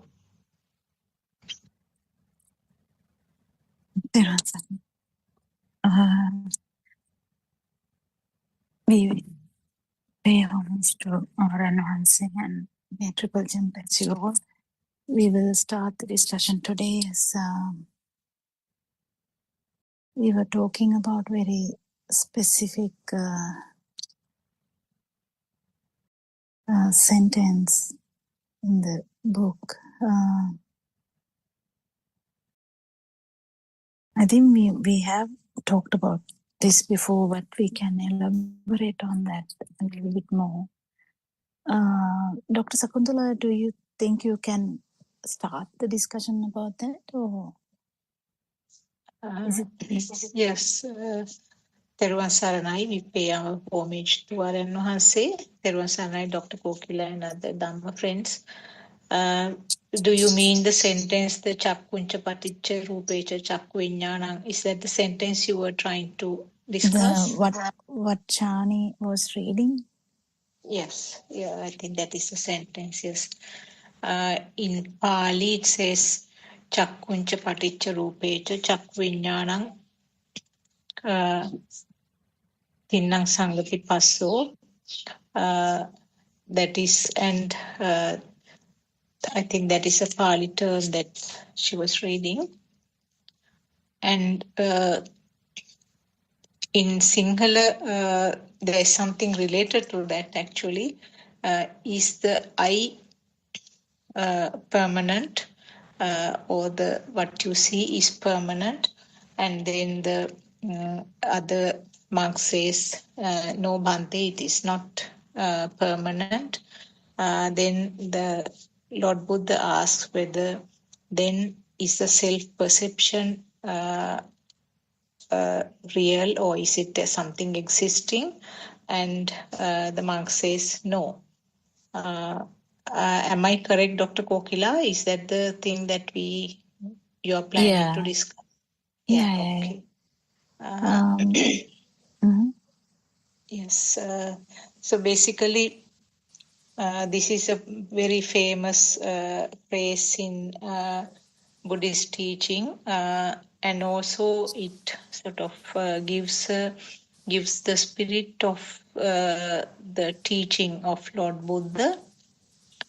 And that sentence actually explains about the vision or the creation of the vision, but it has to be applied to all other five senses also. But because the eye is an important sense of faculty, I think we can elaborate on that, and subsequently that has to be applied, or that has to be explained in relation to all the other five faculties. So the first part is that, as I mentioned earlier, the Lord Buddha asked monks, is the eye faculty or uh, is the vision or what you see is real? So the monk says no. So Okay, what does it? can we elaborate on that a little bit? Like, Yes. What does it mean actually? Is seeing or what you see, is it true or is it real? That is the basic meaning of that sentence. So what does it mean actually? Now, in the mundane world, or the person who has no idea about this Buddhist teaching, uh, including us, I mean, we were all in that level. What we accept is that we have a world and then we see the world with our eyes. And we mean eyes means that the physical eye. So if the person is totally blind, there is nothing that the person can see, but a person who has a functional material eye can see this material world, and then we assume that what we see is real. But in Buddhist teaching, actually the meaning of the chakku or the eye, if it is directly translated to Sinhala, it's the asa, or in English it is eye, and in Pali it is chakku. But actually, the chakku doesn't mean that the materialistic eye, the what is made up of flesh and various other soft tissues, blood, all that. So it doesn't mean that physical eye. The meaning of the chakku, or we call it eye faculty, means that it is a function of seeing. So function of the seeing, is it real? That means Lord Buddha is asking, what you see, can you take it as real? Now in our teaching, we know that eye functions, the physical eye functions as a camera. So the eye cannot decide what the picture is. So in certain circumstances, when the suitable circumstances are there will be some pictures formed, or there will be some vibration of the physical eye, which leads to the ability to see something. Now, this ability to see is solely depends on the capacity of that sense of eye faculty. So different animals will have different types of eye faculties. The nature of the eye faculty greatly varies from animal to animal, insect to insect, and even among the animals or the human beings of the same species will have some difference in the way that the eye faculty is functioning. Actually, the function means the eye faculty. So when you take this fact, depending on the ability of the eye faculty, there is a shape, or we can call it a light is created. That is a result of some vibration that occurs in the eye. And because this vibration is a very fast action, extremely fast, which we cannot give in number, we cannot tell the speed in number, and there is a very fast action which creates something which looks like real. So in other words, if that speed is not there, we will not have this creation of the shape or the light. So a form of shape is created, but the eye doesn't know how to name it. doesn't recognize what it is. So the more important step, which occurs almost at the same time, we cannot see a time gap between these two actions. What happens is the mind will recognize what it is. Now, when I tell that mind will recognize, actually there's nothing called mind. There is no separate component called mind. It is actually a collective function of the other sensor faculties will give rise to the mind or the mind faculty. And this is, in simple words, we call thought. So thought is the one which gives the naming. Then the question comes, how did the mind or how did the thought know what it is? That this is the place, this is the instance where we should know about our what is called the Ubbe Nivasanusati Jnanaya, means the ability to use the data which happened in the past. So in Buddhism, we do not describe something called memory actually, but when it is something called cause and effect phenomenon. So when that system had some form of exposure in the past, and there was this thought formation in the past in relation to that stimulus, which means some form of identification. Now, for example, we take the example a tree, a banana tree.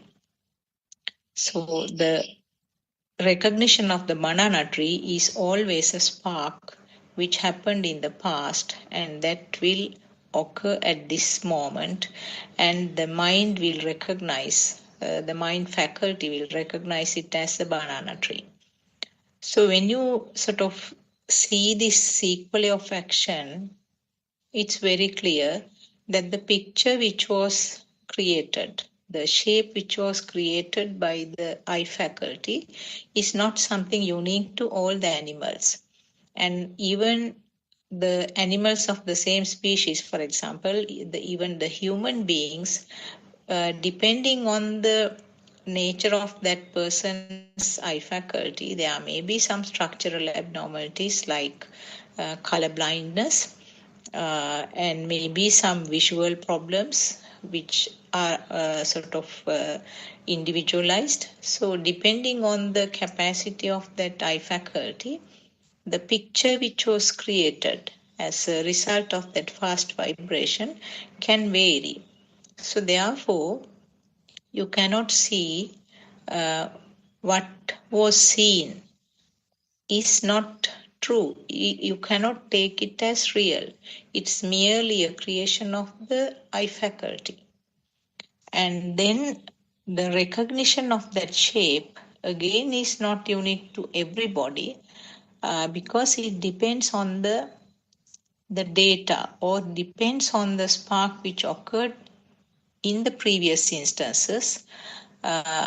It can vary. Now, for example, if you see the banana tree, now a person who is in the tropical countries who is familiar with the tree has the previous data to identify it as a banana tree.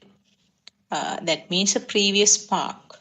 As a child, the parents will show the tree, and then along with the eye vibration, there will be a vibration of the ear with the sound, naming it as banana tree. So that data will not be there for every person. A person who is living in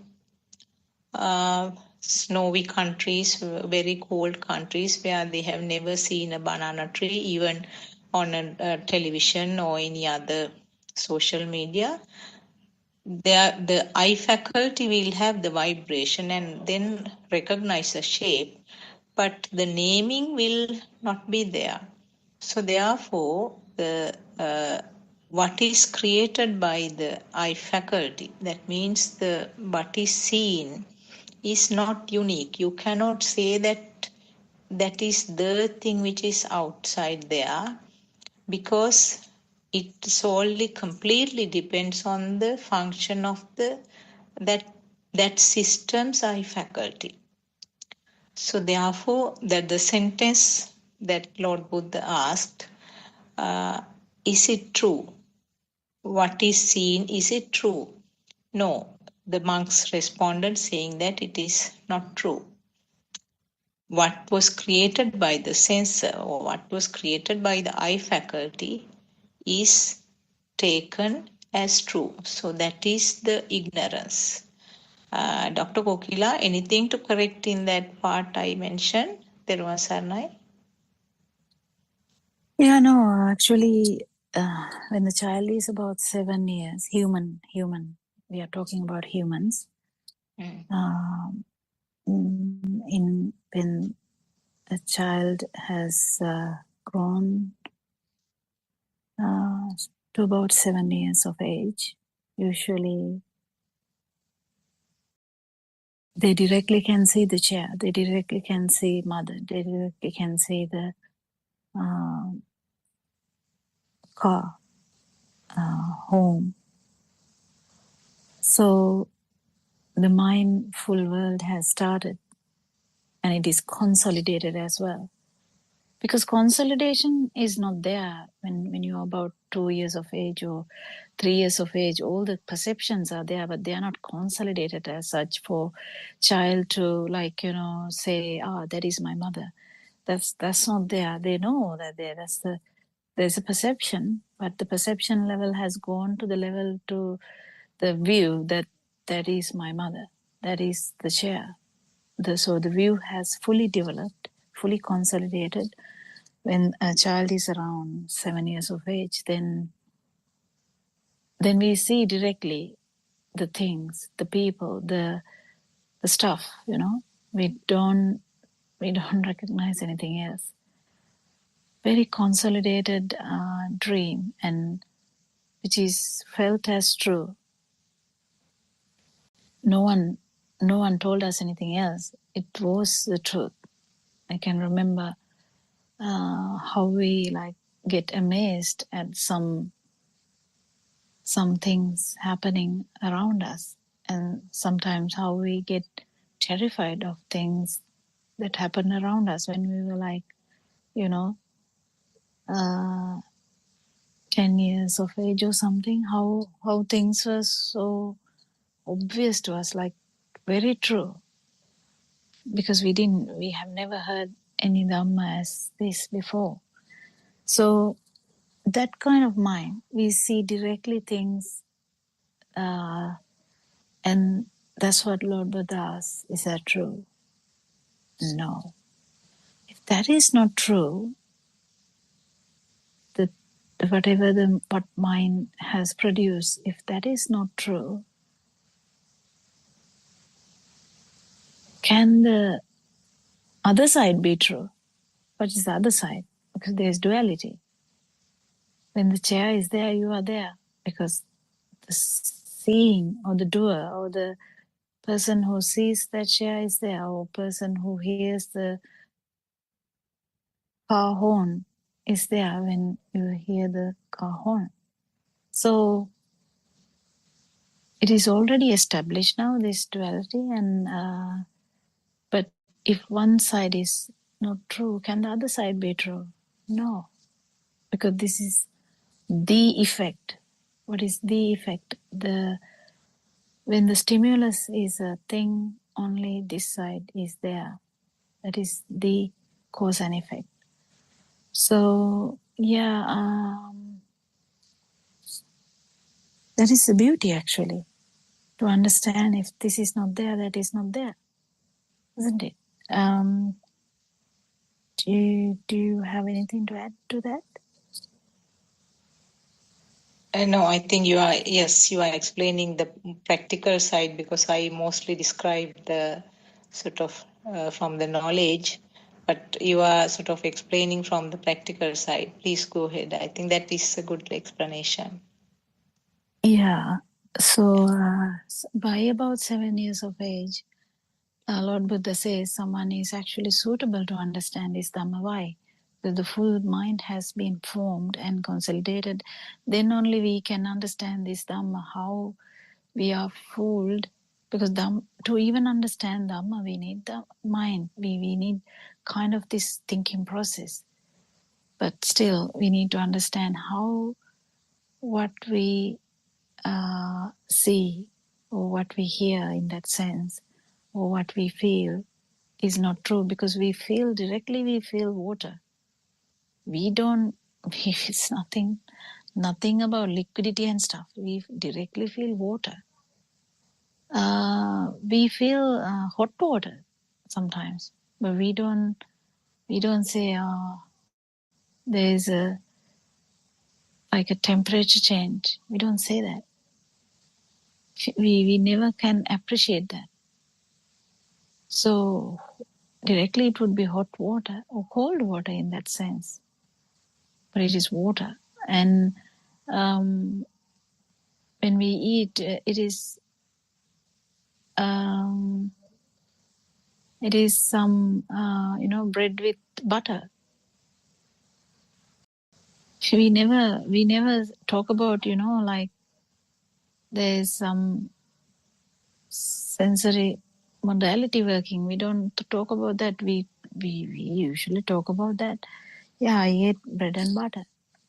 So is that true? What Buddha asks. And that's not true. How can that be true? And Dr. Sakuntala correctly explained how that is not true, because that is the mind is never true. We use it.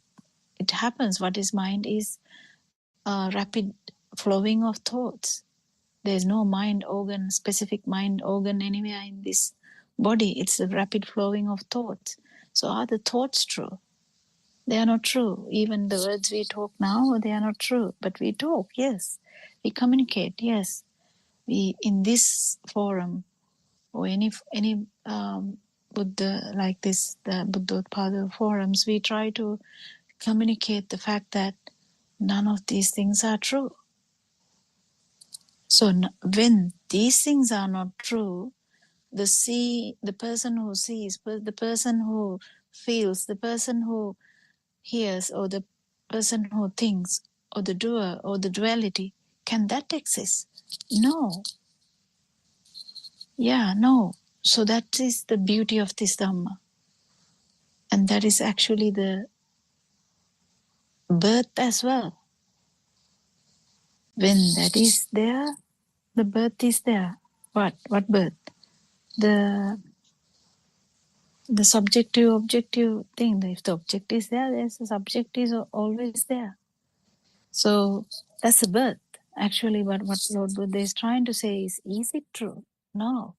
If that one is not true, this can't be true, then we understand the basic Buddhist teaching. That's a very basic thing. There's a lot underneath, but that's a very basic thing.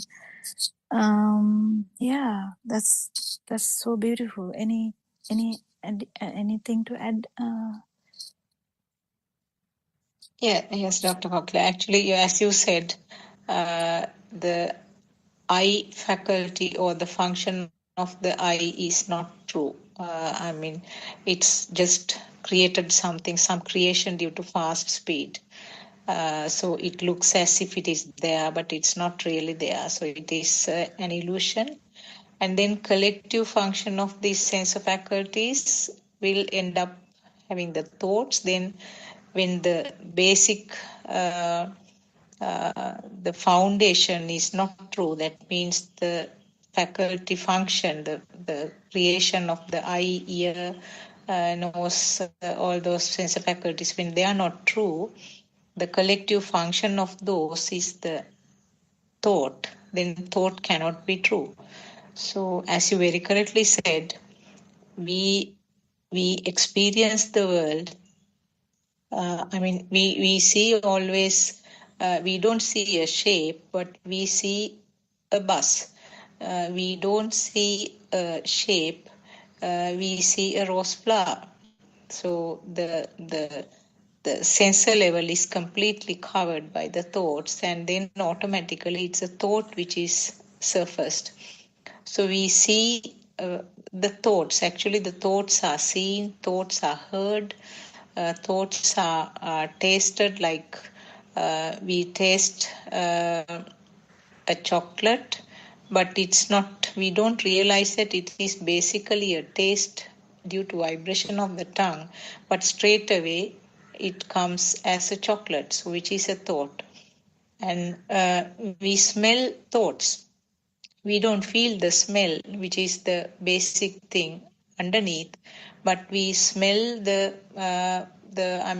fragrance of a rose flower or a jasmine flower.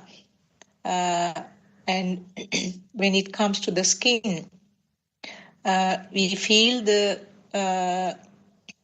cold feeling of blowing wind. We don't recognize that cold vibration or cold feeling due to the vibration of the skin, but it straight away comes up as the blowing wind.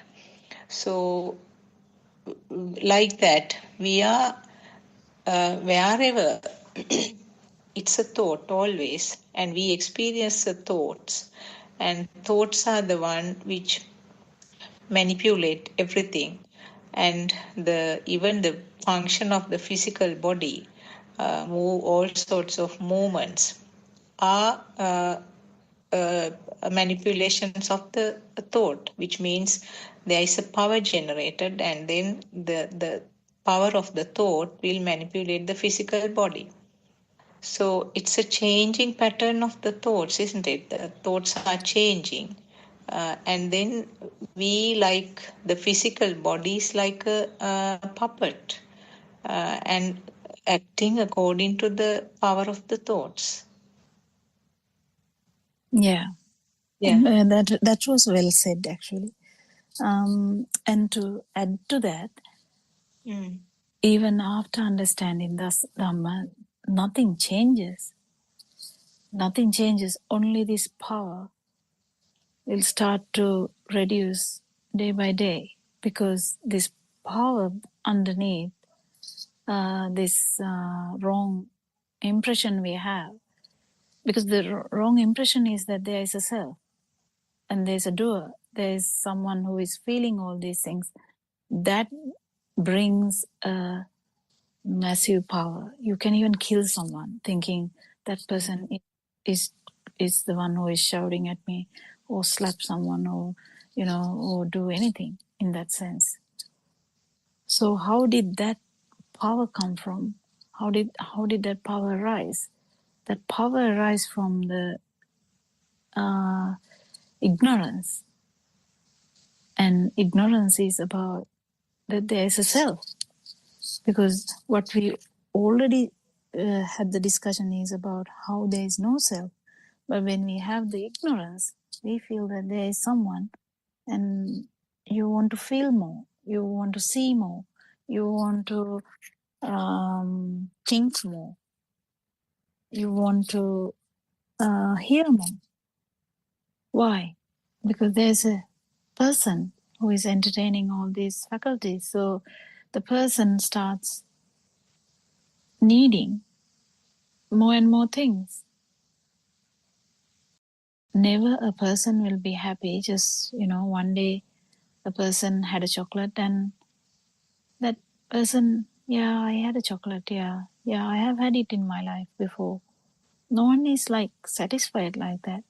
And if you see the chocolate again in the shopping center, you might be like, yeah, that thing brought me some, kind of satisfaction or nandi or some enjoyment. Can I have that again? Children will ask this question again and again. You know how bad it is to walk around a shopping center with kids, how tempted they would be. So it's natural natural thing, but this is because of the ignorance that actually a perception is bringing the sensation of satisfaction, not actually the taste. Because the taste actually can't do that. That chocolate can do that. But specifically, the tongue vibration can't bring a specific. It gives you the sense of existence, but actual extension of that is needing more and more chocolate. It's funny, and it's kind of really interesting too, how to understand how this power works, how this power is lying underneath and works as like a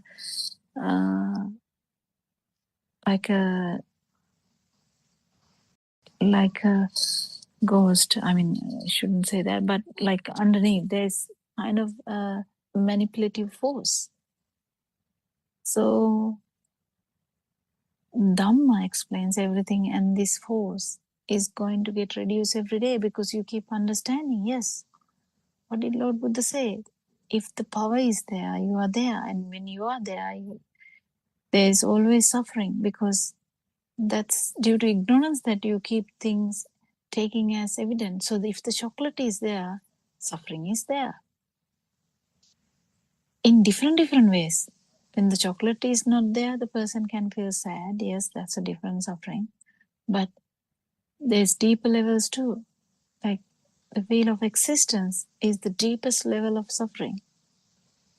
But to come to that, a lot of people even can't comprehend that.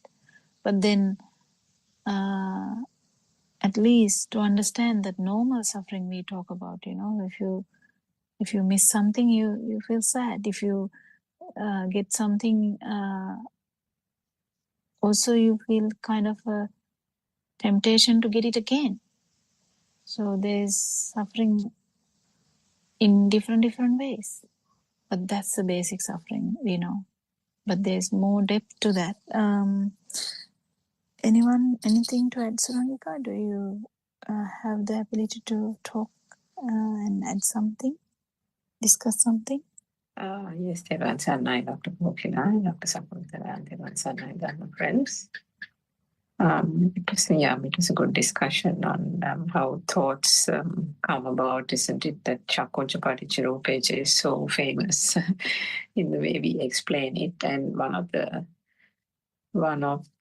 what shall I say, groundbreaking revelations of Aryan Mahanse was also on that same Pali term or stanza, where that second stanza, isn't it? Chakkuncha paticca rupecha upajjati chakku vinyanam tinnam sangati passo. So the tinnam sangati passo is the aspect that was, the different interpretation was given by Aryan Mahansa. But before that, the chakkuncha paticca rupecha, the rupecha thing has been described in other Buddhist teachings that is commonly encountered. To mean that there is an external picture or a frame or an image that is being seen by the eye, and then that is the thing, the combination of those two by attachment or desire causes the chakku vinyanam, or the consciousness kind of explanation was what was given, which meant that the picture was also made to be real, meaning that that it existed externally was made to be real, and the fact that there was an eye here was also seeing the picture was made to be real, and all that type of thing. So we know through the true Dhamma that, as Dr. Sakuntala pointed out right at the beginning, the eye faculty is the thing that occurs spontaneously.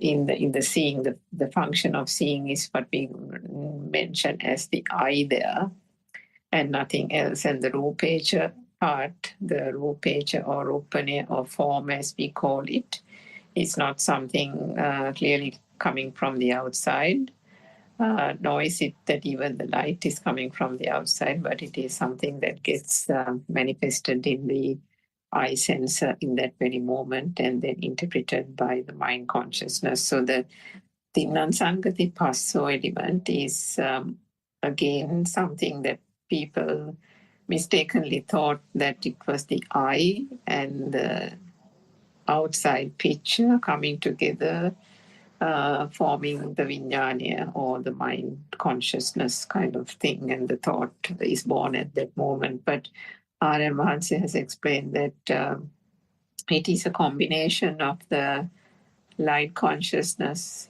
hearing, the sound consciousness, and the other sensations that are manifested to the other sense faculties. That means the smell, touch, and taste, that kind of physical sensations. All those five combined, the Sruta, Mruta is what we call it in Pali. All those three types of sensations combine, altogether five, combine to form that secondary cycle, which is the mind consciousness, i.e. the thought. So that itself was a groundbreaking revelation because it puts the whole external world reality kind of thing as a falsehood. It brings to light the whole concept that the thought is a mind construct and a mind construct alone. And then, of course, we go on to break up how this whole mind thing works, and that it's the thought itself is what, as Dr. Sakuntala said, what we consider the chair, the mother, the father are all just thoughts. And it is those thoughts that make up this so-called world that people believe to be true, and off the back of that, get the feeling that everything is existing. And again, off the back of that, as a spin-off, the whole self-perception, there's an I or a me here that is experiencing this so-called object, so-called people, persons, and then there is that I and the duality gets formed then and there. So the urge and the wanting and the desire to, once that belief is there on that external reality, once the belief is that there are objects out there and all this is existing, then that power starts generating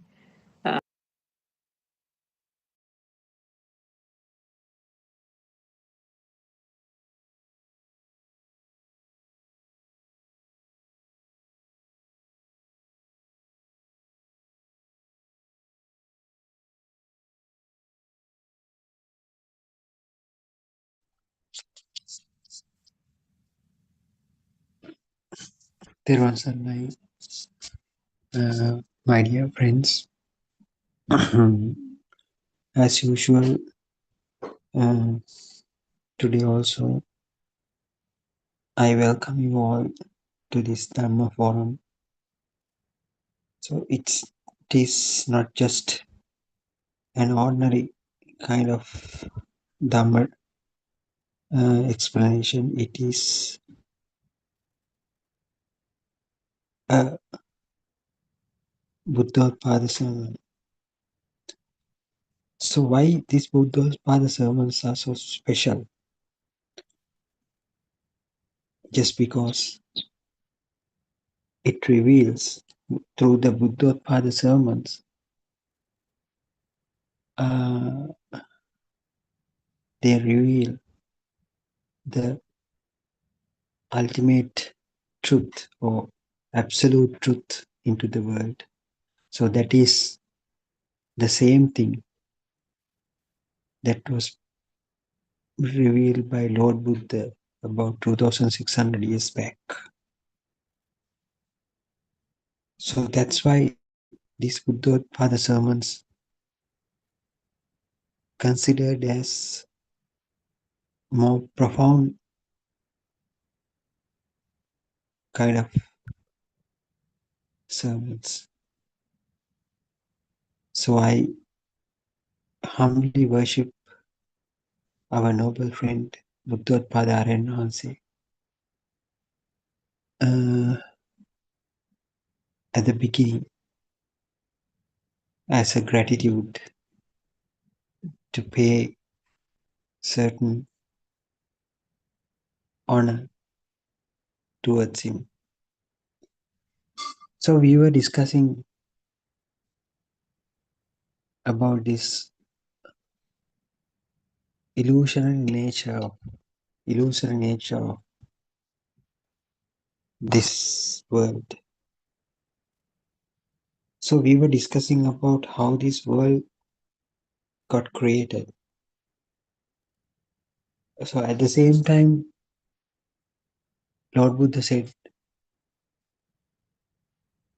an important thing about this world. What is that?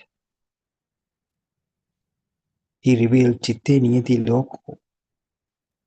He explained this world a, as an illusion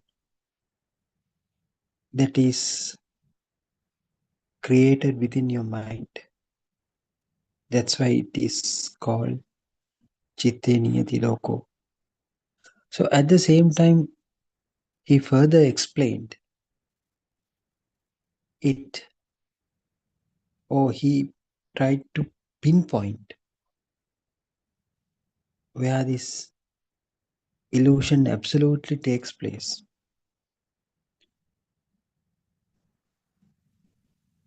To explain that, he described this world as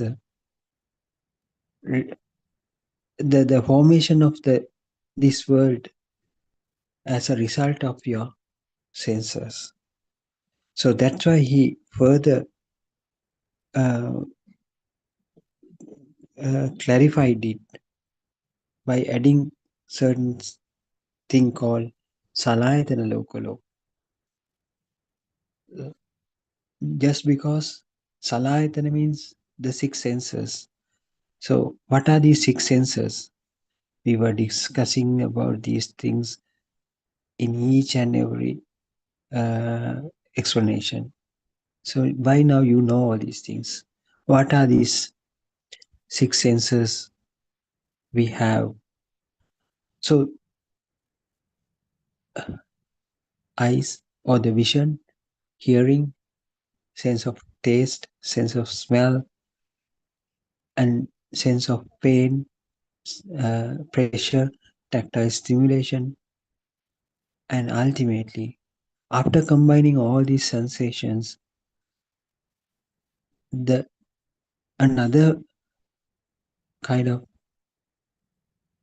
sensor is getting formed. What is the sensor? That is the mind. So how do you say it is a sensor? So we thought it is made up of the thoughts. But the beauty of it is it has certain capability of generating more and more thoughts by itself. Like when you start seeing through your eyes, it tends to capture all the things at once. So likewise, the mind also behaves as that. It tends to create more and more thoughts, subsequent thoughts. So that's why we define this mind as another kind of a sensor. So adding to adding to those five sensors, we collectively call as Salayatana or six sensors. So these six sensors are responsible for creating this illusory world for you. You yourself is also become a part of that same illusion. Why is that? Just think. If you don't have the eye sensor, or if you are blind, is there any way to see your own face? by looking into the mirror? No way. So if you don't hear the sound, do you know that you are being called, we'll say, John, Peter, Andrew? You don't know your name even. So in that case, you yourself has been created through your own senses. So if you put that into that, what Lord Buddha explained, Salayatara Loko Loko. So you yourself has been all, now we realized you yourself also created within these six senses. And also you just keep on thinking, this is me. It is your mind sensor. So once you see your own photograph of your own, so you will recognize, oh, that was me, no? So when I was in grade 5, this photo has been taken by my mother. So you recognize yourself through this photo. So it is a thought. It is a thought. Seeing a photo is another thought. So you think that was you. So your mind sensor, your eye sensor, your ear sensor, all these sensors collectively create yourself to yourself as well. So Lord Buddha said, Chitte niyati loko. Your mind represents your world. Your mind defines the boundaries of your world. So in that, if you think in that particular angle, you will realize, yes, I'm thinking that I am a human. I'm thinking that I'm an engineer. So my mind is responsible of creating you certain thoughts. So as long as you believe in thoughts, it eventually tries to establish the I-ness within you, the self-identity within you. Because earlier, when you were born, you didn't know even that you have been born. And you you didn't recognize your mother even. But when you grow older, day by day, the perceptions that are received through your senses were given you such a feeling of the existence of these particular sensations or the particular perceptions. So then it happened again and again. Then certain kind of a feeling began to establish within you. That is the way you first recognized your mother. Just after being born, you didn't know that this is your mother, but gradually you get certain understanding of the person who is always with me as the mother. Just because the perceptions that are received from the eye, the voice of the mother, and the contact of the mother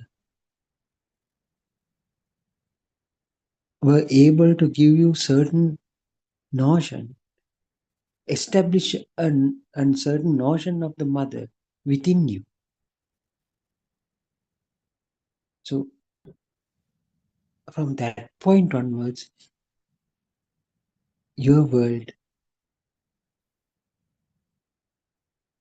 has had the mother, the mother, the perception of the mother got established within your world. So likewise, another perception of your father, brother, and your toys, your belongings, your room, all the things added up into the world. So that is the way how your world got bigger and bigger. It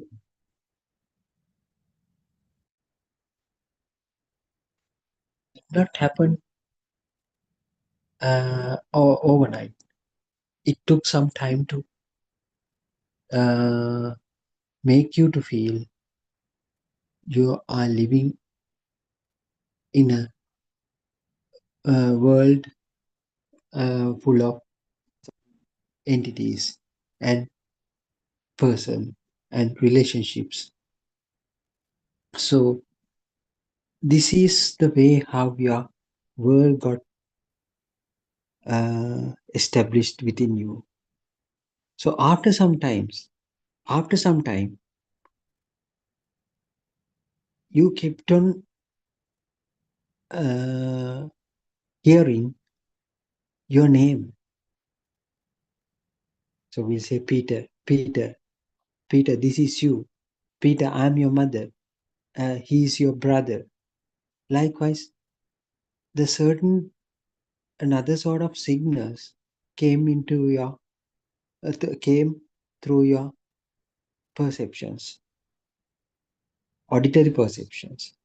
So then you tend to recognize you started to recognize yourself as Peter.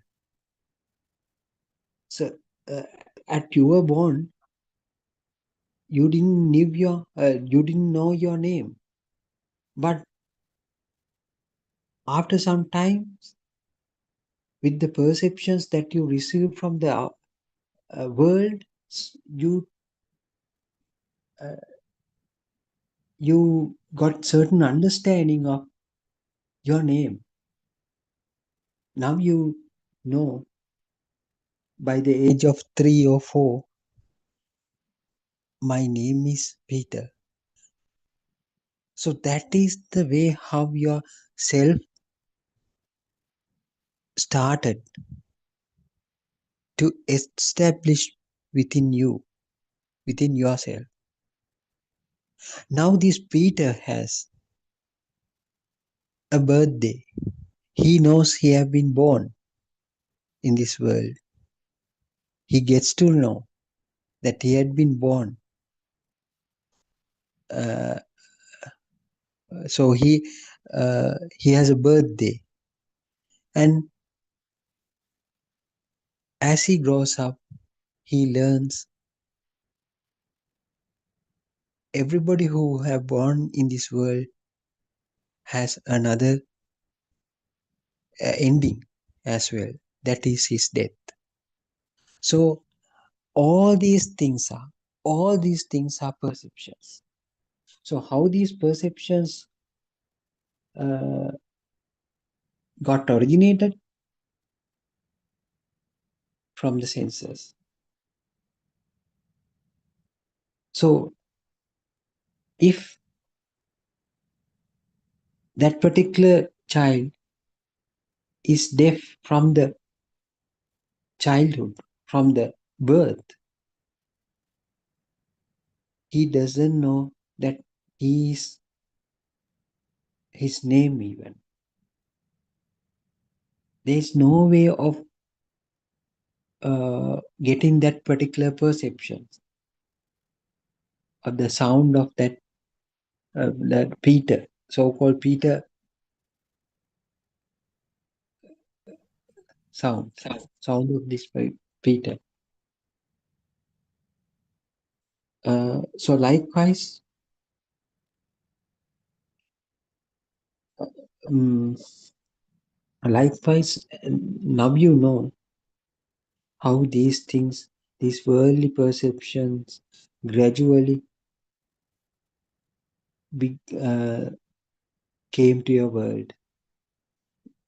Now the present, now at the present moment, you have everything in this world. So your mother is there, your father is there. If you are married, you have a wife or a husband, and maybe you are having kids. So you have certain responsibilities to carry out towards them, to do on behalf of them, and you have certain responsibilities in the society. So, and you have certain recognition. With all these things, ultimately, what will get developed within you? The self-identity. So all of them are thoughts. So why we say they are thoughts? Because the origination of these thoughts happen with the senses. So in the absence of the senses, including your mind sensor, there is no way of generating certain thoughts. You don't know about the society, you don't know about your kids, you don't know about your, you have no idea about your spouse if you do not have ear sensors or eye sensor. See, if you do not have the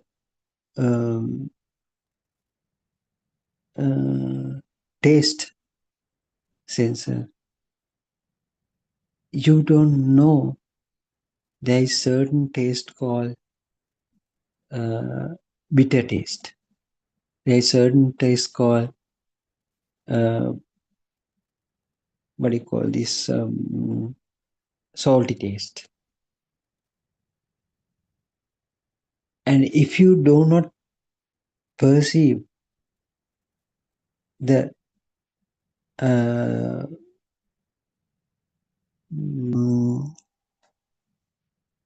the toughness or the texture through the skin sensor, you can't feel the demarcation between the solidity and liquidity, liquid states, solid state and the liquid state. So it is so subjective to your own senses. So as human beings, we say this pot of this bricks made up of clay are solid things. But we'll say for an elephant, it is not a big deal for them. They just step on it and crush it away. So it is not that much hard thing for them. But we feel it as a very solid thing.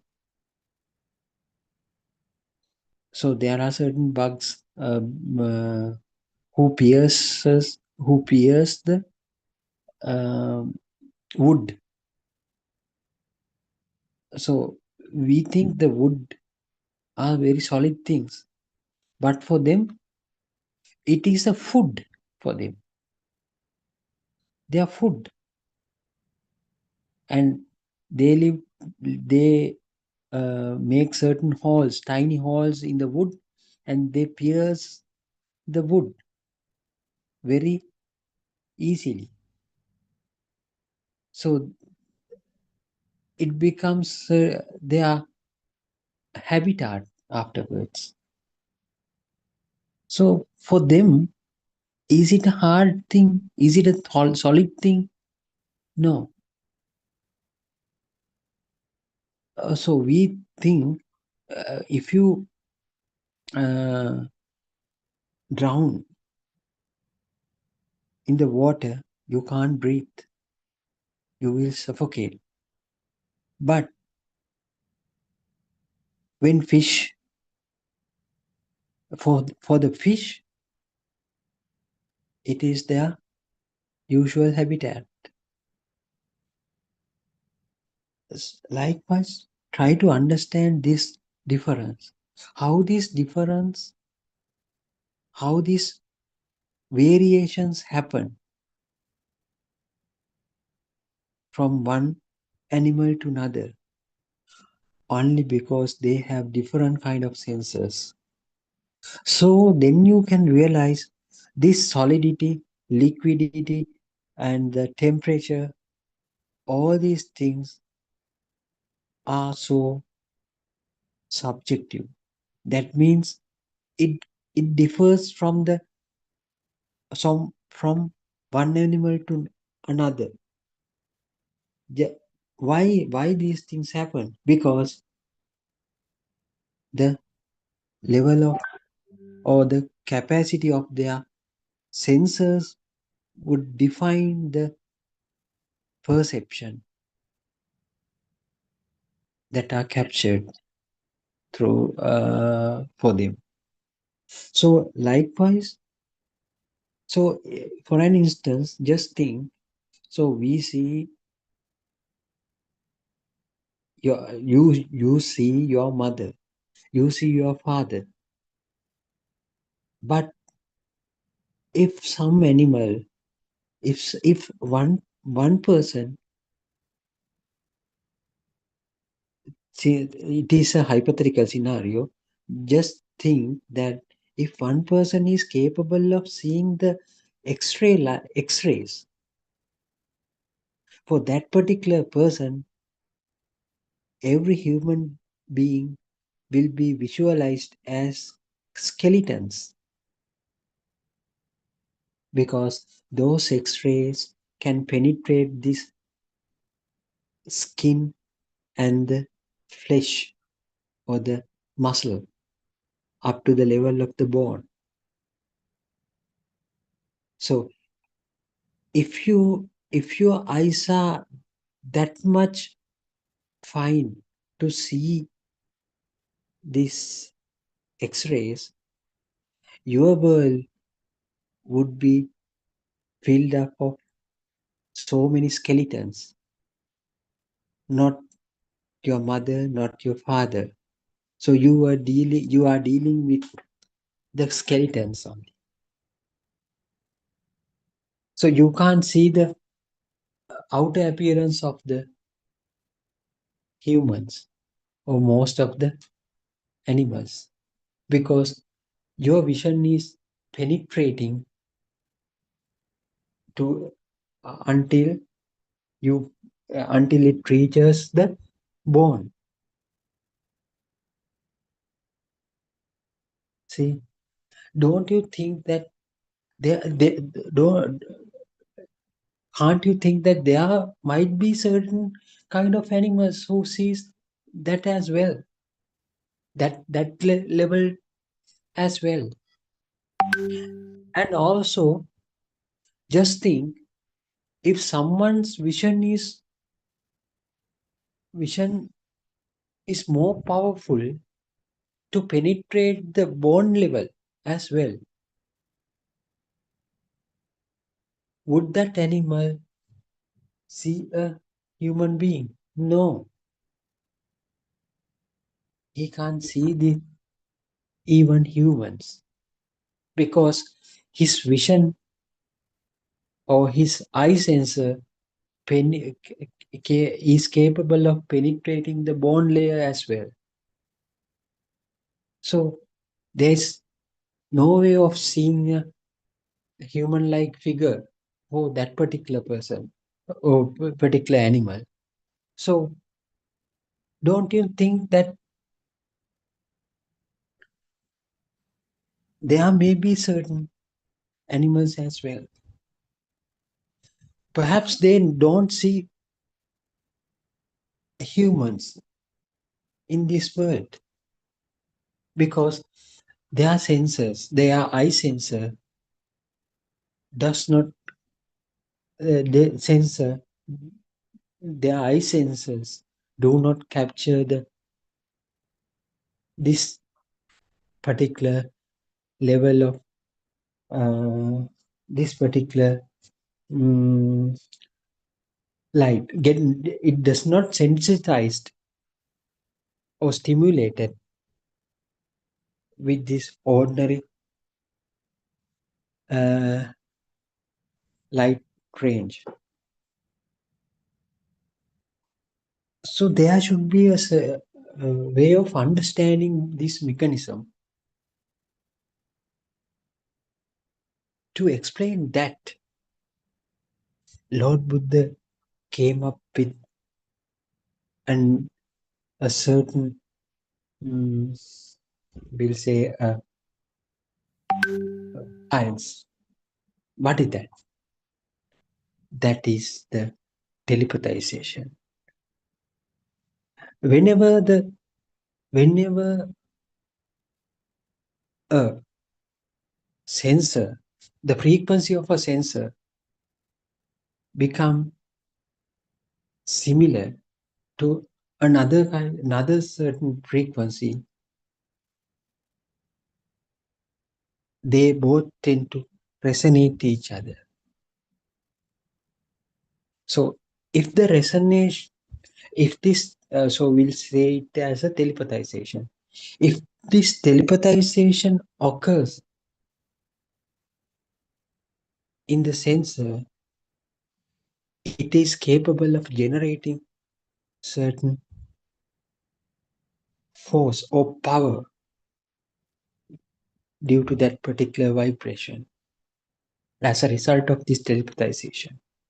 So that power is capable of creating certain perception. That is the perception that you see as the light.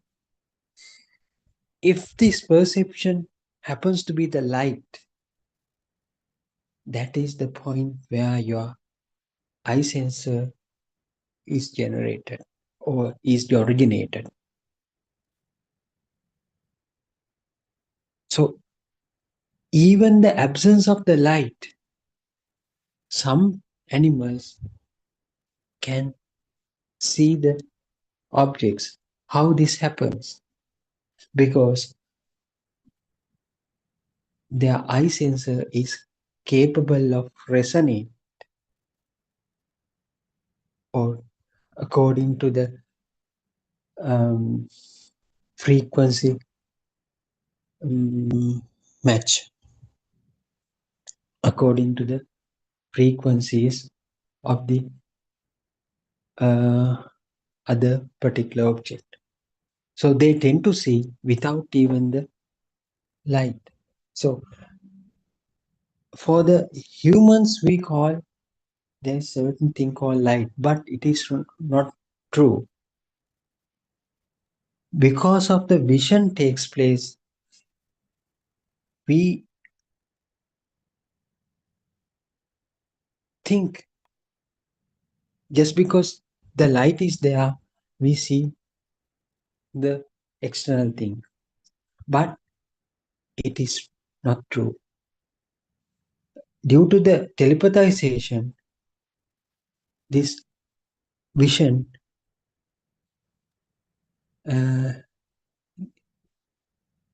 gets originated or takes place.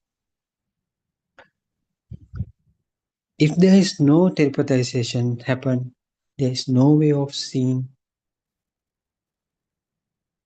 that particular objects. So that is the thing that is happening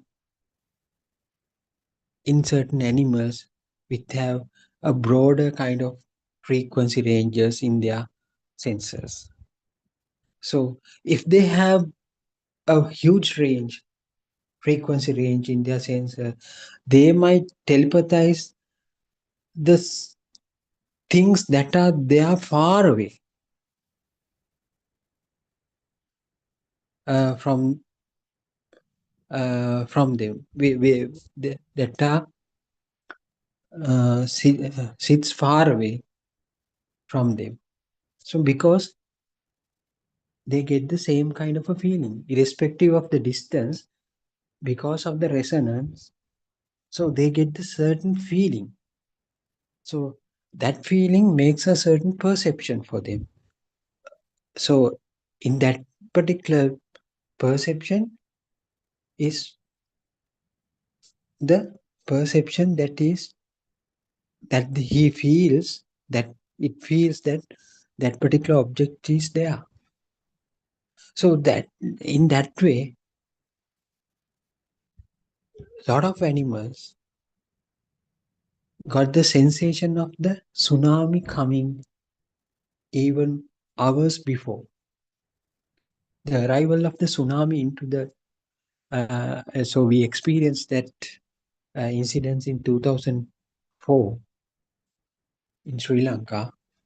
So certain animals uh, where they live in the jungles nearby to the sea shore. So they moved towards the land side just hours before the tsunami hits the land. So how they got escape from that danger? Because they felt that sort of a huge wave is coming. Huge wave was coming. So how this happened? So this telepathization, because of this telepathization. So no light came from that particular wave, but they felt. So how they felt? Because this telepathization thing. So that principle can be applied to each and every sensor, and we can get some kind of a understanding how these sensors work. Actually, we are dealing with the perception. So sound is a perception. Light is a perception. The smell is a perception. The taste is a perception. But combining all these perception, after combining all these perception, it can generate another kind of a perception. That is the apple that you see. So apple has all these perceptions combined each into one single perception. So it has a certain color and the texture of the apple. So it is felt through your tongue as well as the hand or skin sensor, and also you have a nice smell. You got this nice smell in the apple, and also once you eat a bite of it, so you tend to feel the taste of this apple. All these perceptions come together to form a brand new perception called the apple. But it has a certain kind of a 3D image for it, 3D, 3D nature of it. So how this 3D nature came from? Through the senses again. Your hand, your eyes, shades of different colors makes you to feel, made you to feel that it is a real object. It has a real object. So just after seeing this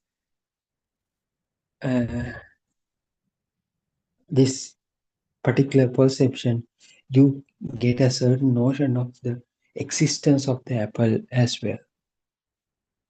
It is another kind of a perception. One perception is the shape and the size and the smell and the taste of the apple. Another perception comes along with that, that is the existence, along with the existent feel of the apple. You tend to feel it as a real object. So then what happens next? In order to feel the existence of the apple, there should be a living being to perceive that particular existence feel. Unknowingly, that particular feeling is also there in that same feeling. So unknowingly, you tie up the notion of the self to that particular feel. From that you realize that I am the one who is seeing this apple. I am the one who is eating this apple. But all these things are perception. Yourself, apple, light, red, sound of apple, taste of the apple, and the nice smell of the apple. All these things are perceptions. But the perceptions are not real. They are just projections of your own senses. So now you can understand none of these worldly things are real. You can't find anything in this world that can be taken as real things.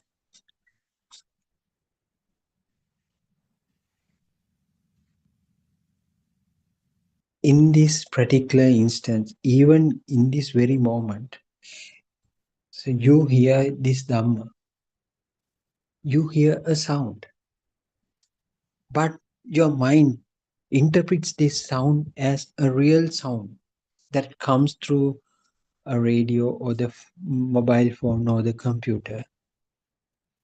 So your thoughts define the rest of the things. Only thing that you hear is the sound. But in that particular sound perception, it has another feeling underneath. The person who is listening to this Dhamma. So unknowingly you are in the notion that you are the one who is listening to this Dhamma through mobile phone. See how these worldly perceptions become real things for you. At the same time, the saddest part is unknowingly you create yourself as an existing living being within that same illusionary perception. So yourself gets builded up, gets formed in this particular thought. So now, yeah, for an instance, just take this instance. You are listening to this sermon, so you hear the sound. In that particular sound, you feel like that you are hearing the sound. So without this sound, you you don't feel like you are there unless you think, or unless you think, am I here? So the perceptions, the thoughts are capable of creating a self for you every time. So as long as these thoughts become real for you, that in the same way, in the same manner, the self identity or notion of the self starts to come along with that particular perception. You yourself has not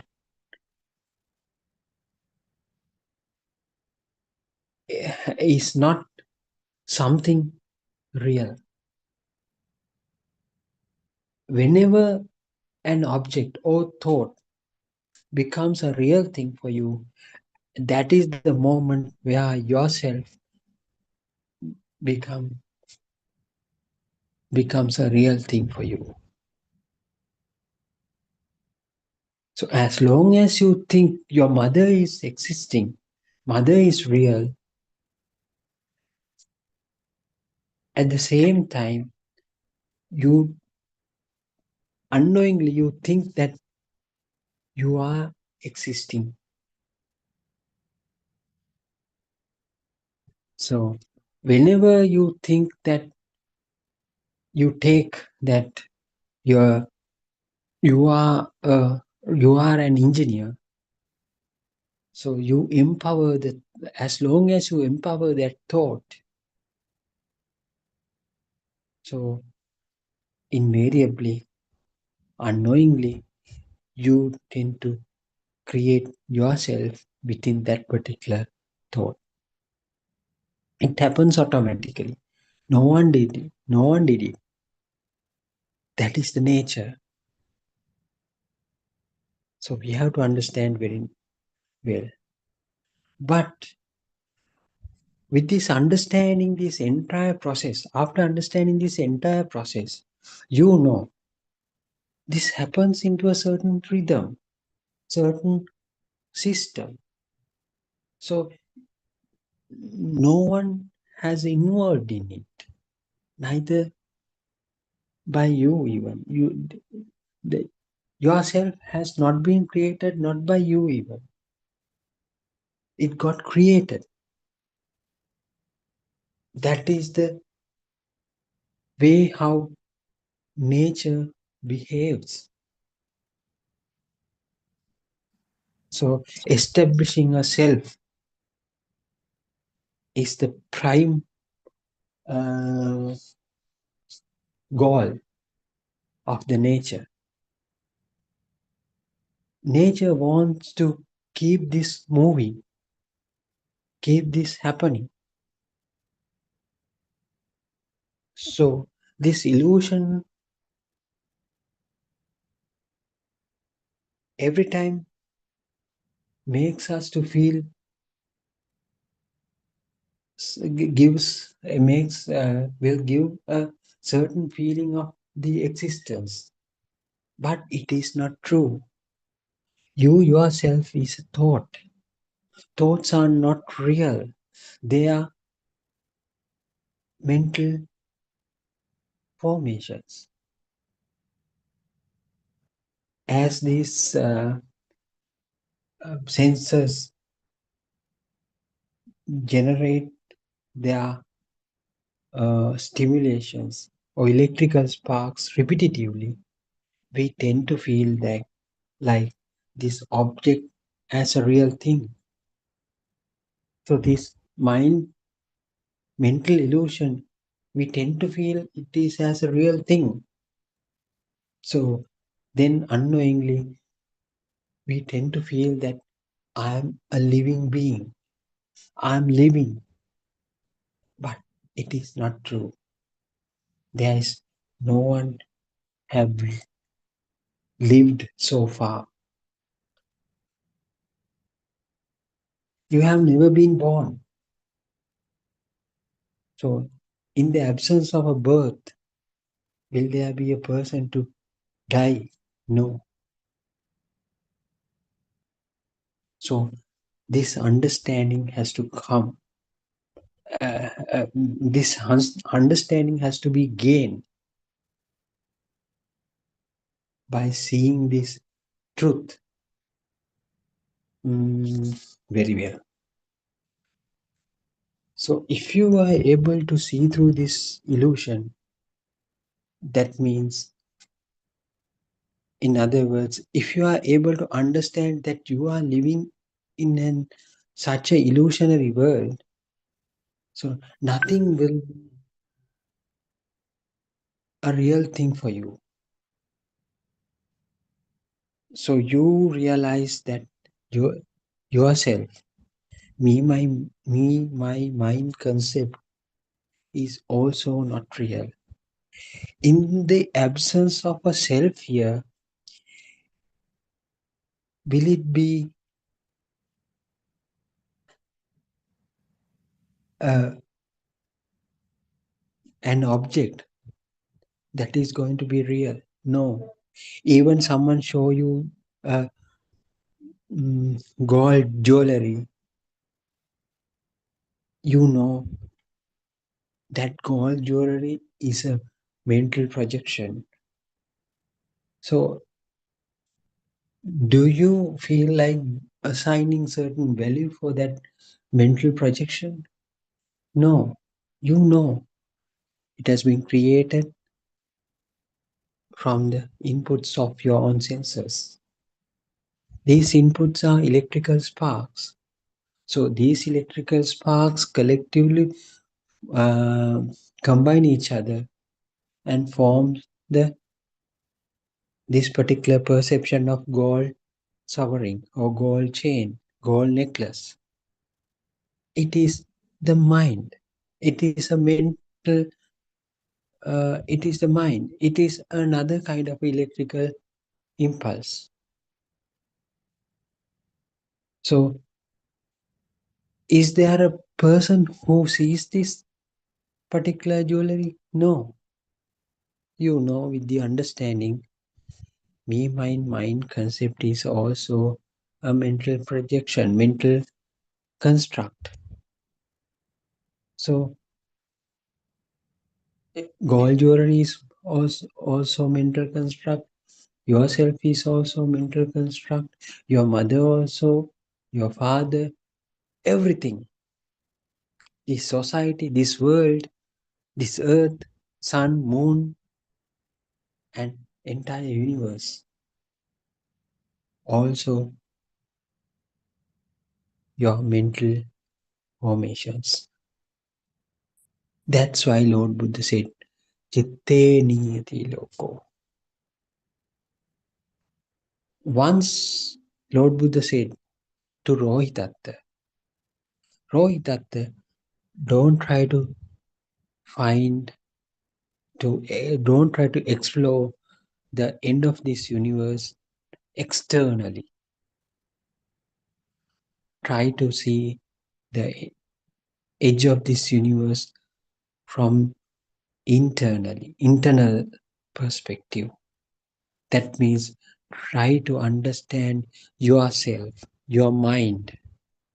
So unless you understand, unless you see this edge of this universe or border of this universe through your mind, you won't be able to see the absolute state of true liberation. So that was the advice that has been given by Lord Buddha to Rohitatta. Your mind is the world. Unless you see the brim or the edge of your own mind, that means you won't be able to attain the state of Nibbana. In other words, you won't be able to get away from your mind without understanding your mind. So, how you can understand your mind? You have to see, you have to understand how this world gets created within your mind. Then you will understand the unrealistic nature of the worldly perceptions.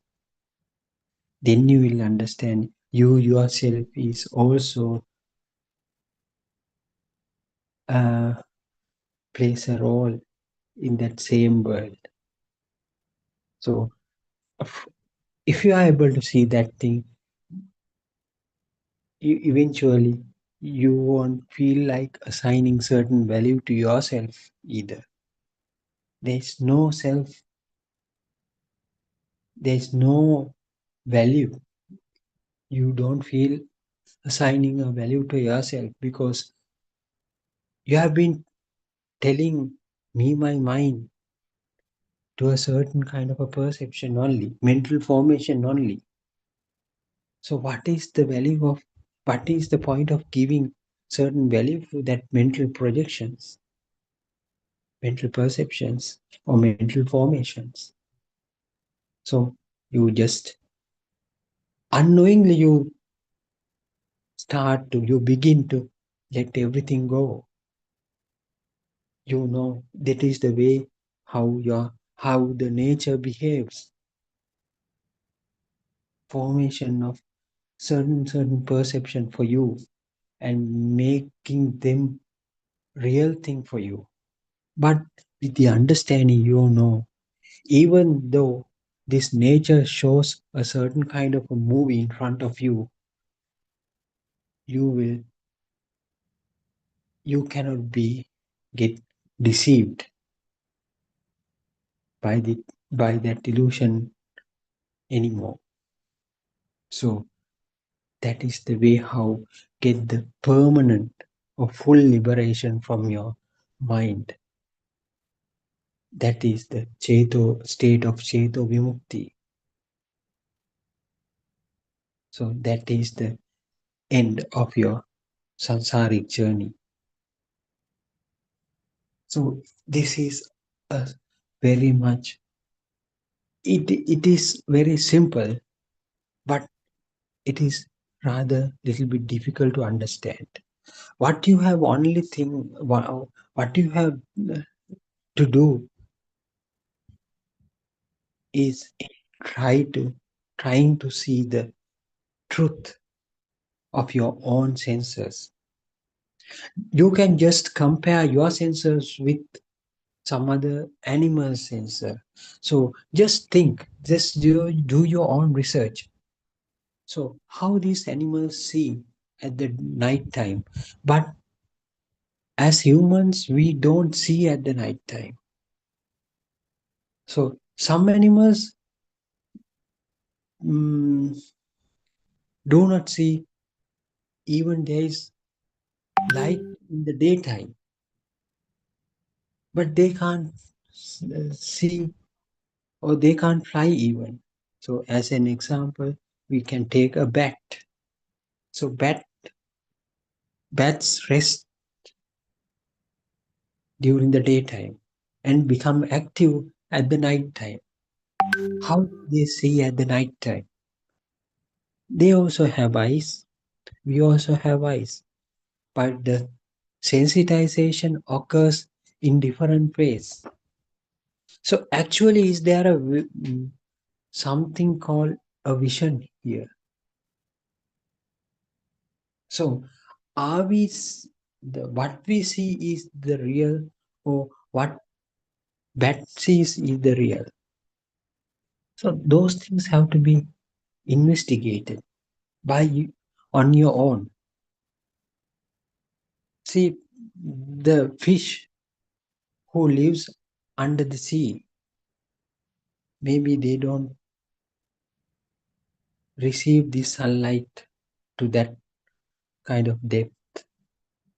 So most of the time they live in the darkness, but they carry out their own, their usual activities as humans. They eat, they reproduce, they look after their children, and they fight each other. All this happens. It is very similar to our humans. So how do they perform their own activities without any light? But they do. So are we seeing the real thing, real world, or do they see the real world? What is this real world? So you have a lot of questions now. So try to figure out these questions, try to find out these are the answers for those questions. Then you get a big question ultimately. You will get a big question ultimately. What is the big question? So if so, who am I? Is this mind represents myself, or am I real? So many questions, lot of questions will come to you.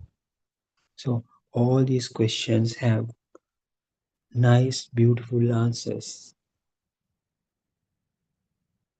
You are thinking that you are a living being. As long as you keep on thinking like that, yes, your illusion, your world becomes real for you.